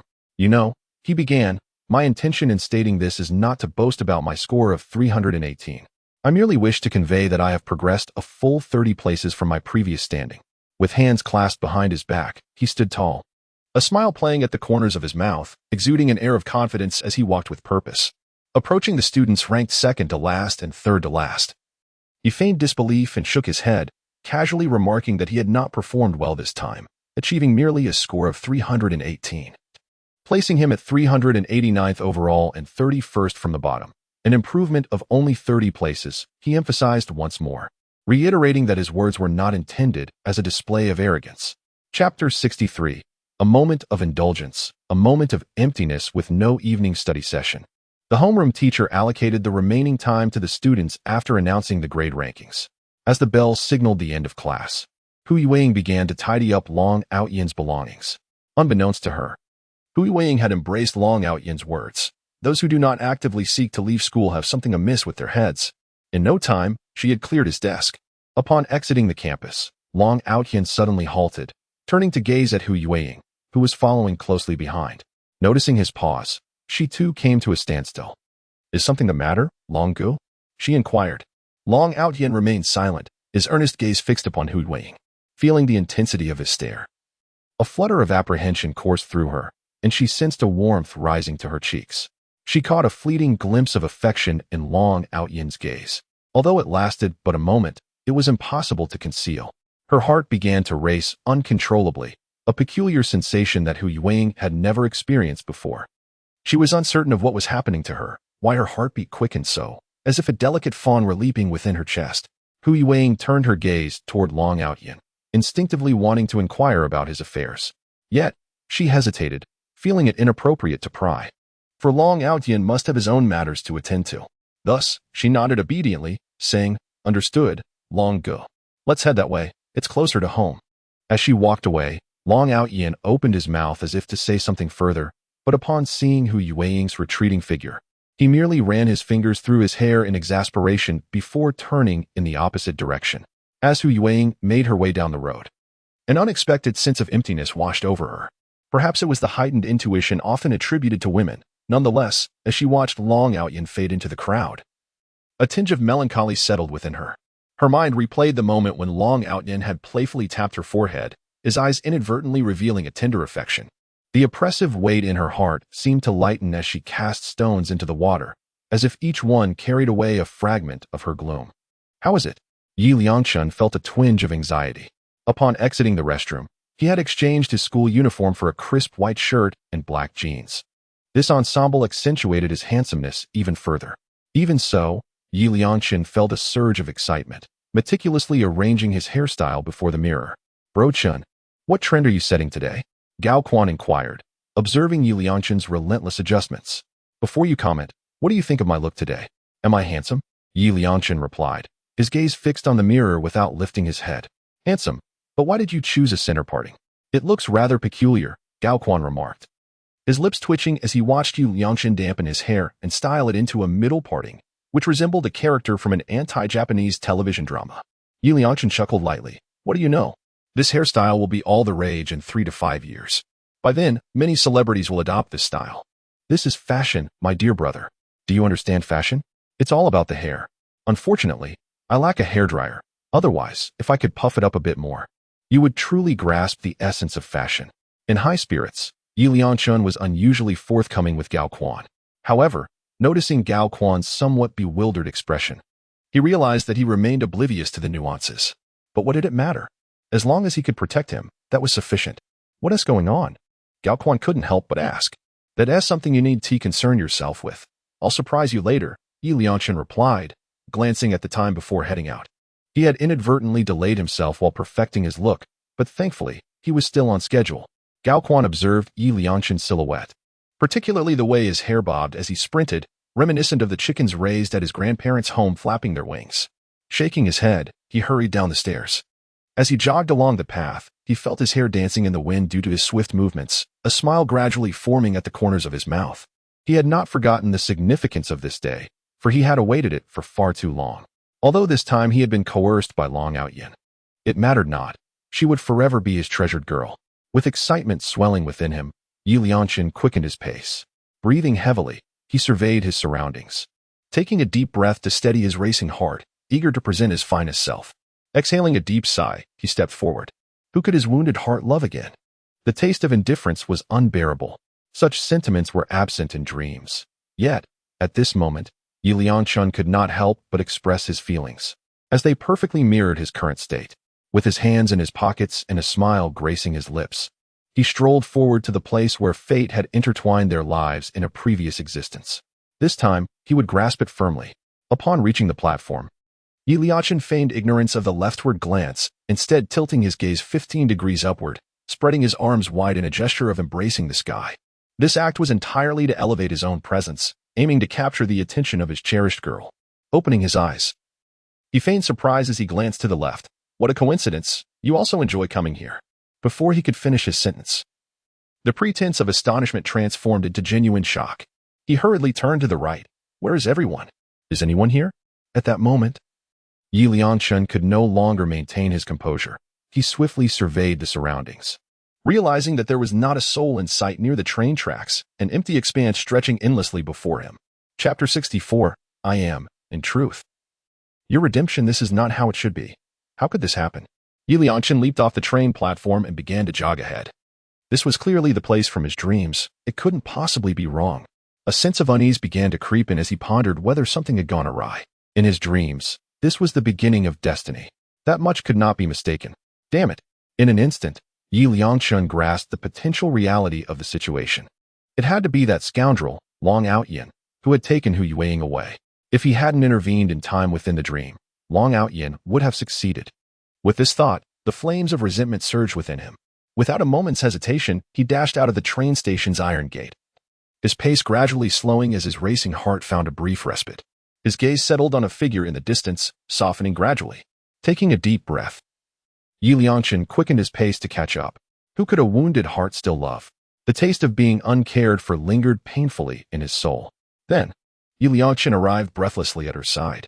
Instinctively, she distanced herself from him, her fingers gripping her backpack turning pale with tension. Yi Liangchun struggled to control his breath, forcing a strained smile onto his face. Are you all right? Hu Yueying paused for a moment, her expression morphing into further confusion. I'm fine. Yi Liangchun found it amusing, taking a deep breath before lowering his gaze. He then swiftly raised his head, his eyes intensely locking onto Hu Yueying's. Look into my eyes. Do you feel as if time has frozen, as if it penetrates your very soul? After saying this, he lowered his head once more, only to gradually lift it again, his gaze burning with intensity as he looked at Hu Yueying. And now? Do you feel any flutter in your heart? Hu Yueying wished to avoid further conversation with this eccentric individual and attempted to circumvent him in order to leave. Hastily, he pursued her. Wait, hold on. Yi Liangchun recalled the moment in his dream when he encountered the treasure girl, both engulfed in sorrow. He had been too excited earlier to reveal any semblance of sadness.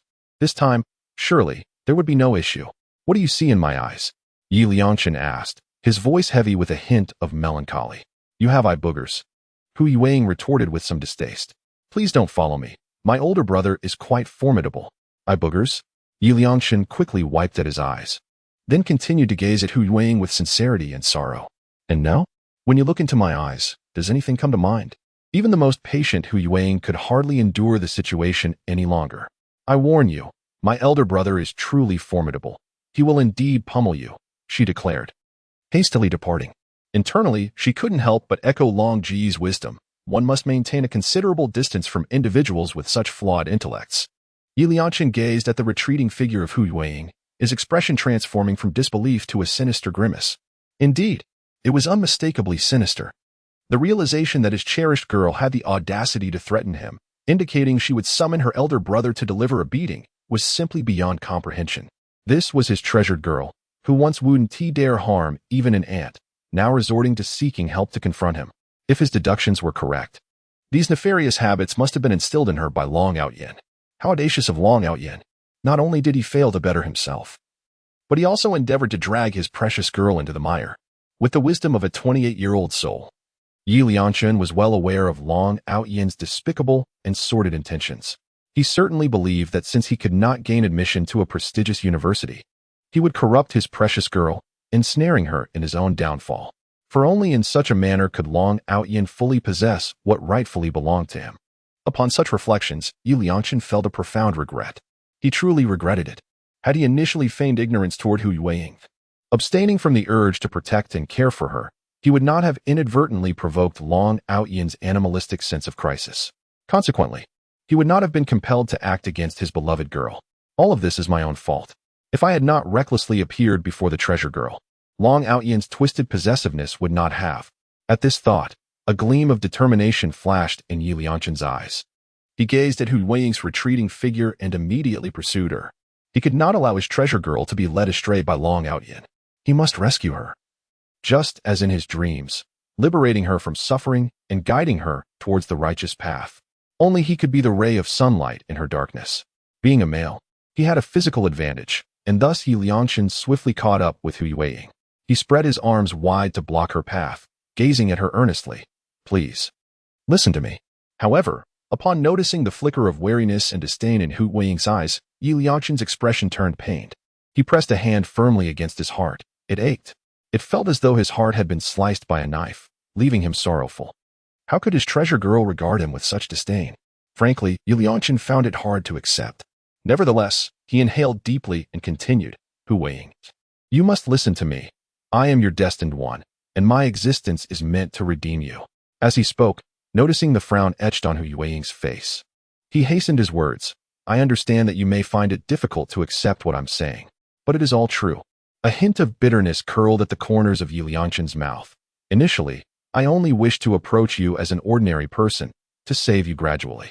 Yet, all I received in return was distance and misunderstanding. Now I no longer wish to pretend. I lay bare my truth. I am, in fact, your salvation. Hu Yueying furrowed her brow tightly, feeling an unprecedented aversion towards someone for the first time in her life. Firstly, I am perfectly fine. Secondly, I do not require your redemption. Should you persist in following and harassing me, I shall report you to my brother Long. I am his little follower, and he will protect me. Although Hu Yueying wished to curse at Yi Liangchen while pointing her finger at his nose, even that felt beyond her capability. It was the most severe retort she could muster at present. Chapter 65. I am who I am, the audacious and passionate Yi Liangchen. Yi Liangchen gazed deeply at Hu Yueying, who remained undeniably beautiful and charming, reminiscent of the treasured girl from his memories. Why, then, did she utter such cruel words towards him? He let out a self-deprecating smile, followed by a helpless shake of his head. I understand that what I am about to say may be difficult for you to accept at this moment, but it is the truth. The brother you refer to, if I am not mistaken, should be Long Outyin. Do you truly comprehend the kind of person he is? Are you aware that he is engaging in psychological manipulation with you? At this juncture, Yi Liangchen shook his head with a bitter smile. No, you do not know. You are utterly oblivious. Your innocence and kindness render you incapable of perceiving the malice that lurks within human hearts. He merely seeks to ensnare you in a quagmire, for only then can he fully possess you. Such a person is merely a fickle heart, and once he has grown weary of you, he will undoubtedly seek the affections of others, leaving you abandoned in his wake. Can you not see the truth of this? Only I am devoted solely to you, yearning to guide you from the shadows as your radiant savior. As Yi Liangchen spoke with increasing fervor, he found himself unable to restrain his emotions. His fear and loathing towards Long Outyin had transcended lifetimes. He could disparage Long Outyin for an entire day without repeating a single curse. Yet, he remained oblivious to the simmering anger etched upon Hu Yueying's features. She forcefully pushed Yu Liangchen, declaring, do not speak of him. Despite her body trembling slightly and her eyes glistening with unshed tears, she stood her ground, glaring at Yi Liangchen, forbidding him from uttering another disparaging word about Long Go. It was peculiar. Hu Yueying possessed a temperament that typically endured bullying in silence. Previously, when Yi Liangchen had relentlessly pursued her, she had merely requested he cease following her, with her most threatening remark being a warning that she would report him to Long Ge. Yet now, upon merely hearing Yi Liangchen speak ill of Long Outyin, she could no longer contain herself and pushed him away. As she watched Yi Liangchen stagger back, her own body trembled more violently, and she stared at her hands in disbelief, yet she felt no regret. Yi Liangchen could speak ill of himself, but he must not utter a word against Long Outyin. If given the opportunity to start anew, she would still push Yi Liangchen. Yi Liangchen stared blankly at Hu Yueying, utterly astonished that she would actually lay her hands on him. You dare to push me? Do you even realize whom you are pushing? You are shoving away your savior from a dark existence. Hu Yueying felt a twinge of fear. It was her first time pushing someone, and her hands and feet tingled with anxiety. Nevertheless, she resolutely declared, "You must not speak of long ago, or else I will push you again." Upon hearing this, Yi Liangchen stumbled slightly. "You are pushing me for Long Outyin? Hu Yueying, can you not see clearly? What is so admirable about Long Outyin? He only bullies you, coerces you, while I have always been here to protect you. Though I may not do so openly, my heart has always been your shield. Do you not comprehend my sincere intentions? I do not understand, but I know that Long Gu treats me well." Hu Yueying resembled a prickly little kitten, her eyes brimming with tears from fear, yet she stubbornly held back her sobs, concealing her trembling hands within her sleeves. "Long Gu is the best person I have ever known. I will not allow you to speak ill of him." "Oh." Yi Liangchen clutched his chest and stumbled back 2 steps, gazing at Hu Yueying with a mix of sorrow and pity. "How can you say such things? Do you realize how much it pains my heart to hear you speak like this? Long Outyan's kindness towards you is merely a desire for your body. Do you not see that? He treats you kindly with ulterior motives, merely seeking to indulge in your physical form, while I, in contrast, wish only to offer you genuine care." "Ah." Before the thought was fully articulated, Hu Yueying pushed Yi Liangchen once more, seizing the opportunity as he staggered to dart towards her home. Her phone lay at home, nestled beneath the pillow on her bed. Should he dare to pursue her again, she would heed Long Ji's counsel and report him to the authorities. Long Ji's kindness towards her stemmed from her role as his loyal subordinate, not from any carnal desire. Such notions were mere fabrications. This time, Yi Liangchen refrained from chasing after her, merely standing in a daze as he watched Hu Yueying's retreating figure. His fists were clenched tightly, his gaze filled with unrelenting hatred. He did not harbor animosity towards his precious girl. After all, the true instigator of all this turmoil was not the adorably innocent girl, but rather that scoundrel Long Outyin. Were it not for that wretch, who, sensing a threat, had forcibly violated his treasured girl, how could she have turned against him in such a manner? To think that in the previous life you targeted me, and now you continue your assault in this one. Ha ha ha. I find it amusing, I truly do. I shall unveil your true nature before the precious girl, allowing her to see firsthand the beast you truly are. My lack of hatred towards the precious girl does not imply the absence of my own fury. Long Outyin's coercive claim over her is a grave sin, and he deserves nothing less than punishment. Once the precious girl recognizes the true face of Long Outyin and comes to her senses, I will still be there to offer her redemption. However, the love I bestow upon her is but a mere fraction of what I truly possess. In fact, I might even deprive her of the title of treasure girl. Do not blame me, although this situation was instigated by my actions. Your disbelief in me, and your willingness to cast me aside for Long Outyin, deserves a modicum of retribution. Alas, I am who I am, Yi Liangchen, bold in love and hatred. Contemplating this, Yi Liangchen took a deep breath, lamenting inwardly that one misstep leads to another. My only desire was to engage with the treasure girl ahead of time. Yet I ended up complicating matters. Perhaps this is the butterfly effect brought forth by my rebirth. Nonetheless, I vow never to repeat such an error. Exhaling a heavy sigh, I took out my phone and captured a photograph of my own shadow. In truth, I do not regret meeting you. Rather, I find a sense of melancholy in the absence of a proper conclusion after so long together, only to occasionally feel the pangs of a night retreating. After editing, I published it on Penguin Space. Oh, my cursed old companions, let me see who has yet to illuminate 5 stars, urging for updates and seeking support. I feel my sharp-toed shoes are positively yearning for attention. Oh, and do not forget to add to your bookshelf. Chapter 66. Open the door. I am your Long Outyin brother. This is how it becomes intriguing. My rebirth has granted me an abundance of foresight, infusing my monotonous existence with a ripple of excitement, bestowing upon me a sense of novelty. Yi Liangchen possesses a unique confidence. At least he believes that the obsessive and twisted Long Outyin, aside from being taller, more robust, and possessing a slight edge in appearance, has nothing that surpasses him. Nothing at all. Can good looks sustain one's livelihood? Just ponder in a few years.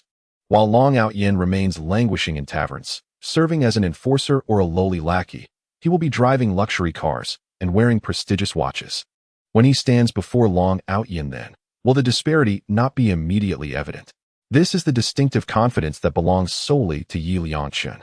Yet, there is a twinge of genuine pain in his heart.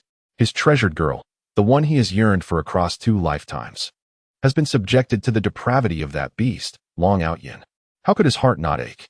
Nevertheless, I will unveil Long Out Yin's malevolence to you. I shall make you comprehend that he is merely lusting after your body, while my affection for you is rooted deeply within my soul. I will demonstrate that only I, Yi Liangshun, can be your redemption, that everything you possess ought to belong to me.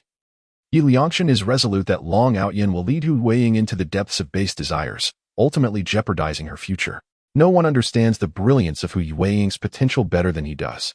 How infuriating it is, for today marks the inception of our destined journey. Yet why must it unfold this way?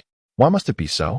Although Yi Liangshun has been comforting himself, the thought of having waited so long merely to encounter, no, and understand the treasure girl still pierces his heart with a sharp ache. The pain is overwhelming. In this moment, all his expectations have crumbled, inevitably leaving a sense of dissatisfaction within him. Taking a deep breath, the light in his eyes gradually solidifies. Yu Weiing, I shall make you realize that your choice is misguided. I will unveil the grim fate that awaits those who draw close to Long Out Yin. I will compel you to witness how Long Out Yin plunges into the abyss of despair, unable to rise again. When you finally discern the true nature of Long Out Yin, will you not feel a fleeting regret for treating me this way? Yi Liangshun, too, possesses his own pride. He can foresee the end of Long Out Yin's life with a mere glance. In the previous life, you perished within my schemes. In this life, you shall still not escape my grasp. Await the moment when I exploit the advantage of my rebirth, for I shall humiliate you profoundly. After Long Out Yin finished his bath, he heard the notification sound of a text message. While drying his hair, he picked up his phone. Upon glancing at the incoming messages, Long Out Yin momentarily found himself lost in thought before he retreated to his room with the phone in hand. However, today, several messages had been sent in succession. Hu Weiing, Long Ge, have you reached home? Hu Weiing, Long Ge, have you eaten? I'm about to cook. Shall I make you a portion as well? Hu Weiing, Long Ge, are you busy? 5 minutes later. Hu Weiing, Long Ge, what are you doing? The information was abundant. And whether it was merely a figment of Long Out Yin's imagination, he seemed to detect a hint of urgency, perhaps even desperation, in the messages sent by Hu Weiing. After becoming intimately acquainted with someone, one can genuinely perceive their emotions through text devoid of any emotive language. The moment he sent the message, he received a reply from Hu Weiing. Upon reading Long Out Yin's words, her inner fortitude crumbled instantaneously. She yearned to confide in her brother, to inform him that Yi Liangshun was once again pestering her. Yet, she restrained herself. With the impending college entrance examination, she wished to avoid burdening Long Out Yin with her troubles. Given his unwavering kindness towards her, he would undoubtedly confront Yi Liangshun on her behalf. How Yi Liangshun behaved was of no concern to her, nor did she wish to involve herself in it. She simply did not want her issues to affect Long Out Yin any further. After dispatching that message, Hu Weiing sat vacantly on the steps at the entrance, curling herself into a ball, staring blankly at her phone. Gradually, her head lowered until it rested upon her knees. Back in middle school at the local school, she had grown accustomed to solitude when she transitioned to high school in the city. She had learned to seek joy in her isolation. However, Long Out Yin's emergence made her acutely aware that she did not truly relish loneliness. She craved companionship, especially now, as she found herself alone in the desolate courtyard. Unbeknownst to her, she had already begun to rely emotionally on Long Out Yin, the unexpected intruder in her world. Thus it is with humanity, when solitude morphs into a habit. The heart no longer yearns for companionship. Yet, upon experiencing the warmth of dependence, one finds it increasingly difficult to adapt to loneliness. Suddenly, a loud knock reverberates against the iron door, causing Hu Weiing to pause momentarily before turning her gaze toward the entrance. Who could it be? It is I, your elder brother, Long Out Yin. Upon hearing that voice, Hu Weiing swiftly rises and rushes to the door, her joyful smile radiating a purity she herself is unaware of. As she opens the door and beholds Long Out Yin, her smile broadens, yet a profound sense of grievance wells up within her heart. This feeling of grievance resembles the overwhelming emotion one experiences upon encountering a deeply trusted family member, an emotion that cannot be contained. Such feelings can erupt unexpectedly during the most ordinary moments, ignited by the sight of someone cherished. She attempts to mask her emotions with a smile, yet the trembling of her lips betrays her true feelings. Chapter 67. I am frugal yet capable. Biting her lower lip tightly, her eyelashes flutter slightly, as if she were a fragile butterfly about to fall. Brother Long Out Yin feels as though he has been struck by lightning. his body tensing at the sight of Hu Yueying's tear-brimmed eyes, which pierce his heart without warning. The moment he glimpses her message, he senses something amiss within her emotions. However, upon witnessing Hu Yueying in such a state, Long Outyin becomes utterly at a loss, uncertain of how to proceed. Instinctively raising her hand, she gently brushed the corner of Hu Yueying's eye with the warmth of her fingertips. "It's all right. Your brother is here, and no one dares to bully you." Upon hearing these words, the emotions that had been momentarily restrained surged forth uncontrollably. He could only tenderly ruffle her hair in an attempt to soothe her feelings. "What's wrong? Don't cry. Your Longu cannot bear to see a girl in tears. When you cry, Longu is at a loss for what to do." As Long Outyin grappled with his bewilderment, he pondered how today was meant to be the day the male and female protagonists met and got acquainted. How had his little follower ended up in such distress? Hu Yueying shook her head, first apologizing to Long Outyin, then biting her lip as she confessed that she was simply feeling down, assuring him that she was truly fine. Longu treated her with kindness, and she did not wish for her troubles to bring him any repercussions. Moreover, Hu Yueying knew she would never forget the image of Long Outyin reveling in his own triumph in the classroom today, boasting about scoring 318 points on an exam. Though he claimed not to be showing off, his demeanor was undeniably one of self-satisfaction. She still had to tutor Longu. She wouldn't allow the eccentricities of others to affect them. Besides, she had pushed Yi Lianshan today, so she had not come off worse in any sense. In truth, she had even gained an advantage. Her sadness stemmed only from Yi Lianshan speaking ill of Longu. Now, feeling Longu's comforting presence, she realized that everything was indeed all right. Long Outyin gazed at Hu Yueying, and seeing her reluctance to speak, he decided not to press further. In the grand tapestry of life, apart from matters of life and death, everything else could be deemed trivial. As long as the sun would rise again tomorrow, no hardship was insurmountable. When feelings of grievance arise within, and you wish to share, I shall listen. Regardless of the world's harshness, here, you may simply be yourself. The phrase "be yourself" here resonates within me, creating ripples of reflection. In the tender age of youthful infatuation, one remains oblivious to the true essence of a racing heart, yet experiences a fleeting joy in the moment. It seems that the mere presence of another can shield one from gloom and discontent, keeping such feelings at bay. Although I am unaware of the reasons behind Hu Yueying's earlier discontent, I can discern that her spirits have notably lifted at this moment, prompting Long Outyin to refrain from further probing. Instead, he shifts the conversation. "What shall we eat today?" "Today, we shall have fried noodles with tomatoes and eggs," Hu Yueying replies, pulling Long Outyin into the courtyard. "Brother Long, go wash your hands. The noodles will be ready soon." Observing Hu Yueying's flurry of activity brings a bemused smile to Long Outyin's face. This girl. After meandering about the courtyard, he makes his way into the living room. Shortly thereafter, Hu Yueying enters with a bowl of food. "Brother Long, it's time to eat. Tomorrow, I shall take you to enjoy some delicious treats." As Long Outyin savors his noodles, he recalls his promise to Hu Yueying that if she secures a place among the top 3 in her class, he would reward her with a culinary outing. He hopes to spare her from claiming that he constantly placates her. "Dining at home suffices, Brother Long. What do you wish to eat?" "I will prepare it for you," Hu Yueying whispers. There is no need to dine out. It is simply a waste of money. To Hu Yueying, the cost of eating out could provide several hearty meals at home, which she believes to be equally delightful. "If I invite you, you should accept." As Hu Yueying continued to prattle, she interjected, "Be quiet. If you keep nitpicking, I might just lose my temper." It truly seemed unworthy.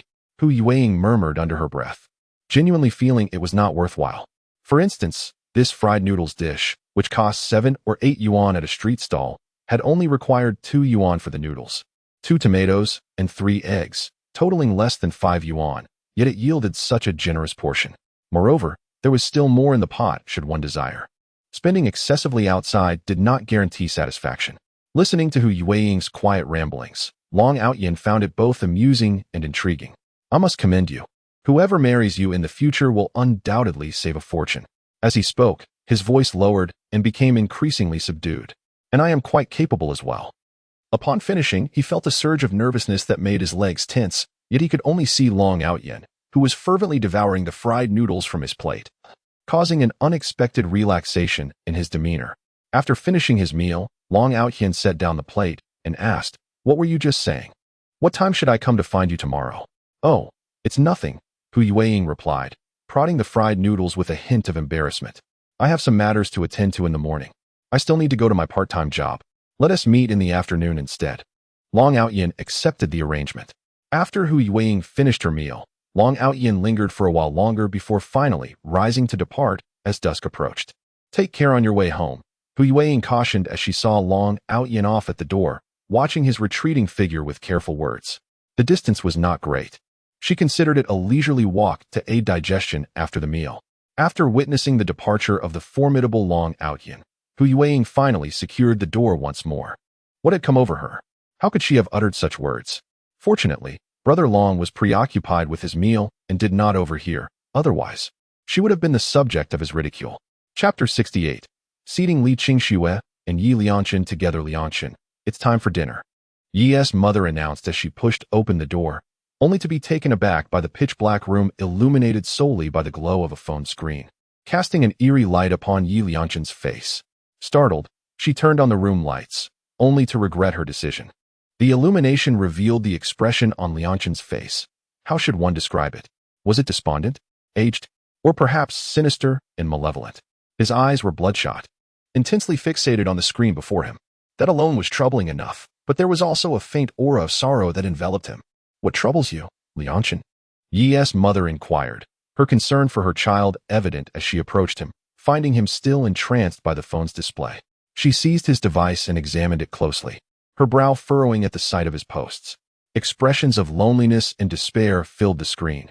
I feel so alone, desolate, cold, and if she cannot be retained, it is better to grant her freedom, followed by, the night has retreated, and this retreat shall last a lifetime. As she perused Lianchen's social media updates, the realization dawned upon her. His turmoil was all too apparent. After all, we all have traversed this age. Mother, my heart feels so heavy. Yi Lianchen let out a bitter smile, then pointed to his chest. Here, it truly hurts so much. Regardless of Yi Lianchen's age, before his father and mother, he still resembled a child who has yet to grow up. This is the innate dependence a child feels towards their parents, a bond that transcends the confines of age. Is it that girl Qingxue? His mother inquired. Previously, Yi Lianchen had confided in her that he had developed feelings for a girl in his class.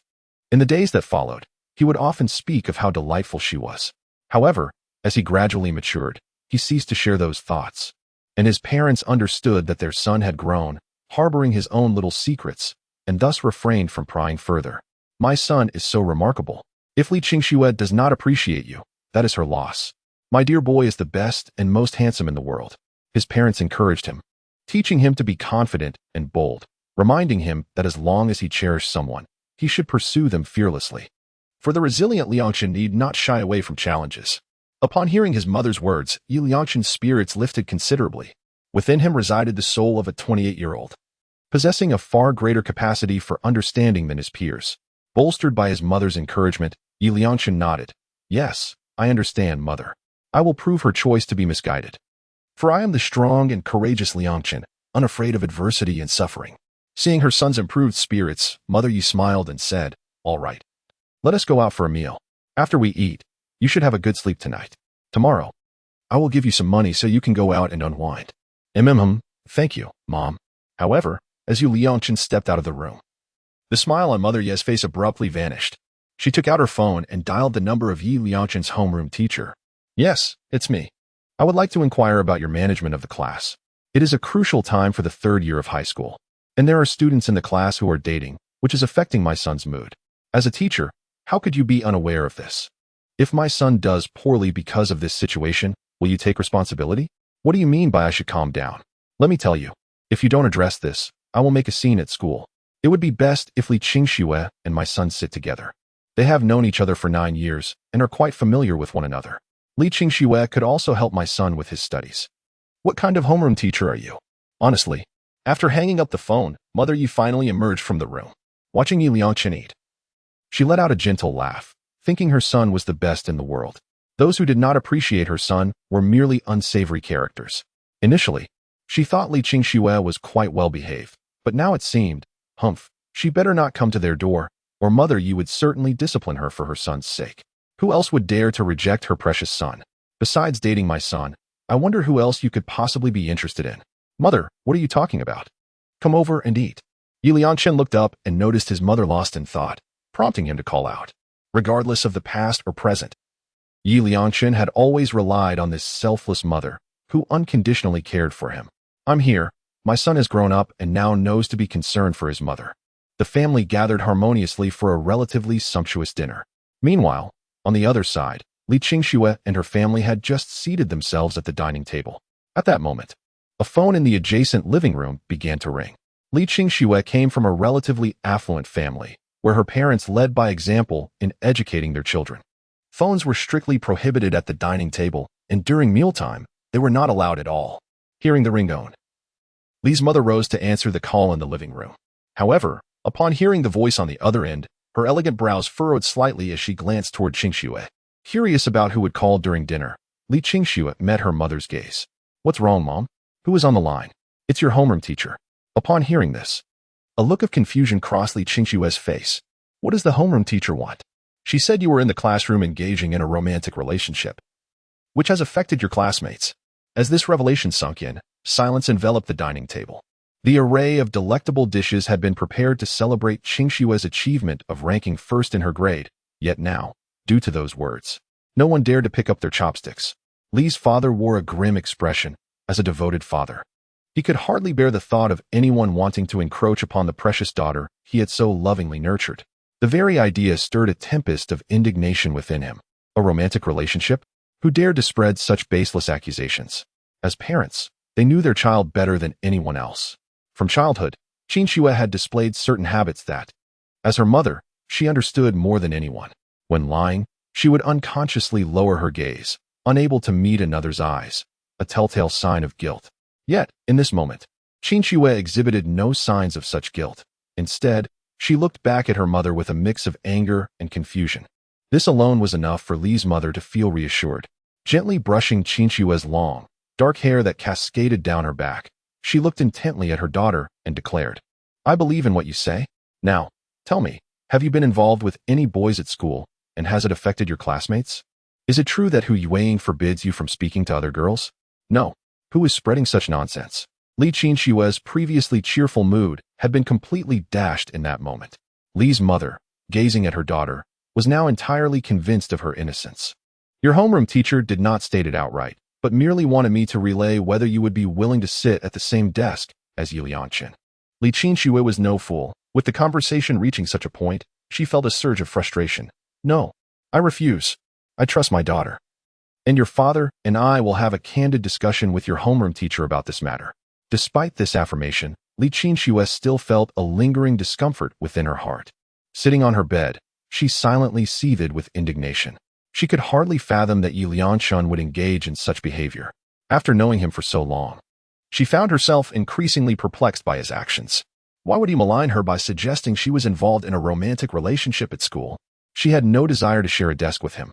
With these thoughts swirling in her mind, she picked up her phone and promptly unfollowed Yi Liangshan. This time, Li Qingxue was genuinely irate. Meanwhile, Yi Liangshan was informing others that Li Qingxue was not, in fact, dating anyone at school. And he had also obtained the phone number of her parents from the homeroom teacher. Regardless of the underlying reasons, as parents, they would not wish for anyone to slander their daughter maliciously. Upon dialing Mrs. Ye's number, he was met with her impatient tone. When she learned the call was from Li Qingxue's parents, she momentarily composed herself and emphasized how well-behaved, obedient, and filial her son was, as if he were the paragon of virtue in the world. However, after Li's mother spoke at length, Mrs. Ye's demeanor shifted back to impatience. All right, I understand. With that, she abruptly hung up the phone, muttering under her breath, what is there to be proud of? It's a stroke of luck for your daughter to catch my son's eye. You can't even appreciate the fortune that has fallen into your lap. What kind of people are you? As Yi Liangshan emerged from the restroom, he overheard her words and inquired, what is going on? Mrs. Yi retorted, it's Li Qingxue's parents on the line, and I'm truly at a loss. You fancy their daughter, yet they remain so ungrateful. Yi Liangshan frowned. Why did you call them to discuss such matters? Yimu exhaled softly, saying, my dear son, you are the treasure of your father and me. We are your unwavering support. Since she is the girl you admire, it is only natural for us to assist you. I cannot fathom why Li Qingxue's family behaves in such a manner. You are kind and exceptional. For them to question you is a testament to their ignorance of the fortune they have in you liking their daughter. Yi Liangshan sighed helplessly. I can handle this matter on my own. Please refrain from getting involved. All I want is to help you, his mother replied earnestly. Seeing you sitting alone in your room, lost in thought, pains my heart. My son is so wonderful. Why should he endure such grievances? As she spoke, Yimu gazed intently at Yi Liangqin, affirming, in my eyes, my son deserves every girl in this world. Hearing this, Yi Liangqin felt a warmth spread through him. Well, do you trust me, mother? There are things I cannot disclose, but I can share that Li Qingxue does have feelings for me. She simply is yet to recognize her own heart. This was Yi Liangqin's confidence.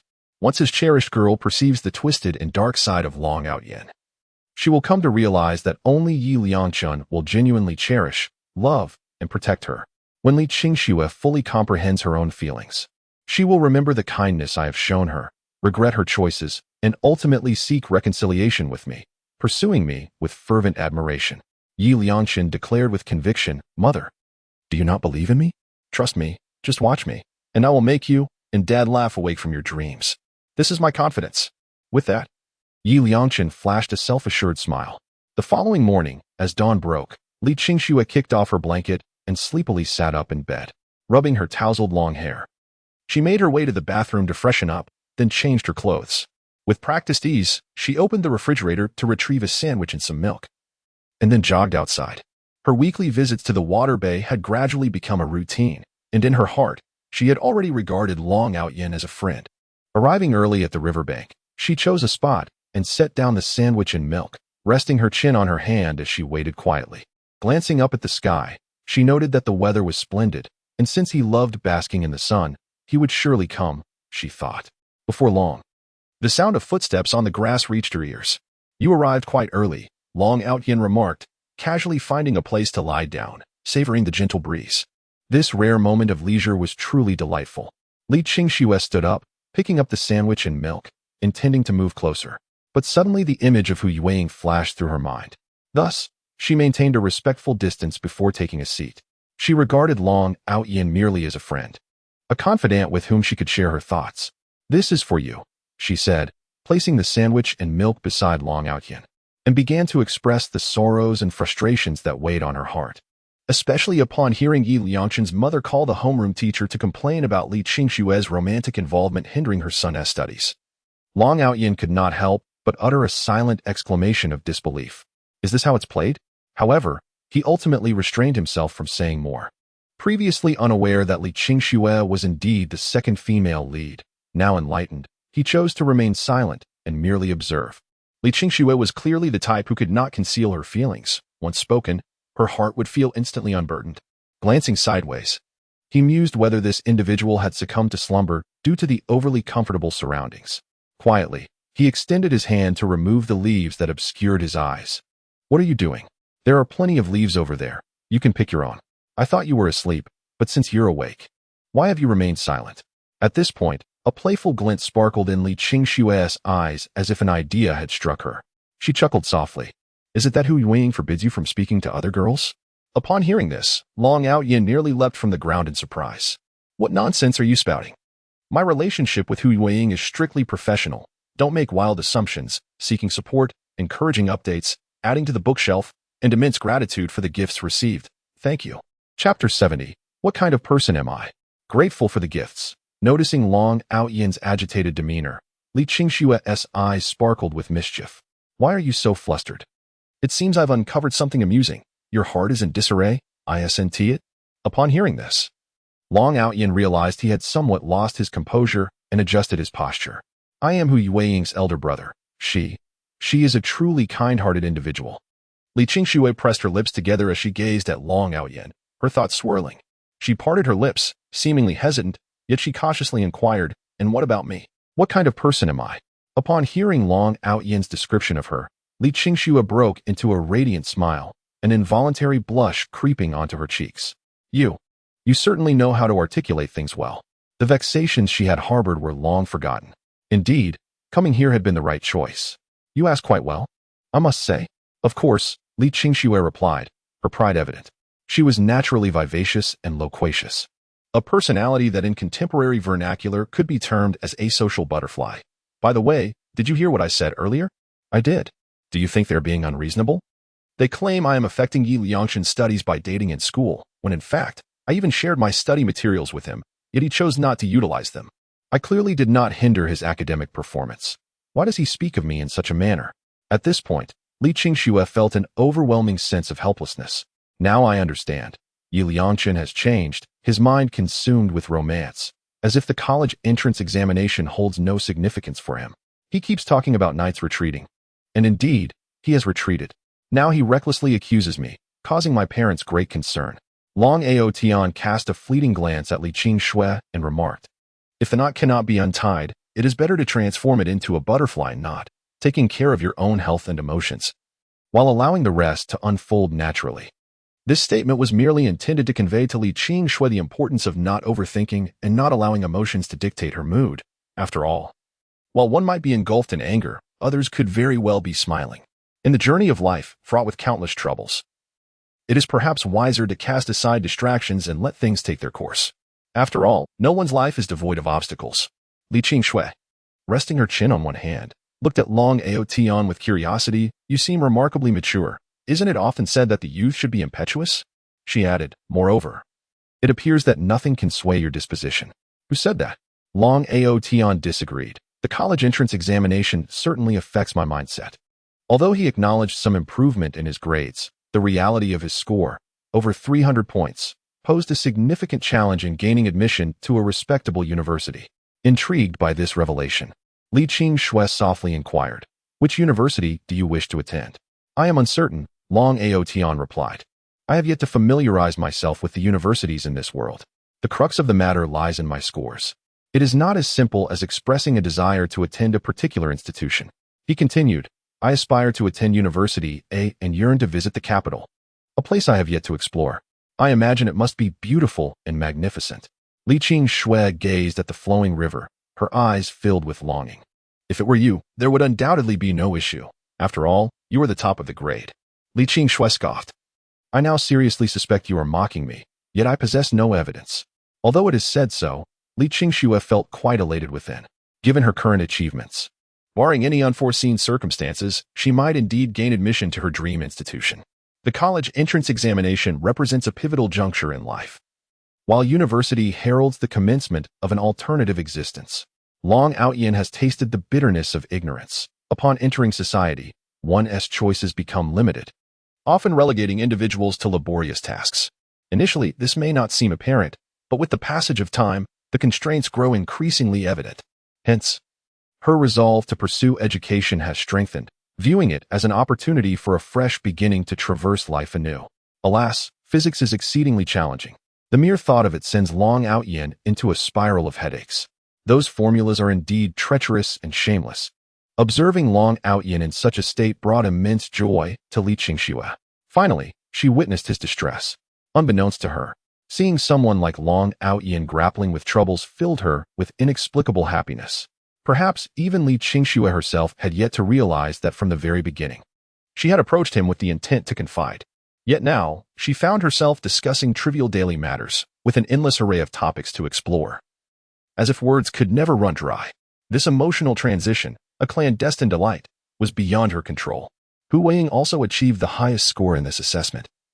Could she not impart knowledge to you? Nonetheless, physics does pose certain challenges. Her explanations are remarkably meticulous. As Long Ao Yan spoke, his mind involuntarily conjured the image of Hu Weiying's earnest demeanor while she presented her topics, prompting a soft chuckle from him. This girl, Li Qingxue, observing the smile that graced Long Ao Yan's face at the mention of Hu Weiying, found it inexplicably irksome. The smile on her face gradually faded. "You." Before she could complete her thought, Long Ao Yan playfully tapped her on the head. "What is this little head of yours pondering day in and day out?" Li Qingxue, in a huff, cradled her head, feigning defiance against Long Ao Yan. "I haven't said anything yet." You pouted, with just a glance. "I know precisely what you wish to convey." Long Ao Yan swiftly amended his words. "You do not understand Hu Weiying. She is a truly wonderful person. A child who has endured pain often matures prematurely, and they possess the ability to perceive such truths, which invariably evokes compassion." Reclining on the grassy expanse, Long Ao Yan gazed at the clouds drifting across the horizon. "Perhaps in the future, you may find yourselves as classmates." Li Qingxue's eyes flickered with intrigue as she observed Long Ao Yan lying on the grass, his arms supporting his head while he stared at the sky. Is that so?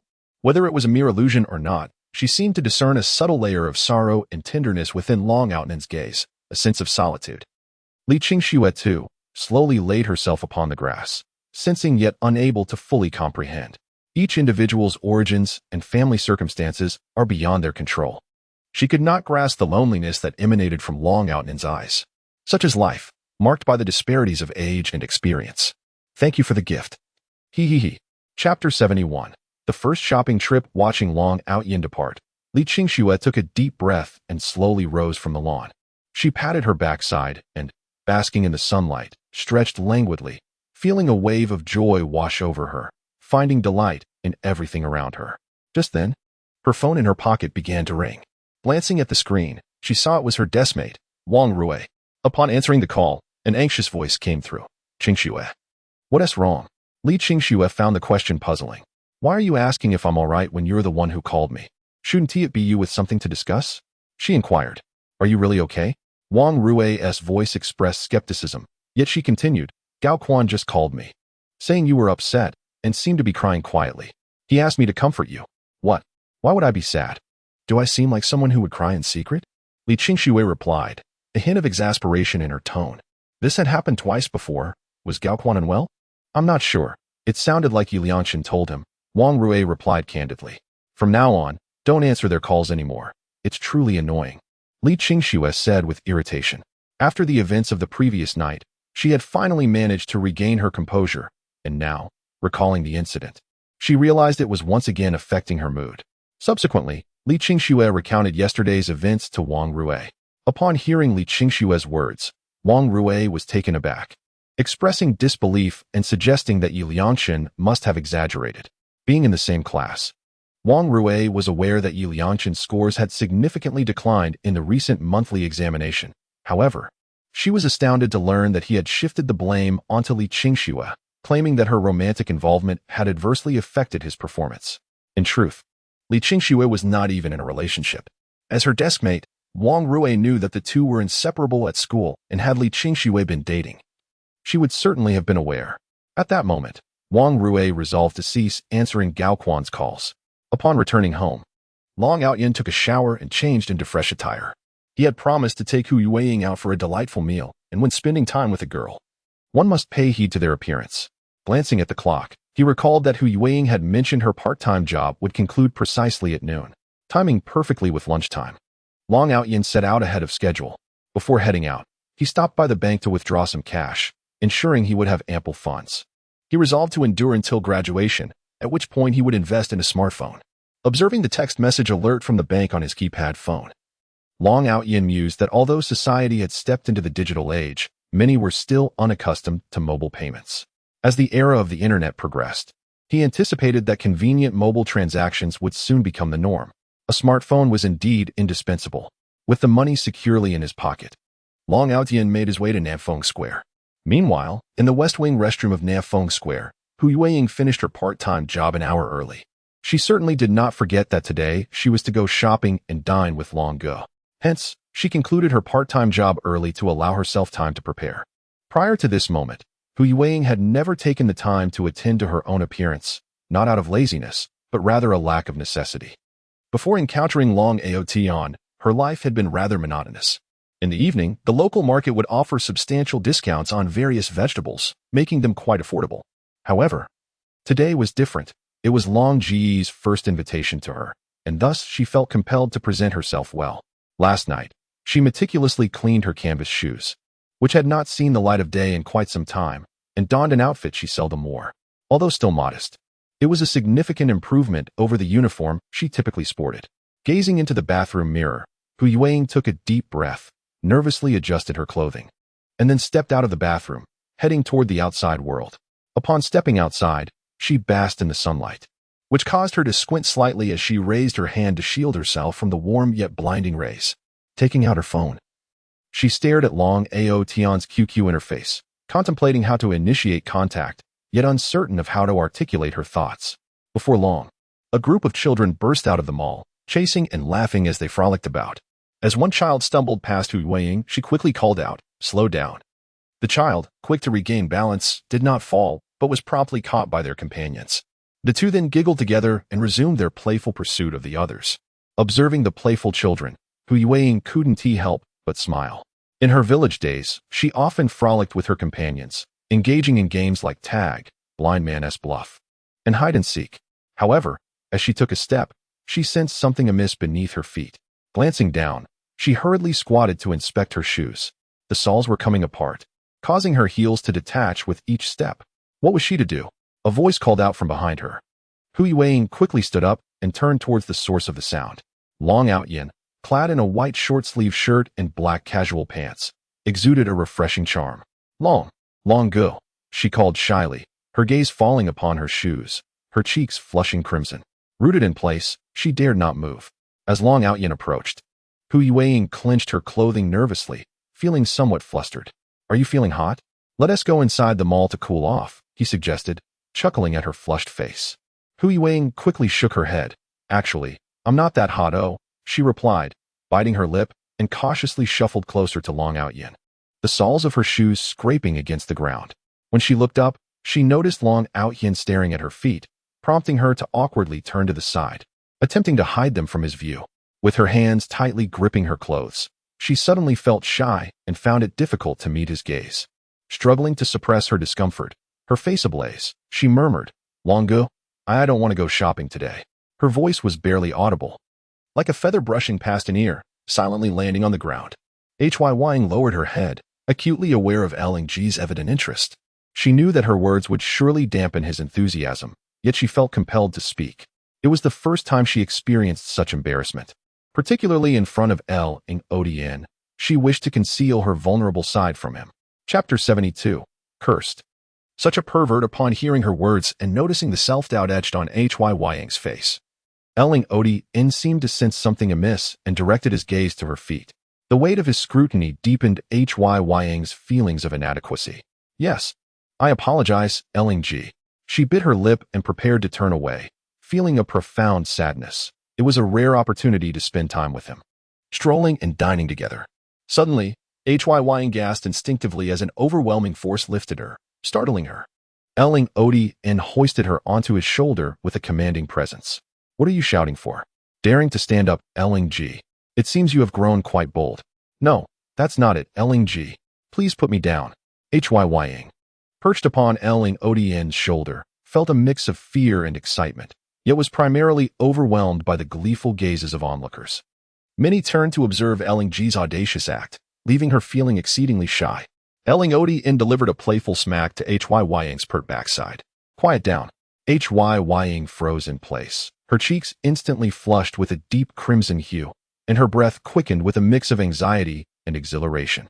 The sensation emanating from her hips was overwhelming, bringing forth an acute sense of embarrassment that rendered her almost unrecognizable to herself. She instinctively covered her blushing face with her palm, refraining from any struggle, allowing Long Yan to carry her forward. After their encounter, Long Yan paused momentarily, seemingly taken aback by his own actions. He cleared his throat twice, muttering, "This is what happens when you are disobedient," as if searching for a flimsy excuse for his abrupt behavior. The underground level of the mall was a haven for clothing, and Long Yan promptly led Hu Yueying to the women's apparel and footwear section. Having been spanked, Hu Yueying no longer dared to resist, surrendering herself to Long Yan's guidance, though her small hands were tightly clenched in anxiety. Upon arrival, Long Yan crouched down, gently setting Hu Yueying on the ground. In that fleeting moment when their eyes met, a flicker of light danced in Hu Yueying's gaze. As soon as her feet touched the ground, she swiftly turned away, fearful of revealing her flushed cheeks to him.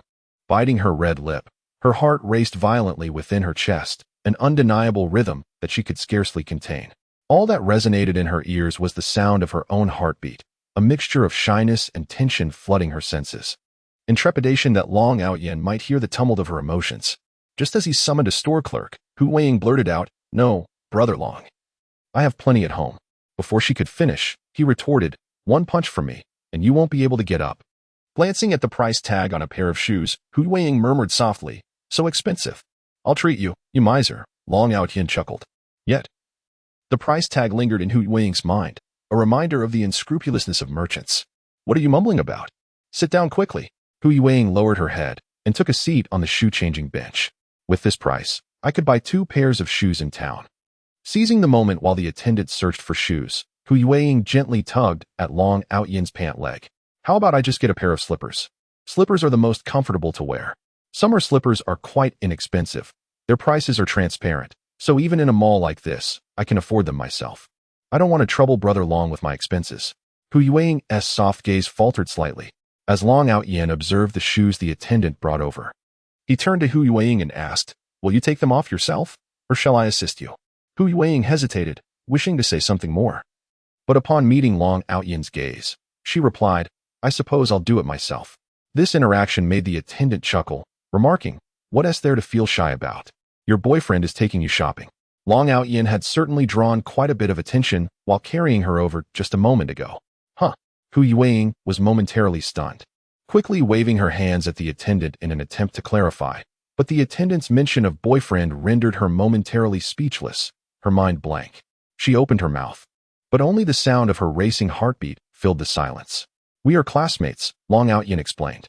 Upon hearing this, Hu Yueying discreetly glanced at Long Out Yin, then lowered her gaze to her canvas shoes. "Oh, I see. You two have a really good relationship." The shop assistant chuckled softly a couple of times, glancing at Hu Yueying's flushed face and the slightly furrowed brow of Long Out Yin, whose ears had turned red as well. Without saying much, she retrieved a pair of shoes from the box in her hands. "Do you fancy this style? It's the latest arrival, and I haven't had the chance to put it on display yet. What size do you wear?"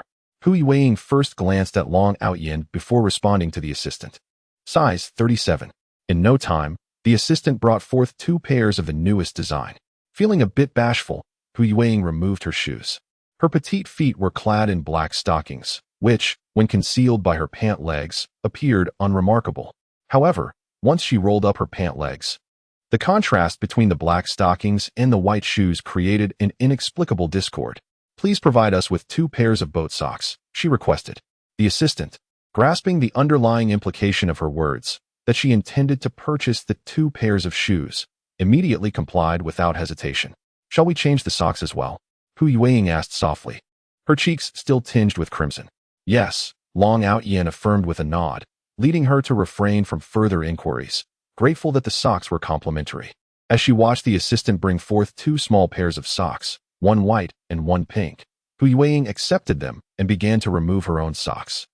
Once her socks were completely off, she instinctively looked up at Long Out Yin, who, sensing her gaze, quickly turned his head away, feigning nonchalance. Yet, Hu Yueying distinctly heard the sound of him swallowing. In a moment of embarrassment, Hu Yueying felt the weight of Long Out Yin's gaze upon her. With her head bowed and her delicate lips pursed, a deep blush adorned her cheeks. Yet, beneath the shyness, there lingered an unnameable emotion that seemed to unfurl within her heart. The petite ankle socks she wore barely reached her heels, but once encased in her shoes, they were artfully concealed, presenting a neat and attractive appearance. Chapter 73. Surprisingly pleasant. Having donned her shoes, Hu Yueying took a few steps.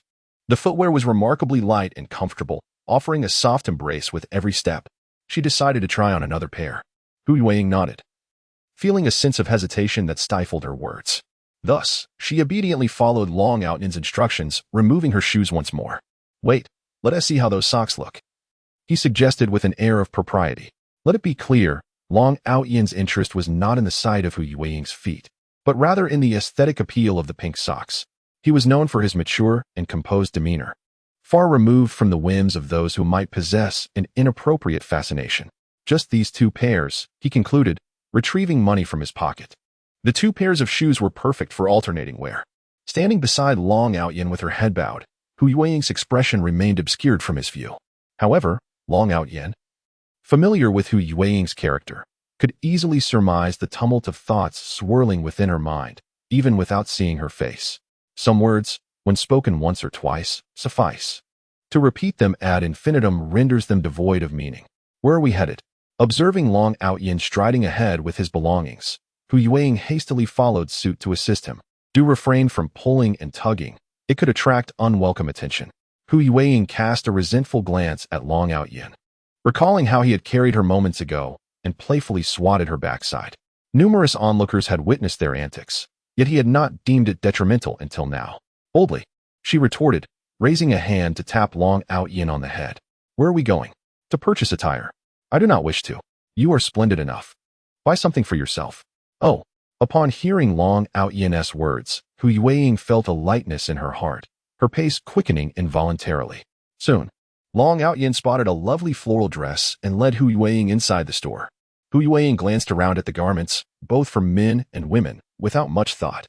Long Outyan picked up the floral dress and declared, "Change into this." "What? What do you mean?"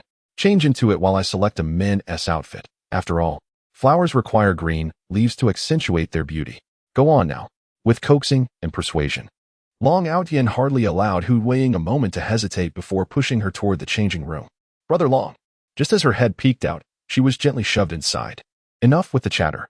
Waiting for a girl to change clothes is an exceedingly dull affair, and even Hu Yueying was no exception. Long Outyan waited, and before long, he began to yawn. "Brother Long." At the sound, he turned to see Long Outyan yawning even wider. The floral dress, though simple in design, perfectly accentuated Hu Yueying's figure. As she walked, her waist swayed gently, exuding a soft yet unassuming charm, as if concealing an undeniable resilience. After changing her attire, her previously tied-back hair fell gracefully, revealing her fair and delicate collarbone, adorned by a few stray strands that added a hint of subtle allure to her innocent appearance. Noticing Long Outyan's gaze, Hu Yueying stood shyly in place, her doe-like eyes shimmering as she discreetly glanced at him, her cheeks flushed with a rosy hue, sparkling like fragments of light. To her surprise, she found the situation rather pleasant. As Long Outyan extended his hand toward Hu Yueying, she momentarily froze, her cheeks crimson as she, somewhat bewildered, placed her small hand in his. Long Outyan gently brushed her hand away, saying, "Give me the clothes, and I shall pack them for you." "Oh." Hu Yueying responded a beat late, but quickly complied, handing over the garment. Grasping her dress, Long Outyan caught a whiff of a unique, enchanting fragrance that only a girl could possess. It was not overpowering, but rather a subtle and delightful scent. After neatly folding the dress, he looked at Hu Yueying with satisfaction and declared, "Let us go. I'm starving." Thus, Hu Yueying found herself with an additional dress, her confidence inexplicably soaring as she donned the floral ensemble and slipped into soft, delicate shoes, following Long Outyan. This newfound confidence radiated from within, causing her to shimmer with an inner glow. Long Outyan noted this, recognizing it as a positive development. The combination of handsome men and beautiful women invariably attracts attention wherever they appear. Long Outyan and Hu Yueying exemplify this phenomenon, even without holding hands or exchanging words. Their mere presence together compels one to steal a few extra glances. "Brother Long, this is the restaurant where I work part-time. Let us dine here," Hu Yueying suggested. At this establishment, she could enjoy a discount on the meal. Long Outyan had recently purchased clothes and shoes for himself, yet he felt determined to treat Brother Long to this meal. Moreover, the restaurant offered quite reasonable prices. Long Outyan, having no particular culinary demands, nodded in agreement. "Brother Chun, look at that beautiful woman," Gao Quan excitedly exclaimed, patting his companion on the shoulder. Yi Lianchin, however, was in no mood for such distractions. His mother had given him money to go out and unwind, and coincidentally, Gao Quan had messaged him to join for some online gaming. While gaming was one option, he preferred to indulge in alcohol, seeking solace at the place where the treasure girl worked, hoping to elicit some sympathy from her, and perhaps have Gao Quan capture a picture of him inebriated to share on social media. Alas, he thought, he had little desire for such trivial pursuits. It seemed unlikely he would ever again be stirred by a woman. Suddenly, a thought struck him. Wait, that man appears to be Long Outyan. What? Yi Lianchin perked up at this revelation, intrigued. "Finally, I've caught you. You, the notorious heartbreaker, juggling my treasure girl while dating others." A glimmer of hope ignited within him at the prospect.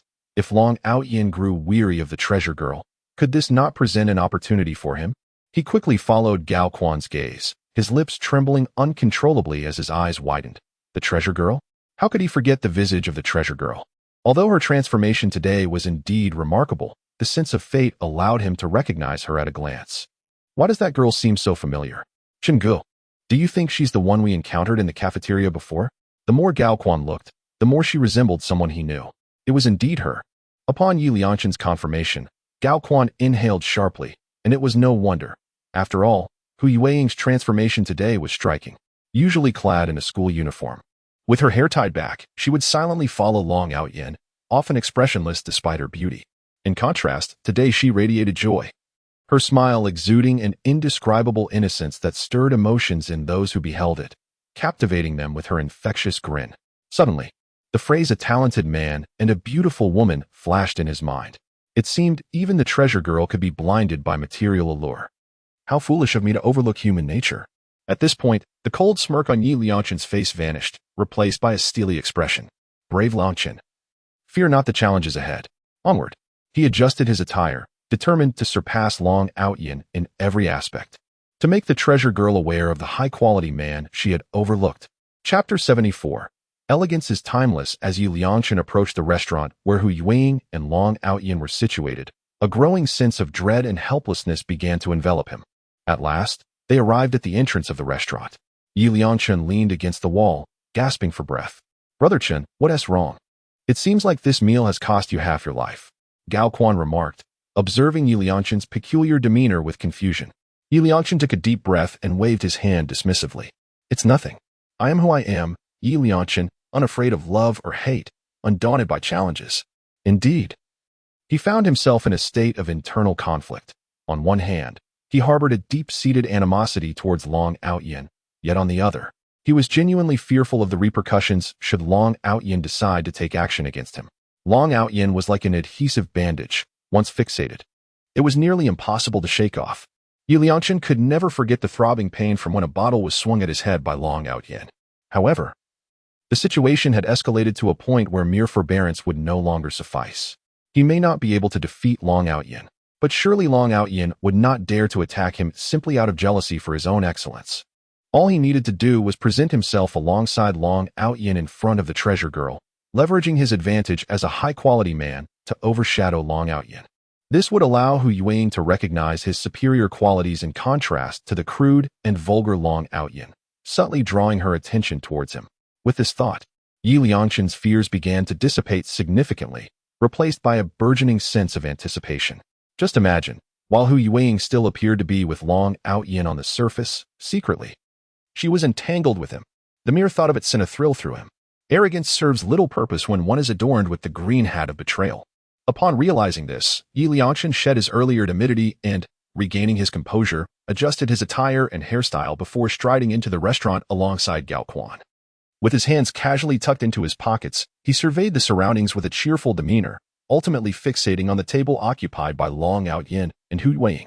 With a confident toss of his hair, he assumed an air of self-satisfaction and sauntered over, seating himself adjacent to Long Outyin and Hu Yueying. He noted that the only barrier between them was a narrow aisle.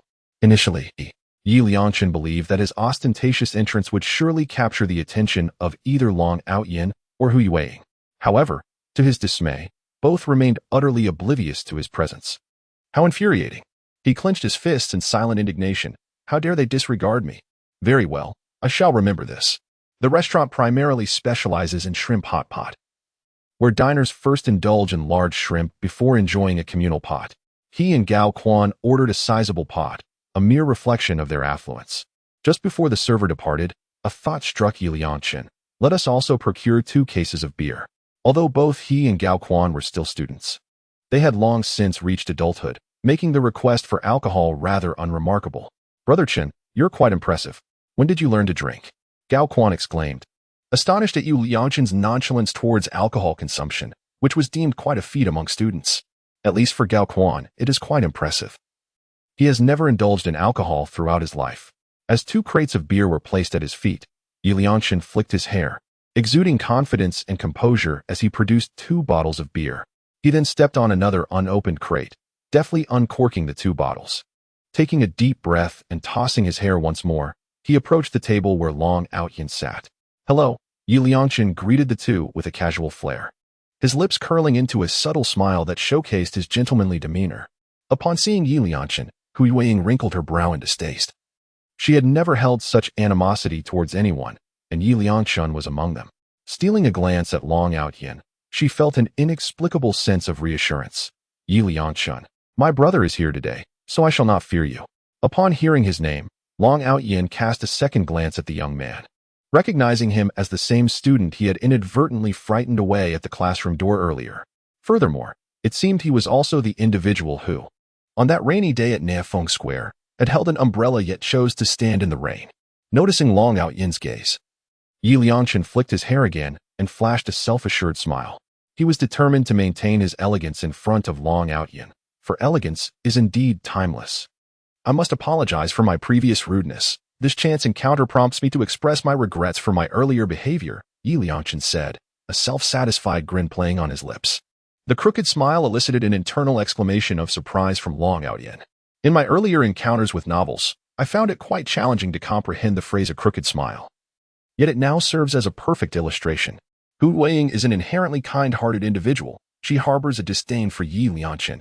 Yet, considering his visit today to offer an apology, she refrains from uttering any harsh words. The most effective approach for Hu Weiying in dealing with someone like Yi Liangchen is simply to disregard him. Yi Liangchen, still wearing his crooked smile, shifted his gaze to Long Outyin and confidently proposed, "Let us drink together." The quality of one's character is often reflected in their drinking habits.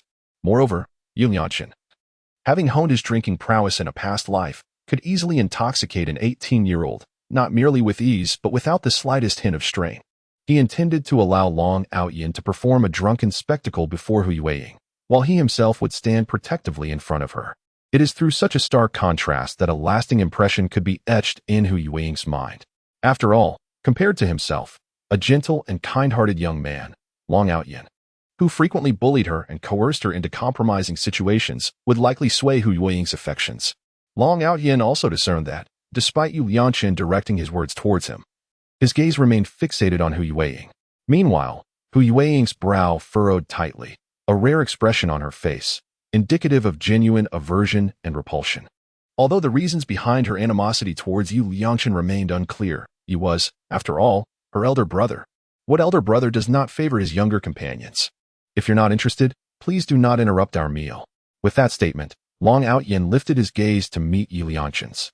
Upon witnessing the intensity in Long Outyin's eyes, Yi Liangchen instinctively took a step back. Clenching his fists tightly, Yi Liangchen wished he could smash the bottle in his hand against Long Outyin's head. Although such thoughts crossed his mind, his face maintained a sheepish smile. He understood that such actions were unthinkable, so he remarked, "Very well, I shall not intrude any longer." Chapter 75. Is this a bit too ambiguous? Long Outyin turned to Hu Weiying and inquired, "Do you despise him?" It was rare for him to witness such a display of emotion from Hu Weiying, prompting his instinctive question, as if his concern for her had become second nature. Upon hearing Long Outyin's words, Hu Weiying nodded gently. Although Long Gu always enjoyed teasing her, she was reluctant to lie to him. Long Outyin did not press for an explanation. He merely cast a fleeting glance at Yi Liangchen, solidifying his own resolution in silence. Hu Weiying quickly adjusted her mindset, reminding herself that today was meant for shopping and dining with Long Gu, and it was essential to remain cheerful. Soon, the large prawns at their table were prepared. Observing this, Hu Weiying promptly rose to retrieve an apron from the rack behind her and approached Long Outyin. "Long Gu, here's the apron." Long Outyin was momentarily taken aback. To be frank, he had no idea that one needed an apron for such a meal. Even in his previous world, he had always dived straight into eating, never once donning an apron, as shrimp pots were quite common there. Witnessing Long Outyin's moment of confusion, Hu Weiying's beautiful eyes curved into crescent moons as she smiled, stepping forward to tie the apron around his neck. "Long Gu, extend your hand." At her words, Long Outyin extended his hand.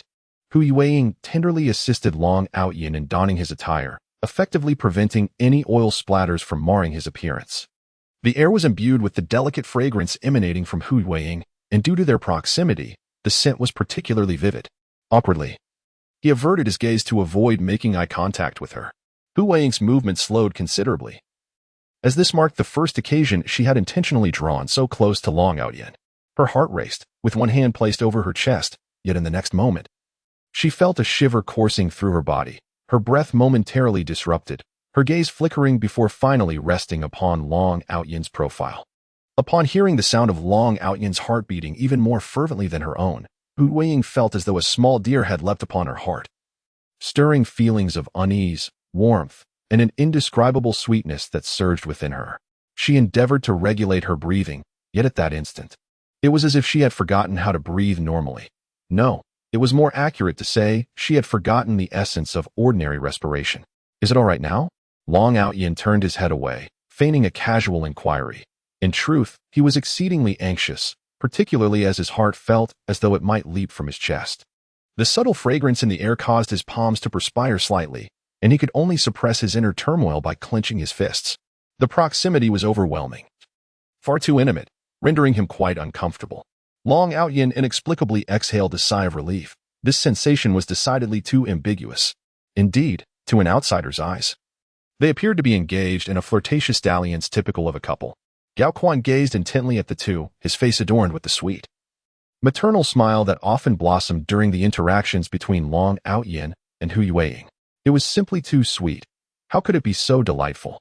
Meanwhile, Yi Liangshun observed Long Yan and Hu Yueying's laughter. Yet as he smiled, 2 streams of tears began to slide slowly down his cheeks. Are you all right, Chengge? He shook his head, remaining silent, and tilted his head back to take a drink. The first bottle. Yi Liangshun let out a burp and murmured. A heart that has been wounded, who can it still love? The taste of solitude is bitter. My affection has long been buried. His voice rose, seemingly intent on capturing the attention of Long Yan and Hu Yueying. However, Hu Yueying, preoccupied with peeling shrimp for Long Ge, was entirely oblivious to his words. And even if she had heard, she would not have acknowledged them. Long Yan cast a sidelong glance at Yi Liangshun, a slight twitch at the corner of his mouth revealing his discomfort. He felt rather awkward, as if his feet were digging into the ground. Did this fellow not feel any embarrassment? Just then, the freshly stir-fried shrimp, slathered in sauce, was hot in her hands. And Hu Yueying burned herself multiple times while attempting to peel it. Watching her rub her small hands together, Long Yan found it amusing. With his left hand donned in a disposable glove, he adeptly picked up a large shrimp with chopsticks, skillfully peeling it as though he felt not a trace of heat. Soon, he placed the peeled shrimp onto the plate in front of Hu Yueying. She gazed at the succulent shrimp and then looked up at Long Yan. What are you staring at? Hurry and eat. As she gazed at the peeled prawns on her plate, Hu Yueying was overcome by an inexplicable sensation. A smile inadvertently gracing her delicate features. The taste of the succulent shrimp, perhaps prepared by Long Ge himself, was particularly delightful. There was simply something unique about it. Resolving to peel shrimp for Long Ge as well, her hands began to move with greater urgency. Once she had joyfully finished, she noticed that her plate had miraculously acquired 5 or 6 more pieces of peeled shrimp. Long Ge, you should eat too. I am eating, Long Yan replied absent-mindedly, focused intently on peeling shrimp. Long Ge opened his mouth. Long Ge, let me wipe your sweat. Startled, he lifted his gaze just as Hu Yueying leaned closer, the cool wet tissue meeting his warm skin. In her inclination, her chest inadvertently came into Long Yan's line of sight. Pink, is it? What kind of noodles do you want, Long Ge? Hu Yueying, unable to catch the earlier words, inquired. Long Yan quickly shook his head. It's nothing. Observing the interaction between Long Yan and Hu Yueying, Yi Liangshun laughed while tears streamed down his face, the beer in his hand pouring down his throat like water. It seemed that only in this manner could his wounded heart find a semblance of solace. Especially witnessing Hu Yueying not only feeding Long Yan shrimp but also wiping his sweat, he suddenly felt superfluous, his rationality gradually eroded by the alcohol. Raising the wine glass in hand, gazing at the pale yellow liquid within, he gently swirled it, deliberately avoiding the eyes of Long Yan and Hu Yueying, and spoke in an oddly peculiar tone. Now that we are in our final year of high school, if we truly care for one another, we should refrain from pursuing romantic relationships at this time. After all, studying is akin to rowing upstream. Without progress, we inevitably regress. Even for those who rank first in our class. Hu Yueying, who was basking in delight, felt a flicker of indignation at these words and cast a sharp glance at Yi Liangshun. What did he mean by this? Hu Yueying was not foolish. It was as if he was insinuating that Long Ge was a hindrance to her. Preposterous. Long Ge cared for her deeply and treated her with utmost kindness. He had not affected her in the slightest. Long Yan did not spare Yi Liangshun a glance, resolutely reaching for a bottle of fruit beer. Witnessing this, Yi Liangshun's eyes widened in disbelief, fearing that Long Yan intended to strike him with the bottle. He quickly hunched over, bracing himself for impact. However, under the influence of alcohol, he instinctively bent down, oblivious to the fact that he was seated. In that moment, his forehead met the table with an intimate collision. Bang! With a cry of pain, blood gushed from his nose. Chapter 76. Now even playing the cute card upon seeing the blood, Hu Yueying was taken aback. Long Yan, who had just poured himself a glass of fruit beer, furrowed his brow slightly at the sight. He raised a hand to shield Hu Yueying's eyes and softly reassured her by whispering in her ear, "It's all right, don't be afraid." Upon hearing Long Outyan's gentle voice, Hu Yueying's heart remarkably calmed, as if soothed by a magical touch. It seems that as long Outyan is by her side, she feels an overwhelming surge of courage, rendering her fearless. Sensing the warmth emanating from Long Outyan's palm, Hu Yueying discreetly opened her eyes. Her eyelashes fluttered gently against his hand, creating a tickling sensation that instinctively prompted her to withdraw slightly, ensuring her lashes would not graze his palm while also shielding her view. As Long Outyan's hand moved a fraction away, Hu Yueying noticed the vibrant red hue on his palm, radiating palpable warmth. Lowering her gaze to her own hand, she observed that she too had suffered a burn, leaving behind a similar crimson mark. She no longer wished to linger there, fearful of dampening Long Ji's spirits. Yet, unexpectedly, she found herself affected in the end. Grasping Long Outyan's fingers, she felt the warmth coursing through them and pressed the back of her hand against his palm, hoping to cool him down. "Let us depart," he said, patting her hand with a gentle tone, as if to soothe her. After all, in Long Outyan's mind, Hu Yueying was a timid girl. Upon hearing his agreement to leave, she broke free from his grasp and hurried towards the front desk. Just 2 steps into her sprint, she felt a large hand grasp the nape of her neck. "Do you look down upon your Longo?" Hu Yueying tilted her head to gaze up at Long Outyan, gently shaking his arm, her sparkling eyes feigning a pitiful expression. With her long hair cascading around her shoulders and an aura of innocence and purity, she left Long Outyan at a loss for words, unable to voice his thoughts. "Oh, have you now mastered the art of acting spoiled?" In the presence of Long Outyan, Hu Yueying's eyes sparkled with joy, her radiant smile only emerging when she was with him. Throughout their interaction, neither of them cast a glance at Yi Liangchen, as if he had completely faded from their minds. This disregard was far more painful than any harsh words could convey. Yi Liangchen covered his nose, watching their departing figures, feeling as though he could scarcely catch his breath. If only Long Outyan had uttered a few harsh words toward him, he might have felt less anguish. The sensation of being overlooked was infinitely more tormenting than receiving a slap from Long Outyan. At least a physical confrontation would signify a form of animosity towards him. Yet, being disregarded made him feel like a mere jester. Clenching his fists tightly, he vowed, "Long Outyan, the humiliation you have inflicted upon me today shall be repaid 100-fold in the future." "Brother Chen, it seems that Long Outyan did nothing. You were the one who bumped your nose and caused it to bleed," Gao Quan softly reminded him. At this moment, an idea sparked in Yi Liangchen's mind as he pulled out his phone. "Quick, take a picture of me." As he continued to pose wildly, Long Outyan and Hu Yueying had already descended from the upper floor. "Long Go," Hu Yueying murmured softly, glancing down at her dress and shoes. "Thank you for purchasing these for me today. I truly adore them. However, I wish to say that if you could give me a little more time, I too would like to buy you some clothes and shoes." With newfound courage, Hu Yueying spoke up. Long Outyan invited her to the cafeteria for a meal costing less than 10 yuan, yet Hu Yueying felt an overwhelming sense of indebtedness towards him. This sentiment weighed heavily on her, especially in light of her recent purchases of clothing and shoes totaling several hundred yuan. For someone like Hu Yueying, who hails from a rural background, education and the pursuit of knowledge represent her sole avenue for advancement. With her parents gone and her grandparents aging, the only person she could rely on was herself. This explains why she endures bullying yet never relinquishes her resolve. In the words of Li Qingxue, she diligently studies to take responsibility for her own life. Hu Yueying's commitment to her studies is, in its essence, an act of self-accountability. Once the college entrance examination concludes and she finds financial stability, she intends to arrange a splendid outfit for Long Outyan, who is quite discerning. Long Outyan was acutely aware of Hu Yueying's inner turmoil. If he insisted that it was unnecessary, it would only amplify her guilt. Conversely, if he acquiesced, it would alleviate her burdens considerably. This peculiar sensation, akin to suddenly discovering a clear direction or hope, was something he wondered if others had experienced. "You need not worry that I might renege on my word and disappear after the exams, leaving you at a loss for several hundred yuan," he teased. Hu Yueying paused, reveling in the delightful feeling of being trusted. "I'm not afraid, if you dare to run away. I'll chase you to the ends of the earth and give you a good thrashing." Long Outyan jested. Hu Yueying retracted her neck slightly, admitting, "Yes, I'm afraid." "Then study hard, earn money in the future, and customize a suit for Brother Long." Hearing this, Long Outyan paused his steps. "In my opinion, learning should strike a balance between relaxation and diligence. Alleviating stress appropriately may yield double the results with half the effort. Boys are inherently playful. There's a saying that goes, a man remains a boy until death. At present, Long Outyin embodies this sentiment, resembling a wild stallion that has broken free. Such behavior is commonplace, akin to someone looking at a table laden with delicacies, resolutely declaring, "I shall commence my diet after this meal," or on a Friday after school. Wishing to visit an internet CAF, yet seeing classmates diligently studying, one might proclaim, "Next week, I shall surely study hard." That won't do, Brother Long. You must also dedicate yourself to your studies.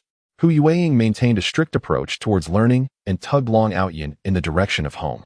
In that moment, Hu Yueying resembled a bridle, taming the unruly stallion that was Long Outyin, compelling him to comply and follow her lead. Chapter 77. Brother Long, you are quite the gossip. 10 minutes later, Hu Yueying, cradling a small rabbit plushie, wore an expression of uncontainable joy on her delicate face as she nodded at Long Outyin. Yes, with a mere rabbit toy, Long Outyin had successfully won her over. The little girl was indeed easy to please, yet she willingly embraced this affection. For the next 3 hours, the smile upon Hu Yueying's face never waned. This was her first encounter with such recreational activities. "Brother Long, please do not bump into me," Hu Yueying pleaded as she navigated the bumper car. However, upon witnessing Long Outyin being struck by others, she too began to maneuver her vehicle to collide with others. After the initial collision, Hu Yueying was filled with excitement and joy. "Long Go, I hit someone. Am I impressive?" "Indeed," Long Outyin replied. Upon hearing his praise, Hu Yueying suddenly felt quite remarkable herself. "Look at what I've got, 2 cups," she exclaimed, proudly showcasing her spoils to Long Outyin. "You are indeed more skilled than I. I did not manage to acquire anything." Long Outyin had his heart set on the grand prize at the back, but ended up with nothing. In contrast, Hu Yueying had adeptly claimed the more accessible prizes from the front row, including the 2 cups she had secured. "I shall give you one. This yellow cup is for you, while I will keep the pink one." Hu Yueying generously divided one of the cups with Long Outyin. By the time they departed, it was already past 5 in the afternoon. Most content among them was Hu Yueying, who had acquired new clothes, new shoes, a little bunny. And the cups, today had been exceptionally joyful. Even now, the smile on her face had yet to fade. Observing the radiant smile on Hu Yueying's face, Long Outyin affectionately ruffled her long hair. Happiness often replaces trivial worries unexpectedly. Upon returning home, Hu Yueying admitted to herself that there was indeed a slight desire to show off, but it was only a smidgen. Watching Long Outyin drink from the cup she had obtained brought her immense pride. She retreated to her room to change clothes. The dress was beautiful, yet she had to prepare a meal for Long Go later, so she was wary of getting it dirty. After changing into her own attire and securing her disheveled hair with a sharp clip, Hu Yueying appeared both clean and poised. Suddenly, she found herself momentarily stunned as she gazed into the mirror, parting her collar to reveal her pink lingerie. A realization dawned upon her, causing her cheeks to flush a vibrant crimson. Covering her warm face with her hands, she mused, "Could it be that I have misunderstood? Long Go is not that kind of person, is he?" As these thoughts swirled in her mind, Hu Yueying felt too embarrassed to lift her gaze. The words spoken by Yi Liangshan echoed in her memory. "Long Outyin merely wishes to toy with your body." She shook her head vigorously, perplexed by her own emotions. When Yi Liangshan had uttered those words, she had been filled with anger. Yet now, as her thoughts wandered, she felt not only unperturbed, but also an overwhelming sense of shyness and embarrassment. Instinctively, she touched her backside. Although several hours had passed since Long Gu had playfully spanked her, the memory still sent a tingling sensation coursing through her.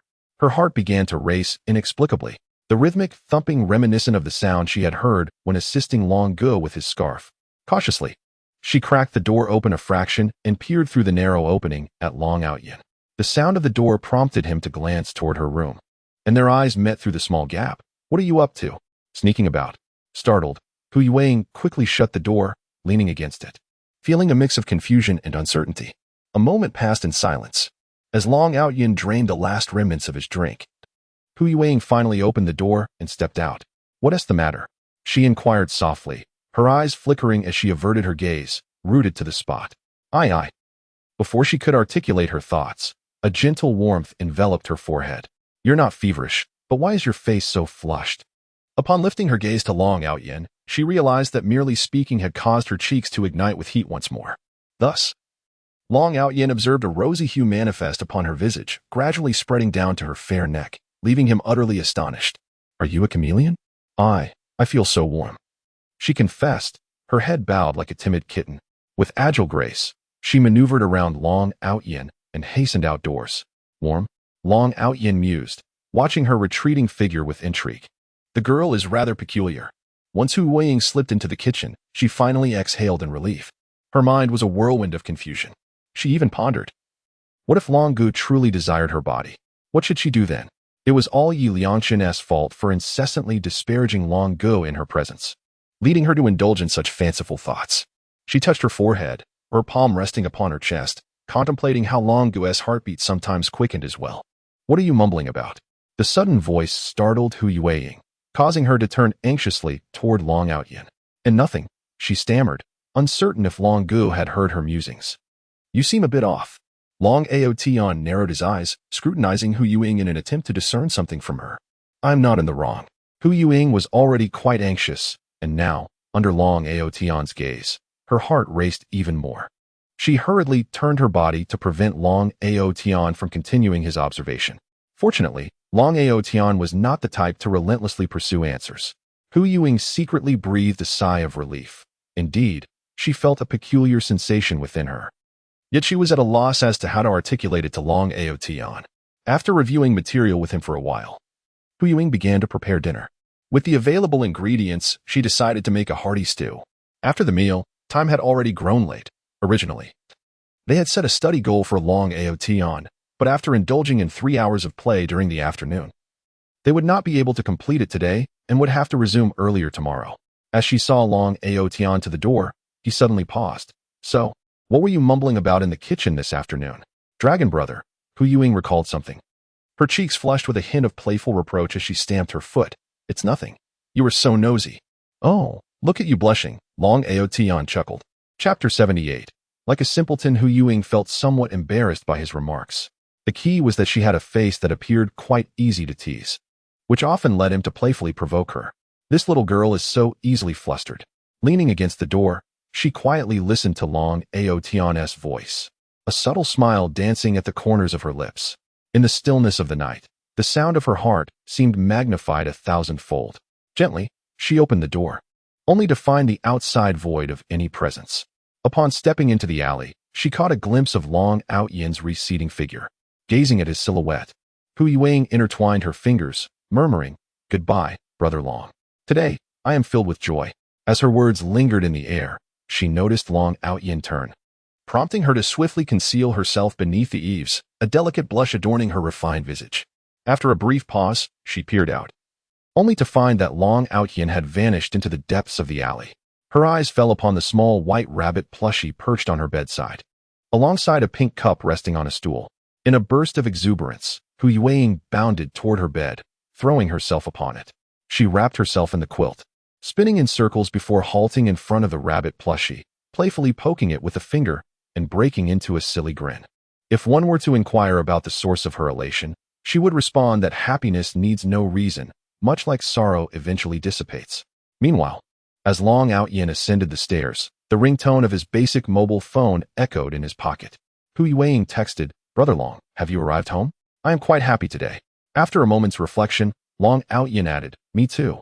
Hu Yueying replied with a beaming smiley.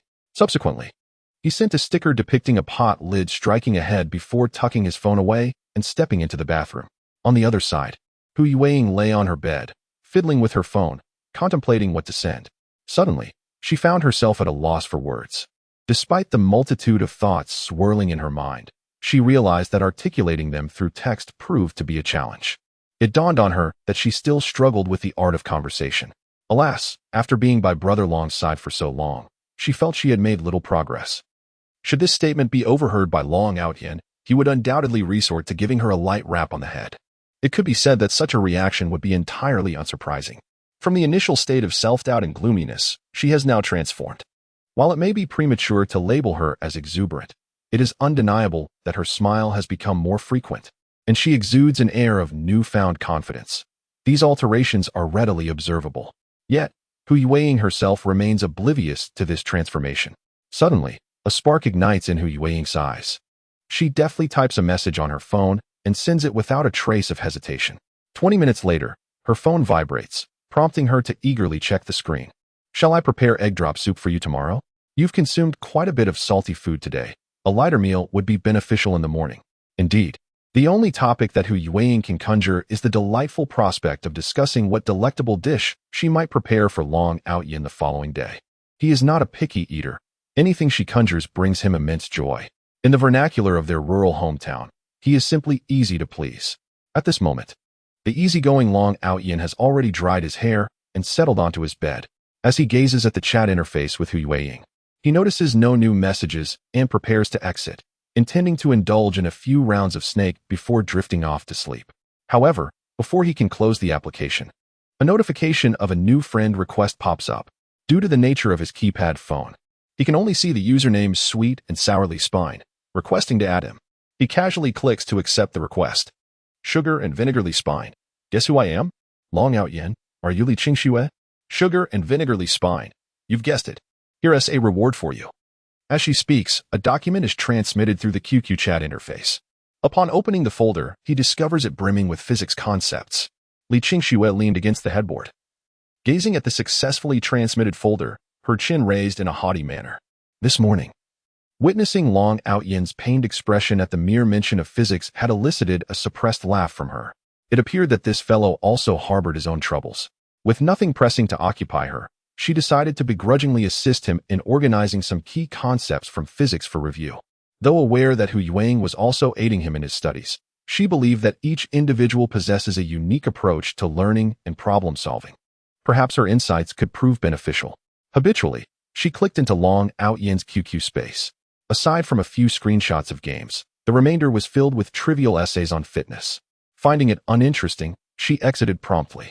Just as she did, a message from Gao Quan arrived. Curiously, she tapped to view it, only to nearly launch her phone in shock at the sight. What on earth? Sending such images late at night? With her eyes shut, she hastily cleared all of Gao Quan's messages. She had only glanced at the photos, yet she instantly recognized the individual within, Yi Liangchen, bloodied and holding a drink. The late hour made the image particularly unsettling. As for the accompanying text, she had not bothered to read it clearly. Exasperated, she vented her frustrations to Long Outyin. Was he not acting like a fool? Had he lost his senses? Upon hearing her complaints, Long Outyin recalled that he too had encountered Yi Liangchen earlier that day. With a crooked smile, he tossed his bangs confidently and awkwardly uttered some nonsensical remarks, ultimately leading to an unfortunate mishap that left him bleeding. Such antics rendered him akin to a buffoon in the eyes of others. The crux of the matter lies in the disdain he perceived in Hu Yueying's eyes towards Yi Liangchen. Instinctively, he found himself disliking him as well. As for the sweet and sour pork tenderloin, he had not always been this way. The extent of his transformation was truly astonishing, leaving her quite bewildered. Once emotions find an outlet, the conversation flows endlessly. Li Qingxue was aware that speaking ill of others in their absence was a reprehensible act. Yet she could not restrain herself. She was not the type to conceal her feelings and could not fathom how Yi Liangchen had changed so drastically. Glancing at the incessant stream of messages on her phone, Long Outyin could almost envision Li Qingxue's furious expression at that very moment. Chapter 79. Long Outyin's passive skill. The following morning, Hu Yueying awoke early. After freshening up, she gathered her long hair and made her way into the kitchen. She poured water into the flour, stirring it until it reached a suitable consistency. Then, she cracked an egg into the mixture and continued to blend it thoroughly. She intended to make egg pancakes, for a mere bowl of egg soup would not suffice in the morning. Over time, Hu Yueying had come to understand Long Outyin's considerable appetite, which was largely due to his growth spurts. Humming a tune, she began frying the pancakes. The preparation was quite simple, and soon enough, they were ready. As the pancakes cooked, the water reached a boil just in time. She turned off the heat and stepped out of the kitchen, settling quietly on the steps beneath the eaves, her phone in hand. She awaited Long Outyin, as this seemed to be a supplementary activity beyond their daily studies. While the wait might be slightly tedious, it was a worthwhile endeavor for Hu Yueying in her current state of mind. Just like now, a knock resonated at the door, eliciting a radiant smile from her, a delightful expression brimming with joy. Upon opening the door, she exclaimed, "Brother Long, you have arrived." He replied, "I apologize for the trouble." "It's no trouble at all," Hu Yueying reassured as she swiftly dashed into the kitchen. She ignited the flame, awaiting the water to boil. "Please, Brother Long, have a taste of this pancake. Though its appearance may be lacking, I assure you it is delicious." Some of the egg pancakes had unfortunately torn when flipped, rendering them somewhat imperfect in form. Long Outyin observed from the side, realizing that in Hu Weiying's presence, he seemed to require no effort, to be precise. She managed everything for him without any need for his assistance. "Let us eat together," he suggested. "All right," Hu Weiying replied, her gaze fixed on the boiling water. She began to stir the water with her chopsticks, creating a small whirlpool into which she gradually poured the pre-mixed egg batter. As she stirred, a beautiful egg flower emerged in the water. "Well done, Hu Weiying. Your skill in creating this egg flower is truly impressive," Long Outyin remarked, momentarily taken aback. Receiving praise from Brother Long brought immense joy to Hu Weiying's heart. However, she had now learned to conceal her emotions, merely pressing her lips together to suppress a smile, though her eyes sparkled like crescent moons. Observing the joy on Hu Weiying's face, Long Outyin felt a sense of satisfaction. Bringing happiness to this little girl had become a passive skill of his, effortlessly triggered in their interactions. After finishing breakfast, Hu Weiying transformed into a little teacher, stating that Long Outyin had been too playful yesterday and had not completed the assigned homework. Today he would have to make up for it. It was unclear who had said yesterday that she was very happy. Long Outyin softly whispered into Hu Weiying's ear, a remark that caused the strict little teacher's ears to flush with a hint of crimson.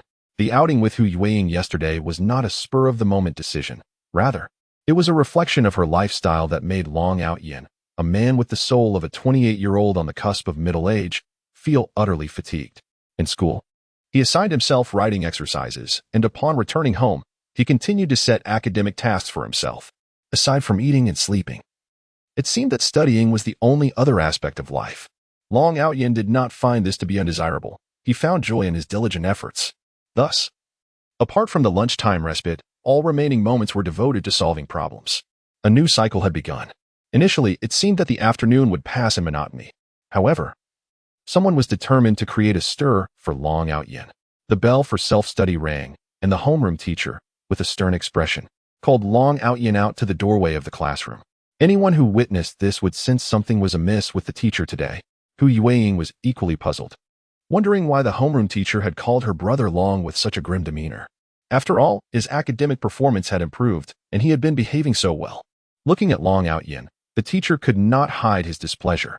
"You've only been quiet for a few days, and now you're causing trouble again, aren't you?" Standing at the classroom door, the teacher's words inevitably reached the ears of the class, sparking hushed discussions about what had happened to Long Outyin. Since Hu Weiying transferred to the school, Long Outyin has truly transformed, refraining from cursing and fighting. In the eyes of their classmates, he now diligently follows Hu Weiying, committed to his studies. Long Outyin furrowed his brow and said, "Please don't be angry. What exactly happened? Fighting? Is there really someone named Long Outyin in our school?" The class teacher, exasperated, glanced at Long Outyin and replied, "Come with me." With that, she led him away from class 7. As the teacher and Long Outyin moved beyond the confines of their class, the students' chatter became unrestrained. The rigorous and monotonous nature of their senior year made such occurrences a welcome diversion from their dreary academic lives. A few girls, including Li Qian, felt emboldened to approach Hu Weiying now that Long Outyin was taken away, sharing their speculations with her. Upon hearing their confident analyses, Hu Weiying shook her head in disbelief, saying, "No, there must be a misunderstanding. You don't understand. Long Outyin used to engage in such behavior frequently, fighting outside of school as casually as one would eat or drink." Still shaking her head, Hu Weiying admitted her ignorance of Long Outyin's past. But she firmly believed that this time, at least this time, he was undoubtedly wronged. This very Sunday, he had arrived at her house before 7 in the morning, making it impossible for him to have been involved in any altercation. Upon this realization, Hu Weiying suddenly rose to her feet, startling the group of girls surrounding her who were disparaging Long Outyin. "Weiying, what are you doing? There must be a misunderstanding. I need to explain this to the teacher," one of them exclaimed. Hu Weiying would not allow her beloved Long Gu to be wronged. Chapter 80. It is well known that I possess a heart of justice. Long Outyin, feeling helpless, could only follow the homeroom teacher forward. Just before reaching the office door, a sharp and unreasonable voice pierced the air with an accusatory question. Long Outyin turned his head to see a woman he did not recognize, but the boy shielded behind her was none other than Yu Liangchen. Despite the white bandage adorning his nose, Long Outyin recognized him instantly. At that moment, Yi Liangchen's mother also spotted Long Outyin trailing behind a female teacher. Tall and robust, he towered over Yi Liangchen, who could only look up at the youth. As an adult and a mother, Yi Liangshan's mother exhibited no trace of fear. Instead, she boldly questioned, "Are you the one who harmed my son?" Long Outyin was taken aback, but rather than defend himself, he turned his gaze towards Yi Liangshan and asked, "Did you claim that I attacked you?" Sensing Long Outyin's scrutinizing gaze, Yi Liangshan averted his eyes, subtly retreating behind his mother.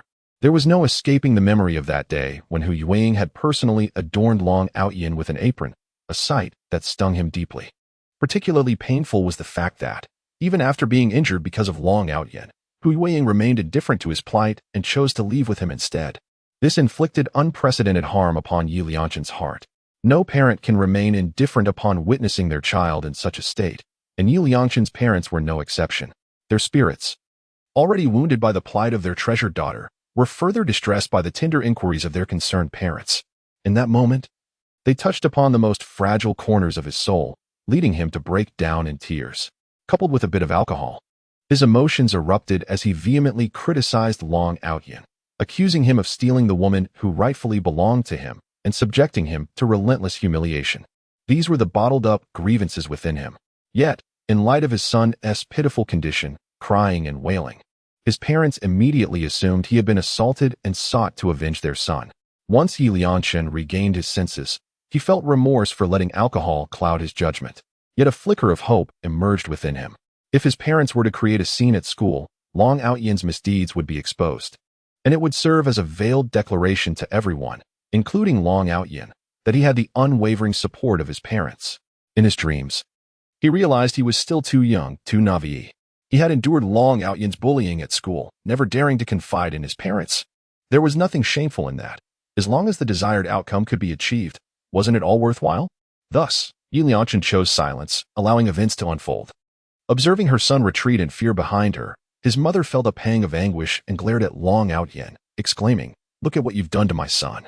Before our parents and teachers, we might not truly comprehend the extent of your ferocity when hidden from view. In response to Ye's mother's reprimand, the homeroom teacher furrowed her brow slightly. "This is a school, and we can resolve any issues calmly. There is no need to raise your voice. It disrupts the learning of other students. Are you intent on defending this individual? I have always believed that the type of teacher dictates the nature of their students. Just look at how my son has been treated." Long Outyin stepped forward, positioning himself protectively in front of the homeroom teacher. Towering in stature, he exuded an undeniable aura of intimidation as he confronted Ye's mother. "Have you finished? Are you aware of the circumstances of this incident?" he inquired, glancing toward Yi Liangshan, who was hiding behind his mother.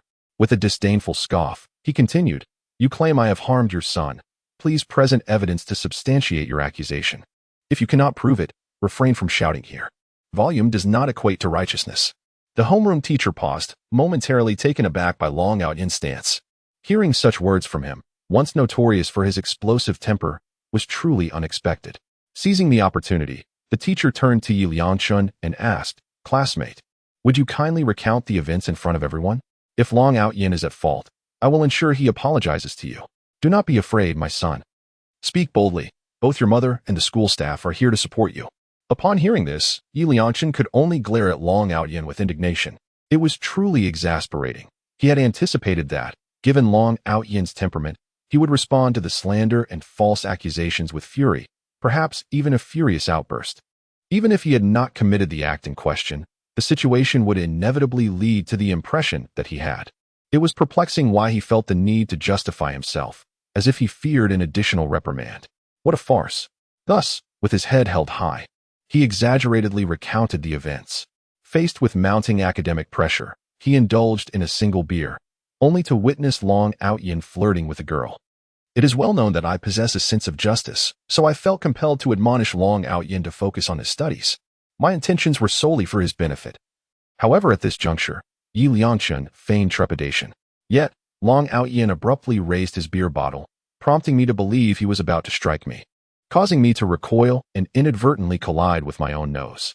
Upon hearing Yi Liangshan's account, both the homeroom teacher of Class 1 and Long Outyin's instructor regarded him with astonishment. "Did you hear that? My son acted out of concern for him, and yet, if it weren't for Long Outyin suddenly brandishing the bottle, would my son have injured his nose?" Ye's mother, arms crossed, inquired sharply, "Is this the kind of atmosphere cultivated in your school, where young minds forsake their studies for romantic pursuits?" Long Outyan's brow furrowed deeply, truth be told.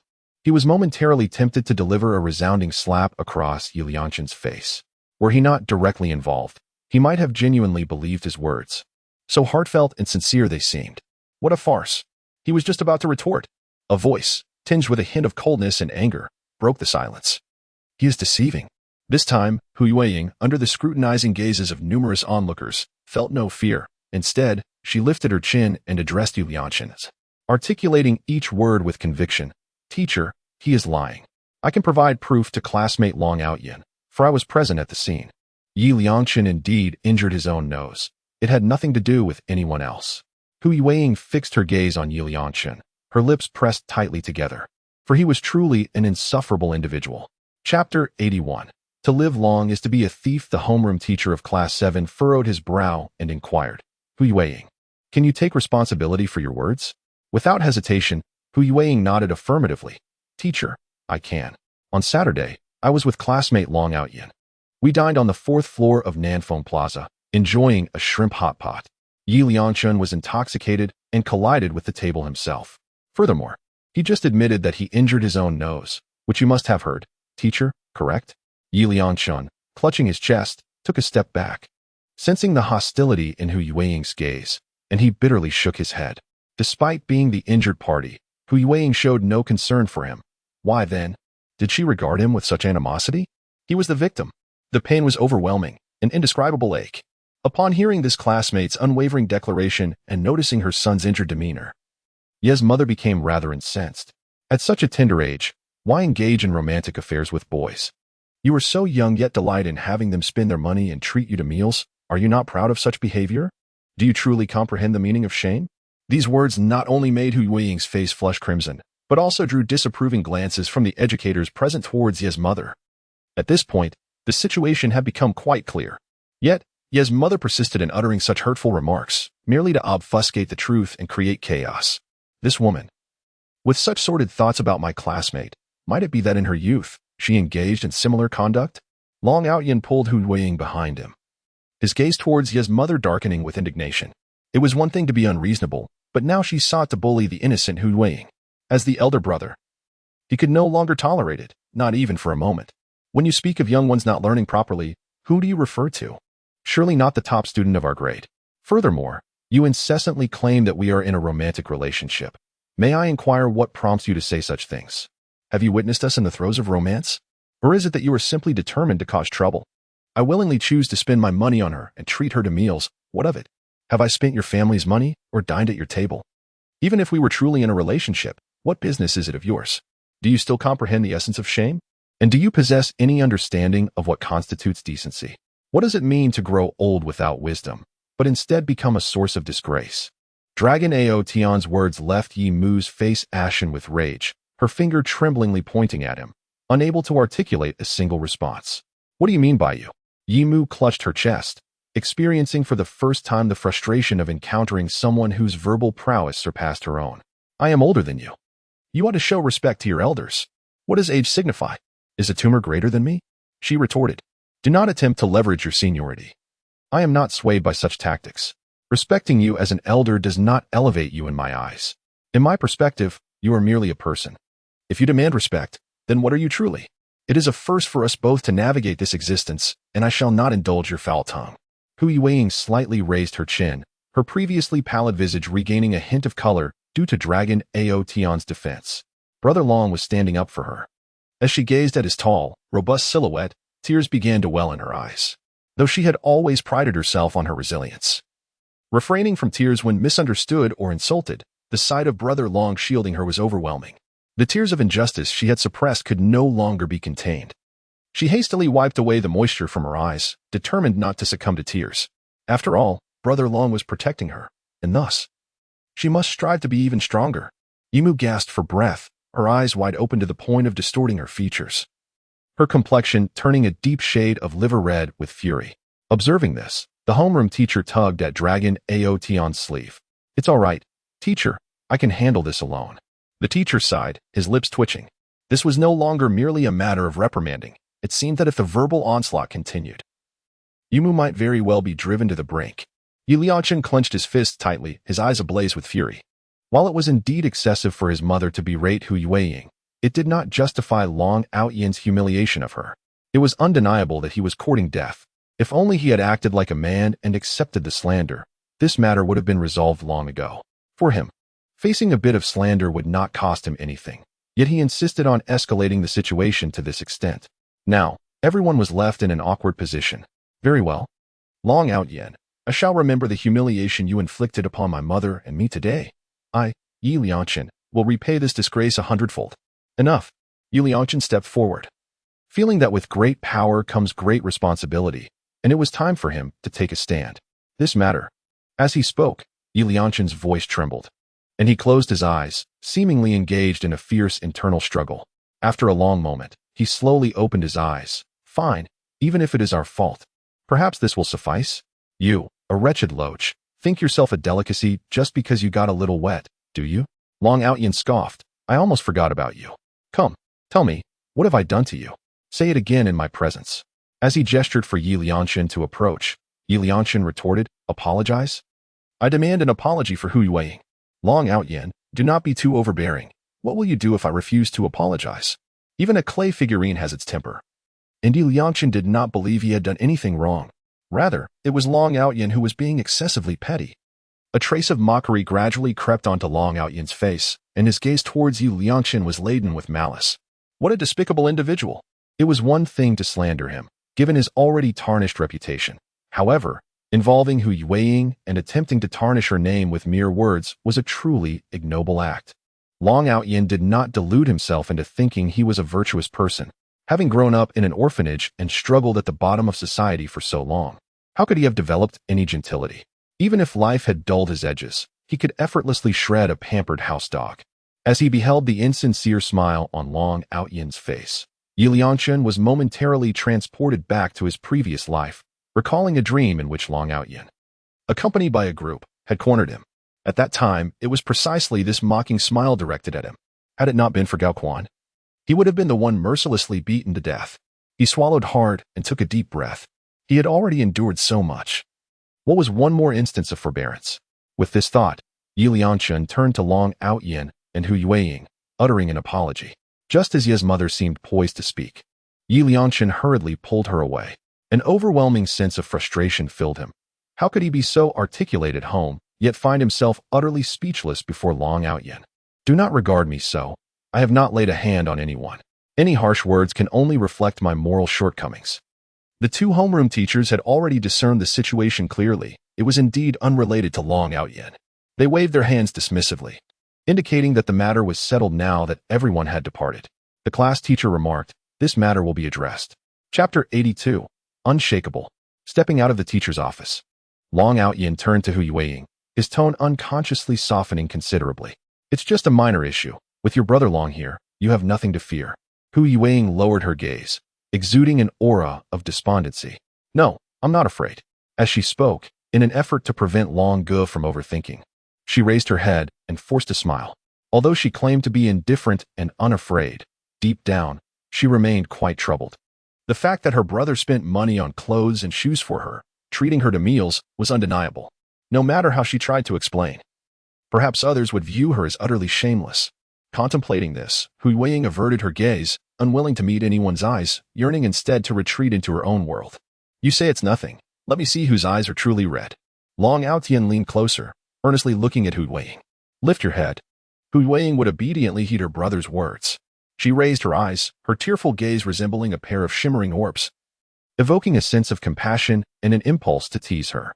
Just look at those beautiful eyes. If they could curve into crescent shapes, they would be even more enchanting. Hu Yueying understood that Long Ge was merely trying to elicit a smile from her. She longed to express her gratitude. Thank you, Brother Long, for standing before me, for supporting me, for empowering me to be brave. Yet these words, poised on the tip of her tongue, remained unspoken, choked back by an overwhelming tide of emotion. Observing her little companioness distress, she thought, Please don't cry. I cannot bear to see a girl weep in my presence. Hu Yueying sniffled slightly and asked, If I were to cry, would you scold me, Brother Long? Of course I would, he replied, gently tapping her on the head. This only deepened her sense of grievance. Seeing her look even more forlorn, Long Outyan was rendered speechless. raising a hand to ruffle Hu Yueying's hair. Let us go. Wait, Brother Long, are we really going to do this? Someone might notice, right? Who would notice? It's pitch dark, and everyone is busy studying in the classroom. No one will see us. Come on, relax a bit. Don't be so stiff.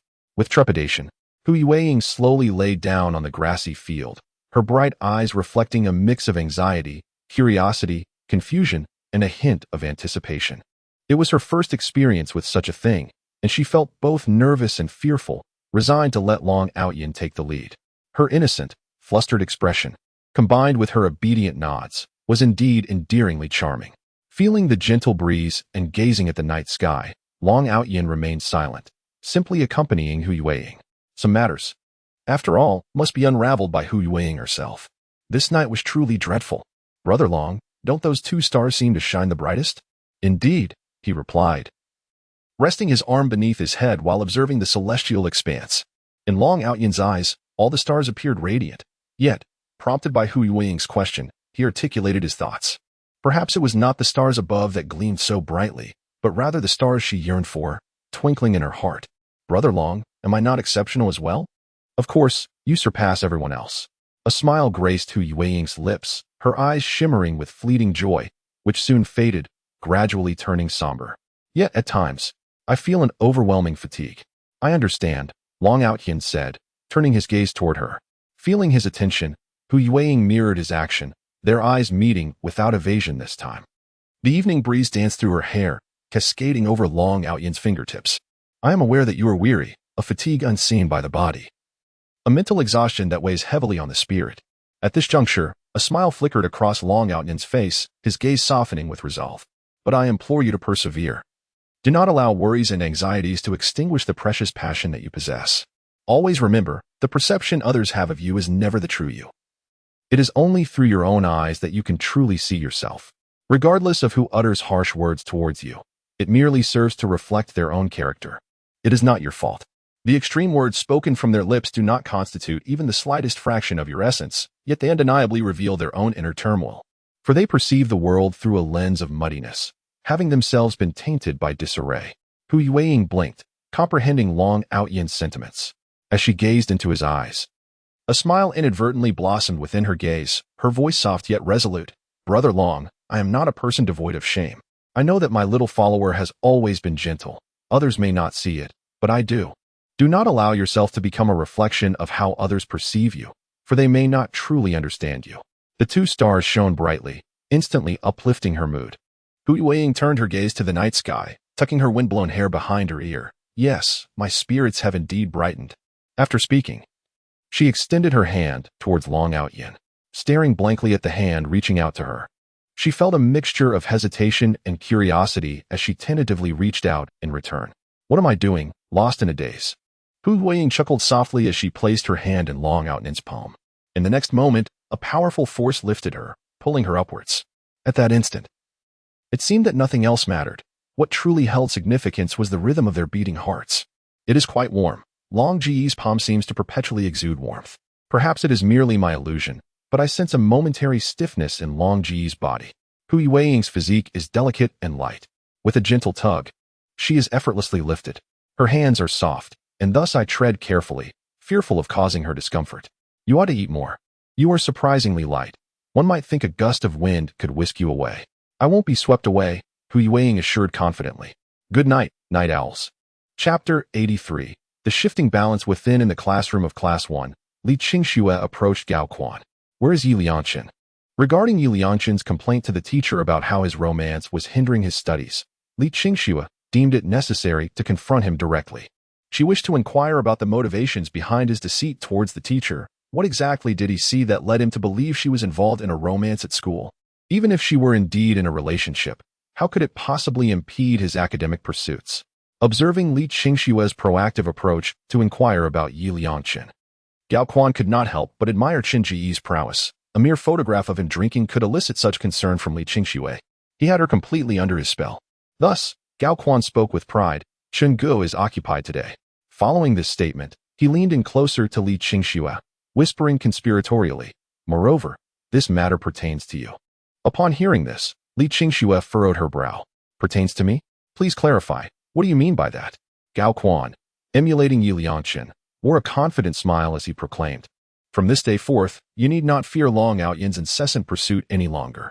For, you see, Brother Chen has already taken his mother to confront Long Outyan." The unmistakable pride in Gao Quan's voice was palpable. After all, Long Outyan was the formidable leader of their senior class, a truly impressive figure. And today, he would face the consequences at the hands of Brother Chen and his mother. Upon hearing this, Li Qingxue furrowed her brows in confusion. "What do you mean? What does it imply that you've taken your mother to seek trouble with Long Outyan?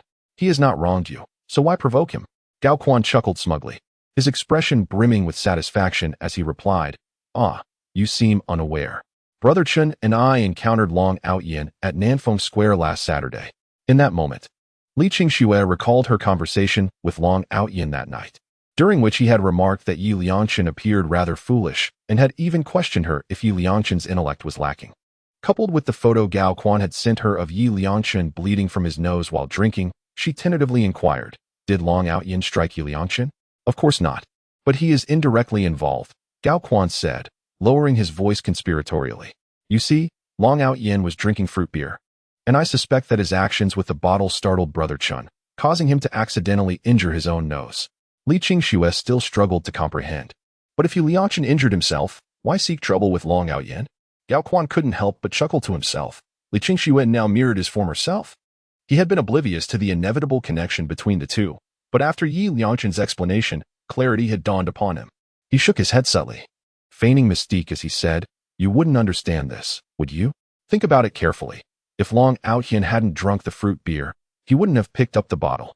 Which means Xingu wouldn't have been startled, right? And if Xingu hadn't been startled, he wouldn't have bumped his nose. So ultimately, it's still Long Outyan's fault." Li Qingxue displayed an expression of utter bewilderment. "Is that truly how you interpret it?"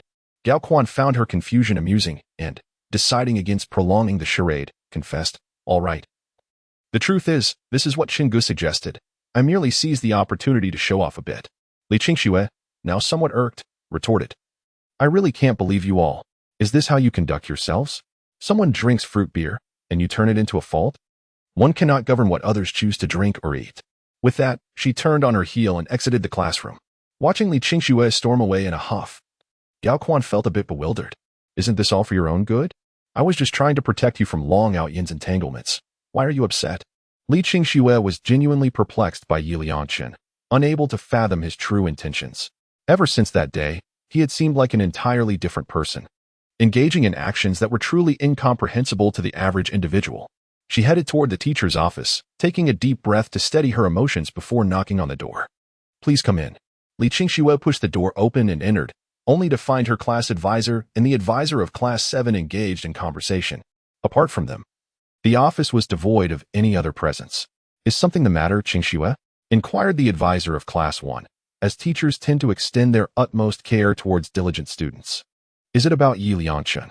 Before the sentence could be completed, the advisor of Class 1 sighed, expressing uncertainty about how Yi Liangchen had changed so drastically. Previously, Yi Liangchen often lingered around Li Qingxue, maintaining a respectable academic standing within the class, neither particularly outstanding nor underwhelming, but certainly the type of student one would instinctively recognize as commendable. However, his scores in the upcoming mock examinations were markedly inferior compared to his previous performances. On Friday, he deceitfully claimed that his academic decline was due to Li Qingxue's romantic involvement at school, a baseless assertion that had been thoroughly debunked by her parents. Today's incident at school had only added to her exasperation, especially when faced with the Class 7 advisor, who exuded a sense of responsibility yet possessed a rather sharp tongue. As educators, they were bound by standards of decorum that prevented them from uttering harsh words, making it all the more trying when confronted with Ye's mother, who was unreasonable and obstinate. Stepping out of the teacher's office, Li Qingxue took a deep breath and headed toward her classroom, feeling somewhat disheartened. Just as she reached the corner of the stairs, she heard a familiar voice and laughter. A sudden spark caught my eye, and I turned to see Long Outyan ascending the stairs with Hu Yueying. "Long Outyan, what brings you here?" Upon recognizing Li Qingxue, Long Outyan greeted her with a smile. Hu Yueying glanced at Li Qingxue, offering a silent nod with a smile, her demeanor revealing no discernible emotional fluctuations towards anyone other than Long Outyan. "I heard that Yi Liangchen and his mother came to trouble you. Are you all right?" Li Qingxue inquired with genuine concern, her instinctive reaction stemming from worry for her friend. A soft chuckle escaped Li Qingxue upon hearing this, inexplicably amusing her. It seemed as though the scales within her heart were subtly shifting. Chapter 84. The revocation of titles. After conversing with Long Outyin and Hu Weiing for a while, just as Li Qingxue approached the classroom door, a low, oppressive voice pierced the air behind her. "Qingxue, what were you discussing with Long Outyin?" The speaker was none other than Yi Lianchen, his countenance dark and his voice hoarse. Astute as he was, he understood that after his mother had just berated Long Outyin, appearing before him now would surely result in a confrontation. Thus, he felt compelled to endure the moment, attempting to separate Li Qingxue from Long Outyin. Li Qingxue, upon hearing Yi Lianchen's words, scoffed coldly. "What I say is of no concern to you." Yi Lianchen furrowed his brows. "Qingxue, how could you speak to me in such a manner? Though I have resolved to relinquish my pursuit of you, you remain a cherished friend in my heart. Let us not forget that we have known each other for 9 long years. It is better left unsaid, yet the moment these words escape my lips, an uncomfortable sensation envelopes Li Qingxue. You still recognize our friendship?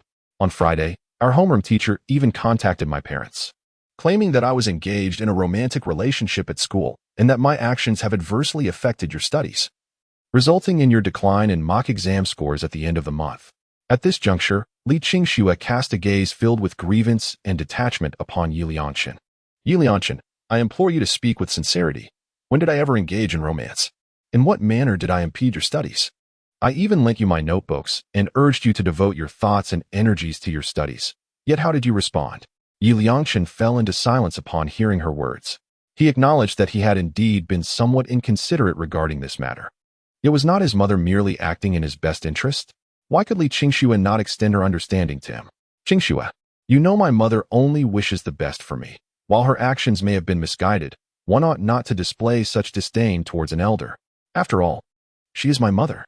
As Yi Lianchen uttered these words, his tone softened considerably.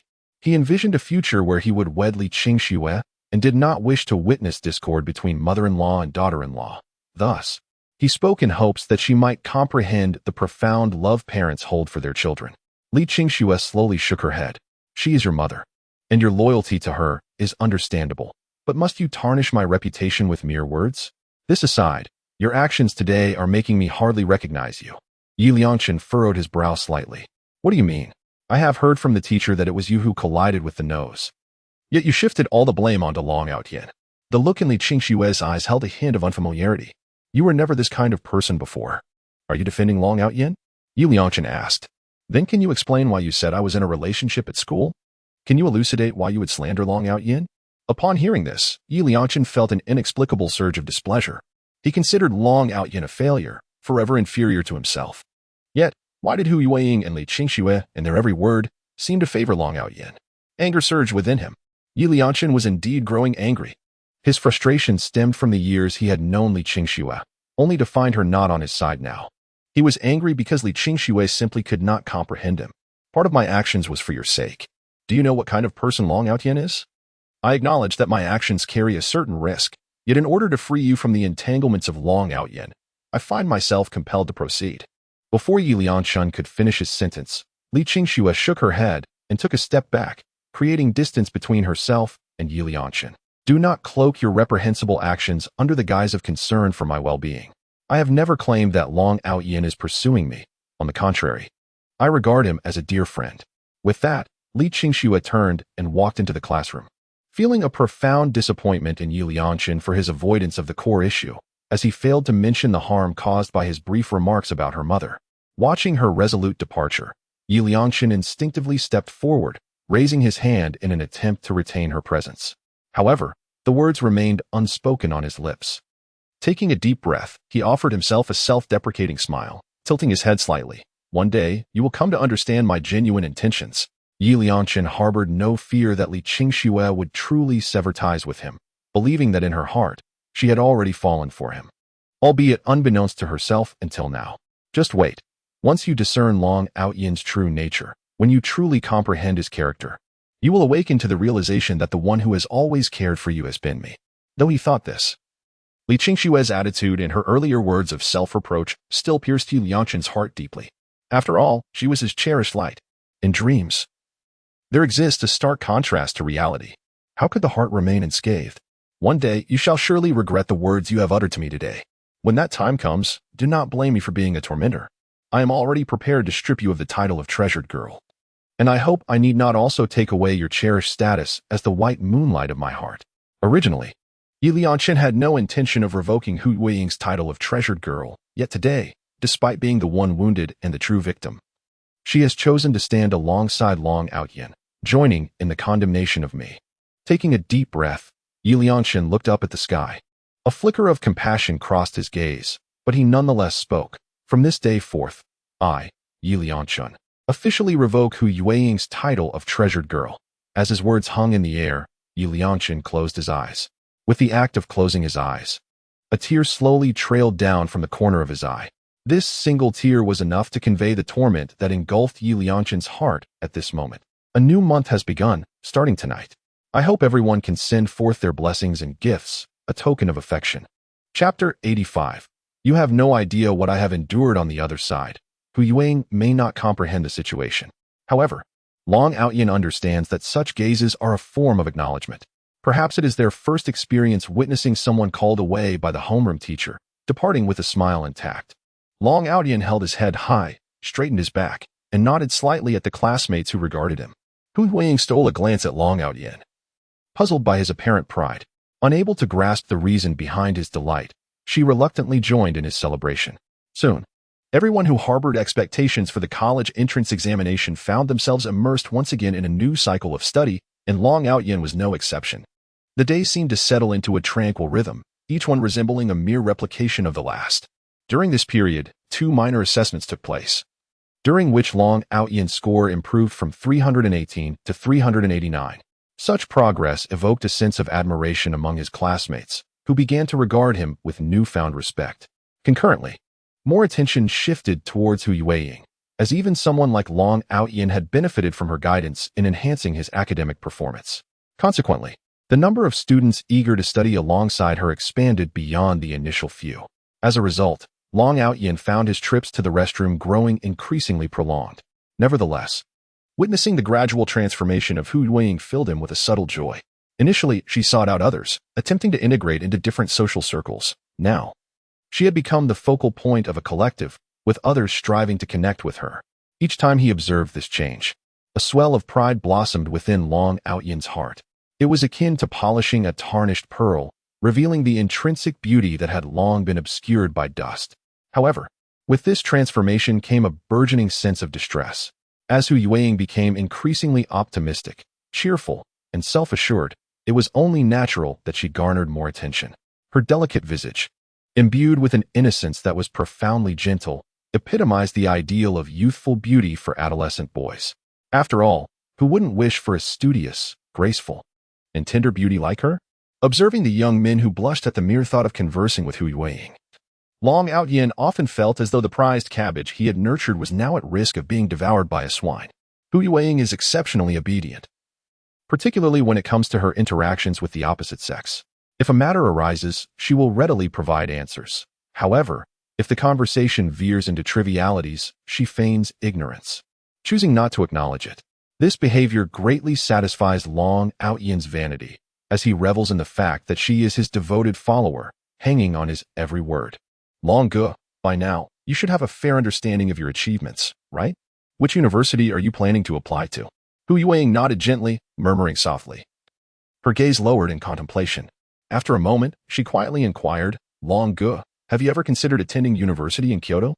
At this, Long Outyan chuckled to himself, bemused. You hold me in too high regard, don't you? But what about you? I recall your first choice was Kyoto, a university, correct? Do you have confidence? Long Ge, you must believe in yourself. This sentiment resonates with the old man's experience as well.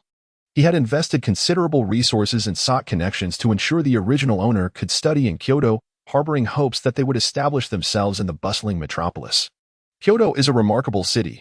Many from the older generation may never have set foot there, yet the name itself holds increasing prestige in their eyes. Meanwhile, the youth regard Kyoto with a sense of idealism and longing, viewing it as an enigmatic destination. All right, I shall strive to do my best. Achieving acceptance would be splendid, but if not, it won't be detrimental. Hu Yueying nodded in agreement, a glimmer of joy shining in her eyes. before promptly handing her notebook to Long Outyin. As he gazed at the question above, Long Outyin raised an eyebrow and cast a sidelong glance at Hu Yueying. It's my break time. What do you wish to do? Right, Brother Long, right. Complete more exercises. Isn't this excessive? You wish to exploit my break time as well? Hu Yueying withdrew a lollipop and said, Brother Long, don't try that with me. Don't think that by acting cute, I won't reprimand you. I am not swayed by such tactics. During yet another round of grade assessments, Long Outyin astonished the entire 7th class with a score of 420. This remarkable achievement left everyone in awe, especially Wang Shuo, who, without waiting for Long Outyin to flaunt his results, approached him directly, scrutinizing his total score with utmost seriousness. His demeanor was reminiscent of one gazing upon an invaluable treasure. How did you manage that? Long Outyin looked up at Wang Shuo and inquired, Do you wish to learn? Wang Shuo, taken aback by Long Outyin's haggard appearance, instinctively took a couple of steps back. Yet, Long Outyin beckoned him closer, saying, Come here, let me teach you. Wang Shuo instinctively shook his head. Perhaps I should refrain from learning. On Saturday morning, tackling problems felt tedious and mentally exhausting. Lying on the grassy lawn, he sighed in contentment. There is no shortcut in the sciences. One can only persevere through relentless practice, solving problem after problem. Consequently, the mere sight of Hu Yueying pulling out her notebook now instilled a sense of dread in Long Outyin. He sensed someone approaching him. Long Aotian turned over, shifting to a different position. He knew who it was, yet he found himself devoid of the mood, or rather unwilling to squander his precious leisure time. Li Qingxue crouched down, observing Long Aotian's back, and reached out a finger to poke him gently. Don't mess around. Li Qingxue stifled a laugh, feeling quite amused. She poked him again. Your performance has improved significantly. You've even broken 100. You have no idea what I've endured. Long Aotian retorted, though Li Qingxue, suppressing her laughter, poked him once more. Wake up. I brought something good. Just take a look. This piqued Long Aotian's interest slightly as he turned to face Li Qingxue. Something good? Li Qingxue nodded, then proudly retrieved several notebooks from the small backpack she had brought that day. These are my notebooks, filled with numerous knowledge points and some mistakes I've made over the years. You can peruse them. They might be of some assistance to you. Hey, why are you turning your back to me again? Turn around. Don't pretend to be asleep. I saw you open your eyes just now. Upon seeing Li Qingxue take out the notebooks, Long Aotian had already turned back, continuing to enjoy his delightful leisure time with his back to her. Ultimately, Li Qingxue managed to stuff the notebooks into Long Aotian's embrace before sitting beside him, gazing at the distant river. Since the unpleasant encounter with Yu Liangchen last week, the obsessions within her heart seemed to be gradually diminishing. This sensation brings an extraordinary lightness to her being, not merely in a physical sense, but more profoundly in a mental and spiritual manner. Yet, even though she no longer requires Long Outyin's guidance, Li Qingxue still finds herself drawn to this place. Perhaps it is simply the enchanting environment that brings joy to the spirit. At this moment, even sitting in silence beside Long Outyin, her mood remains surprisingly buoyant. However, this state of tranquility does not last long. Before long, the bored Li Qingxue pokes Long Outyin with her finger. What are you doing? Long Outyin raises his hand, gesturing for her to cease her poking. What is the matter? You seem rather listless, Li Qingxue inquires. Suddenly, her eyes light up. Oh, I see. Are you feeling nervous about the impending college entrance examination? Is the pressure getting to you? With the exams approaching, anxiety is indeed inevitable. Thus, Li Qingxue emulates Long Outyin, gently patting his shoulder and earnestly advising, you must maintain a positive mindset. Didn't you always say that all worries stem from overthinking? Come on. You don't look cool at all right now. Upon hearing this, Long Outyin finally stirs, slowly sitting up from the grass. He straightens his clothes and clears his throat. Well, how about now? Witnessing this series of actions, Li Qingxue can no longer contain herself and bursts into laughter. Cool, very cool. Just a tad cool, that's all. Long Outyin maintained a rather low profile. Everyone enjoys compliments, be it women or men. Quite the charmer. Li Qingxue's laughter grew even more jubilant, prompting Long Outyin to cast her a curious glance. What are you grinning about? Try to be a bit more reserved. After her laughter subsided, she gradually regained her composure, though the twinkle of mirth in her eyes remained undiminished. All right, I shall endeavor to be a tad more reserved. However, after such a brief commotion, Long Outyin chose not to recline again. Instead, he sat up and gazed at the shimmering river alongside Li Qingxue. Which university are you planning to apply to? My first choice is Kyoto. I still need to ponder over the rest, he replied. Upon hearing Kyoto, an inexplicable flutter surged through Li Qingshue's heart in that fleeting moment. A subtle shift within her that she herself remained oblivious to. Really? Long Outyin turned his head to observe the visibly more excited Li Qingxue. Bemused. Why are you so worked up?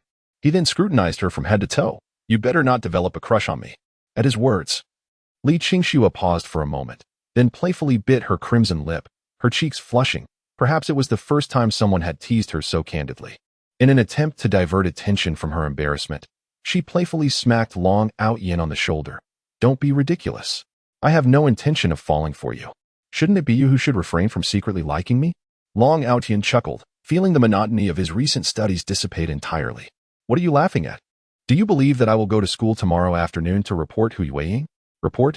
Are you not aware that I am Hu Yueying's elder brother? It would be more prudent for you to confide in me. Li Qingshue's lively eyes narrowed slightly as she gently blinked. With a triumphant hum, she declared, Do not think for a moment that I am oblivious. It is evident that you two are in a relationship. Brother, the little follower is merely your ruse to avoid detection. Seeing Li Qingxue so adamant and pleased with herself piqued Long Outyin's interest. Since he had nothing better to do, he inquired with a playful demeanor, Pray tell, how did you come to this conclusion? Upon hearing this, Li Qingxue assumed Long Outyin was conceding. And thus she elaborated, I discerned it.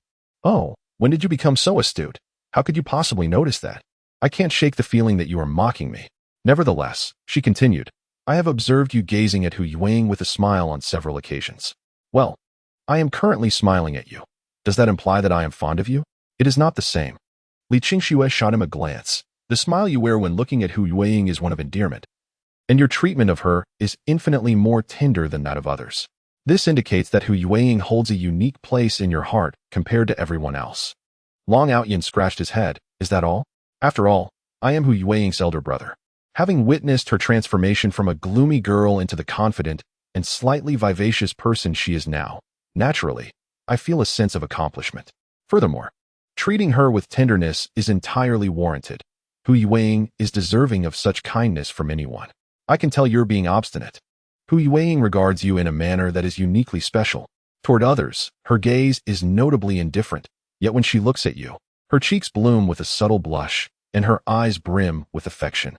Upon finishing her statement, Li Qingxue crossed her arms, exuding an air of having reached a definitive conclusion. Long Outyin could no longer contain himself and gently tapped her on the head. What are you doing? Li Qingxue retorted, cradling her head in annoyance, then suddenly realized, it seems I was right. You're just embarrassed.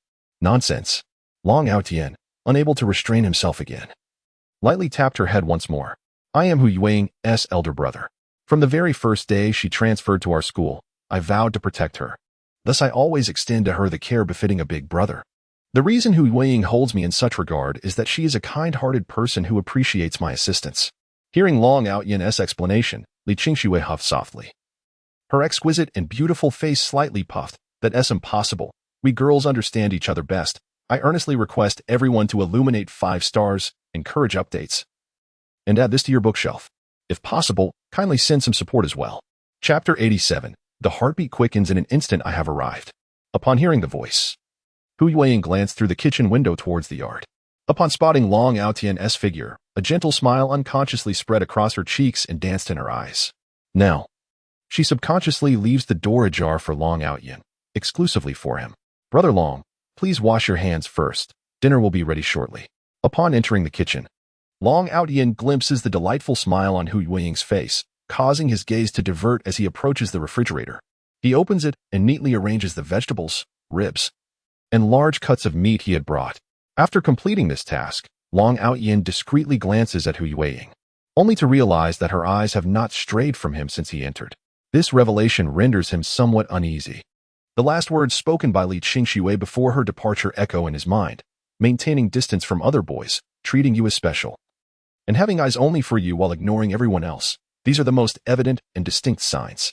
After uttering this, he notices Long Outyin raising his hand again, prompting her to swiftly rise, clutch her head, and tilt her delicate nose, playfully exclaiming, Be careful when hitting my head, or I might bite you. This remark is not counted. I will go in first, Long Outyin states before leaving the kitchen for the living room. He pours himself a glass of water and sits on the sofa, enveloped in silence. However, he occasionally lifts his gaze toward the kitchen, his expression tinged with an indescribable seriousness. While he remains oblivious to the nuances of the situation, Li Qingxue perceives an entirely different scene unfolding before her, leading her to question the normalcy he so confidently assumes. Long Aotian indeed holds a deep concern for Hu Yuing. Upon first encountering this young girl, his heart was overwhelmed with a singular sentiment, pity. Having grown up in an orphanage, Long Aotian himself was once perceived by others as a pitiful creature, which enables him to acutely sense the fluctuations in Hu Ying's emotions. His ability to perceive her feelings evokes a profound sense of compassion within him. Thus, he often finds himself yearning to uncover the story of her past, to comprehend the tragic life encapsulated in mere strokes of ink. Yet, simultaneously, he harbors an apprehension about delving into her history. She is a remarkably resilient girl, imbued with a gentle spirit, at least in Long Aotian's eyes. Hu Yuing deserves to be treated with utmost kindness by all. Consequently, he assumes the role of her elder brother, vowing to protect her, transform her, and guide her. He implores her, time and again, to save herself from the perils of the world. He wishes to instill in her the understanding that her happiness is paramount, while all else is secondary. He seeks to teach her the importance of self-love, to unwaveringly cherish herself above all. In this world, there is no shortage of weariness and misfortune, yet one ought to experience at least a fleeting moment of warmth along the journey of life. However, it seems that he has not quite managed to bridge that distance. The naivety of youth is not a rational affair. She is distinctly different from me, at least in terms of psychological maturity. In the future, she will soar to great heights, so lofty that all will gaze upon her in admiration. Thump, thump, thump. Long Outyin curiously raised his hand to touch his chest, feeling his heart race with fervor. "Brother Long, the meal is ready. Do try it," the young girl said. Lifting the bamboo curtain, the beauty of her face, illuminated by the sunlight, was so captivating that one could hardly look away. Long Outyin scratched his head as he accepted the rice bowl. Soon, Hu Yuing brought forth another dish, and then sat down to begin her meal. "Eat more," she encouraged, as Long Outyin habitually picked up a piece of shredded meat with his chopsticks. With a cheerful demeanor, Hu Yuing nudged her bowl closer to Long Outyin. "What are you staring at? After dinner, we must seize the time to study." Hu Yuing did not expect to be caught stealing glances. Her cheeks flushed as she nodded repeatedly, focusing intently on her meal. Observing her adorably vulnerable face, tinged with a rosy hue, Long Outyin couldn't help but chuckle. In the next moment, he slapped his own face lightly. "Ahem, it seems there's a mosquito." Hu Yuing glanced around. "Is there? If I say there is, then there is," Long Outyin insisted, his unreasonable nature something Hu Yuing had grown accustomed to. She chuckled softly and continued her meal, knowing that after dinner, she would have to guide Brother Long in his studies. With the college entrance examinations approaching, Hu Yuing resolved to make the most of this final sprint, hoping to help Brother Long achieve a score exceeding 500. Long Ji's academic performance has been steadily improving, and if the remaining time is fully utilized, achieving success is certainly within reach. With this thought in mind, Hu Yuing felt even more motivated. People are inherently driven. Once a goal is set, they will exert every effort to advance towards it. Observing Hu Yuing's diligent self-teaching, Long Outyin had nothing to say. As the afternoon quietly passed, Long Outyin stretched his body, causing a series of cracking sounds from his joints, a consequence of maintaining a single posture for too long. With a sense of satisfaction, he finally completed the assignments given by his little teacher for the day. Noticing Long Outyin's languid stretch, Hu Yuing approached and began to knead his shoulders. "Long Gu, let me give you a massage." As Hu Yuing's hands touched him, Long Outyin felt an immediate stiffness envelop him. Initially, he thought nothing of it. After all, it seemed quite normal for a subordinate to massage their leader. Yet, now he found himself feeling somewhat bashful. Clearing his throat twice, he quickly stood up, saying, "It's fine. No need for a massage." She sensed that Long Gu seemed a bit different today, though she could not pinpoint exactly what had changed. Sometimes, a woman's intuition is remarkably keen. All right. Hu Yuing had always been obedient to Long Outyin's words, her compliance seemingly ingrained in her very being. Together, they walked through the alleyway, bathed in the glow of the setting sun. The shadows of the two elongated on the ground, intertwining at last. Chapter 88. A whisper of sweetness fills the heart. Stepping out of the narrow alley, they emerged onto a broader path. Hu Yuing refrained from inquiring about their destination, choosing merely to walk alongside Long Outyin. moving forward with unwavering resolve. In the past, Hu Yueying was devoted to her studies, as if she knew not what else to pursue. Yet now, aside from her academic pursuits, her greatest joy lay in trailing beside Long Outyin, finding solace in the simplicity of their shared journey. It brought an inexplicable sense of peace, an unyielding reassurance. A gentle smile graced her lips as she basked in the sunlight, savoring the caress of the breeze, her hair dancing softly as she stole a glance at Long Outyin beside her. Such a delightful feeling. Wait for me. Long Outyin directed his gaze toward the distant Zawalu. I shall wait for you. Long Gu, Hu Yueying replied with a radiant smile, nodding earnestly at him. How silly. Observing the joy illuminating Hu Yueying's face, Long Outyin couldn't help but smile in return. Soon, not long after, he handed her one of the cups.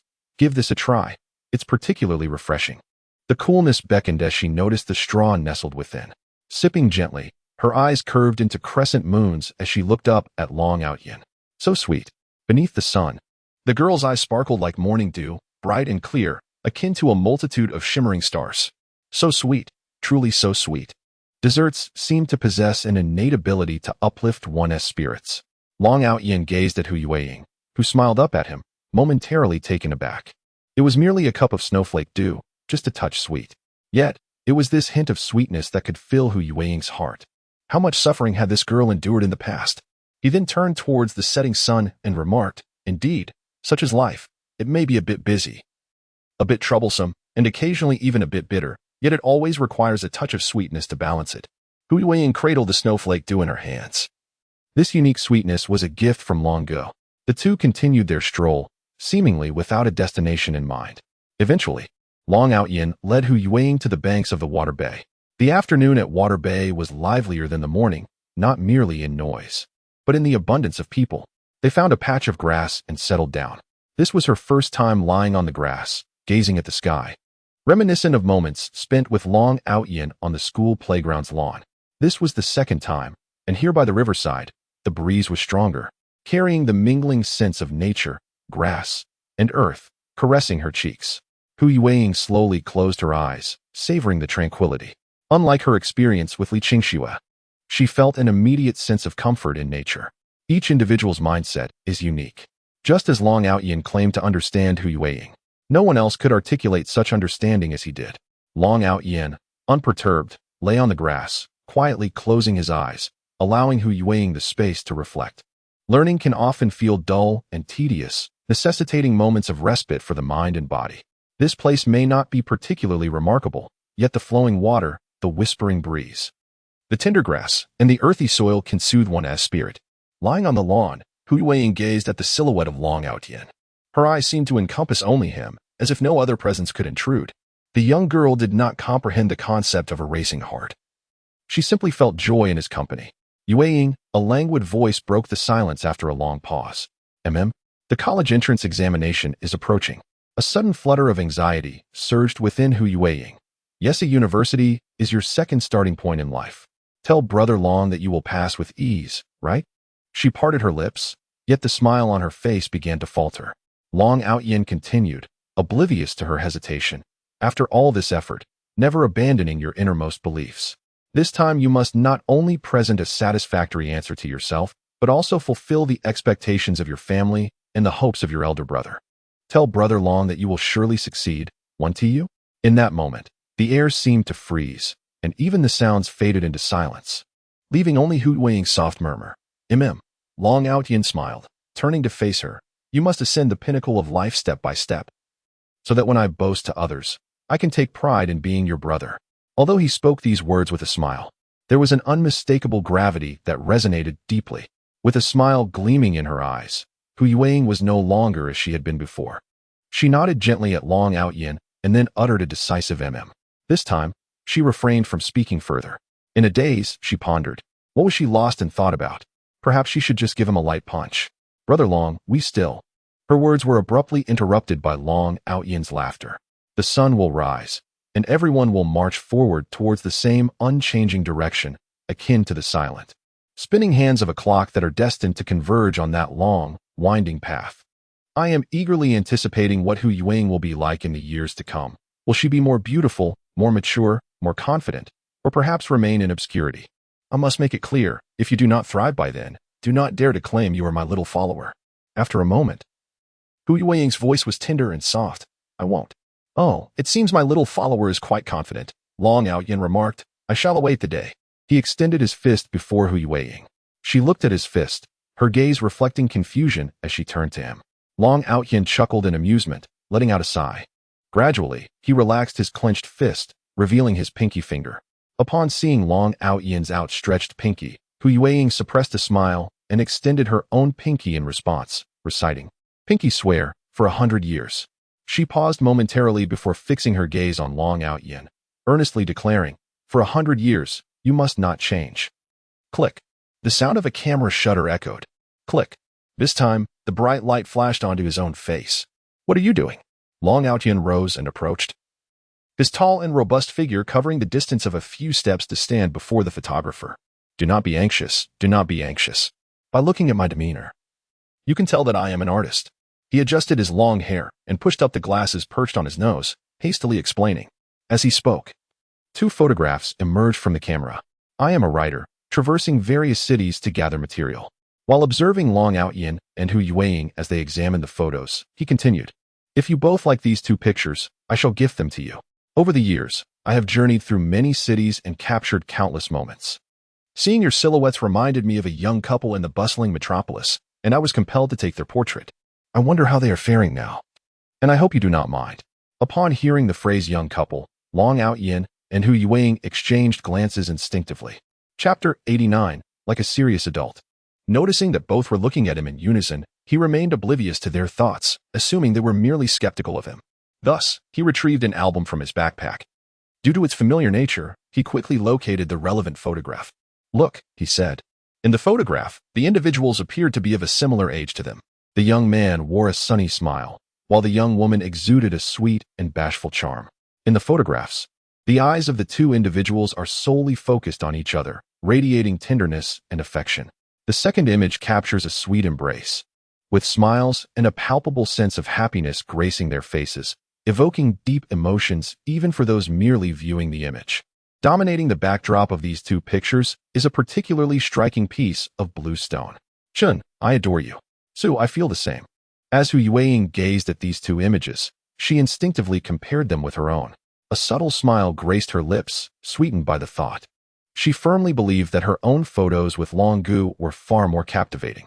Although Chun and Su are delightful, Hu Yueying felt an undeniable charm between herself and Long Gu that surpassed the rest. Could I have those photos of you, Long Gu? She inquired softly, genuinely enamored with the 2 images. If you like them, take them, Long Outyin replied after a brief glance at the photos. That old rascal, despite everything, does have a knack for looking good in pictures. Thank you, Hu Yueying beamed, happily cradling the photos to her chest, exuding an air of blissful delight. Turning her back to Long Outyin, she playfully retorted, not foolish, just joyful. She then carefully tucked the pictures between the pages of her book. Yet, it wasn't long before she retrieved them once more. As she observed the image of herself and Long Gu, Hu Yueying found herself captivated by his expression within the frame. Particularly, the way their hands intertwined, her fingers brushing lightly against his, quickened her heartbeat, hastened her breath, and brought a gentle warmth to her cheeks. After a considerable time, this innocent and kind-hearted girl finally understood the sensation of a fluttering heart. Simultaneously, she became aware that someone like her could indeed experience such feelings. At this moment, she merely felt an overwhelming sense of joy. The smile at the corners of her lips was uncontrollable, and her heart seemed to overflow with a sweetness akin to honey. However, a sudden recollection of what Long Gu had once said dimmed the light in Hu Yueying's eyes. We are all headed in an unchanging direction. Moreover, I still owe you a set of clothes. You promised that no matter how far you traveled, you would come and give me a good scolding.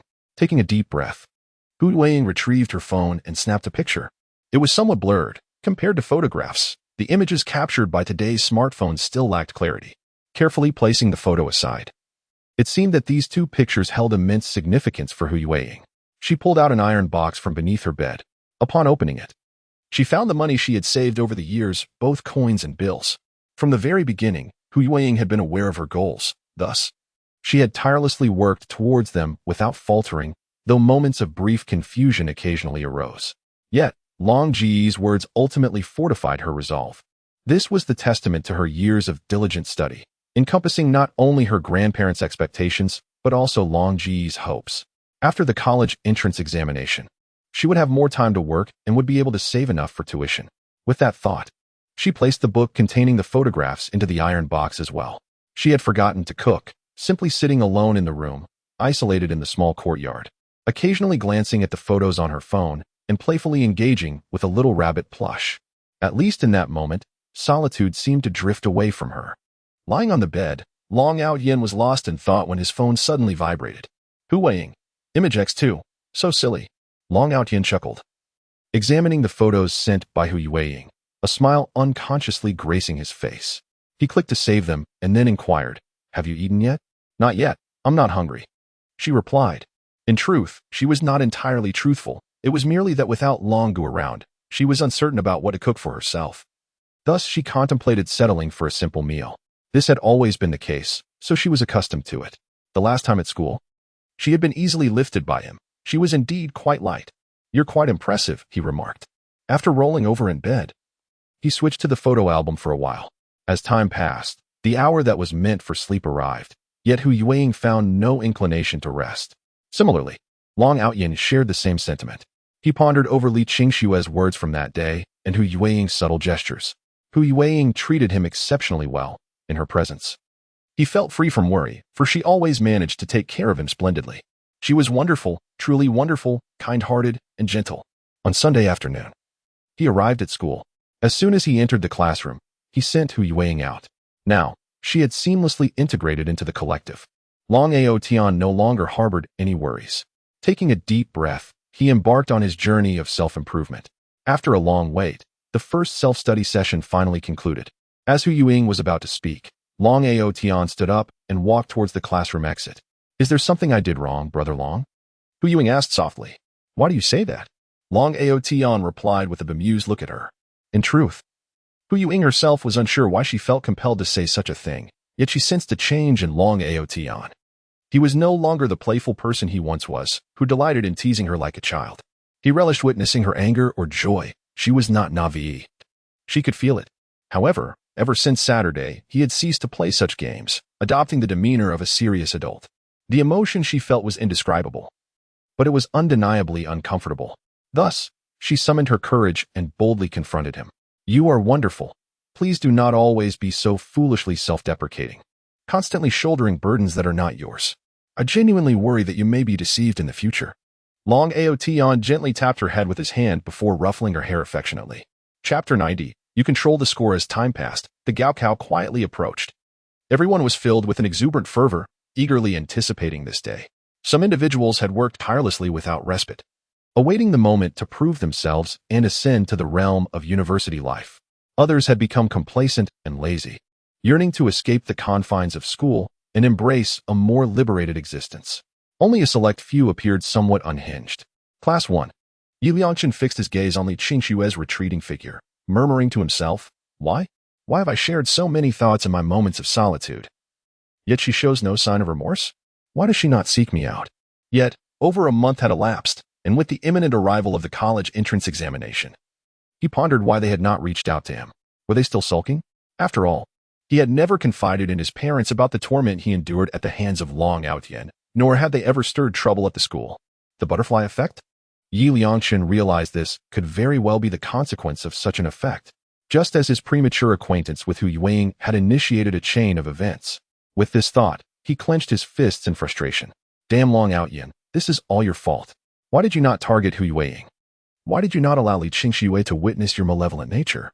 In truth, at this moment, Yi Liangchen felt a genuine twinge of regret. Had he restrained himself from pursuing Huiying from the outset, he would not have instigated Long Yan's sense of threat, which subsequently pressured Huiying into submission. If only Long Yan could have exercised self-control, then even if this were a butterfly effect, it should not have spiraled into such chaos. Now, Yi Liangchen was truly alarmed. With merely a week remaining until the examination, he had yet to receive any guidance from Huiying. How infuriating! Even if he sought her assistance now, what could possibly be accomplished in just a week? If only he had refrained from posting so many thoughts. Taking a deep breath, Yi Liangchen rose and slowly approached Li Qingxue. "Qingxue," he called out. Li Qingxue, engrossed in her preparations for the upcoming examination, looked at Yi Liangchen in confusion. Is something the matter? Gazing into Li Qingshue's eyes, Yi Liangchen offered a bittersweet smile. I suspect that within your heart, a twinge of regret is beginning to surface. Isn't it? Li Qingxue furrowed her brow. Observing her reaction, Yi Liangchen continued softly, Qingxue, please consider this. I did not devote myself adequately to my studies this time, and I fear I may not gain admission to a prestigious university. Would you accompany me in repeating this year? Are you out of your mind? Before Li Qingxue could voice her refusal, their classmate Wang Rue interjected, unable to contain herself any longer. Given Qingshue's current performance, her acceptance into a university is practically guaranteed. Why should she sacrifice a year of her education for you? Yi Liangchen remained undeterred, his gaze firmly fixed on Li Qingxue. He acknowledged the gamble he was taking, wagering that she harbored a sense of regret for him, albeit stifled by anger due to his past misdeeds. By offering her an opportunity to vent her frustration, he hoped to evoke feelings of guilt and remorse within her. Yi Liangchen, you truly are perplexing. Why should I forsake the college entrance examination and repeat a year for your sake? Li Qingxue asked with candor and directness. After enduring a series of bizarre events, her emotions were remarkably composed. Yi Liangchen let out a bitter laugh, inhaling deeply. Qingxue, I realize that what I am about to say may be difficult for you to accept at this moment. Yet, I must express that, deep down, you are indeed hesitating. Aren't you? Yi Liangchen's eyes remained fixed on her, anxious to catch a glimpse of her expression. Do you even comprehend what you were saying? Li Qingxue replied with a light chuckle. Having been reported by Yi Liangchen, I called my parents to inform them that I was in a romantic relationship at school. I must confess that I felt a pang of discomfort for a fleeting moment, but it quickly dissipated. However, the words spoken by Yi Liangchen today struck me as though he regarded me as a complete fool, an utter simpleton. Since the commencement of my high school journey, I have never allowed myself to slacken. Even though I may appear relaxed at school, no one at home comprehends the extent of my diligence. Step by step, I have been inching towards the esteemed institution of my dreams, yet now, with a mere utterance, he seeks to dismantle 3 years of hard-won effort. Li Qingxue truly found it amusing, reflecting on the nature of the friendship she had cultivated over the years. The so-called dragon Ao Tian, whom he described in such despicable terms, nonetheless urged her to cast aside distractions and earnestly prepare for the college entrance examination, while simultaneously cheering for her aspiration to enter the institution she had longed for. Meanwhile, her friend of nearly a decade was pressuring her to retake a year with him, which struck her as an utterly ludicrous proposition. How could he utter such words with such audacity? Why did it seem as though he was bestowing upon her a great favor? When I wished to assist you, you chose to decline. I had assumed you would strive for your own success, yet here you are, uttering such absurdities. As Li Qingxue reached this point, she slowly shook her head and stated, You are not entitled to speak in such a manner. Yi Liangchen took a step back, clutching his chest, his complexion paling instantly. Qingxue, how can you say such things? Am I no longer your best friend? You will regret treating me this way. Observing Li Qingshue's resolute demeanor, Yi Liangchen could not help but feel a chilling sense of fear. How could she utter such words? You are no longer the Li Qingxue I once knew. I warned you against associating with Long Out Yan. Look at how he has corrupted you, rendering you almost unrecognizable to me. Li Qingxue, unwilling to exchange another word with Yi Liangchen, thought it more prudent to focus on solving additional problems. At this juncture, you are even inferior to Long Out Yan. This remark struck Yi Liangchen like a bolt from the blue. It seems that even a knight can be perceived as a villain in the eyes of a princess. Very well, I shall concede this round. With that thought, Yi Liangchen wore a smile of resignation. Allow me to address you as princess one last time. Your knight is indeed stepping back, and this retreat shall last a lifetime. With those words, Yi Liangchen exited the classroom, gazing up at the heavens, determined not to let his tears fall. From this moment forth, I, Yi Liangchen, officially rescind Li Qingshue's title of White Moonlight. Moreover, merely repeating a year is hardly a challenge for someone as academically gifted as you. Yet you chose to reject my offer. I chuckle at the thought. When you eventually come to your senses, do not blame me for the heartache that ensues. As he reflected on this, Yi Liangchen let out a self-deprecating laugh, slowly lowering his head. But when he lifted it again, his eyes were tinged with crimson veins, and his fists were clenched tightly. You scoundrel. If it were not for you, how could I possibly strip her of her title? Chapter 91. The overbearing dragon transforms into a caregiver. A week may not seem excessively long or particularly short, yet it has inevitably led us to this day.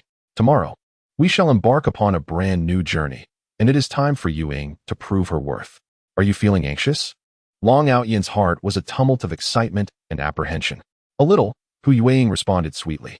That is indeed true. Simply regard this examination as an ordinary test, albeit in a different setting. Long Outyan conveyed this to Hu Yueying, yet he himself clenched his fists in nervousness. In his previous world, he had dropped out of school early, never experiencing the Gaokao, and had plunged into society, confronting the myriad facets of life. Now, before him lay an entirely different path, one that diverged sharply from his former existence, serving as a means to rectify his past regrets.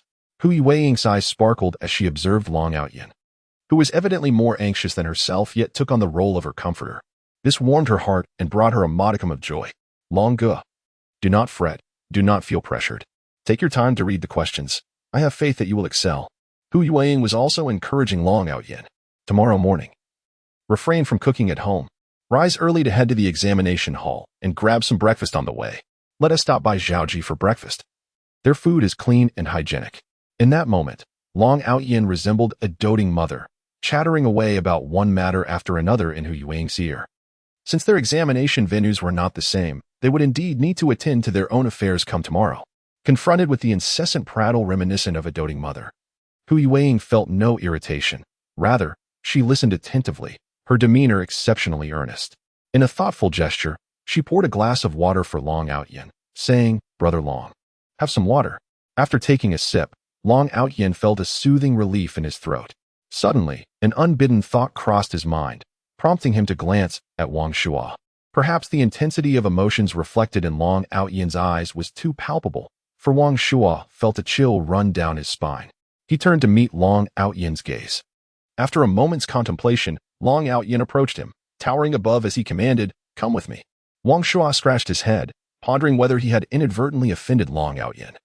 Given his recent demeanor, had been quite compliant. Hurry up, Long Outyan urged. Wang Shuo, taken aback, responded, I'm coming. Once outside the classroom, Long Outyan frowned, looking down at Wang Shuo. You, my friend. Soon after, the two entered the classroom one after the other. Wang Shuo pulled something from his pocket, showcasing it with a flourish. Those nearby gasped in astonishment, their faces lighting up with envy. Brother Long, where did you go just now? As Long Outyan's loyal follower, it was inappropriate to inquire, yet curiosity prevailed. Oh, nothing much. Just get a good night's sleep tonight to maintain your best mental state for tomorrow's college entrance examination. Yes, I will, and you take care too, Brother Long. The changes over the past 6 months had not gone unnoticed by the old man. They were seen and felt deep within his heart. Rough men may lack the finesse and expression, yet their affection for Long Outyan is no less than that of any devoted parent. That night, Hu Yueying dialed a video call to her grandparents in the countryside. Though the elderly couple possessed little formal education, they understood the significance of the college entrance examination and bestowed upon Hu Yueying their most heartfelt blessings and love. This night was extraordinary. The rising sun, with its radiant beams, pierced the darkness of the sky, casting light upon the world and enveloping all in its pure warmth. Each individual possesses their own examination permit and examination hall. Long Outyan pedaled his bicycle swiftly towards his designated test venue. Hu Yueying, having risen early, purchased breakfast from Zhao's and then boarded a bus. Having previously visited the school that housed the examination hall, Long Outyan felt a sense of familiarity. Upon securing his bicycle, he heard a voice filled with delight calling out, Long Outyan, which classroom are you in? Long Outyan turned to see Li Qingxue, his heart stirring with excitement at the sight of a familiar face in the same examination hall. Let me see your examination permit, Li Qingxue said. After glancing at Long Outyan's permit, she smiled mischievously. I'm in the class next to yours. Oh dear, if only you were beside me, Long Outyan exclaimed. Li Qingxue retorted playfully. Even if I were beside you, don't think you could peek at my exam paper.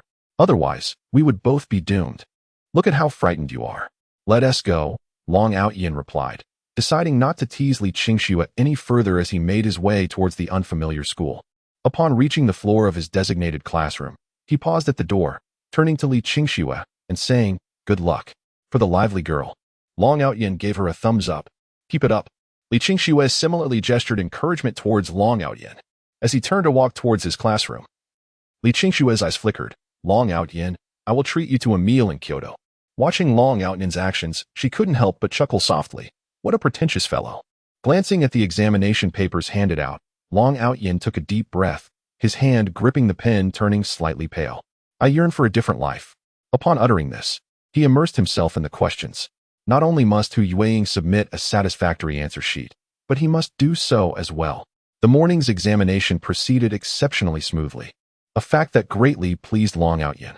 At least this subject was secure. After submitting his paper and concluding the class, he prepared for the afternoon's test. Raising his eyes, he spotted Li Qingxue at the classroom door, beaming as she waved at him. How did it go? It must be fine, he replied, before the results are out. It must be without issue. Shall we grab a quick bite outside? Do you want to join me? Long Outyin inquired. Sure. What do you like for your main course? I'm not picky. Anything works for me. Hu Yueying sat quietly on the unfamiliar playground, her side occupied by pickles and steamed buns. Without Long Outyin by her side, she often found herself settling for less, partly out of habit, partly because she deemed it unnecessary trouble, and also because the little money saver knew how to stretch her resources. After all, it was enough to fill her belly. Oh my. You truly make it hard for me to find you. Upon hearing a sound, Hu Yueying looked up in confusion, only to see Wang Shuo jogging towards her. Having been bullied by him before, she instinctively wanted to distance herself and hurriedly began to tidy up her belongings. Here, this is for you. Before Hu Yueying could finish packing, Wang Shuo had already placed a lunchbox and accompanying dishes in front of her. What do you mean? Hu Yueying shifted her body, creating more space between herself and Wang Shuo. Observing the pickled vegetables that Hu Yueying had not yet put away, Wang Shuo's expression turned peculiar. Looks like Long Outyin was right. At his words, Hu Yueying glanced at Wang Shuo, puzzled. Long Outyin said that without him watching over you, you'd surely settle for less. This is what he asked me to buy for you. Gazing at the lunchbox and side dishes before her, Hu Yueying's lips curled into a faint smile, but with Wang Shuo still present, she suppressed her amusement. How much was it? Long Outyin took care of it. Wang Shuo replied, seemingly pleased with the matter. He shared that not only had Long Outyin covered the meal expenses for both Hu Yueying and himself, but he also treated himself to 2 packs of cigarettes. Chapter 92. Approaching him, moving closer to his side upon hearing this, Hu Yueying lightly bit her red lips and obediently opened the lunchbox and side dishes resting on her lap. The moment the food touched her palate, her smile became uncontrollable, beaming brightly, her eyes transforming into crescent moons. Despite being the simplest of meals, Hu Yueying felt as though she had tasted the most exquisite delicacy in the world, one that brought her immense joy. He has considered everything for himself. This is the first time she has felt such significance from someone since her parents departed all those years ago. Even though he is not by her side, he still cares for her with meticulous attention. She wonders what Long Gu is doing at this moment. Her thoughts drift aimlessly. Thank you, she said, eliciting a chuckle from Li Qingxue. All right, I'll treat you to a meal another day. Long Outyin gestured towards the shade of the trees not far ahead. Let us sit there for a while. Yes, it is unbearably hot today. Li Qingxue fanned herself with her hand as she walked alongside Long Outyin towards the shade. She had often fantasized about what life would be like after the college entrance examination, but now that the day had arrived, she felt predominantly excited, though a twinge of reluctance lingered within her. What about you? After sitting down, Li Qingxue propped her hands behind her and gazed half-reclined towards the distant horizon. The transition from elementary to middle school had filled her with exhilaration. Moving from middle school to high school brought her joy. But as she approached university from high school, she recognized her growth and the deeper bonds formed with her friends. There is indeed a hint of reluctance, such as youth, perpetually rushing past moments only to encounter new ones. At this point, Long Outyin turned to Li Qingxue and remarked, a common phrase in youth dramas on television is, youth will eventually come to an end, yet memories remain eternally vibrant. This is an inevitable experience on our journey through life. But what can we do? We cannot freeze time in this moment. Li Qingxue stretched her body and said, while that may be true, this is my ordinary yet fervent youth, which is fleeting away in this summer. Observing her sentimental demeanor, the other replied, since you're so reluctant to part with it, why not fully embrace this summer? Li Qingxue nodded in agreement and, with a firm grip of her small hands, earnestly declared, you are right. After the college entrance examination, I shall adorn myself with an exquisite makeup, indulge in shopping, relish ice cream, seek adventure, and revel in freedom and ease. Oh, you truly are a spoilsport. The 2 days passed swiftly. Upon submitting the final examination paper, this summer truly commenced. At that moment of exiting the examination hall, perhaps due to the weight lifted from her heart, Long Outyin felt as if the afternoon air was imbued with sweetness. Unable to resist, he stretched lazily. It's over. Li Qingxue approached with a beaming smile, inhaled deeply, and exhaled heavily. Ah, it's finally over. After stretching, Long Outyin turned to Li Qingxue and said, Come here. Let me share a secret with you. Hearing this, Li Qingxue narrowed her eyes mischievously, wrinkled her small nose, and took a step back, saying, I am no longer a 3-year-old child. If you dare to tease me like one again, I shall punch you. With that, she raised her tiny fist. Oh dear. You've caught me, he replied. Of course, I have, Li Qingxue said with pride. As they walked out of the school gates together, Li Qingxue immediately spotted her mother waiting outside. My mom is here to pick me up, she exclaimed, her voice brimming with happiness and joy. Goodbye. Certainly. It is time to bid farewell. I owe you 2 meals, and I shall repay you. Do I appear to be in need of that sustenance? With a smile, I remarked before making my way towards the bicycle rack. Li Qingxue glanced at Long Outyin's retreating figure and chuckled softly, then approached her mother. Upon seeing her daughter emerge, Li's mother welcomed her eagerly. My precious daughter, do tell me, how did you fare in your exams? Not too bad, Li Qingxue replied playfully. The phrase not too bad from her lips essentially indicated success. As Long Outyin unlocked his bicycle, he paused momentarily, feeling an inexplicable flutter in his heart. It was a peculiar sensation, as if some unseen force was guiding him. Turning around, his expression shifted from surprise to a resigned smile as he spotted Hu Yuing making her way through the crowd with a light jog. In that moment, the young man stood basking in the sunlight, his smile reflecting the brilliance of the sun, shimmering as if it were alive. Hu Yuing. The 3 syllables coursed through the young lady's heart like an electric current, her smile broadening, her heartbeat quickening, and her cheeks flushing with warmth, as if every cell in her body urged her to draw closer to him. What brings you here? Long Outyin inquired earnestly.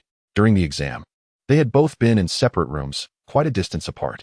Hearing his question, Hu Yuing felt somewhat hesitant and cautious, unsure of where to place her hands and feet. I submitted my paper early. As she uttered this, her cheeks blushed a deeper shade, reaching all the way to her ears. This may very well be the boldest endeavor Hu Yuing has undertaken thus far in her life. Upon witnessing Long Outyin raise his hand, she instinctively recoiled, her imagination conjuring the gentle gesture of a brotherly pat on her head that never materialized.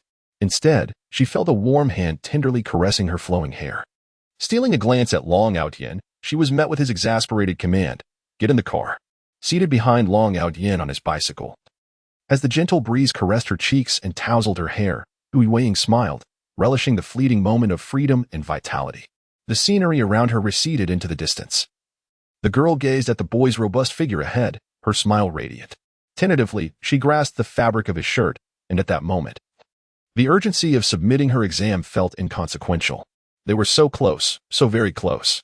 Close enough for her to distinctly inhale the scent of laundry detergent that clung to him. Close enough to feel the warmth radiating from his being. In a passing vehicle, a girl inadvertently turned her gaze and witnessed this scene, her eyes fixated on them. She smiled softly, yet her joy was not as profound as she had imagined. Chapter 93. Be good, let it go. This is not something you should be involved with right now. Where are we going, Brother Long? Hu Yuing inquired softly. Her gaze fixed on her toes as she sat behind him. Uncertain of her weight or whether he felt fatigued, she longed to sneak a glance at him. Yet her position rendered it impossible. I'll take you out for a meal, he replied. Long Outyin remarked that the Gaokao had concluded, and the heavy stone pressing upon his heart had finally fallen away, leaving him in a state of blissful liberation. He decided to indulge in some delightful cuisine. Brother Long, if you wish to avoid my wrath, kindly silence yourself. Soon, Long Outyin escorted Hu Yuing to the culinary street of Hagang City. With the end of the Gaokao, the pressure that had burdened every student dissipated, ushering them into a life of unrestrained freedom. At this moment, it would not be an exaggeration to say that the place was teeming with people. Hu Yuing gazed at the throngs around her, feeling a sense of astonishment. The crowd brings vibrancy. Stay close, lest we become separated. I want to get lost, she replied. Thus, Long Outyin led Hu Yuing into a day of indulgence. The essence of this lively atmosphere was joy. Would you care for some candied hawthorn? No, thank you. 2 skewers, please. Are they delicious? Indeed, they are sweet and tangy. Having explored only half of the food street, Hu Yuing found her hands nearly overflowing with treats. Observing Long Outyin preparing to purchase more delicacies, She quickly tugged at his sleeve. "Brother Long, we haven't finished yet. Please refrain from buying more."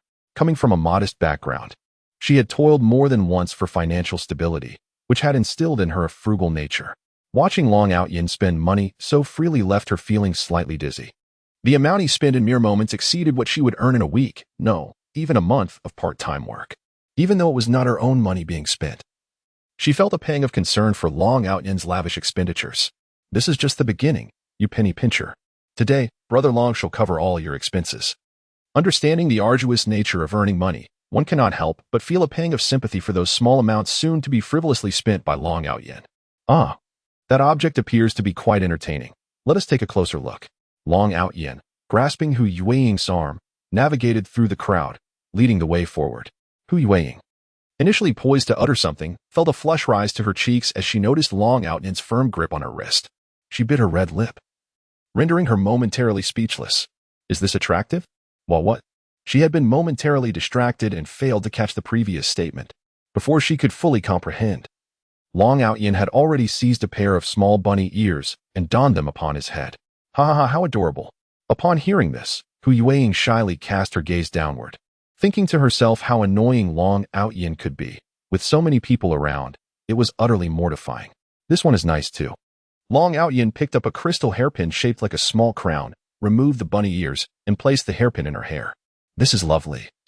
How much does it cost? Hu Yueying glanced around, contemplating purchasing something for Long Outyin. As her gaze swept the stalls, it finally settled on the peculiar, fluffy tails displayed at the center. Long Outyin, what is this? She inquired. Why does this tail have a shiny plug on it? Is it an accessory for something? How strange. Upon hearing her voice, Long Outyin turned to look at the object in Hu Yueying's hand, his mouth twitching slightly. Dear girl, put that down. It is not something you should be handling at this moment. Hu Yueying gazed curiously at Long Outyin's flushed ears, only to hear him speaking into the phone. Yes. I wish to report a matter. At the Food Street XXX, stall number 69, they are selling XXXX items.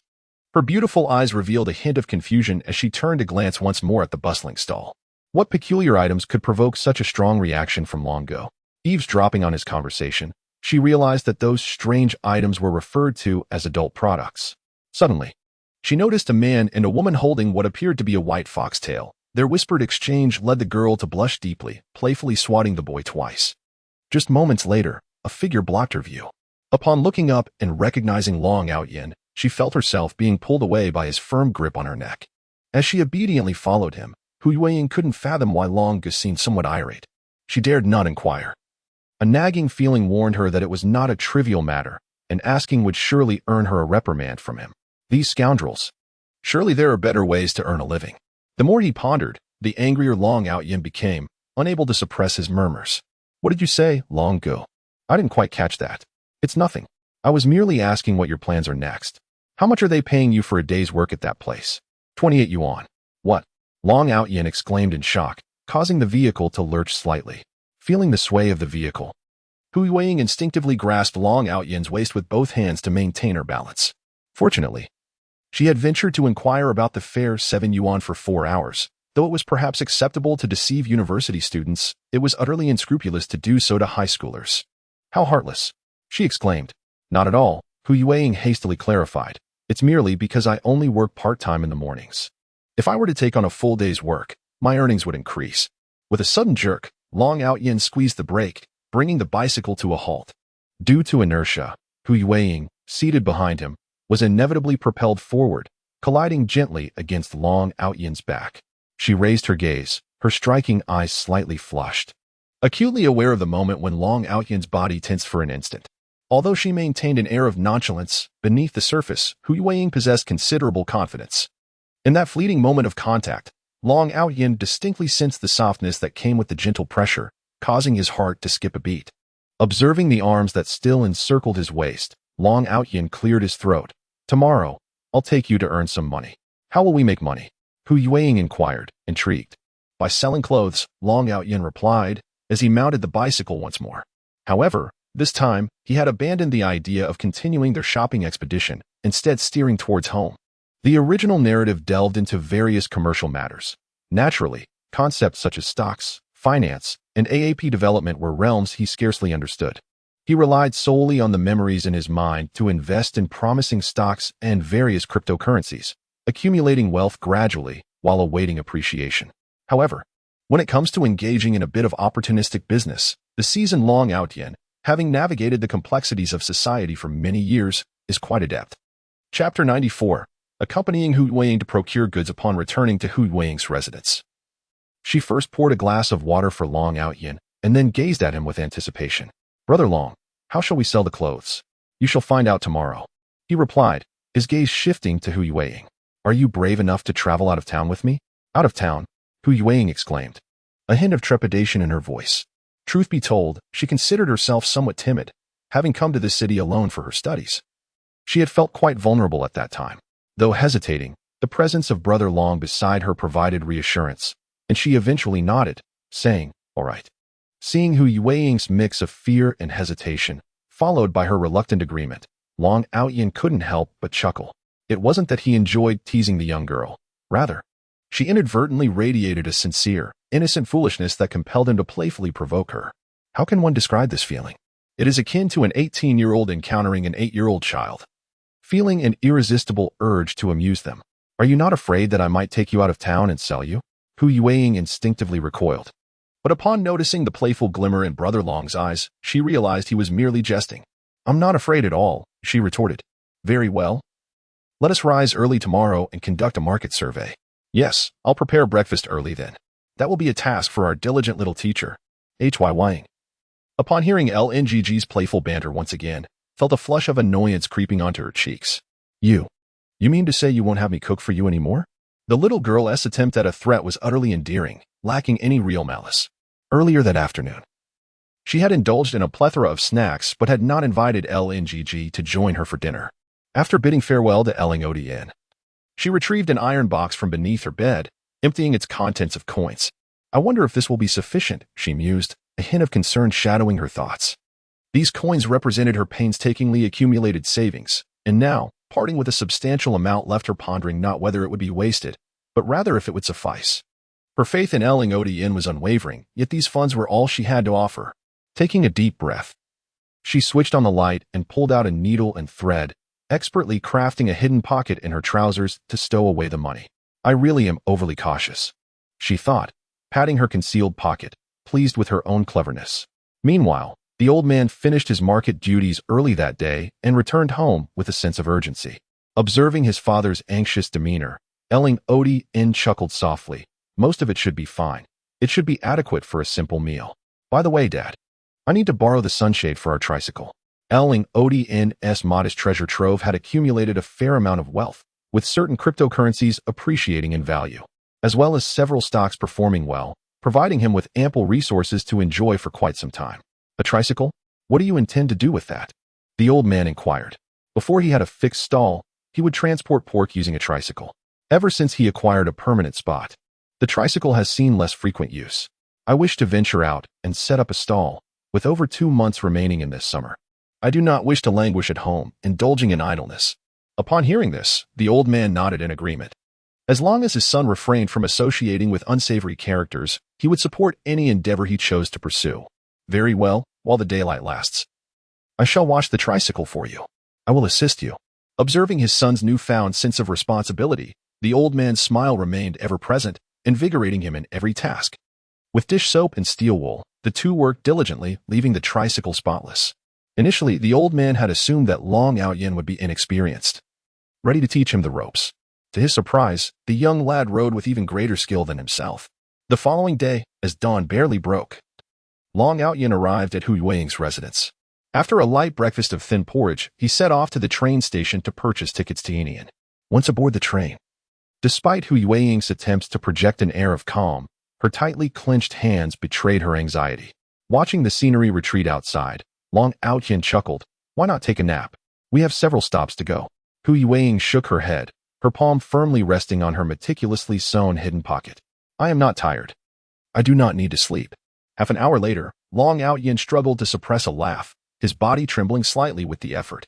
Casting a glance sideways, the drowsy Hu Weiying, her head bobbing slightly, let out a gentle sigh as she lifted her hand to guide her head onto his shoulder. With the newfound support, She shifted her body and settled into a more comfortable position, slipping into a deeper slumber. After boarding the train around 5:30, they arrived at Inao station. The clock indicating it was already past 9. He gently shook the still sleeping Hu Yueying, advising her to wipe away the drool before continuing her rest. Hu Yueying, groggily blinking her eyes open, instinctively lowered her head, feeling a bit embarrassed as she raised her hand to touch the corner of her mouth. Only to realize there was no drool, she quickly understood that Long Gu was merely teasing her again. Just as she was about to retort, she noticed the train gradually coming to a halt and gazed blankly at the platform outside. Long Gu, have we arrived? Yes, prepare to disembark, he replied. Oh, she murmured, feeling a tinge of embarrassment for having slept the entire journey. Without a word of protest, Hu Yueying obediently tidied her tousled hair caused by Long Yan. Her cheeks flushed with warmth. Once again, she found herself in a strange city, but unlike the last time, this journey was softened by Long Ji's presence, which provided her with a comforting sense of security despite her underlying nervousness. As the crowd began to thin, Long Yan led Hu Yueying outside. We'll grab a bite to eat shortly, and then I will take you to stock up, he announced. All right, she replied, her demeanor obedient. I fear that Long Gu might sell me off, she joked. Should I give you a beating instead? He retorted playfully. Chapter 95. Moreover, it is of utmost importance to express gratitude for the gifts received. After breakfast, Hu Yueying closely followed Long Yan, refusing to part from his side. They found themselves in Yinia, the largest wholesale city, where a significant portion of the small commodities available in the market originated. Are we here to wholesale clothes? Hu Yueying inquired. Long Yan nodded in affirmation. Yes and no. We indeed need to purchase clothing, but not from here. The garments and goods available in this market are already saturated. We should first visit the source factories to see if there are any new products. Upon hearing this, Hu Yueying edged a little closer to Long Yan. What if there are no new products? Wouldn't that mean our trip is in vain? Do you look down on your brother, Long? Long Yan chuckled lightly. It was quite serendipitous that he stumbled upon this year's summer collection of ice silk short sleeves on an online marketplace, priced at over 30 yuan. These garments were merely a few yuan at wholesale. This exemplifies the remarkable aspect of the early e-commerce era, where profit margins could soar. Typically, new products do not immediately hit the market. They are released in batches through exclusive channels to harvest a portion of the market's interest and gauge the response. If the reception is favorable, the source will increase prices. If not, they will clear out inventory at discounted rates, ensuring they never incur a loss. The distinction lies in the factory's clearance sale, which targets various retail channels, while the clearance sale in shops is aimed at ordinary individuals. In a moment, Long Yan had identified the location. This is the place. Here, Hu Yueying glanced at the surrounding high walls and trees, somewhat perplexed. Wait a moment. Long Yan surveyed his surroundings, then, with a sudden leap, he grasped the wall with both hands. With the strength of his arms, his body ascended slowly, akin to performing a pull-up. It's fine. Releasing his grip, Long Yan landed back on the ground. Come. He crossed his arms and crouched slightly, indicating for Hu Yueying to step onto his palms and then onto his shoulders. Brother Long, I am hesitant. Hu Yueying's face displayed embarrassment, her demeanor timid. If you are too afraid to enter, then wait for me here. As Long Yan spoke, he prepared to scale the wall. No, Brother Long. I am willing to go in. It's just, I am afraid to step on you. Hu Yueying's voice diminished towards the end. What's the matter? Just come. Obediently, Hu Yueying approached Long Yan. Get a bit closer. Hu Yueying raised her gaze to meet Long Yan's, biting her lip as she inched closer to him. At that moment, she was very near, mere inches separating their bodies. She could even distinctly feel the warmth emanating from Long Yan. Turn your back to me. Oh, already somewhat shy. Hu Yueying immediately turned to face the wall upon hearing Long Yan's words. Are you ready? The imposing figure of Long Yan loomed closer, as if one could hear the rhythm of his breath and heartbeat. Brother Long, are you lifting me high? She shook her head slightly, grasping the edge of the wall. And with Long Yan's support, she successfully scaled the barrier. Long Yan followed suit, deftly ascending the wall, and upon descending, he opened his arms and called out to Hu Yueying, Come, I will catch you. Hu Yueying gazed up at Long Yan with trepidation, her voice laced with anxiety. Brother Long, you must catch me. Do not worry, I will certainly catch you. Trust me. Yes, I believe in you. After taking a deep breath, she closed her eyes and leaped. Hey. He caught Hu Yueying in his arms, twirling around to dissipate the impact, then gently patted her back. All right, it's all fine now. At that moment, Hu Yueying was tense all over. Only upon hearing Long Outyan's words did she slowly open her eyes. When she saw Long Outyan cradling her, a wave of embarrassment flushed her cheeks, uncontrollable and vivid. The delicate skin beneath her long hair was blushing like a ripe fruit.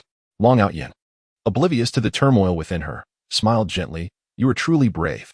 Upon hearing his words, Hu Yueying instinctively nodded. Yes, I am very brave too. A little praise and you become rather conceited. I learned it all from Brother Long. The two continued their journey ahead, eventually circling around to witness workers loading cargo onto trucks. Long Aotian turned to Hu Yueying, brushed off the dust from his hands, and tidied his attire. How about it? Not bad, right? He remarked. He then patted the dust on Hu Yueying's knee, advising her to relax. We're merely here to collect the goods. But didn't we climb over the wall to get in? Hu Yueying whispered. Observing her guilty demeanor, Long Aotian retorted, straighten your back. If you don't mention it, no one will know we entered illegally. See those goods being loaded? They contain this summer's new styles. If we can get our hands on them, we'll surely profit. But how are we supposed to acquire them?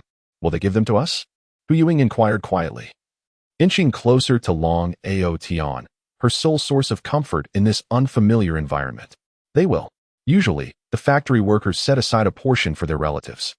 But we're not relatives of the factory workers, she pointed out. Fool, if you don't say anything, how would they know? Hu Yueying bit her lip, stifling a smile. So we have to pretend to be relatives? Strangely exhilarated by the idea, she felt a rush of excitement. Soon, after the workers finished loading, and as the vehicle departed, several large packages were indeed left behind. At that moment, Long Aotian led Hu Yueying toward the goods. Master Xiao? Master Xiao? He called out to a few workers.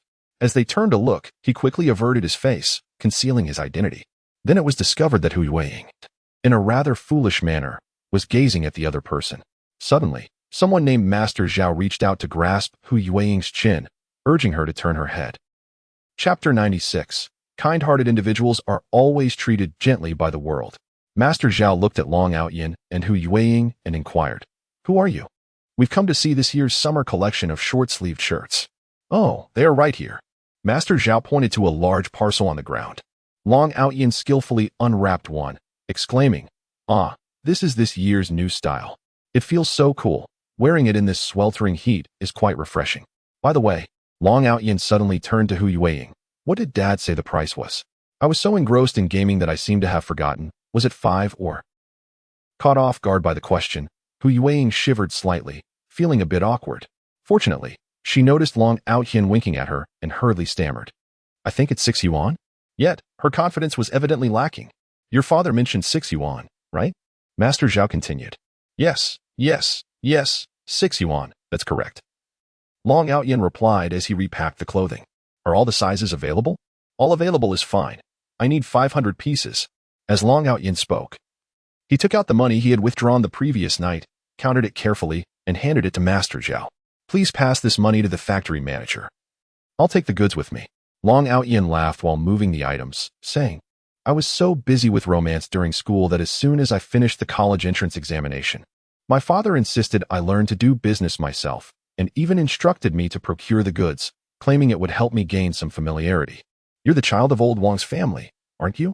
Old Xiao tentatively inquired, for it was only he and old Wang who shared a close bond. And he had heard that Wang's child was struggling academically at school. Indeed, otherwise, why would I come to seek your guidance? Long Outyan replied, already tying up the goods with a rope, slinging them onto his back as he prepared to leave. Oh, it's rather heavy, so I shall take my leave. After a brief cough, he gestured towards the still dazed Hu Yueying. Hu Yueying quickly snapped back to reality. Her cheeks flushed as she stepped forward to assist with the burden. Then she stared blankly at Long Outyan. Breathing heavily, Long Outyan patted his clothes, and in that fleeting moment when their eyes met, both were momentarily taken aback before bursting into laughter. Brother Long, you truly are quite mischievous. Let us depart from here and head to the train station to purchase tickets. Long Outyan hoisted the goods and began retracing his steps. Hu Yueying walked alongside him, eager to alleviate his load. Brother Long, you've already gone quite far. Take a moment to rest. Let us pause up ahead. Leaning against the goods, Hu Yueying gazed at Long Outyan with sparkling eyes. Brother Long, why do I feel as if this is all unreal? Long Outyan playfully flicked her forehead. Is it real now? Hu Yueying looked at him with a hint of grievance before nodding. It is real. Silly girl.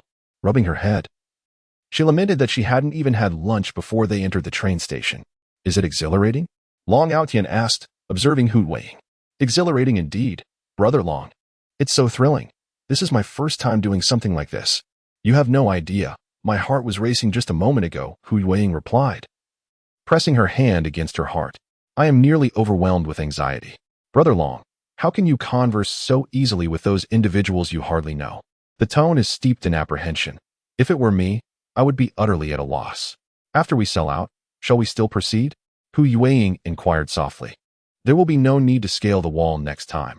It is likely that we will soon be able to directly procure goods. Having witnessed the dispatch of such a considerable quantity earlier, it is reasonable to anticipate that the summer's new arrivals will soon flood the market, at which point we should be able to place initial orders for them to arrange shipping. Oh, how relieving. Hu Weiing sighed, though this sensation is undeniably exhilarating. If she were to endure it again, she would likely be reduced to a quivering little quail, speaking in a stutter. At the train station, Hu Weiing obediently perched atop the goods, patiently awaiting. Upon spotting Long Yan approaching on a tricycle, her joy was palpable. She stood up, enthusiastically waving at Brother Long. Brother Long, stop, load the goods, she called out. Sitting atop the cargo, she declared, Brother Long, I'm ready. Let us go. As the tricycle roared to life, the wind tousled her hair, yet it could not dispel the smile adorning her youthful visage. How she adored this feeling. Upon arriving home, Hu Weiing assisted Long Yan in unloading the goods before hastily retreating to the kitchen to prepare a meal. Meanwhile, Long Yan remained restless, seated on the living room floor, methodically unpacking the parcels, carefully hanging clothes on a rack, organizing them by size. Though this task was tedious, it was of utmost importance to Long Yan. Tomorrow, these garments will be hung to create a splendid visual feast.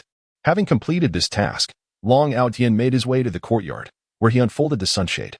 The old man had previously reinforced it with wire for the purpose of hanging meat. Thus, he paused in his endeavors. The day felt hurried. Yet it was all that could be done for now. Brother Long washed his hands, preparing for the meal. All right, Long Yan replied, casually rinsing his hands at the water pipe before stepping into the kitchen. The tantalizing aroma of the ribs filled the air, making him ravenous. He was genuinely hungry today. Eat slowly. I'm not competing with you, Hu Weiing remarked with a smile, observing Long Yan's vigorous approach to dining. Her heart swelled with joy, as this reflected a unique sense of accomplishment, indicating that Brother Long truly relished the meal she prepared. After finishing his meal, Long Yan reclined on the sofa, contentedly patting his belly. Once Hu Weiing tidied up, she retrieved some money from her hidden pocket. Brother Long, this is for you. Hu Weiing's thoughts were straightforward. Brother Long had mentioned earning money together, yet she had not invested any effort or funds herself. Consequently, all the risks were shouldered by him alone.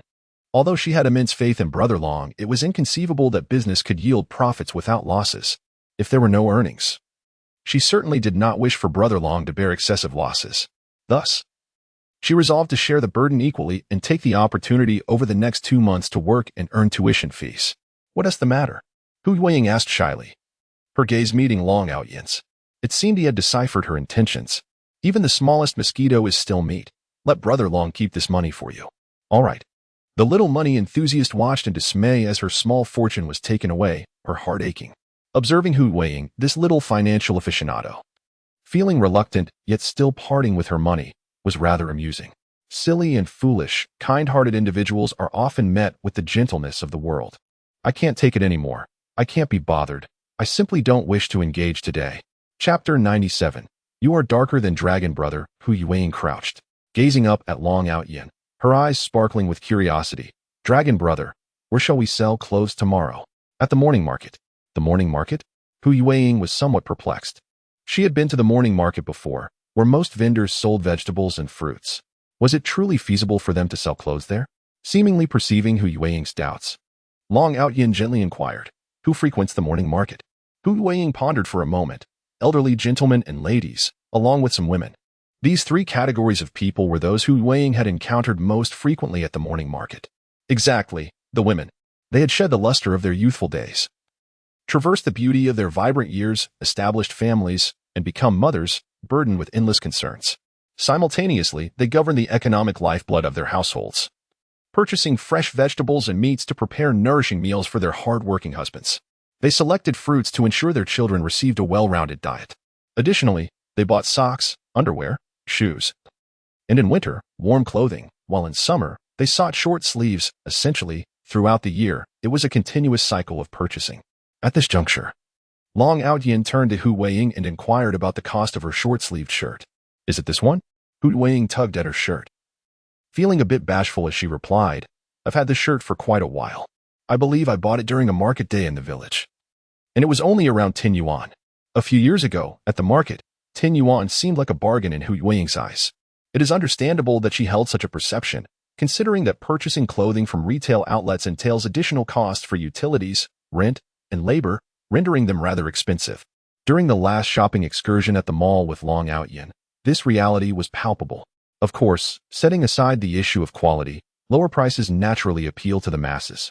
This phenomenon became even more pronounced with the advent of the 4G era and the rise of online shopping, which considerably affected brick-and-mortar stores, leading to their significant decline. The same images online, when devoid of quality comparisons, could lead consumers to choose the cheaper option, even if the price difference was merely 1 yuan. Long Outyin's desire to adopt a more accessible pricing strategy inevitably precluded him from venturing into bustling areas such as plazas, where foot traffic and numerous stores abound. If competitors sell items for 30 or 40 yuan and he undercuts the prices, it would merely disrupt their livelihoods, and one cannot expect goodwill in such circumstances. The morning market, however, is distinctly different, primarily catering to the sale of vegetables, fruits, and other goods. Selling clothing here would be considered an anomaly, but it would certainly not lead to any conflict of interest. After listening to Long Ji's words, Hu Weiying quickly realized what she was so pleased about. She and Long Ge had gone to procure goods today, and the wholesale price of a piece of clothing was merely 6 yuan, while he sold it to her for over 10. Was Long Ge aiming for a more approachable pricing strategy?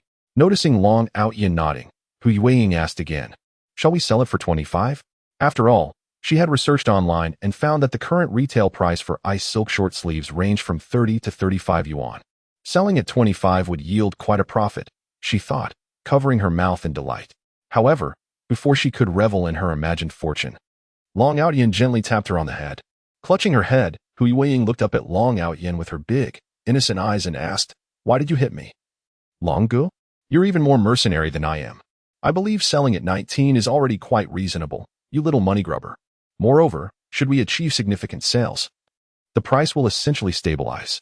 Other shops, unable to sell, will lower their prices, leading to excess inventory. Next time we go to restock, we won't have to be so secretive." Once he finished speaking, Long Outyin handed the selected clothes to Hu Weiying. "You wear this tomorrow, and I'll wear this.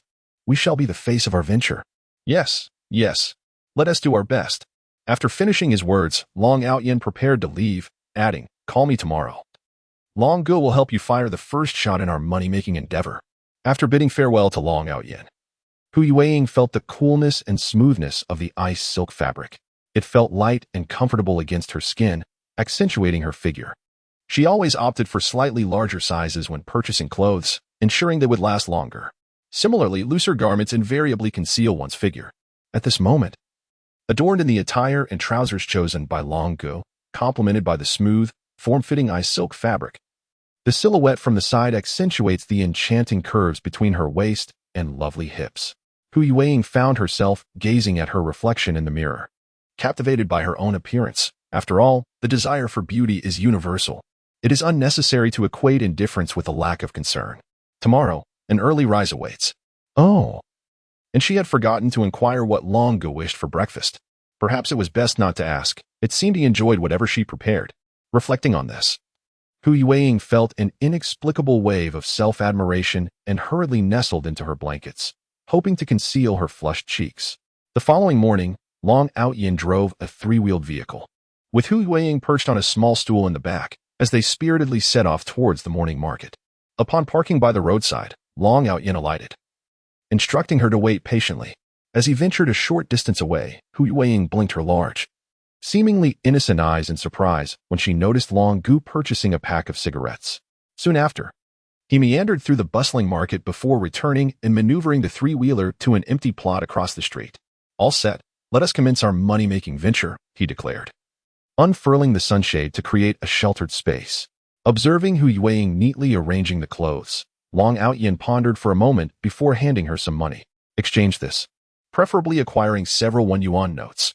Hu Yueying accepted the money and jogged across the street to make the exchange. At this moment, Hu Yueying no longer exhibits any signs of inferiority or gloom. How delightful it is. Gazing at the sun above, Long Outyin exhales deeply and continues to busily attend to his tasks. After recording, he mounts the loudspeaker onto the frame of the sunshade and clicks play. The Yiyang Garment Factory, the largest garment factory in Yiyang, has closed down. Chapter 98, I am the genuine dragon brother. The Yiyang Garment Factory, the largest garment factory in Yiyang, has closed down.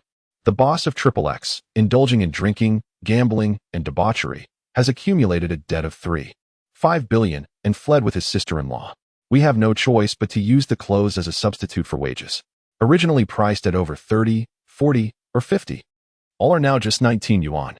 The voice from the loudspeaker first startled Hu Yueying, for she had accompanied Long Outyin to procure goods. Such tales of a debauched boss fleeing with his sister-in-law were utterly unfounded. Suppressing a laugh, she looked at Long Outyin and said, "Brother Long, you are truly mischievous."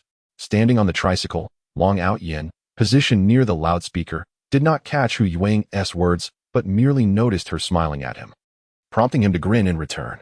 The road stretches infinitely, the sycamore trees flourish, the sun shines just right, and the breeze sweeps through, embodying the carefree spirit of youth. The unique sound of the loudspeaker continually draws attention, and upon hearing that clothes are available for just 19 yuan, many, driven by the desire to seize a bargain, begin to approach slowly. The new clothing inevitably catches the eye. The various styles of clothing nearly adorn the entire sunshade, and at a glance, one could easily find a few pieces that caught their eye, priced at merely 19 yuan, in contrast to the shops where garments often soared at 20 or 30. It was inevitable that a few would stir one's interest. Such small stall businesses thrive on the principle of drawing a crowd, as long as you can gather people. Today's earnings are bound to be satisfactory. The charismatic owner, having absconded with his sister-in-law, advertised everything for 19 yuan, words that invariably capture the attention of passers-by. As the atmosphere became charged, for every individual trying on clothes, there were 2 more joining in. For every customer making a purchase, a throng would soon follow suit. Not to mention, Hu Yueying's speed in collecting payments was astonishing. One could hardly tell how delighted she was, her beaming smile revealing a set of pearly whites, innocent and endearing. While Hu Yueying collected the payments, Long Outyin busied himself searching for sizes. "Sister, these pants are a bit pricier," he remarked, engrossed in his quest for the right fit. "How much?" "They look rather splendid on you." 28 yuan, but sister, you can take them for 25. I won't profit from it." Hu Yueying was momentarily at a loss for words, her mind swirling with the phrase girlfriend, as she gazed blankly at the older woman before her, naively nodding. Yes, yes. 25 isn't profitable. It is often said that beautiful girls are the most adept at deception. With Hu Yueying's innocent and seemingly helpless expression, that statement carried more weight than Long Outyin calling her sister 100 times over. Throughout the morning, Long Outyin remained crouched on the ground, searching for sizes, hardly rising. "Oh dear. Yueying, lend me a hand. My foot has gone numb." Hu Yueying cheerfully assisted Long Outyin to sit on the tricycle, her words brimming with uncontainable excitement. "Brother Long, you have so much money." This was merely the beginning. After lunchtime, many more would arrive. Observing Hu Yueying's radiant smile, Long Outyin couldn't resist running his fingers through her long hair. "Really?" he inquired. "Yes," she replied. The chatter of women rivals that of gossipy old ladies who spread fear with their tales. Just the mention of 19 yuan is enough to entice them to come over. "It's almost time. I'll go buy some food. You stay here and watch the stall." Long Outyin instructed Hu Yueying as he made his way into the morning market. He had noticed a few vendors selling roasted duck that smelled quite delightful. While packing the meals, Long Outyin's phone vibrated. It was a message from Hu Yueying. She informed him that she had sold 2 more short-sleeved shirts. The joy in her words was palpable. "Brother Long is a rough man. This is about all I can do to help you," he thought. The path ahead may be fraught with challenges, yet he hoped that one day in the future, when she reminisced about today, she would feel as joyous and content as she did now. He returned with 2 takeout boxes, a portion of sliced roasted duck, and a stack of thin pancakes, not extravagant, but sufficient to satisfy their hunger. "Brother Long, here's your share," Hu Yueying said as she handed him a wrapped pancake. "You should eat too. The roasted duck won't taste as good when it's cold." She had already rolled her 3rd pancake for herself as she began to eat. "I'm not hungry yet," she replied. Hu Yueying delighted in watching Long Outyin consume his meal, effortlessly devouring a large bite of the rolled pancake. How impressive! Observing Long Outyin eat brought her greater joy than indulging in her own food. Suddenly, her bright eyes sparkled with a delicate glimmer as she pointed to the corner of her mouth. Here, Long Gu. In the midst of chewing, Long Outyin paused, momentarily forgetting to swallow. He stared at Hu Yueying's gesture, his smile sincere, his eyes gleaming with cheerful light. With his fair, elegant fingertips, he gently tapped at her slightly parted red lips. I am a serious Long Gu. You are the least serious of all, Hu Yueying retorted with a playful glare. Always teasing me. Look at how you've smeared sauce all over your mouth. At times, Long Gu seemed like a mature gentleman, his thoughts akin to those of a seasoned individual who had navigated the complexities of society for years. Yet, at other moments, he resembled a child who had yet to grow up, relishing in playful antics and immersing himself in whatever piqued his interest. The last time she encountered an excavator demolishing a house, her peers had merely glanced before hastily departing, wary of the dust. In contrast, Long Gu could sit on the roadside for an extended period, engrossed with a group of individuals in their 30s. From another perspective, Hu Yueying did not genuinely find the sight of an excavator demolishing a house particularly captivating. He was both mature and imbued with childlike wonder. He was more vibrant and free-spirited than anyone she had ever known. Oh, you little Yueying, now you dare to tease Long Gu. Brother Long, I am so obedient, Hu Yueying said as she shrank her neck, quickly rising to greet the customers who had just arrived. As expected, during this midday rush, though it appeared less crowded than the morning, the flow of patrons remained steady. The small coins accumulating in her pocket were not any less than what she had gathered earlier. Chapter 99. Because of your kindness, Brother Long. We earned quite a bit today, exclaimed Hu Yueying, seated at the back of the tricycle. It was her first experience of earning money to the point of fatigue, a delightful sensation for this little money enthusiast. Without realizing it, she began to hum a cheerful tune. The melody that reached her ears painted a vivid picture of her current elation. When a person learns to be easily content, they will undoubtedly find immense joy. This is merely the beginning. Our future will only shine brighter. Brother Long, will we come back here tomorrow? Yes, we will return tomorrow and the day after. As for the day after that, we shall see how things unfold. Such is the nature of mobile vending. One does not linger in one location for more than 3 days unless the profits are exceptional. Otherwise, it is advisable to set up for 3 days and then relocate. Given today's earnings, it seems promising for tomorrow and the day after. The situation will dictate our course. She rummaged through her pockets, placing all the money she had collected today onto the sofa. The small coins quickly spread across one corner of the couch. Some of the money was organized during Hu Yueying's lunch break, while other coins were hastily stuffed into her pocket without sorting. Tomorrow, I shall take a small purse to carry my modest sums of money. Hu Yueying squats beside the sofa, meticulously flattening the crumpled bills she inadvertently wrinkled, organizing them into neat stacks. The 20s are aligned together, the 10s are grouped, and the 50s and 100s are all assembled in unison. The total amounts to 275 yuan. Before truly stepping into society, earning such an amount in a single day is, in the young girl's inherent perception, quite remarkable. Not to mention Hu Yueying.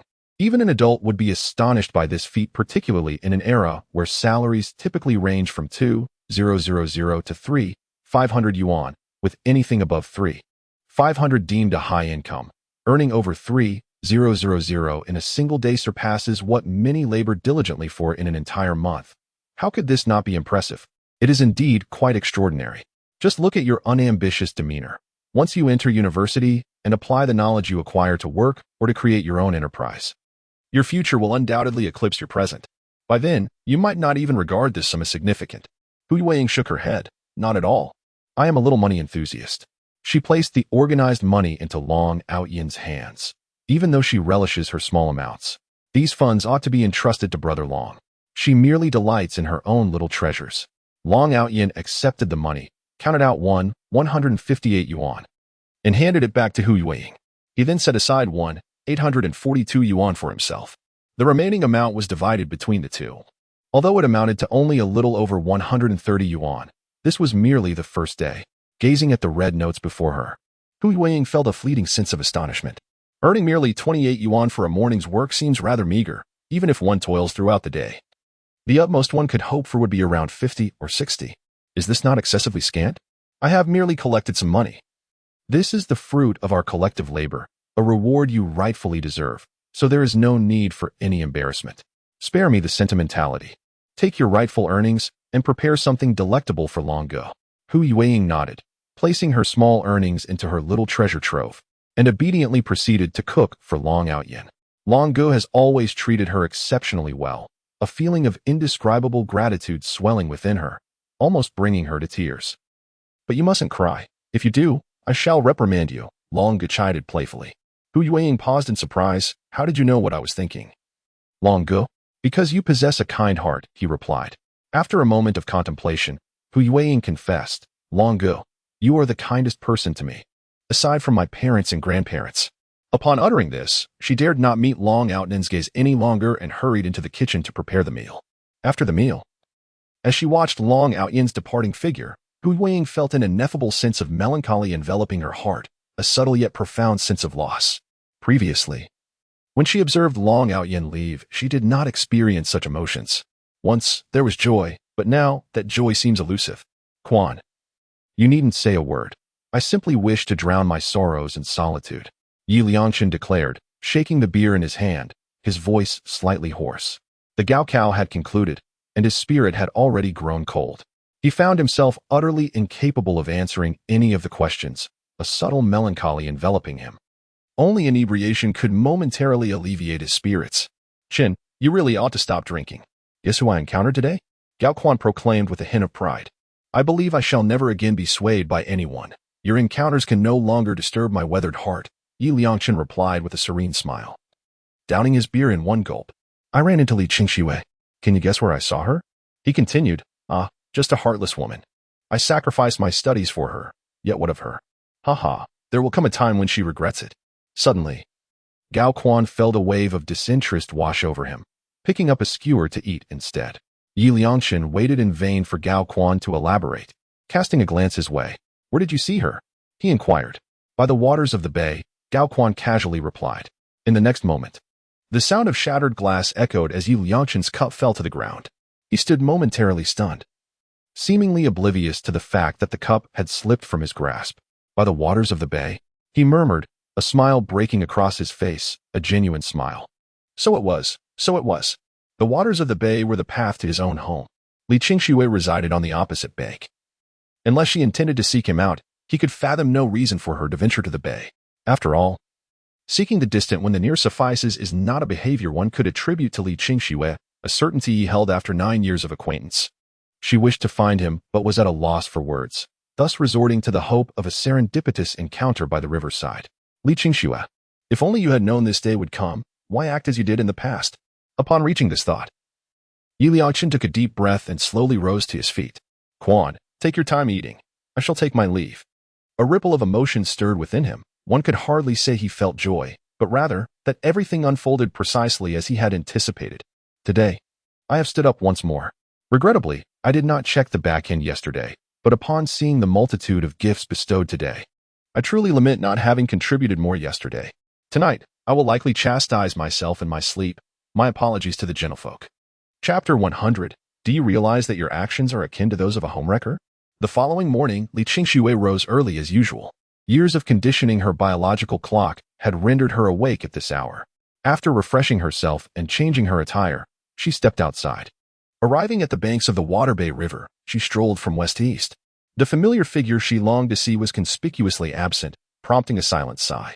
It had been 3 days without a visit. Taking a deep breath, she settled onto the grass. Resting her chin on one hand as she gazed contemplatively at the flowing waters, she retrieved her phone, perusing the chat interface. Her mind flooded with memories of Long Yan riding away with Hu Yueying. The college entrance examination had concluded. It was only fitting to indulge in some well-deserved relaxation. Perhaps he would appear in a couple of days. Lying on the grass, she aimed her phone at the sky and captured a photograph. The azure sky adorned with wispy clouds suggested a splendid day ahead. Just as she finished editing and prepared to share it, the sound of footsteps gradually approached her. Upon hearing the approaching footsteps, Li Qingxiwei was blissfully unaware of the sheer delight that illuminated her expression in that moment. The other party was indeed taken aback by their sudden action. Although success had been achieved, Li Qingxiwei's elegant brows were gently furrowed. What brings you here? Yi Liangchen was initially startled by Li Qingxiwei. causing the wildflowers he had carelessly gathered to fall from his hands. Yet, upon witnessing the gleam of joy in Li Qingshue's eyes, all of it seemed trivial. However, as she recognized him, the joy on her face slowly transformed into indifference, leaving Yi Liangchen inexplicably saddened. With a soft sigh, he remarked, "If I hadn't come. How long were you planning to wait?" His words were laden with a sense of helplessness as he bent down to retrieve the wildflowers that had fallen to the ground. "I picked these on my way here. They are for you." Li Qingxue did not accept them, even turning her head away to avoid looking at Yi Liangchen. If the random accusations had caused her some sorrow, his insistence on having her repeat a year with him was sufficient to obliterate any fondness she had for him. Observing Li Qingshue's petulant demeanor, Yi Liangchen found it amusing. Was she still blaming him? "All right, I am also not feeling great, yet here I am, coming to see you. Yi Liangchen, could you refrain from uttering things that I simply cannot comprehend?" Li Qingxue suddenly felt that today was exceptionally unfortunate. Yet Yi Liangchen remained unfazed, hands in his pockets, gazing into the distance. "Admit it, Qingxue. What should I confess?" "Confess that you actually harbor feelings for me." "Qingxue, do you realize what your greatest flaw is? It is your inability to confront your own heart." Yi Liangchen, lifting his gaze to the west at a 15-degree angle, revealed a hint of self-mockery in his smile. "Is it truly so difficult to admit that you have feelings for me? Your character is excessively strong-willed. If I had not come today, how long would you have remained here waiting?" Li Qingxue rose, casting an irritated glance at Yi Liangchen. "Are you out of your mind? Who is waiting for you?" "Ah, still unwilling to confess, even now?" Yi Liangchen shook his head in resignation. "Your home lies in that direction, and there is indeed a riverside nearby. Yet, why have you chosen to come here instead? Is it not because my residence is in close proximity? Furthermore, just now, your reaction upon hearing my footsteps speaks volumes. A person's instinct is the most genuine. The expression on your face when you turn to look at me says it all." Yi Liangchen murmured.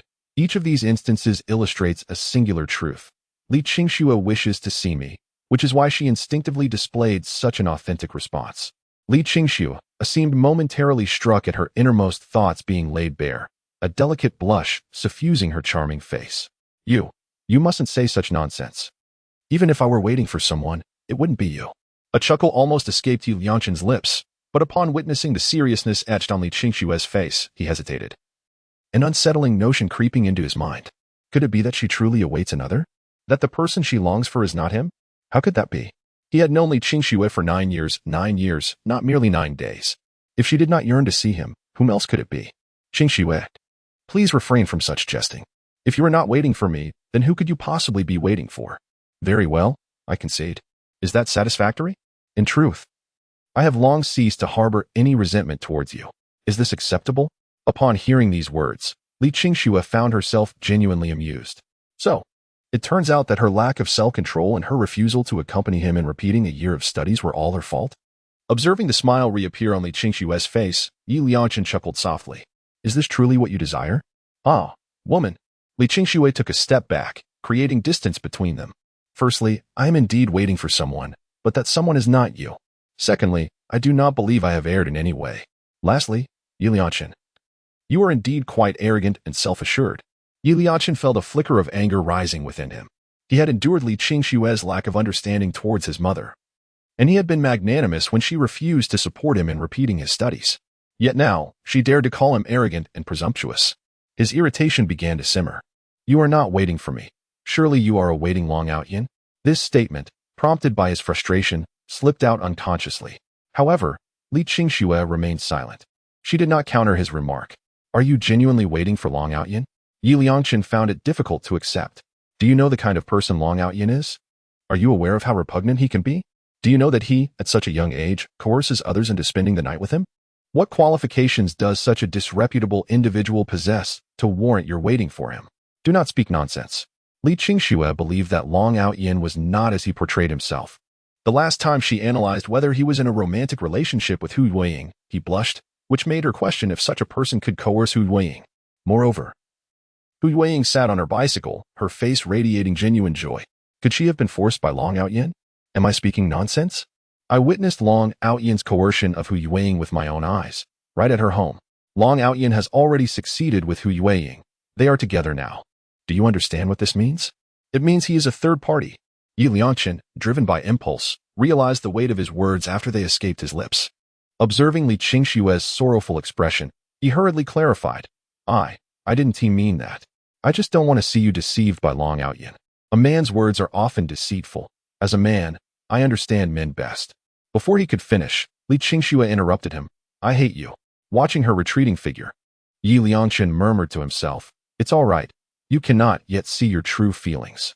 At least you now know what kind of person Long Outyin is. When you finally awaken to the truth, you will realize that I am the one who truly cares for you. I will always reserve the title of the White Moonlight for you. Chapter 101. From this moment on, the chasm between us will only widen. As Li Qingshue's breaths grew heavier, she eventually came to a halt. Clearly, Yu Liangchen's words had provoked her. Li Qingxue believed she had treated Long Outyin as a confidant, someone with whom she could share secrets. She had never contemplated disrupting the relationship between Long Outyin and Hu Weiying. Yet now, she found herself accused by Yi Liangchen of being a mistress. Li Qingxue felt a profound discomfort, stemming not solely from the insult hurled at her, but more so from Yi Liangchen's assertion that he had witnessed Long Outyin forcing Hu Weiying at her home, although she was acutely aware that this was likely a fabrication. A lingering heaviness weighed upon her heart, an inescapable gloom that sparked an inexplicable irritation within her. Surely, the oppressive heat of the day was to blame. Li Qingxue glanced skyward, feeling the sun's glaring radiance and searing warmth, and she squinted slightly. It must be the heat that is amplifying my agitation. This seemingly irrational yet perfectly fitting explanation gradually restored a semblance of tranquility to her spirit. The naivete of youth, the clumsiness of emotions, and the desperate search for justification all coalesced into a seed, buried deep within her heart. As she approached, the words of her mother reached her ears, and Yi Liangchen's expression darkened instantaneously. Of course, my son excels at school.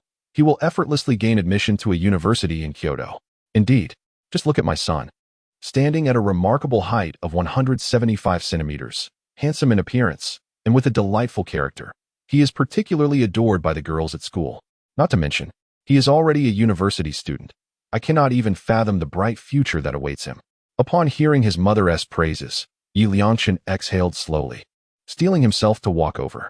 Upon hearing these words, Yi Liangchen felt a tinge of embarrassment and remarked, this year's college entrance examination questions were quite manageable. Listening to this, his mother joyfully exclaimed, my son is so modest. If he says it was manageable, then it must be without a doubt. With a chuckle, she continued, ha ha ha. Yi Liangchen hurriedly pulled his mother aside, saying, Mom, how many times must I remind you? Although I excel, could you please tone it down a bit? His mother, seeing her precious sunshine, retorted, Isn't it only natural for a mother to take pride in her son? Yi Liangchen sighed, conceding that perhaps his mother had a point. After all, as a reborn individual, he was destined to rise above others, and there was little harm in being a touch ostentatious. With the arduous college entrance exams finally behind him, he contemplated enjoying a well-deserved respite at home. Suddenly, Ye's mother recalled something. Oh, by the way, this afternoon I will take you to buy a couple of outfits. I just saw a child from Wang Jie's family wearing a cool silk short-sleeve shirt. It looked not only beautiful, but also felt delightfully smooth and cool to the touch. I am certain it would look even more handsome on my son than on hers. Yi's mother was inherently competitive, especially when she felt inferior. She would always seek to assert her presence by highlighting any remaining advantages she possessed. At this moment, the only aspect she could proudly showcase was her beloved son. At least in the realm of motherhood, she felt quite accomplished, particularly because her son was indeed impressive. Reluctantly, Yi Liangchen agreed, recognizing that a little outing would serve as a welcome distraction from his recent melancholic mood. As for comparing myself to Aunt Wang's 14-year-old child, it is best to refrain from such an endeavor, for I fear leaving an irreparable psychological scar. After all, I am a high-quality, trend-setting male idol. After dining, Mother Yi took Yi Liangchen on her electric scooter to purchase clothing. Mom, isn't this the direction of the morning market? Yi Liangchen inquired. I heard from Sister Wang that the clothing vendor is right here at the morning market. He spotted the stall set up under a Western-style sunshade across the road. Stop the vehicle. Yi Liangchen's voice brimmed with excitement, yet his expression soured as he muttered disdainfully about the vendor, calling him a sharp-tongued, unambitious street peddler. The memory of how Long Outyin had scolded her at school resurfaced. She was always the one reprimanding others, and this was the first time she had been belittled by an 18-year-old boy. A smile curled at the corners of Yi Liangchen's mouth as he slowly descended from the vehicle, hands in pockets, mockingly observing the scene before him. Hee hee, Hu Weiying. You have no idea what you have lost. The Hu Weiing of my dreams is a goddess of finance and commerce, her worth beyond measure. Yet now, it is all too evident that she has been dragged down by that scoundrel Long Yan. If I do not come to her rescue, she may be doomed to a life of menial occupations. As he gazed at his spirited and capable self, Mother Yi felt truly moved. Indeed, he was her precious child. Upon returning home, Yi Lianshan pondered for a moment before speaking. Mother, could you spare me some money? The doting mother naturally could not refuse her son. Once dressed, he stood tall and straight, gazing at his mature and handsome reflection in the mirror. He styled his hair in a manner befitting an adult, and then let out a soft chuckle. From this moment forth, the distance between us shall only grow. With that, he turned and left the house. In the distance, he spotted Long Yan conversing with three beautiful young women, each in their 20s, who were laughing merrily at his words. Even after the three ladies had departed, Long Yan leaned out to steal a glance at their long, exquisite legs. Observing his actions, Hu Yuang bit her lip and glanced at the trio, clad in revealing crop tops and shorts that showcased their enticing figures. Involuntarily, she compared herself, dressed in a short-sleeved shirt and long pants, and lowered her gaze in silence. With a look of quiet discontent, Hu Yuang cast a lingering glance at Long Yan before turning her back to him.